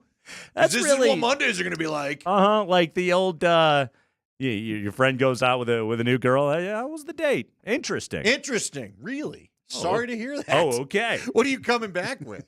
So Saturday, what do you want to do? Clearly you don't have plans if the date was interesting. Yeah. Is what he says. Hey, course corrected. Sean Payton, great coach. Yeah, one of the best coaches in all of football. He got himself back to that place and then pointed out how Sean Payton liked to point out all of his failure. Sounds like fun. Sounds like a good time. Yeah, good interview. What's the question? What? How would the rest of us survive some of what these football players go through? Seriously. So this TPS report here. What were you doing there? Cost your company $5,000. You're going to pull that crap here? This tease that you gave right before the break. Yeah. Did you think anyone was going to anybody? actually stay and listen for that crap? Would you say this promo you made was more of a warning that nobody wants to stick around? Yeah, maybe. So let's go to Indianapolis now. We welcome into the program our pal Jeff Legwold, brought to you by BetSafe Colorado. It is the exclusive club for passionate gamers and bettors across the state. Jeff Legwold, how are you, man? I'm great. How are you guys? No, we can hear the energy, Jeff. It's boiling off That's of you. That's not a man that's been sifting through some BS. How are you feeling, Jeff? What have we learned? I'm good. This is my house. I'm good. All is well. So that's what you've learned, is that you're good? I already knew that. Frankly, I don't give a crap. What have you learned? I want a new nugget of info, Leggy. I need the info. Let me have something. Well, we're only 2 days in, dude. But you've interviewed people. You've interrogated. No, you've been at the shrimp place. I think I honestly think the Broncos are going to have a difficult time getting a quarterback they want at 12. So they better have a plan. Plan B or whatever. Is that because you are of the belief the quarterback run comes well above 12? I do, Nate, and I also believe I'm not sure they're going to come away with when they're all said and done here, that if 4 go early, that the 5th one would be worth the 12th slot. Now, things can change. There's an awful lot. You got top 30 visits to go yet. Those are always key for quarterbacks, especially, and, some pro days and all of those things. But it just seems like, I'm not sure the talent evaluators are as enamored with this class as we are publicly. And I think some of that is just, again, the amount of people who talk about the draft and who are interested in the draft now, and the quarterbacks always lead the way in any and all discussion. But I'm just not sure when the grades or the real grades are all in that you're going to have 5 quarterbacks that are just solidly, upper half of the first round and should be there and all of that. So, but we'll see. Again, a lot of time to go yet. All right. So, what kind of impression is Caleb Williams making? I think he's doing what a lot of guys do, and they're pretty sure they're going to be the number 1 pick. And he's not wasting his time with teams that are picking down in the 20s. He's like, hey, not all 32 you guys can take me, so I'm not going on all these visits if I don't think you're in play. And frankly, I don't blame him. Now, a lot of folks wish he was throwing here, and there's still not 100% certainty that he will have an extended throwing session before the draft. So that may come up at some point, but right now he's essentially told people, you're not getting any of my medical information unless I think you're going to pick me and you're bringing me in for a visit on site. Leggy, I want to stay on Caleb Williams here for just a moment because we've covered this before. Like his procedure about how he's going through all of this is unique. And to be fair to Caleb, like he is kind of the first NIL multimillionaire to go walking into the NFL draft as the presumptive number 1 overall pick. He doesn't have an NFLPA certified agent. His dad is essentially his business manager. Like there's a lot of things that are very different with Caleb Williams, not doing the medical testing at the Combine, obviously not throwing at the Combine. The Chicago Bears standing there with the number 1 overall pick, or anyone that could be thinking about trading up in that direction. How are some of Caleb's methods playing with them? Well, we've seen a little of this before. I mean, not to this extent. We've never had a player come into the draft who made $12 million, during his final college season. So, that certainly is different. But we've had, Eli Manning sort of forced the issue of where he wanted to go. I mean, John Elway way back forced the issue of where he wanted to go. We've had players say, I don't want to go here. And, Deion Sanders, I did an interview with Deion Sanders when he was a minor league baseball player, when he was naming teams he wouldn't go to. So, this isn't a new thing. The money part of it is new.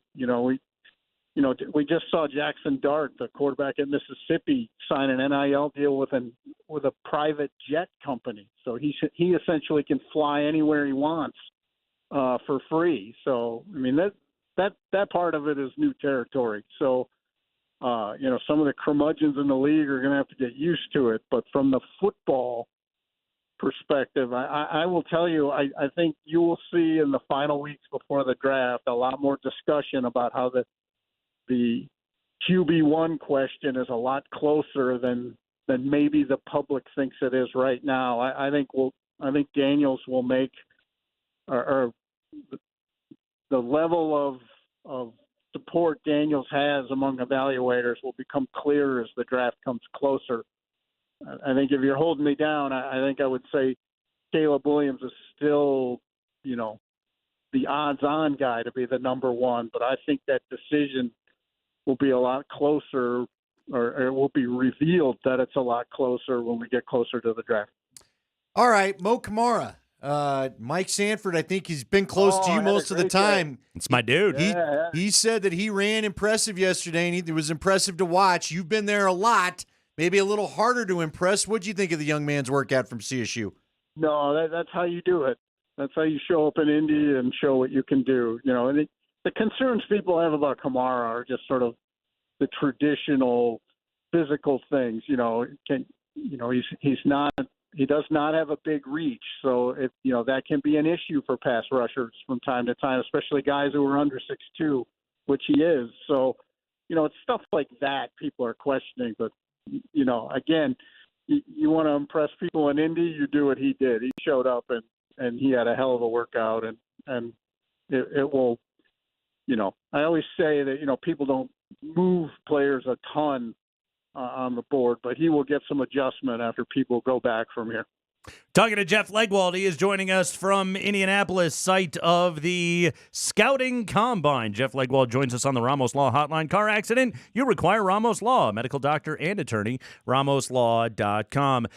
Leggy, let's say there's a world where, quarterback's not available and the Broncos are just taking the best player there at number 12. One of the guys whose film impresses the hell out of people is the tackle J.C. Latham out of Alabama. Very big, good feet, strong dude. I mean, looks like a guy that could be a starter at the tackle position for 6, 8, 10 years if you go and draft a player like that. Okay, let's just talk hypothetically. The Broncos spent massive money on a right tackle last year. Is there a world where the Denver Broncos would look at a player like Latham perhaps and say, well, that's the best player that's available to me right now, so I have to take him right there? Well, he really is considered a right tackle by almost everyone I know. So you'd be forcing yourself into making a decision to play somebody, either the guy you signed for the biggest free agent contract, for a non-quarterback, last year, or a guy you're picking in the middle of the first round. Somebody's going to be uncomfortable with the decision. But his game video is comical. I mean, he is just destroying people. It looks like a weed eater sometimes. He just goes, he just goes by people, and then suddenly there's all these people on the ground. So he is one of my he's been one of my favorite players to look at their game video, because it is. There are some moments that are just comical. He's doing this to other players in the SEC who are here, who are going to be first and second round picks. So, no, he'd be well worth that pick. It's just that's where you're talking about what's the fit.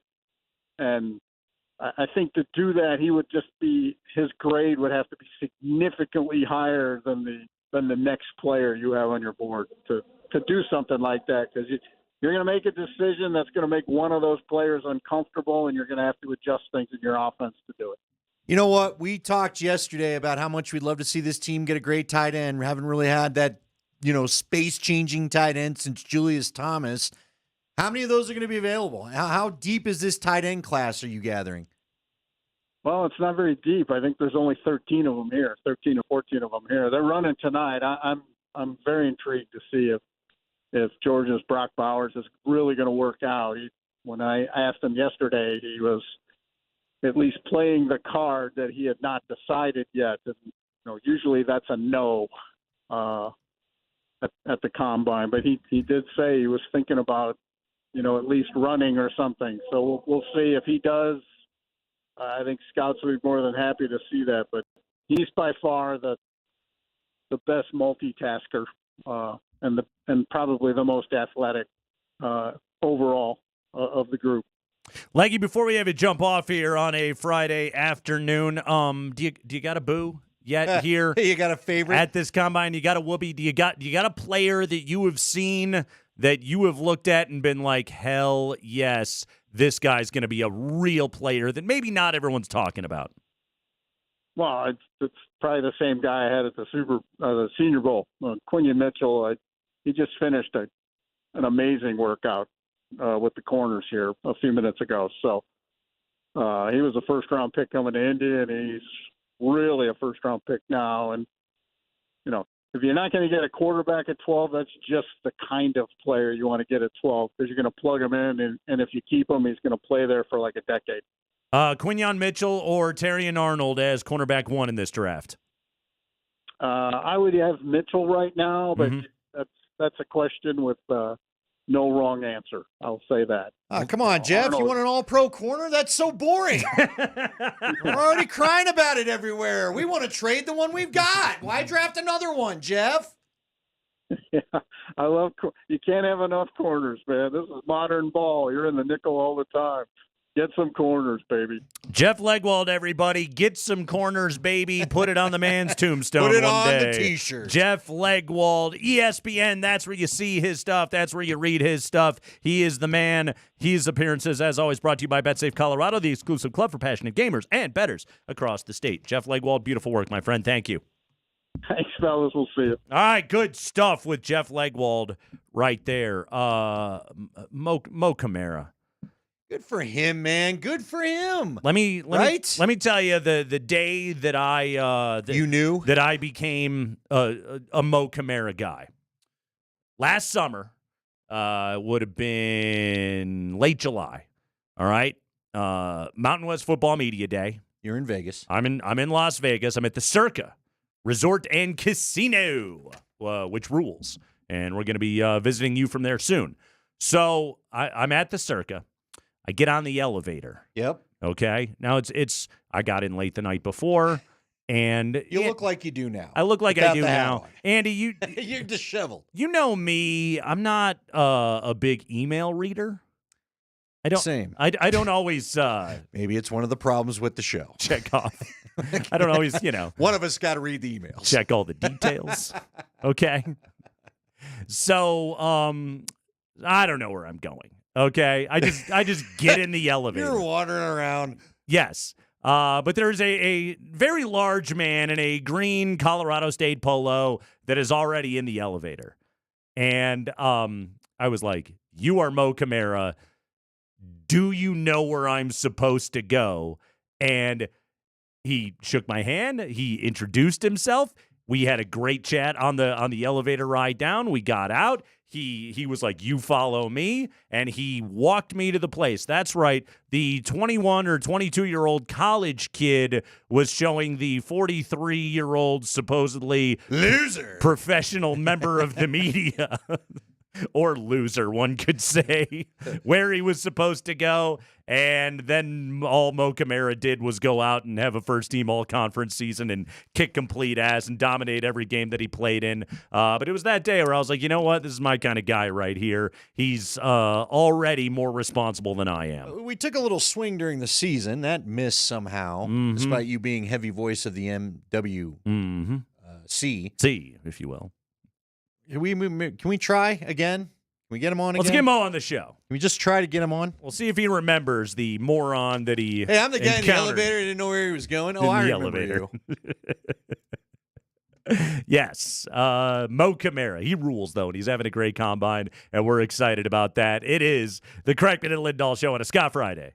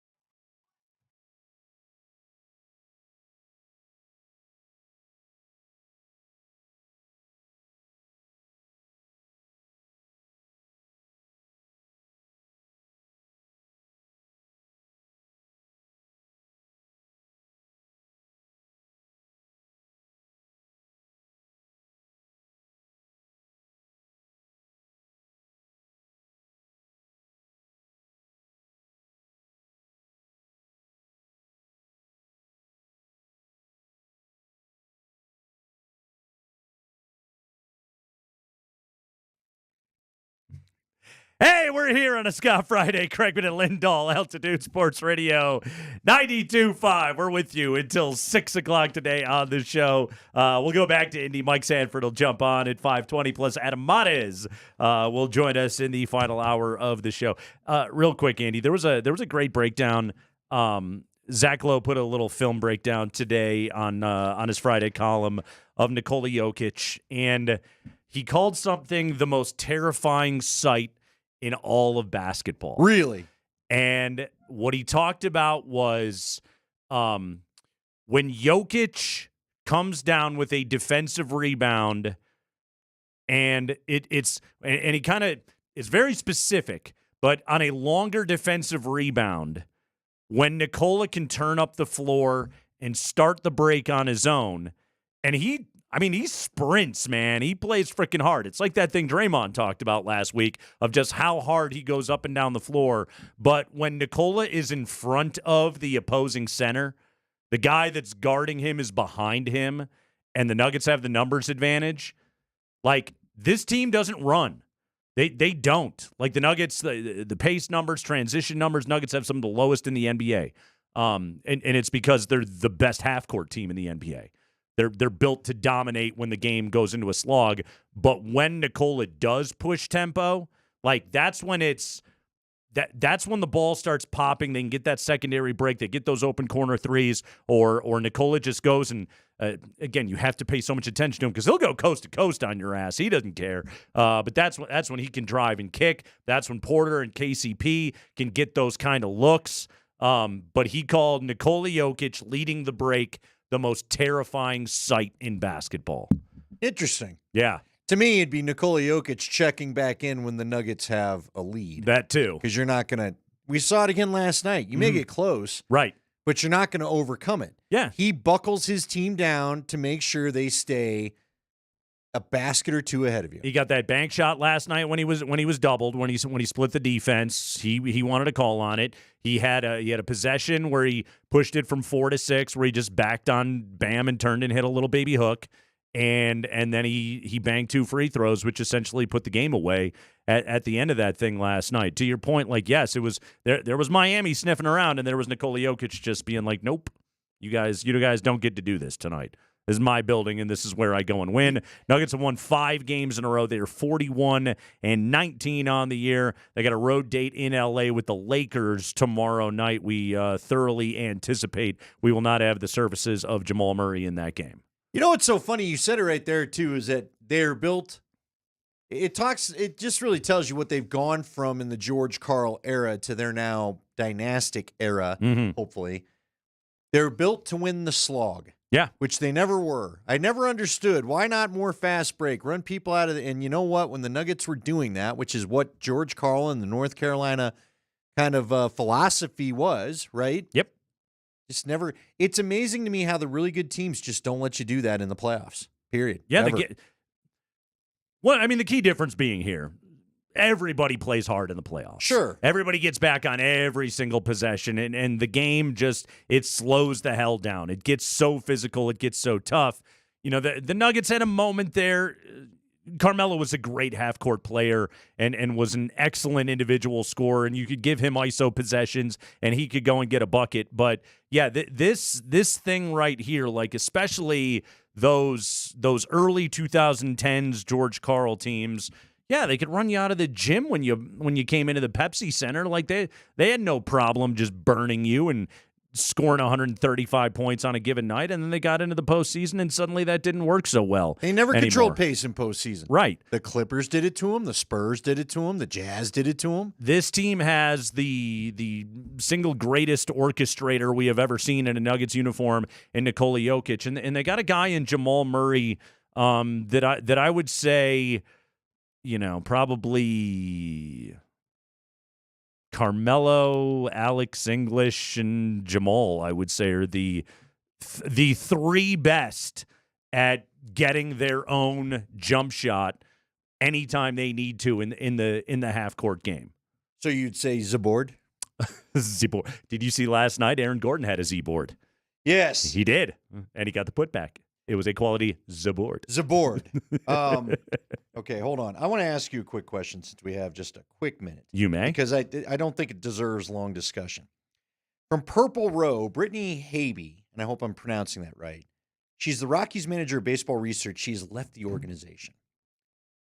If you're the manager of research, and again, we're in season. Spring training, it's kind of important right now. Yeah, not the best time to be maybe losing your manager of research, right? Plus, I got to wonder, like, who's doing the laundry? Well. With those new pants, they're afraid to wash them much because they'll disintegrate. They're see-through plenty as it is. By the way, if anybody didn't get that joke, if you guys recall during the pandemic, the Rockies made their analytics staff also do the laundry. Yeah. That was the joke. Yeah. I'm just saying, another little. I'll be here till 6. Another little. What the hell's going on over there? Yeah. You had the best player. I look. Does it say something about where they're at? Not that you and I are shocked that our guy Bryant, your plushie, Bryant, says, I basically am not sure I should have made this decision. I'm not really sure I'm feeling this anymore. Wow, I should have looked into this. Yep. And it didn't, any other market in Chicago where he came from, that thing is resonating right away, right? It's national headlines. It's all. Should they not be bothered by the fact that Twitter was like barely a whisper with that thing yesterday? Yeah, as the comments came out. Outside of a little bit of Rocky's Twitter reaction to it, it wasn't national baseball news. Not really. Boy, everybody going, yeah, you should have, right? That's like dog bites man. That ain't a headline. Oh, star player wishes he hadn't taken the money because he didn't look into the farm system. Yeah, we figured you didn't. Yep. Again, Rocky's manager of baseball research has left the organization. Say that name for me. Say my name, Brittany Habe? I'm not sure. Well, she's not there anymore. I'm just saying, probably, again, it just feels like this is not a departure. Don't departures happen in November? It seems like an odd time. I completely agree with you. Are you going to pay for the damn streaming? I will, yes. I'm going only because you're doing MLB TV, though, right? Right. Well, right. We talked about this the day that this came down. I am an MLB TV subscriber every single year. I'll drop the extra whatever $40, $50 I got to get to watch Rockies games. Yes, I will do that. I don't want to. I feel like I'm going to have to. I don't really want to, but I don't want either. To. I don't want to. I don't want to give. I don't want to. I don't want to. I don't feel I'm going to do it. They are a local baseball team. There is a world where, the Nolan Joneses and Zeke Tovars of the world hopefully continue to progress. Maybe Brenton Doyle learns to hit major league pitching, all those things where these guys become viable major leaguers, and I want to keep an eye on that progress, but if you're asking me, are you really looking forward to, flipping on your 9 innings of rocks a night? $20 a month? Not really. Hey, breaking news, Spring. Break it. We'll have to discuss this more on the other side, but let's get it out there. Avs have made a trade. Ooh, we get an Avs trade. This will make Raj happy. Here we go. They acquired 2024 7th-round pick and the rights to forward Zakhar Bardakov from the Devils in exchange for Curtis McDermott. What's his name? Bardakov? Bro, I've never heard of this guy. I thought I might at least get the Fangio. Let's put it to you this way. Him in a 7th-round pick is worth Curtis McDermott. So that's all you need to know. So are we thinking this guy is this going to be a minor league dude? We don't know. Yeah. Well, this is a nothing move. What was the name again? Bardakov. Bardakov? I can't tell you a lot of the hockey players' names. Is this going to be who was it earlier? Tatar? We found it was Tomash. Is there some Barstov or something and it's spelled completely? Is it like a Favre name in Russian? We will break this down. His first name's Zakhar. It's a cool name. I got to tell you, we haven't had a Zakhar on the Avs before, right? I believe this is the first Zakar I've ever known of. I'm going to take off the NHL trade deadline so we don't get caught with more names like this. You know what he has to do, Andy, when he's leaving the arena? He's got to get in Zakar. After he grabbed a few of the boards. Wrong sport. Hey, you know what? He put a few guys into Z-boards. Into Z-boards. Yes. It's all working. It's all working. Nothing but Zakar talk, plus Spring's going to have to throw a really quick Sarah McLachlan for Curtis McDermott in the break. Let's see what he's capable of. Keep it here.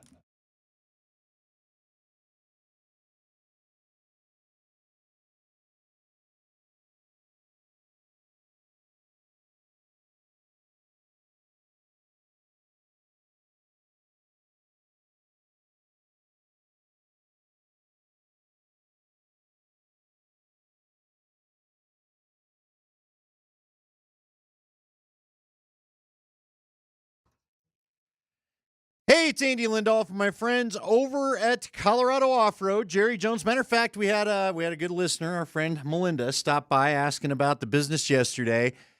She wanted to know, can they do lift kits? Of course they can. They can do a lift kit for you or your truck or 4x4. Maybe you want some wheels, you want some tires, you want a lighting kit. They do it all. Got the bed covers, step rails, remote start kit going on for me over at Colorado Off-Road. Also have some of the floor liners in there. Minor WeatherTech, he actually sells a number of different brands. And if you need some custom work, if you're a contractor, they can do that for you as well. Just stop on by, have a conversation with them. Again, if you're unsure what you're maybe even looking for. I knew I wanted a bed cover, for example, wasn't sure at all what type. They pointed me in the direction of one that folds up in fours, and it's been fantastic because I can keep it on and still use the bed cover or use the bed the whole time. You want to find Colorado Off-Road? They're easy to find. They're 3 blocks south of historic downtown Littleton on Prince Street. They're right behind ACC or on the web at cooffroad.com.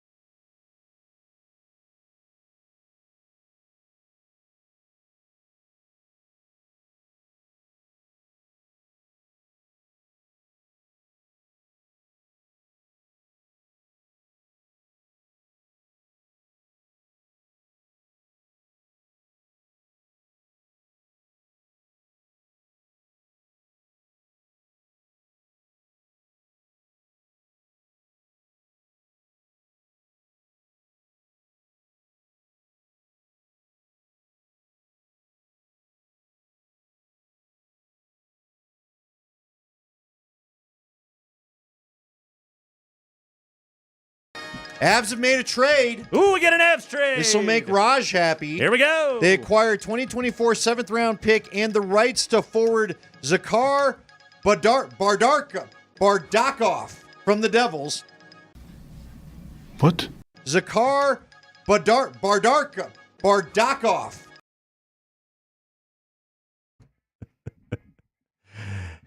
Naga. Where's Sarah? I was expecting Sarah. Naga not going to work here anymore. Yes. Zakhar Bardakov.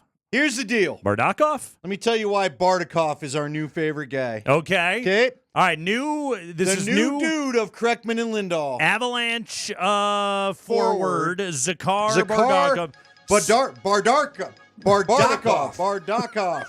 I wanted to put another R in there. I wanted him to be Bardarkov. Badrikov. No. 6'2", $190, he has played his last 4 seasons in the KHL, Andy. But for who? For Ska of St. Petersburg. Yes. SKA. He played for Ska. Yes. That's our dude. Ska. A Thursday trade happened on a Friday. Are you kidding me? Yeah. Welcome to Colorado. Whatever your name is. Barty. Does Zach. Does Ska have black and white checkered jerseys? I really hope they do. Now, yeah. They better. Yeah. With a skank and pickle dancing around there. That's right. Get the band out there. So Curtis McDermott is no more. He is now a New Jersey Devil. David Putty will love him. Zakhar Bardakov. Zakhar Bardakov. Yeah. Bardakov. I wanted to add so many consonants. Bardakov will go with. Sure. According to Avalanche general manager Chris McFarland, Andy, Zakhar is a hard-working, active center who brings speed and physicality to any lineup. He is a team-first player with a strong compete level and a highly committed defensive game. Cool. Those are all good things. A lot of people saying it's a cap cool, space. Carl. Probably a cap space move. Another mill off the books. He is a native of Seversk, Russia. Played in Russia's junior circuit from 18 to 21, where he recorded 32 goals and 38 assists and 271 penalty minutes in 104 games. Good God. That's a lot. He's likes to fight guy. He also played 2 VHL games for Ska in 21-22, Russia's second highest professional league. VHL? VHL. The Vienna Hockey League? Right. The Vienna Hot Dog League? What are we doing? So there you go.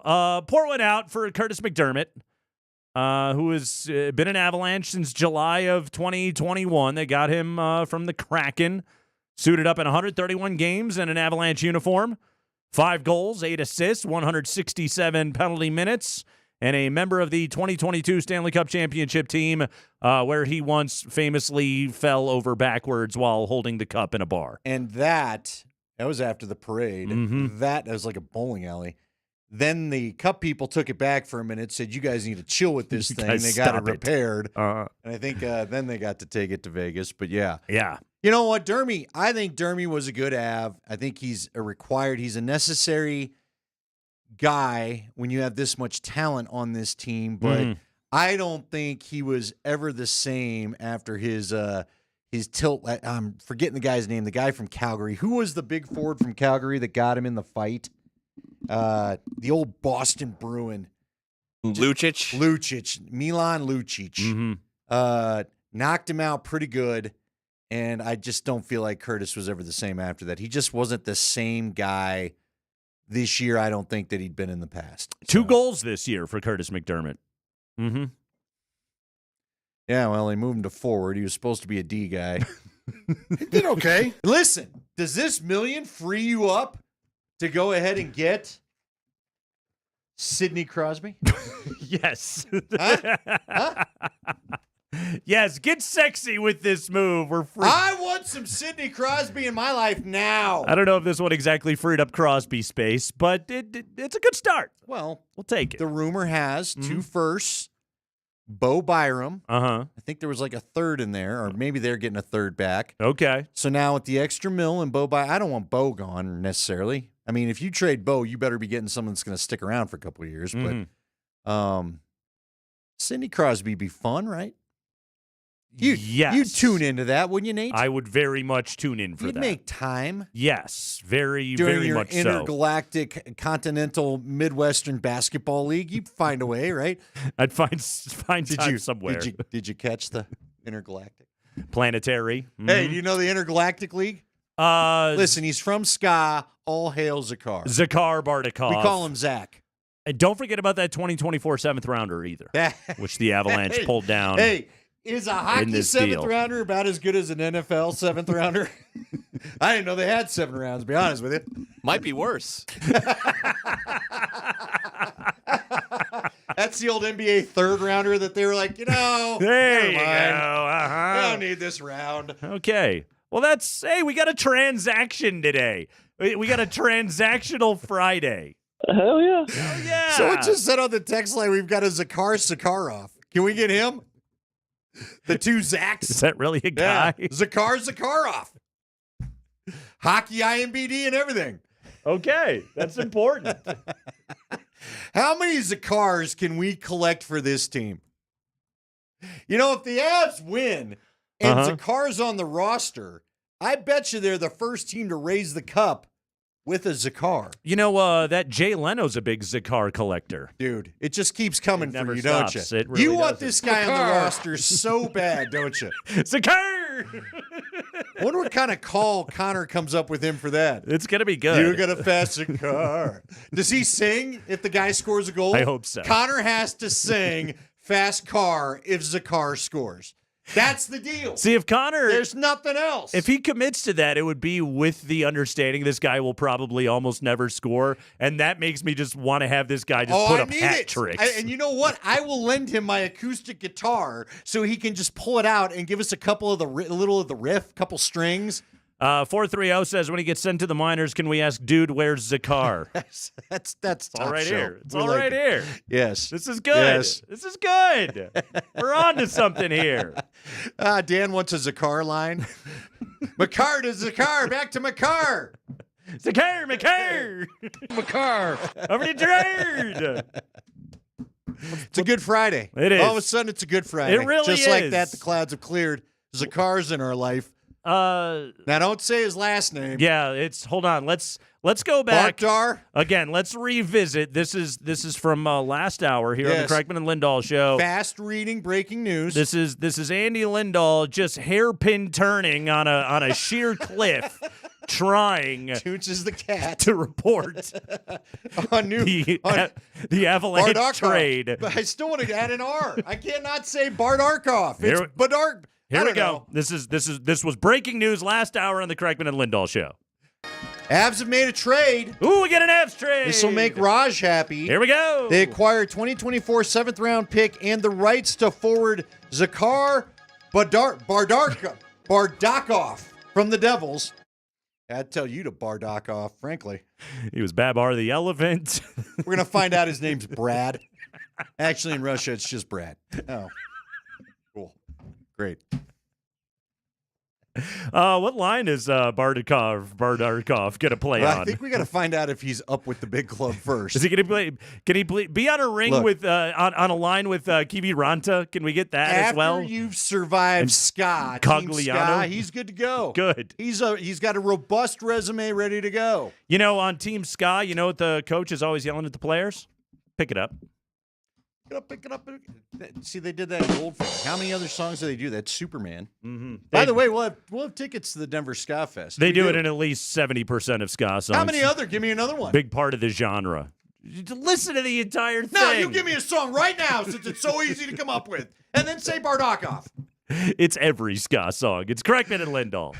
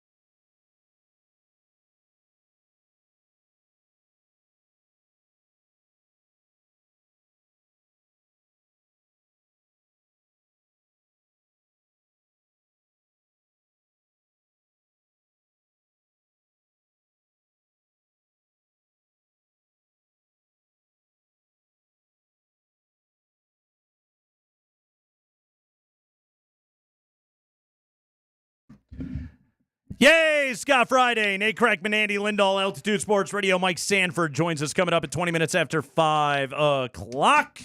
Plus Adam Mares before the program is up here on a Friday afternoon to talk about the Nuggets will be on the road in L.A. to play the Lakers. Ankle injury, which we're not terribly clear on the severity of yet, suffered last night by Jamal Murray. Weird play, comes down, sort of falls backwards, steps on Aaron Gordon, and then falls out of bounds because these things just sort of happen in the sport of basketball. Andy, Vic made this point this morning.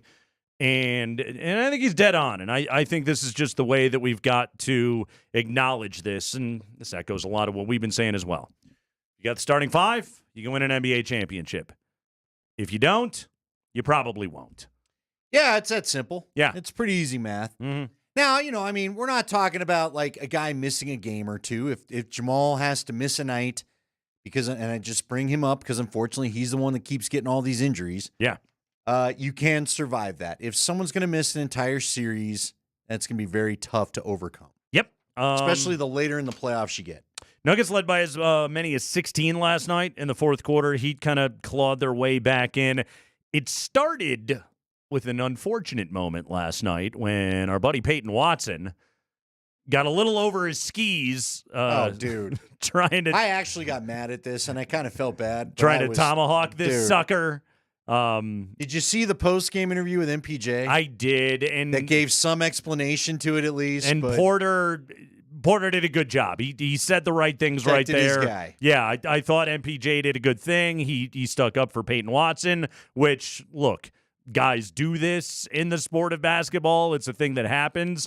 But also, Andy, it kind of was a bit of a turning point in the game. It was the game sort of was teetering between turning into a laugher or the Heat getting back into it. And, he to P. Watt's credit, he tried to bank it in. He still tried to get the bucket, all of that. He missed the layup. And it did it changed the complexion a little bit. I think it added some tightness to the fourth quarter last night. Well, because then they go down, if I'm not mistaken, didn't Butler get an and one basket? Yeah. Now he missed the free throw if I recall right. But yeah, that was one of those times where I kept thinking, okay, P. Watt, I know you want to electrify the crowd and have your moment. Right. I'm not going to be mad at you. It was a straight breakaway, but you're down a dude. Your guards are, because again, Justin Holiday kind of had a weird night too. Couldn't hit a three. Finally hit a three after 3 attempts there. Right. Reggie was looking the way that we were talking. It's like, please just get the basket. Please just keep growing the lead. Was every other Nuggets fan sitting on the couch going, Justin, just pass it. Right. Stop. Please don't hoist it again. He did eventually make one, which was good to see. But yeah, it did kind of start right there. One thing that I wonder a little bit about with Peyton Watson is this is way more basketball than he's ever played. Yep. And that's a very, very real thing. Now, again, there's not necessarily anything in the numbers or anything to suggest a precipitous fall off or anything like that. You look at his month of February, he was 48% from the field. He was 45% from three, which is great at a very controlled volume, than the way that you need him to be able to play it. But also, with Peyton Watson, this was a guy that his high school career was weird because of COVID. He got to UCLA. He actually played with Jaime Jaquez, and he didn't really see the floor, because he joined Mick Cronin's team when they were Final Four ready. And again, he was a guy that was sort of still just learning his way. He last year was, up and down from G League to the NBA, but again, massive minutes never really came his way. This is a guy that already this season, Andy, has played 58 basketball games, and that's a ton of basketball for him to play. I'm not saying that this is the start of the disaster when it comes to Peyton Watson or anything else like that, but it's a very real thing. There's a lot of basketball. Look, it's why Christian Braun was so unique last year, because normally the rookies are tired out by the time the playoff run happens, like you said, because the seasons, no matter how much you played or not, have been longer. But when you have, this is why I'd be a little curious to plug back in Colin Gillespie, see what he can do. There's another kid that went to a national championship. Did he win the national championship, right? A few years ago? Did he? Well, he went, at least. Okay. Same with Christian Braun. Mm-hmm. You're used to the longer, more extended basketball. Yeah. And so I think the season last year didn't get to him. The adrenaline of the playoffs didn't get to him. Hey, Peyton Watson has not really experienced that from the sense that you're the guy we're relying on, right? Yes. He did get to watch it all last year, but now, let's be honest. I mean, that dude, he's going to play important minutes in the playoffs. They need him to be good. Yeah. Period. Yeah. So, yeah, he's going to be critical to this team. Christian Braun had a nice drive and finish last night. More of that.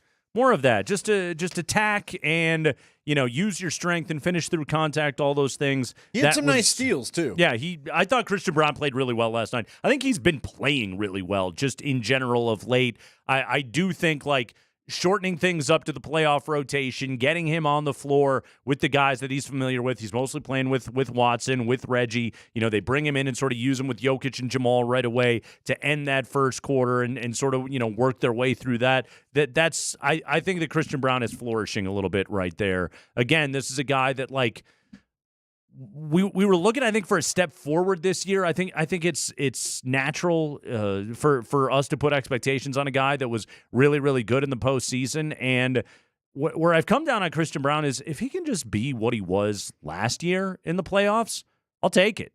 Because he was an important part of why they were able to win an NBA championship. His minutes, though limited, were often crucial. This may be the best that he is. Yeah. You talked about the step forward. I think we were all there. He may just, and look, what he is he's an important part for the Nuggets team. Right. And look, maybe if he were to go play more, maybe the offensive game would flourish. Maybe he'd be the guy that hits the three a little more consistently, all that kind of stuff. But there is a chance that he's just, this is what he is. He's an NBA rotation player. Yeah. He's a winning player. He's a good player. He's a hustle off the bench guy. Exactly. Energy dude. Yeah. I don't know if Christian Braun's ever going to be an NBA starter. But not every dude is an NBA starter, and you can still make a very, very good living in the league for a long time like that. And I think Christian Braun, because of the way that he defends, hit the occasional three, and just playing hard is a talent in that league. Because when there's 82 games, going every single night, it's tough to bring it. Yeah. All the time. It is. But,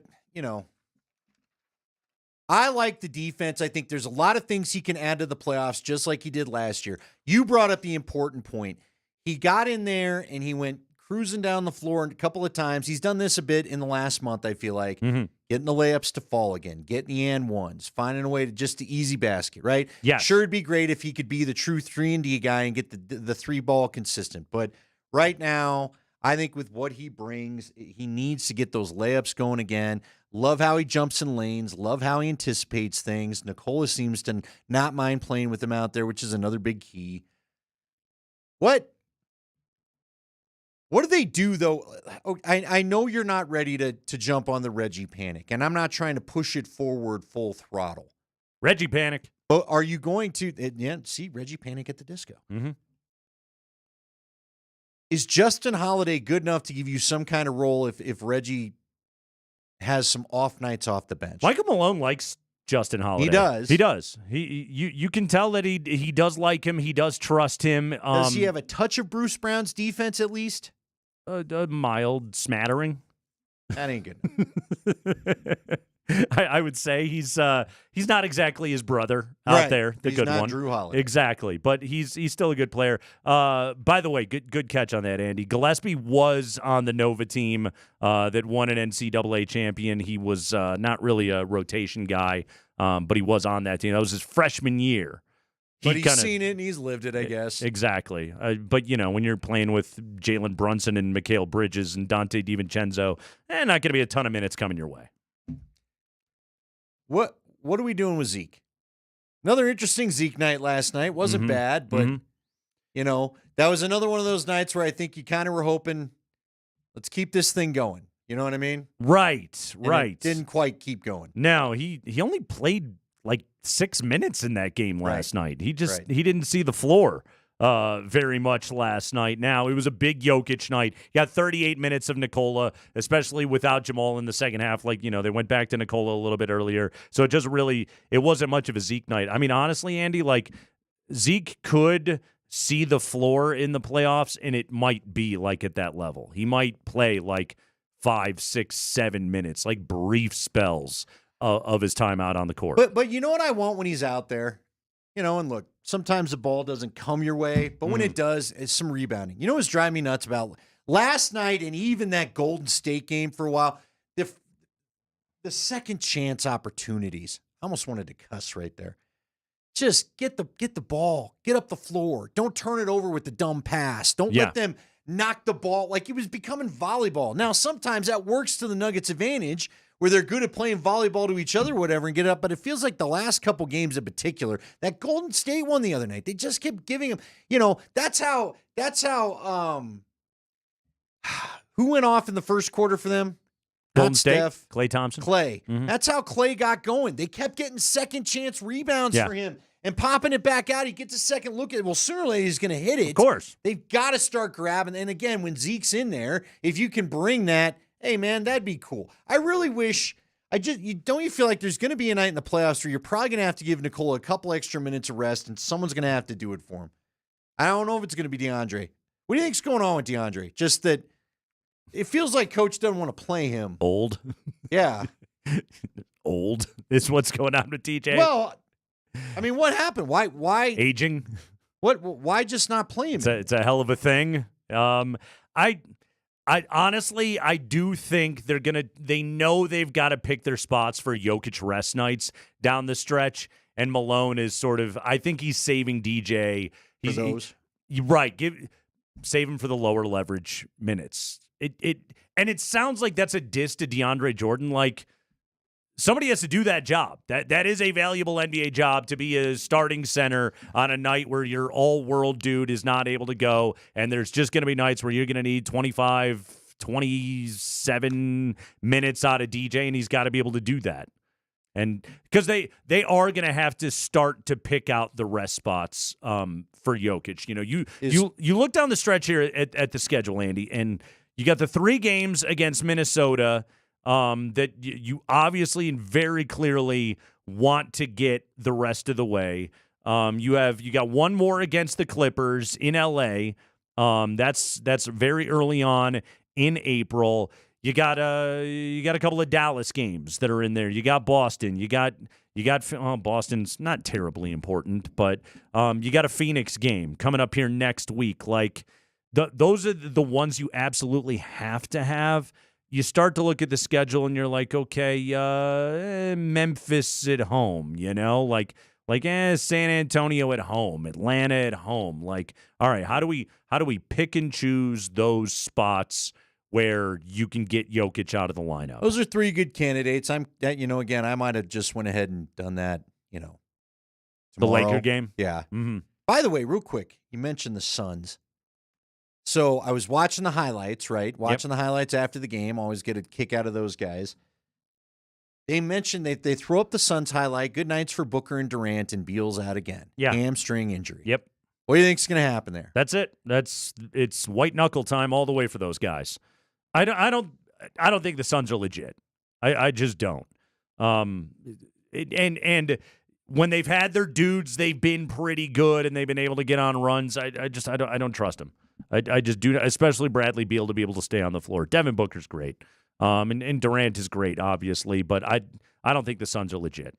What about, you probably didn't see this, so they made sure to play it because Nurkic apparently missed a couple free throws last night, Mm-hmm.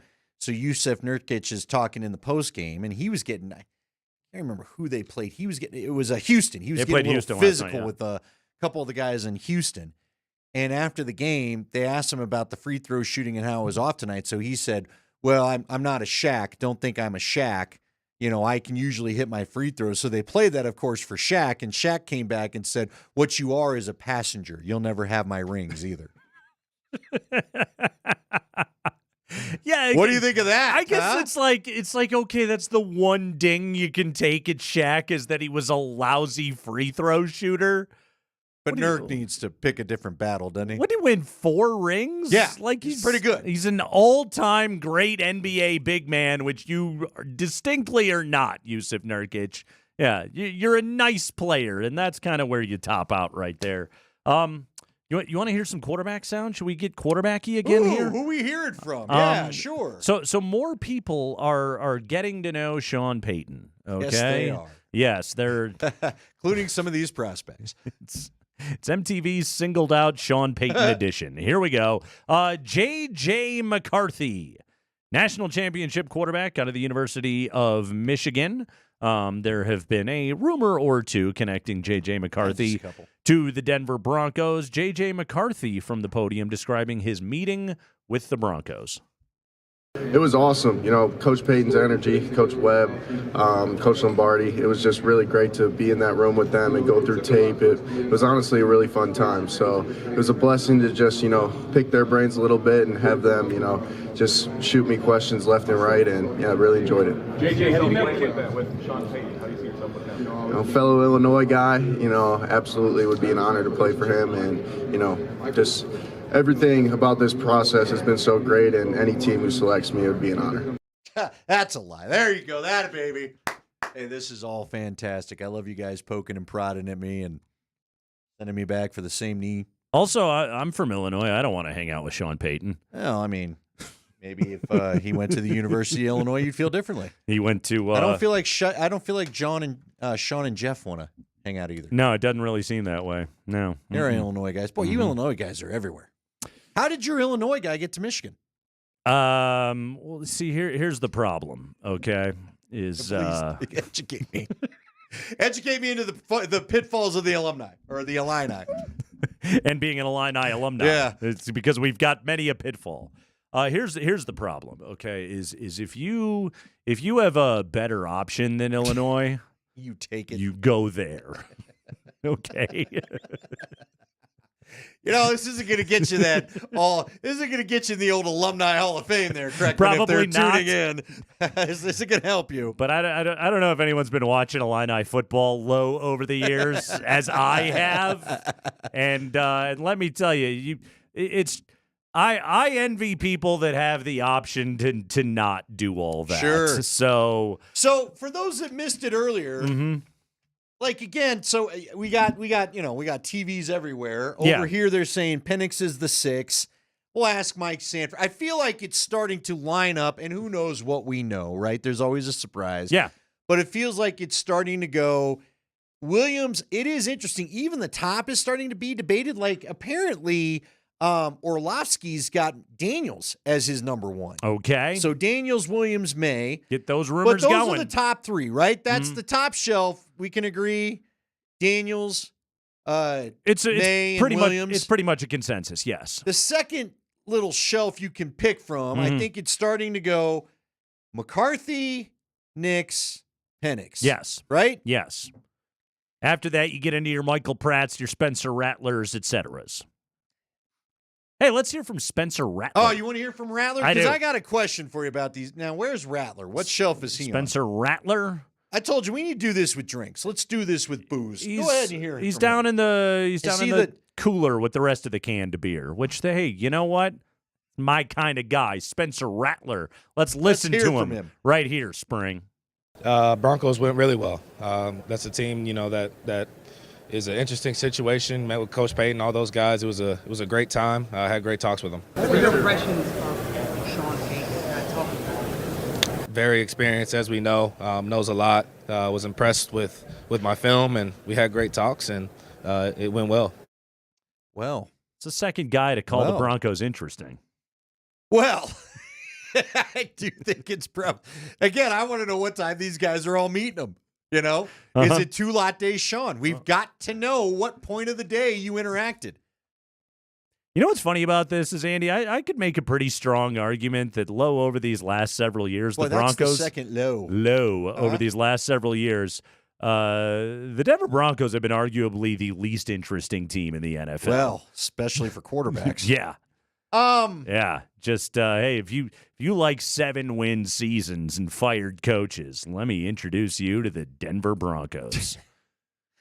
Sean Payton won't get fired, so you got that going for you. Not We've for a covered minute. that. Mm-hmm. Rattler could be interesting, I guess.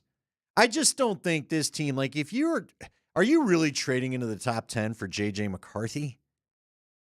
God, there's just something about that doesn't hit me right. He's the 4th guy.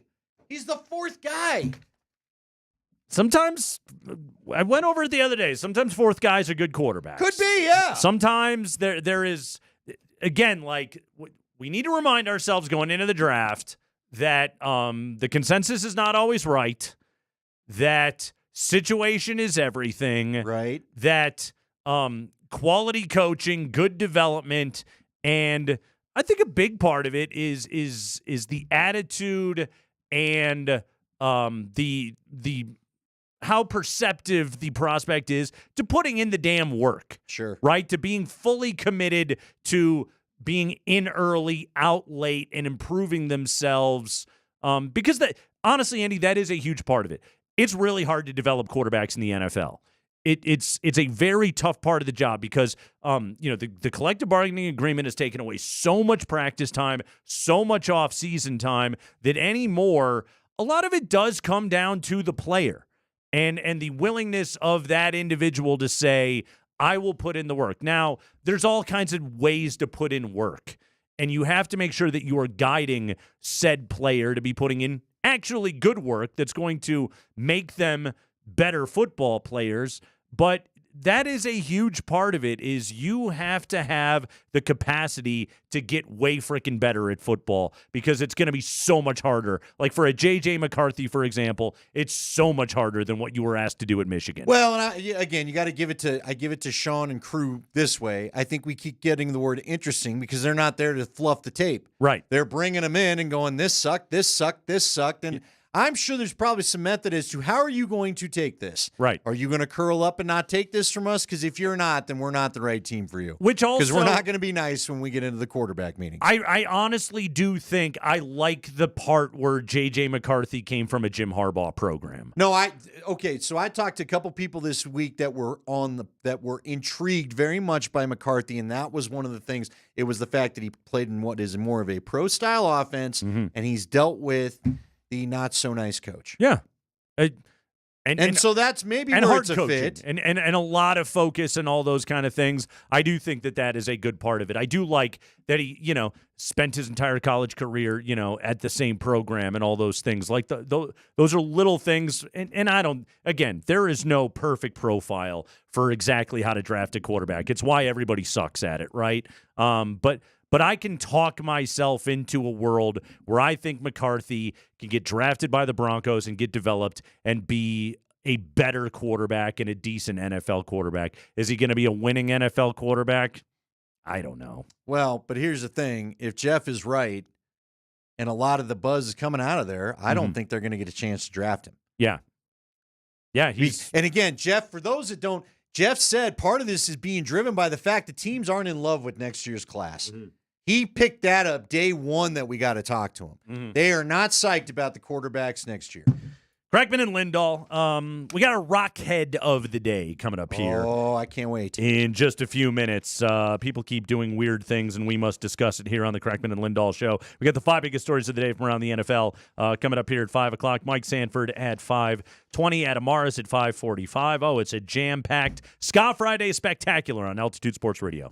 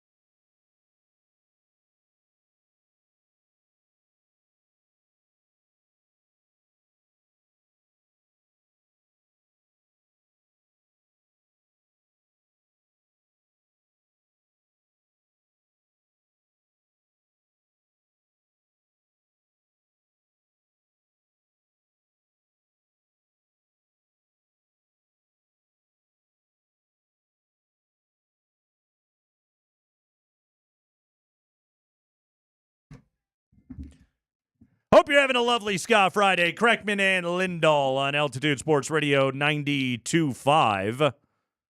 Oh, we got a big weekend here on Altitude Sports Radio. Not necessarily tonight per se, but we're very busy tomorrow. We got the Avalanche on the road in Nashville, second of these back-to-back road games after they blow out the Hawks in Chicago last night 5-0. Plus, we'll have the Nuggets in action in L.A. against the Lakers. We'll tip it off at 6:30 here locally. So a busy Saturday right here on Altitude Sports Radio 92.5, plus a big College Buckets weekend coming up right here. Air Force in action tonight. Wyoming and CSU, a little border war action tomorrow. Maybe the Rammies won't blow a double-digit lead in the final minutes. Are we supposed to be playing a song here? For this? For the thing? Sounds like the weekend preview. Don't you be dropping out the Guac song. I don't need to hear about it all weekend I'm not from quite everybody. there. I'm not quite there. Because we got a yet. Mammoth game, but we'll wait till the weekend preview. We'll get to it. Don't worry. Just trying to be cool. J.R. Payne and the Buffs in action tomorrow afternoon against Washington State. So, yes, we got a lot going on here in College Buckets. Tad Boyle and the Buffs. Stanford on Sunday. Got to go get that one. But right now, Andy, it is time for your Rockhead of the day. That's right, your Rockhead of the day, which is brought to you by Rock Plumbing, Heating, and Air Conditioning. Your local home comfort specialist. Visit rockheating.com. Rock, bringing comfort home and simplifying your life. When Mosier isn't getting a couple of tasty sticks, he's at home with the rock, furnace that he had, getting relaxing with the Rockettes. But he's got to get the sticks. Doing his high kicks? No, just the sticks. Okay. I've never heard anyone say sticks so much in one ad than he does. He really likes the sticks. Yeah. Okay. I know mainly as a cigar, but they're sticks. Domo arigato, Mr. Roboto. The sticks. All right. Is that sticks? I believe so, yes. See, I would sail away. Anyway, please, Rockhead of the day. I'm screwing it all up. Much for your air check. Take your pick out of the discography there. Your choice, okay? The Cartman version. All right, here we go. We go to Scotland for this story today. We don't get enough Scottish news. We had Irish news yesterday. Not enough Scottish news. Now hold on. Yeah, the limerick. Yes. Is Scotland? Is that the Florida of that region? I think that's Wales. Are the Scots a little nuts? Is it Scotland man? Yeah, Scotland man, Irish man, whatever. Could be. Well, you know what? Maybe this story will show us. So here we go. Headline from The Guardian, UK. Glasgow Willy Wonka experience called a farce as tickets are refunded. Yes. That's too bad. Here we go, Andy. In what was billed as a, quote, celebration of chocolate in all its delightful forms, but ended up a tragic tale worthy of an Oompa Loompa song. Police were called to a venue in Glasgow, Scotland last weekend after furious families who had spent hundreds of pounds on the Willy's Chocolate Experience complained about the awful event that left children in tears and was abruptly canceled midway through. Well, when the kids are crying, there's probably no recovering. The event organizer, House of Illuminati, well, that's your first problem. That seems suspect. Charging up to £35 for tickets promised an immersive experience based on the Warner Brothers film Wonka, which stars Timothée Chalamet as the young chocolate entrepreneur and was an instant hit with children and grown-ups over the festive period. The event publicity promised giant mushrooms, candy canes, and chocolate fountains, along with special audio and visual effects, all narrated by dancing Oompa Loompas, the tiny orange men who power Wonka's chocolate factory in the Roald Dahl book, which inspired the film. But instead, when eager families turned up to the address in Whitenich, an industrial area of Glasgow, they discovered a sparsely decorated warehouse with a scattering of plastic props, a small bouncy castle, and some backdrops pinned against the walls. So you thought you were going for extravagant, And it was just basically a child's backyard party. After an immediate and angry response from early arrivals who demanded their money back, organizers called a halt to the event only hours after opening, but failed to inform later attenders, some of whom had traveled substantial distances and are now demanding their train costs be refunded as well. A Facebook group has been set up by furious families. All right, Scottish Karens, who described their children crying with disappointment at the event, which was scheduled to run on Saturday and Sunday, and lambasted the event as a farce and the organizers as cowboys. What? Is that you cowboy? Is that a diss in Scotland? I guess so. I had no idea. Police in Scotland confirmed that officers had been called to the venue after complaints. Paul Connell. What are the officers supposed to do? Right? Paul Connell, an actor who had been hired by the company to perform at the event, told STV News of his shock when he arrived at the warehouse and realized that the rubric he had been given was impossible to fulfill because none of the promised props or special effects were there. He said, quote, "My heart sank looking around. I just felt sad because I was aware of how many kids were going to be coming through. We were told to hand the kids a couple of jelly beans and a quarter cup of lemonade at the end." Close quote. Quarter cup of lemonade? Here, wash those jelly beans down. How much this thing cost? 35 pounds. How much is that? I don't know. Connell said when he asked the organizers what he should do with the script, he was told to improvise. Oh. Is this guy going up to some dirtbags running a warehouse amusement park and being like, what's my inspiration for this scene? I don't know. Keep them busy. We're getting out the back door. By the way, it's $44.30 in U.S. dollars. That's pricey. That's pretty pricey. That's a $45 outing there, Crickman. In a statement, House of Illuminati apologized to customers for the very stressful and frustrating day. House of Illuminati, really, when you said it the second time, that's all I have to hear to not participate. So in advertisements, the company had used AI-generated images. Because of course they did. To sell what was supposed to be an immersive Wonka experience to the people. Help me out, though. And in reality, it was a crummy warehouse with a concrete floor. Listen. To all these parents that are crying, and I tried to give my kid a special day, can I point out that half the kids are done away with in Wonka? The hell were you showing up for? Remember the one where they're trying to transfer was it the girl that got transferred from one place to the other and the particles scattered and all that? The German kid blows up like a blueberry and floats away. Augustus Gloop. Is that what you were showing up for? That's what you wanted? You were hoping to give your children this? You ain't all Charlie. I got news for you. You turned into a blueberry like Violet Beauregard? Yeah. That thing looks like, that sounds like, frankly, if you really, really think about it, Nate, Wonka, that could be a haunted house attraction with what happens to everybody. Very much so, yes. So you're not great parents either, all you. All you got what you deserve. All of you. Also, and don't be a cowboy. I gotta call into question the title of the event again. Willie's Chocolate Experience. Yeah. That could really, yeah, that could be a lot of things, man. Some other people expecting a completely different deal. What's with the mask? None of your business. 2 girls, 1 quarter cup of lemonade. What's in the Andy? bag? None of your business. Sorry, it's what I thought. In the chocolate experience. I like how they called the cops there. I mean, again, see, now I'm thinking of Scottish cops that sound like that Bugs Bunny episode. Remember the Scottish cop that showed up when Bugs Bunny kept throwing the 2 bandits in the oven? You might, rabbit, you might. Would I turn the oven on if my friends were in here? You might, rabbit, you might. Did that guy show up? I just hope that on the way out, while they were calling the cops, Gene Wilder came up and just said, "You get nothing. Good day, sir." With this quarter cup of lemonade. Quarter cup is like, I mean. We're aware Gene Wilder is no longer with us, everybody. Yeah, before somebody. Because it feels like every time we talk about someone that's passed, we're not allowed to talk about them anymore. It's not the rules. There you go. Willie's Chocolate Experience, your Rockhead of the day. Presented by Rock Plumbing, Heating, and Air Conditioning. Your local home comfort specialist. Visit rockheating.com. Rock, bringing comfort home and simplifying your chocolate experience.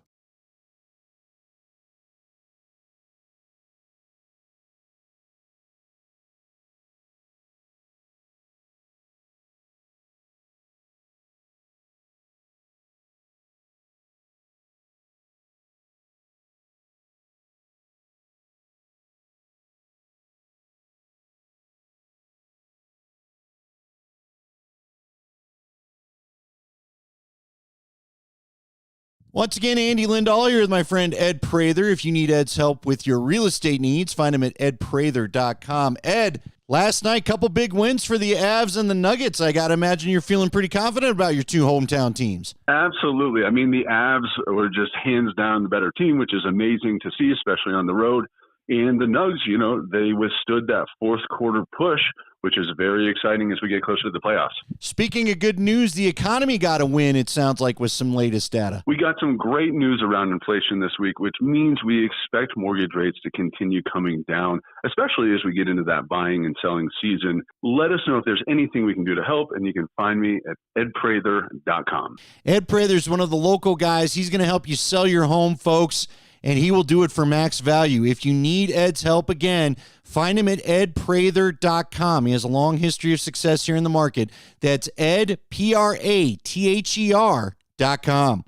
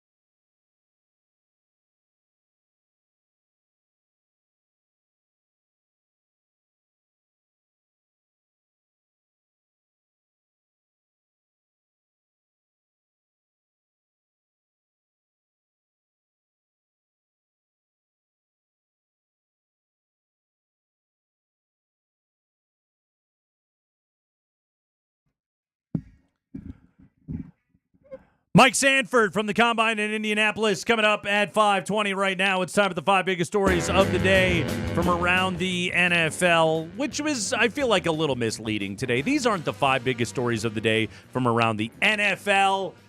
These are the 5 biggest stories of quarterbacks saying stuff about the Broncos. Let's get into it, Spring.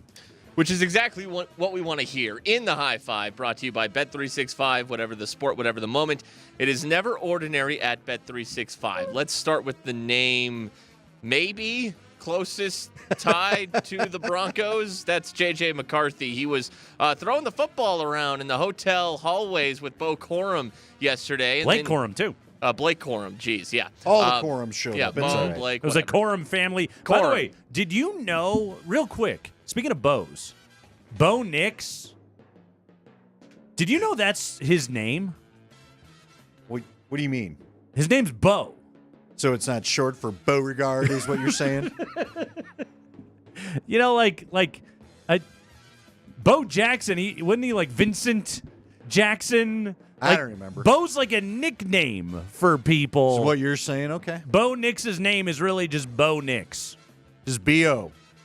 Hope he doesn't stink. Go ahead, Spring. All right, J.J. McCarthy on meeting with the Broncos. It was awesome. You know, Coach Payton's energy, Coach Webb, Coach Lombardi. It was just really great to be in that room with them and go through tape. It was honestly a really fun time. So it was a blessing to just, pick their brains a little bit and have them, just shoot me questions left and right. And, I really enjoyed it. J.J., how do you navigate that with Sean Payton? How do you see yourself with him? Fellow Illinois guy, absolutely would be an honor to play for him. And, just everything about this process has been so great, and any team who selects me, it would be an honor. By the way, J.J. McCarthy out of LaGrange, Illinois. Sean Payton is from Naperville. Little Illinois knowledge for you right there, Andy. Get excited. I heard nothing after LaGrange except that. So, Bo Cephas. Now all the Bo's are coming in. What's J.J. short for? Is that just his name? Now we got to find out. Oh, see, now I need to know this. Yeah. What is his name, actually? Is it McCorkle? Jonathan James McCarthy. Jonathan. So is James the middle name, or are we just both, or is that the, if you're from LaGrange, do you go with a southern name? James is the middle name. Jonathan is the first name. Jonathan James, a.k.a. J.J. Jingleheimer Smith. McCarthy, yes.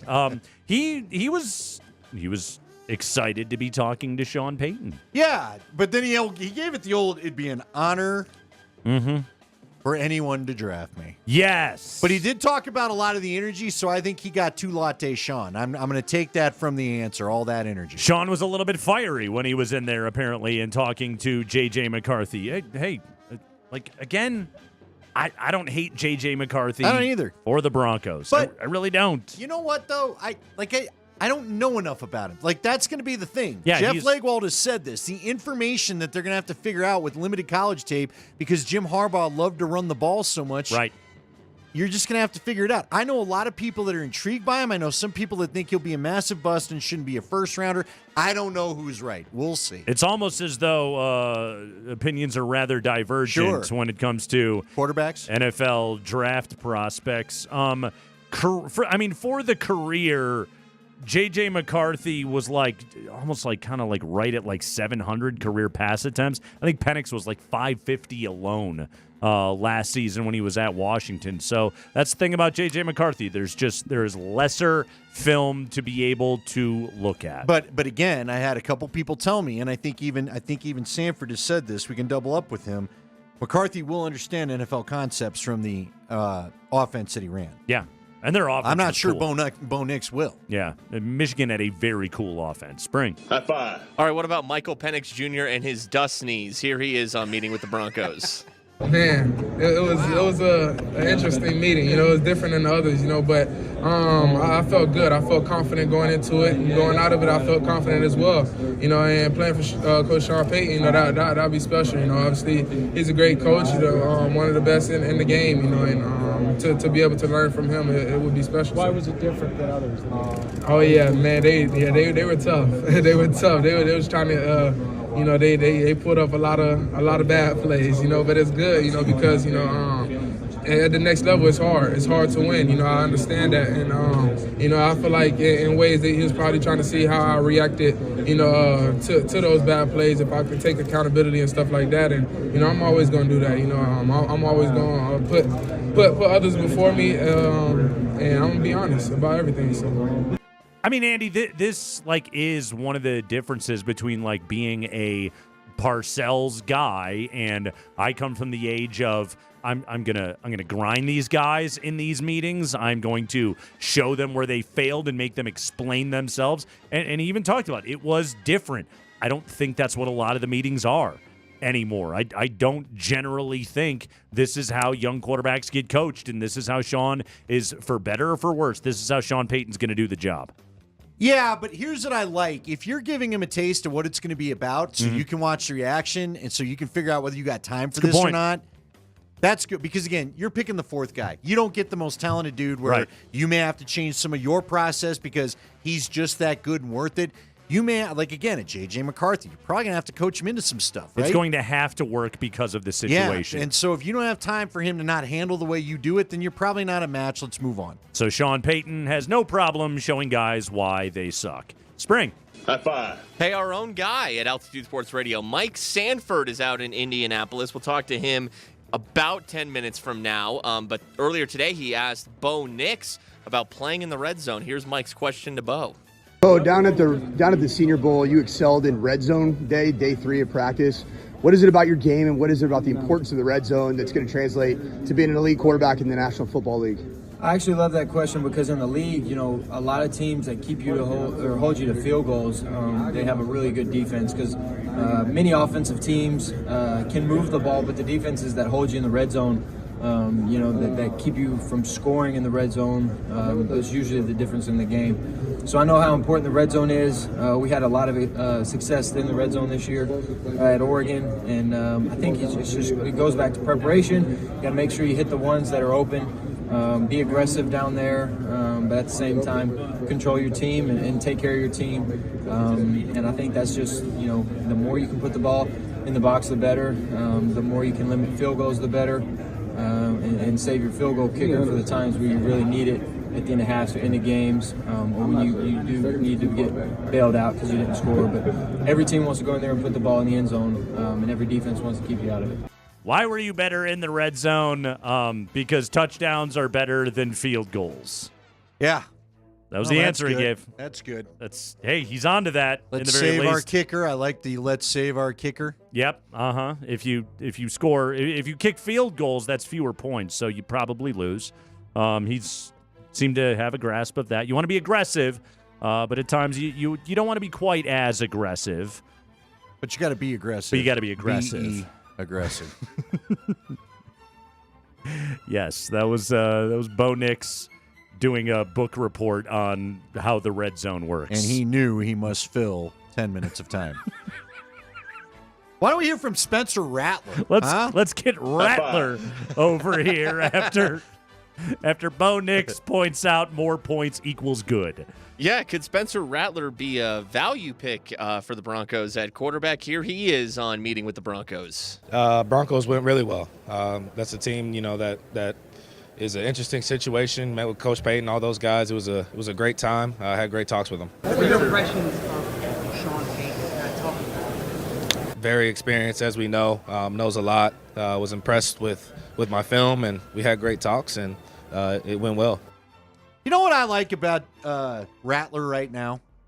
Spring gave us a sheet of all this. Mm-hmm. We've got 30 seconds from McCarthy, 51 seconds from Penix, a minute 6 to get what's good about the red zone there from Nix. Touchdowns. Rattler got 2 answers in, and it was 20 seconds total. I kind of like the kid. Right to the point. Yeah. Had a guy. It was good. Tape cutter's dream right there. Yeah. Spencer Rattler. Thank you. Yes.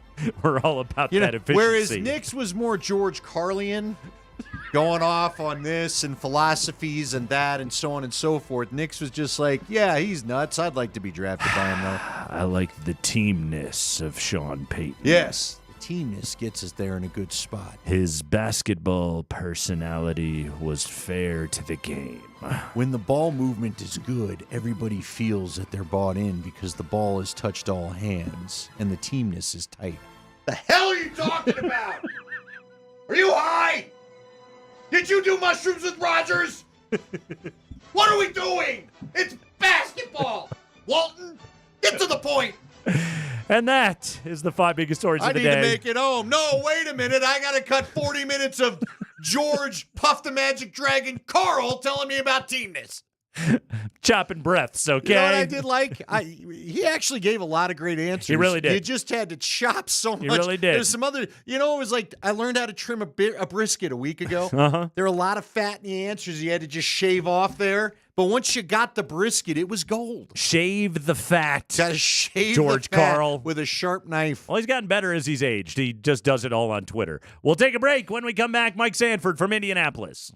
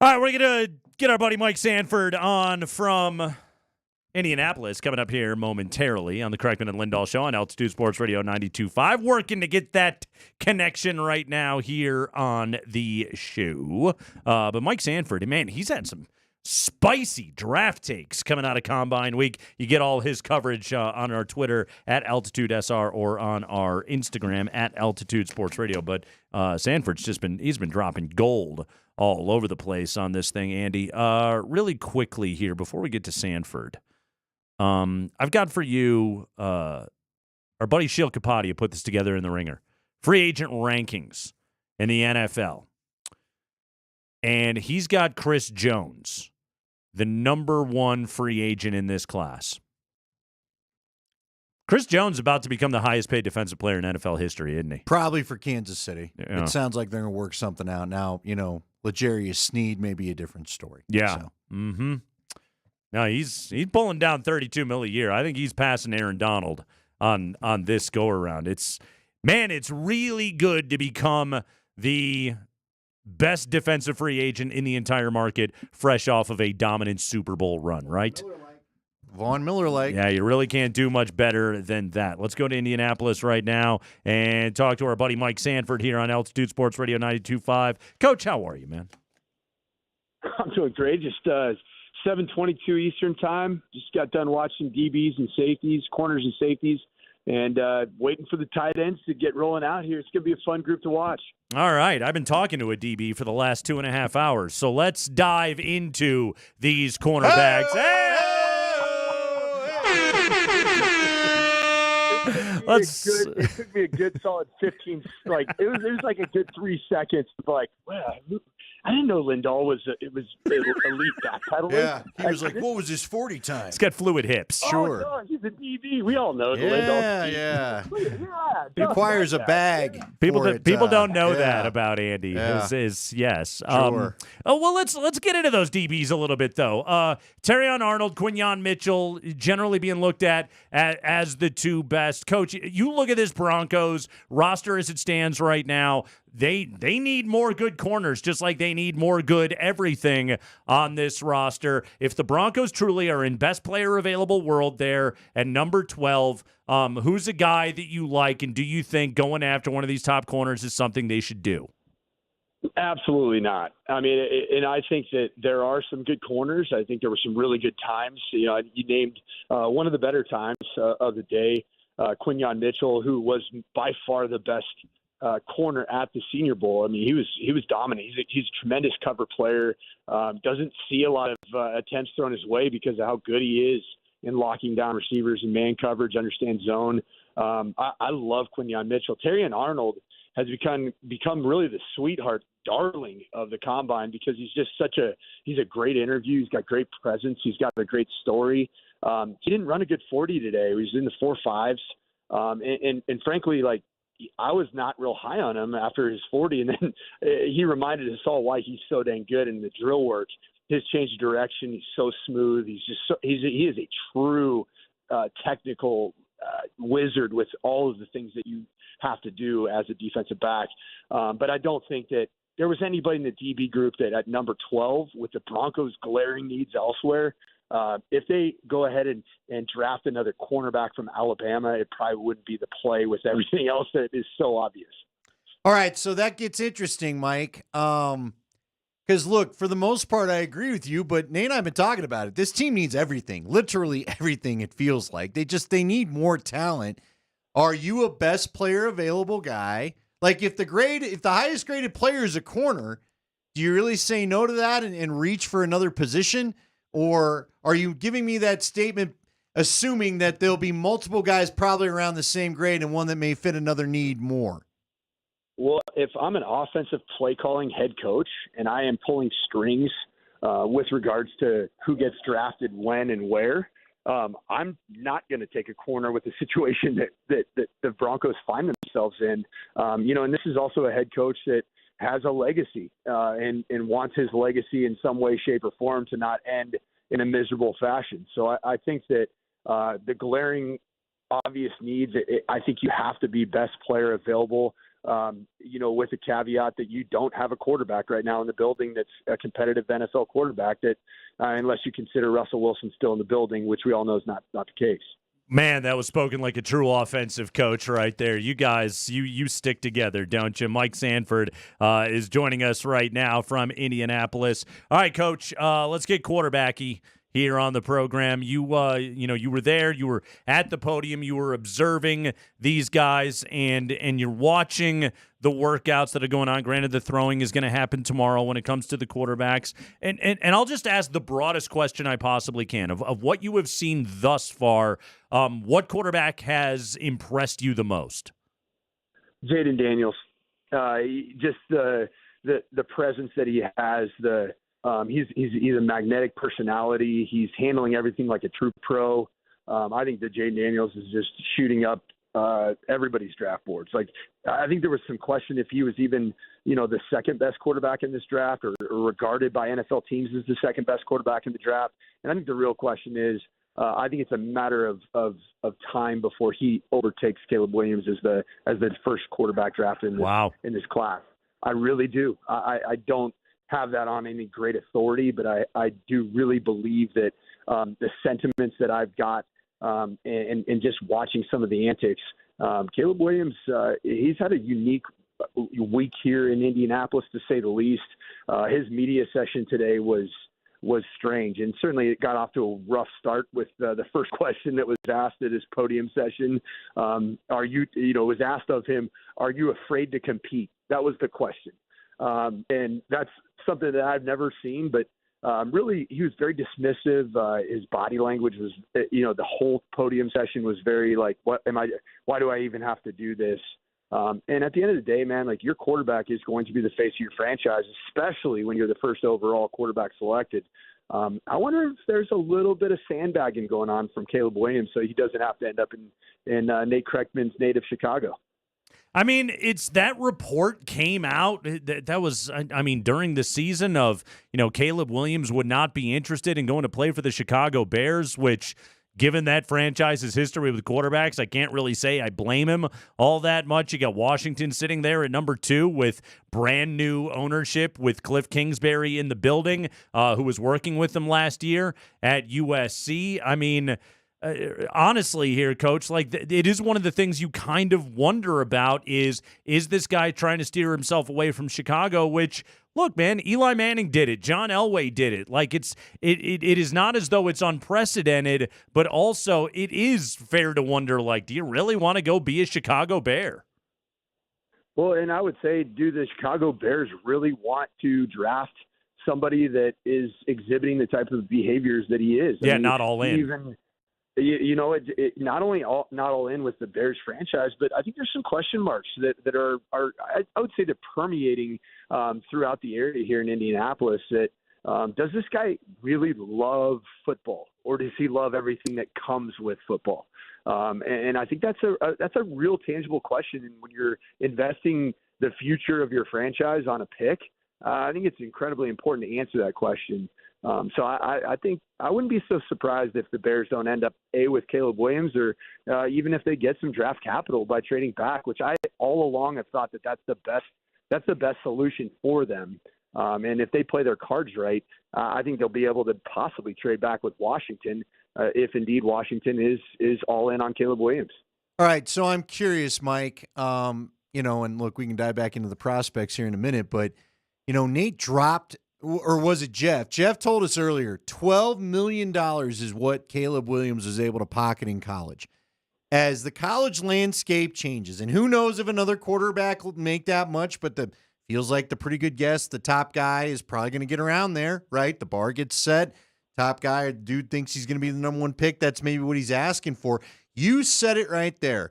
You told us earlier in the week the toughest thing to really kind of measure with a quarterback is the processing, is how does he handle an NFL offense? How about competitive nature? Is that something that's going to have to be looked at? Like, because you said it, if he's already got this money and it's handled right for him, does he really have to play NFL football? Is that going to be a thing coming up in these drafts?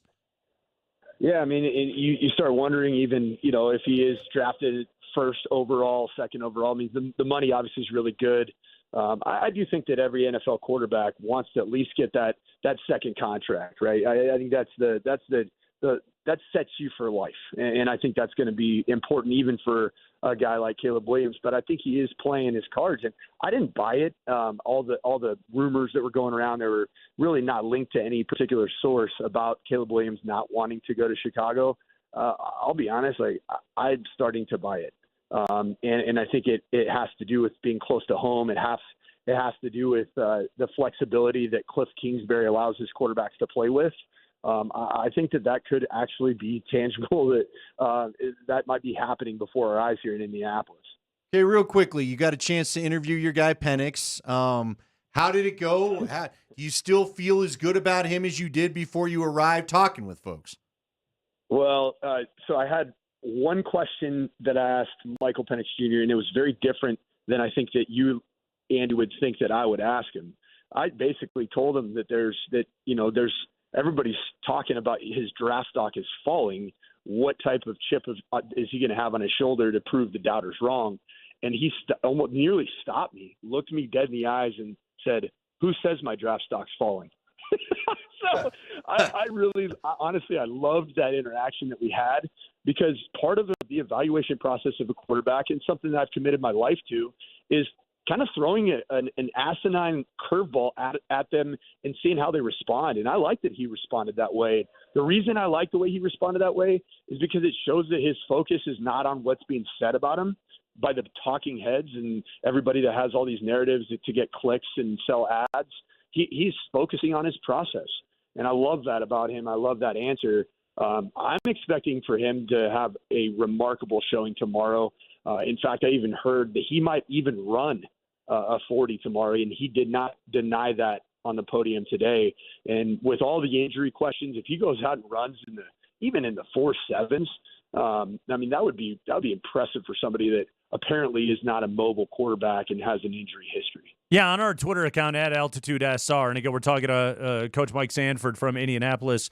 You posted a clip of Penix talking about his interview with the Broncos, and in it he pointed out that they put on a lot of film of bad plays of him and sort of asked him to react to that, and he made the point of that was different in these particular meetings. Mike, what did you make of that being Sean Payton's methodology when talking to these young quarterbacks? Well, it's old school. Mm-hmm. That's surprising.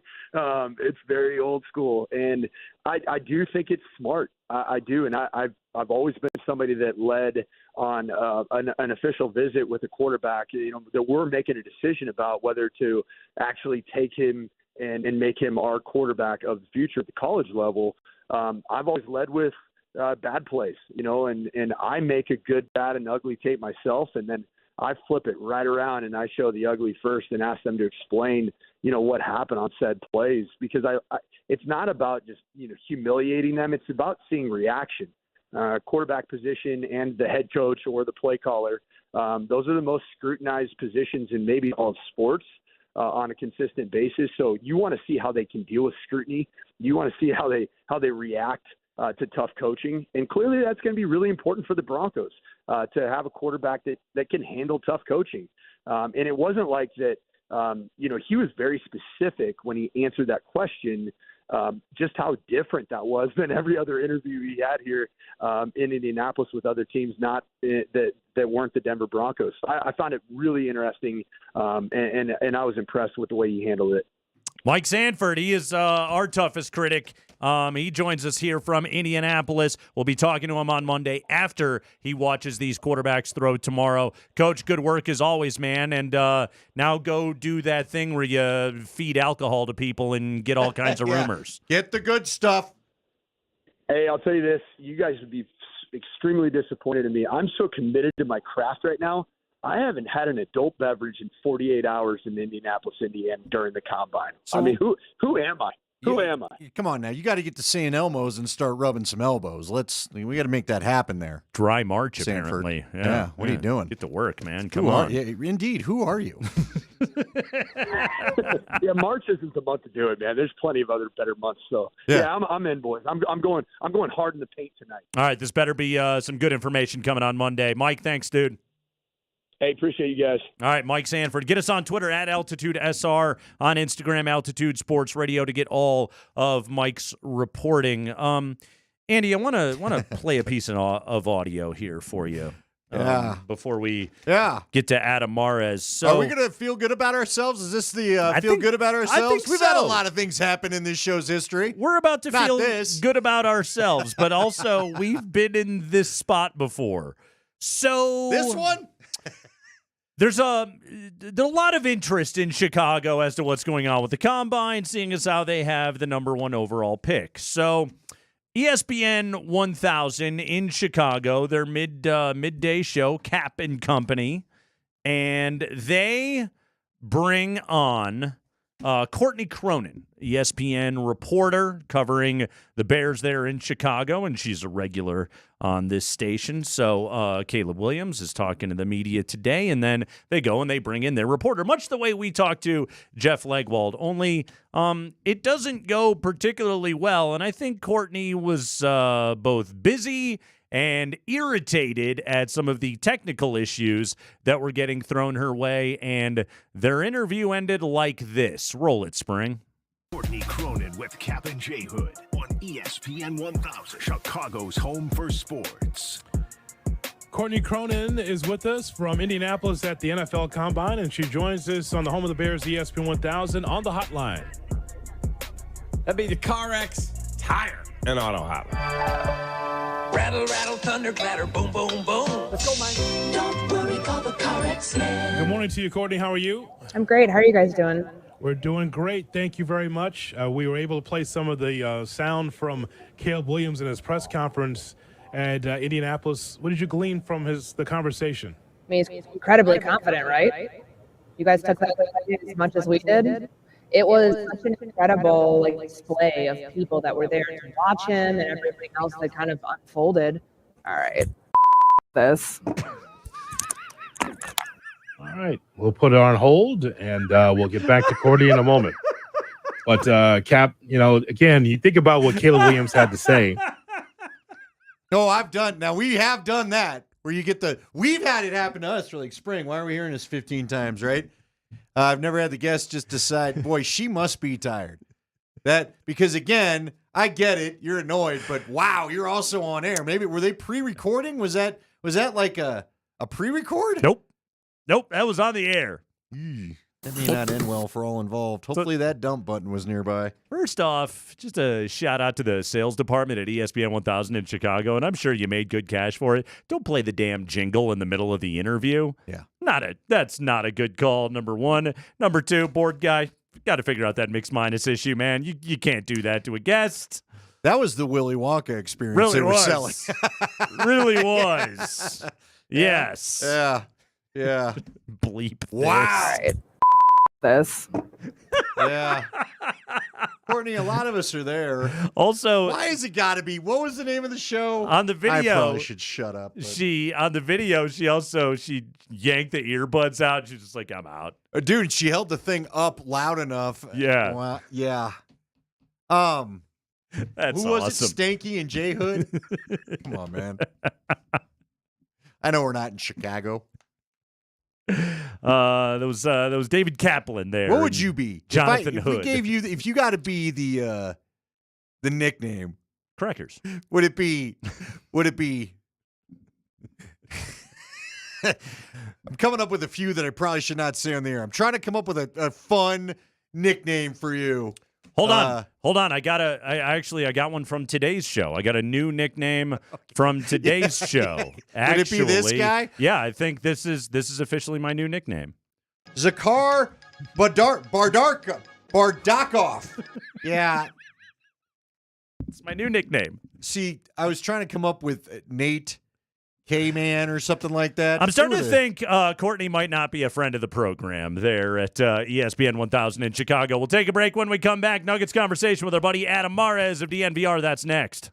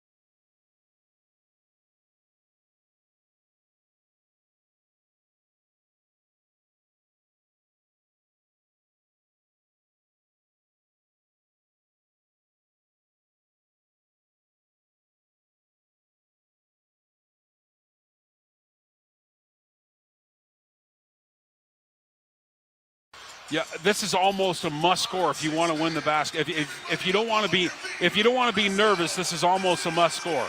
Gordon has it off over to Jokic. Ball arena crowd to its feet. Jokic spin move in the paint. Hook shot, good! 6-point lead here for Denver. Less than a minute to go. Yeah, Nuggets get the victory last night over the Heat. Got a little squeaky there in the fourth quarter, but hey, that's what champions do. They close that thing out. Nuggets will be in L.A. to play the Lakers tomorrow. We got a Jamal Murray ankle tweak to be thinking about. It's all going on. We welcome into the show our buddy Adam Mares of DNVR. He is on Twitter at Adam_Mares, and he's the best in the biz. Adam, how are you, man? Man, I'm doing great. Getting ready for my weekend. Feels nice. That's good. Your weekend includes a Saturday trip to L.A. to play the Lakers, and in a game which we're very much assuming no Jamal Murray. Adam, let's dive into the Reggie Jackson question. You look at the advanced lineup data with Reggie in there with the starters, and it's not bad. It's just certainly not up to Jamal's sort of level, and why should it be? So Reggie Jackson, bad shooting February. We know that. Any reason for hope or optimism for what Reggie could be with this lineup should Jamal have to miss a few? Well, first of all, when you talk about starting lineup and it's not bad, if you're playing alongside Jokic, it better not be bad. Yeah. I mean, that's step number one. But I think for Reggie, look, he had a really good October, November, and maybe half of December. He's fallen off quite a bit since then. And I would say I'm a little bit concerned with how he's played. He hasn't defended very well. To your point, he hasn't shot the ball well, and he's not the type of player to stabilize a bench lineup, so he doesn't do that very well. But the thing about the Nuggets that becomes so hard to analyze is they have a regular season team and they have a playoff team. Reggie Jackson, more than any other player, has to carry the regular season team, so we're judging him on his ability to do that. The last 7 weeks, he has not done a great job of that. But come playoff time, he's going to have to be a part of the playoff rotation, which is a completely different animal. So I think that we're probably going to feel the way we feel right now about Reggie, a little uncomfortable, a little uncertain, but it is almost no indication of what he's going to do when the playoffs arrive. So how concerned are you about the backup point guard position with this kind of – because, look, Adam, for me, I've been telling Nate, he looks tired to me. And last night I thought the legs – looked tired to me, and I thought it showed on like that three-pointer near the end where he got a clear look and it like bounces off the front of the rim. To me, that was a tired leg shot. Would you give a chance to Pickett and Gillespie in a couple games to see if they would be like worth the emergency use on the bench if you had to? How do you get out of this thing if Reggie can't kind of rest up and get it kind of turned around a bit? Well, I think you're noticing the right thing with him. He does look like he has heavy legs, and he's one of the older players on the roster. So it sort of tracks that, the 82-game season is going to beat him up a little bit. The nice thing is going into the playoffs, you're probably going to get a week off before your last game and in the first game of the playoffs. You would hope that's enough time for him to recuperate and look good. But to your point about Pickett and Gillespie, I think when Calvin Booth signed Jalen Pickett to a 4-year deal, not all of that guaranteed, really think 2 years of that guaranteed. When you signed him to that deal, you thought, okay, they clearly want to invest. You bring in a veteran, an old-time veteran in Reggie Jackson, and then you have a young guy. And this season will probably be about blending those two. You go to your young guy, give him a little bit of experience. You go to your old guy to stabilize things, and you kind of go back and forth. Michael Malone has clearly had a different view on how he wanted to approach this season. Pickett and Gillespie have basically only played in cases of emergency, and Gillespie has played more than Pickett. I think that has made that question that you just asked me a little bit more difficult, because to throw Jalen Pickett out right now, you say you got the Lakers, you got the Suns after that. These are big games post All-Star break. I just don't think you've built up that equity. So personally, I would have loved to have seen Pickett at about 400 or 500 minutes this season. He hasn't been there, and it might be too late to ask that of a rookie. Adam Mares, he is the head of content at DNVR. He is the host of the All-NBA podcast, All-City All-NBA podcast, along with Tim Legler. Adam's the guy that we go to when we got to get real nerdy on basketball. All right, Adam, so I'm listening to you with Zach Lowe the other day. You were great as always. and you made a comp on the Denver Nuggets, which I tried to paraphrase yesterday on the show and probably didn't do the best job of. But you compared this Denver Nuggets team to Floyd Mayweather. Give me that breakdown and sort of an explanation as to why these guys don't really blow teams out. Well, yeah, the question came up of why doesn't Denver have a better point differential? Point differential in the NBA is usually a really good indicator of how good a team is. If a team has a big point differential, they're usually a really great team. And I said Denver never blows teams out. And I think they never blow teams out because they're such a slow-paced and strategic team that they're not the type of team that hits 9 3-pointers in a row, a la Steph Curry's Golden State Warriors. They're not a team that just overwhelms you athletically in these punches where you can't stabilize. And I liken that to a heavy hitter, somebody with a brick hand who knocks a lot of boxers out, and you think, my God, that guy's unstoppable. He's the best boxer I've ever seen. Denver is more like Floyd Mayweather in that they're very strategic. They kind of, play the angles, and they wear you down, and they play the edges. And then the fourth quarter comes around, and they've just kind of boxed you into a corner, and then they beat you by 5, 6, 7 points. And how many times this year have we seen the Nuggets win a game by 6, 7 points, including, by the way, last night? Yeah. I know the Heat made a run, but I never felt like that game was going to be a loss. You kind of felt like, okay, Denver's in control, and they're holding on, and they're playing smart, and they're playing positional, and they win by 6. But that was a comfortable win. So that's why I think they're like Floyd Mayweather. Not the most exciting boxer, right? You never bought the Mayweather fight thinking you were going to get a first-round knockout, but he always came out with a win. So it was interesting. Last night, they had on the TNT postgame show, I did not know this, that the champs, there's like a couple exceptions, but mainly you need to be a top 3 seed and win a championship. Yep. Very few exceptions. I think maybe like a handful at best. Where do you think this all falls out then, Adam? You talked about these important games. It's probably not going to get a Jamal night tomorrow night. Like, what do you think the Nuggets make the charge for the one, or are you comfortable if they settle for at least top 3? Well, I think it's funny that in the last week, we've gotten 2 answers to that question. Michael Malone said the number 1 seed is not my first or second priority. He wants to, health and playing the right way going into the playoffs. Those things were more important. But then you ask the players, and they acted like it was their top priority. So I always find it funny when you get that, sort of a disagreement of sorts when you hear from players and coaches. But I think Denver is probably going to, this stretch, they have 5 wins in a row. They've got 3 really tough games going on. I think that this is sort of them trying to see where they measure up. I think teams often don't know in the regular season, where are we at? Are we close to being ready or are we not? And so I think Denver is probably looking at that 1 seed and trying to go for it. But I think more than anything, they are seeing that they have the peak that the team last year had, the team that won the championship. I think they have to look at this winning streak and how they've played through it and said, hey, we're playing some good ball. And maybe that leads to a month down the road with 7, 8 games left to go and April begins. Maybe they say, hey, we've seen enough. We don't need the 1 seed. Or maybe they haven't seen enough and they think we need the 1 seed. We need more practice. So I would say at the moment, the number 1 seed is probably too far away in the distant future for them to really know whether they're going to press for it or not. But more importantly, they're playing really well on both ends of the court right now. And I think that if they continue to do that, they'll be happy whatever seed they get. Yeah, 3 seed going into the weekend. Adam Mares of DNVR is with us on the Ramos Law Hotline. Car accident, you need Ramos Law, medical doctor and attorney, ramoslaw.com. Okay, so 30-11 last night out of Michael Porter Jr. Not a good shooting fourth quarter, but damn was he good for the first 3 last night. His game log since the All-Star break is just the MPJ experience, isn't it? 3 double-doubles and then a 9-7 and a 14-5 mixed in there as well. Adam, this is just reality, right? This is just what Michael Porter Jr. is.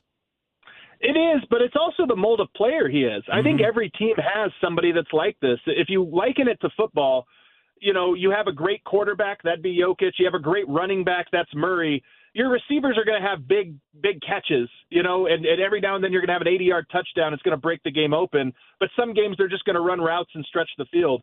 I think that's what Michael Porter is to this team. So when I see the up and down nature of it, I think the ups are more important than the average or the inconsistency for a player like Michael Porter. Jokic needs to be consistent. Murray needs to be consistent. Porter, KCP, Aaron Gordon, those guys are going to take turns having these big games. And as long as they have them frequently enough, you're going to get wins. And I always say, when Michael Porter has big scoring nights, Denver never loses. I don't remember the last time Porter had 26, 27 points and the Nuggets lost the game.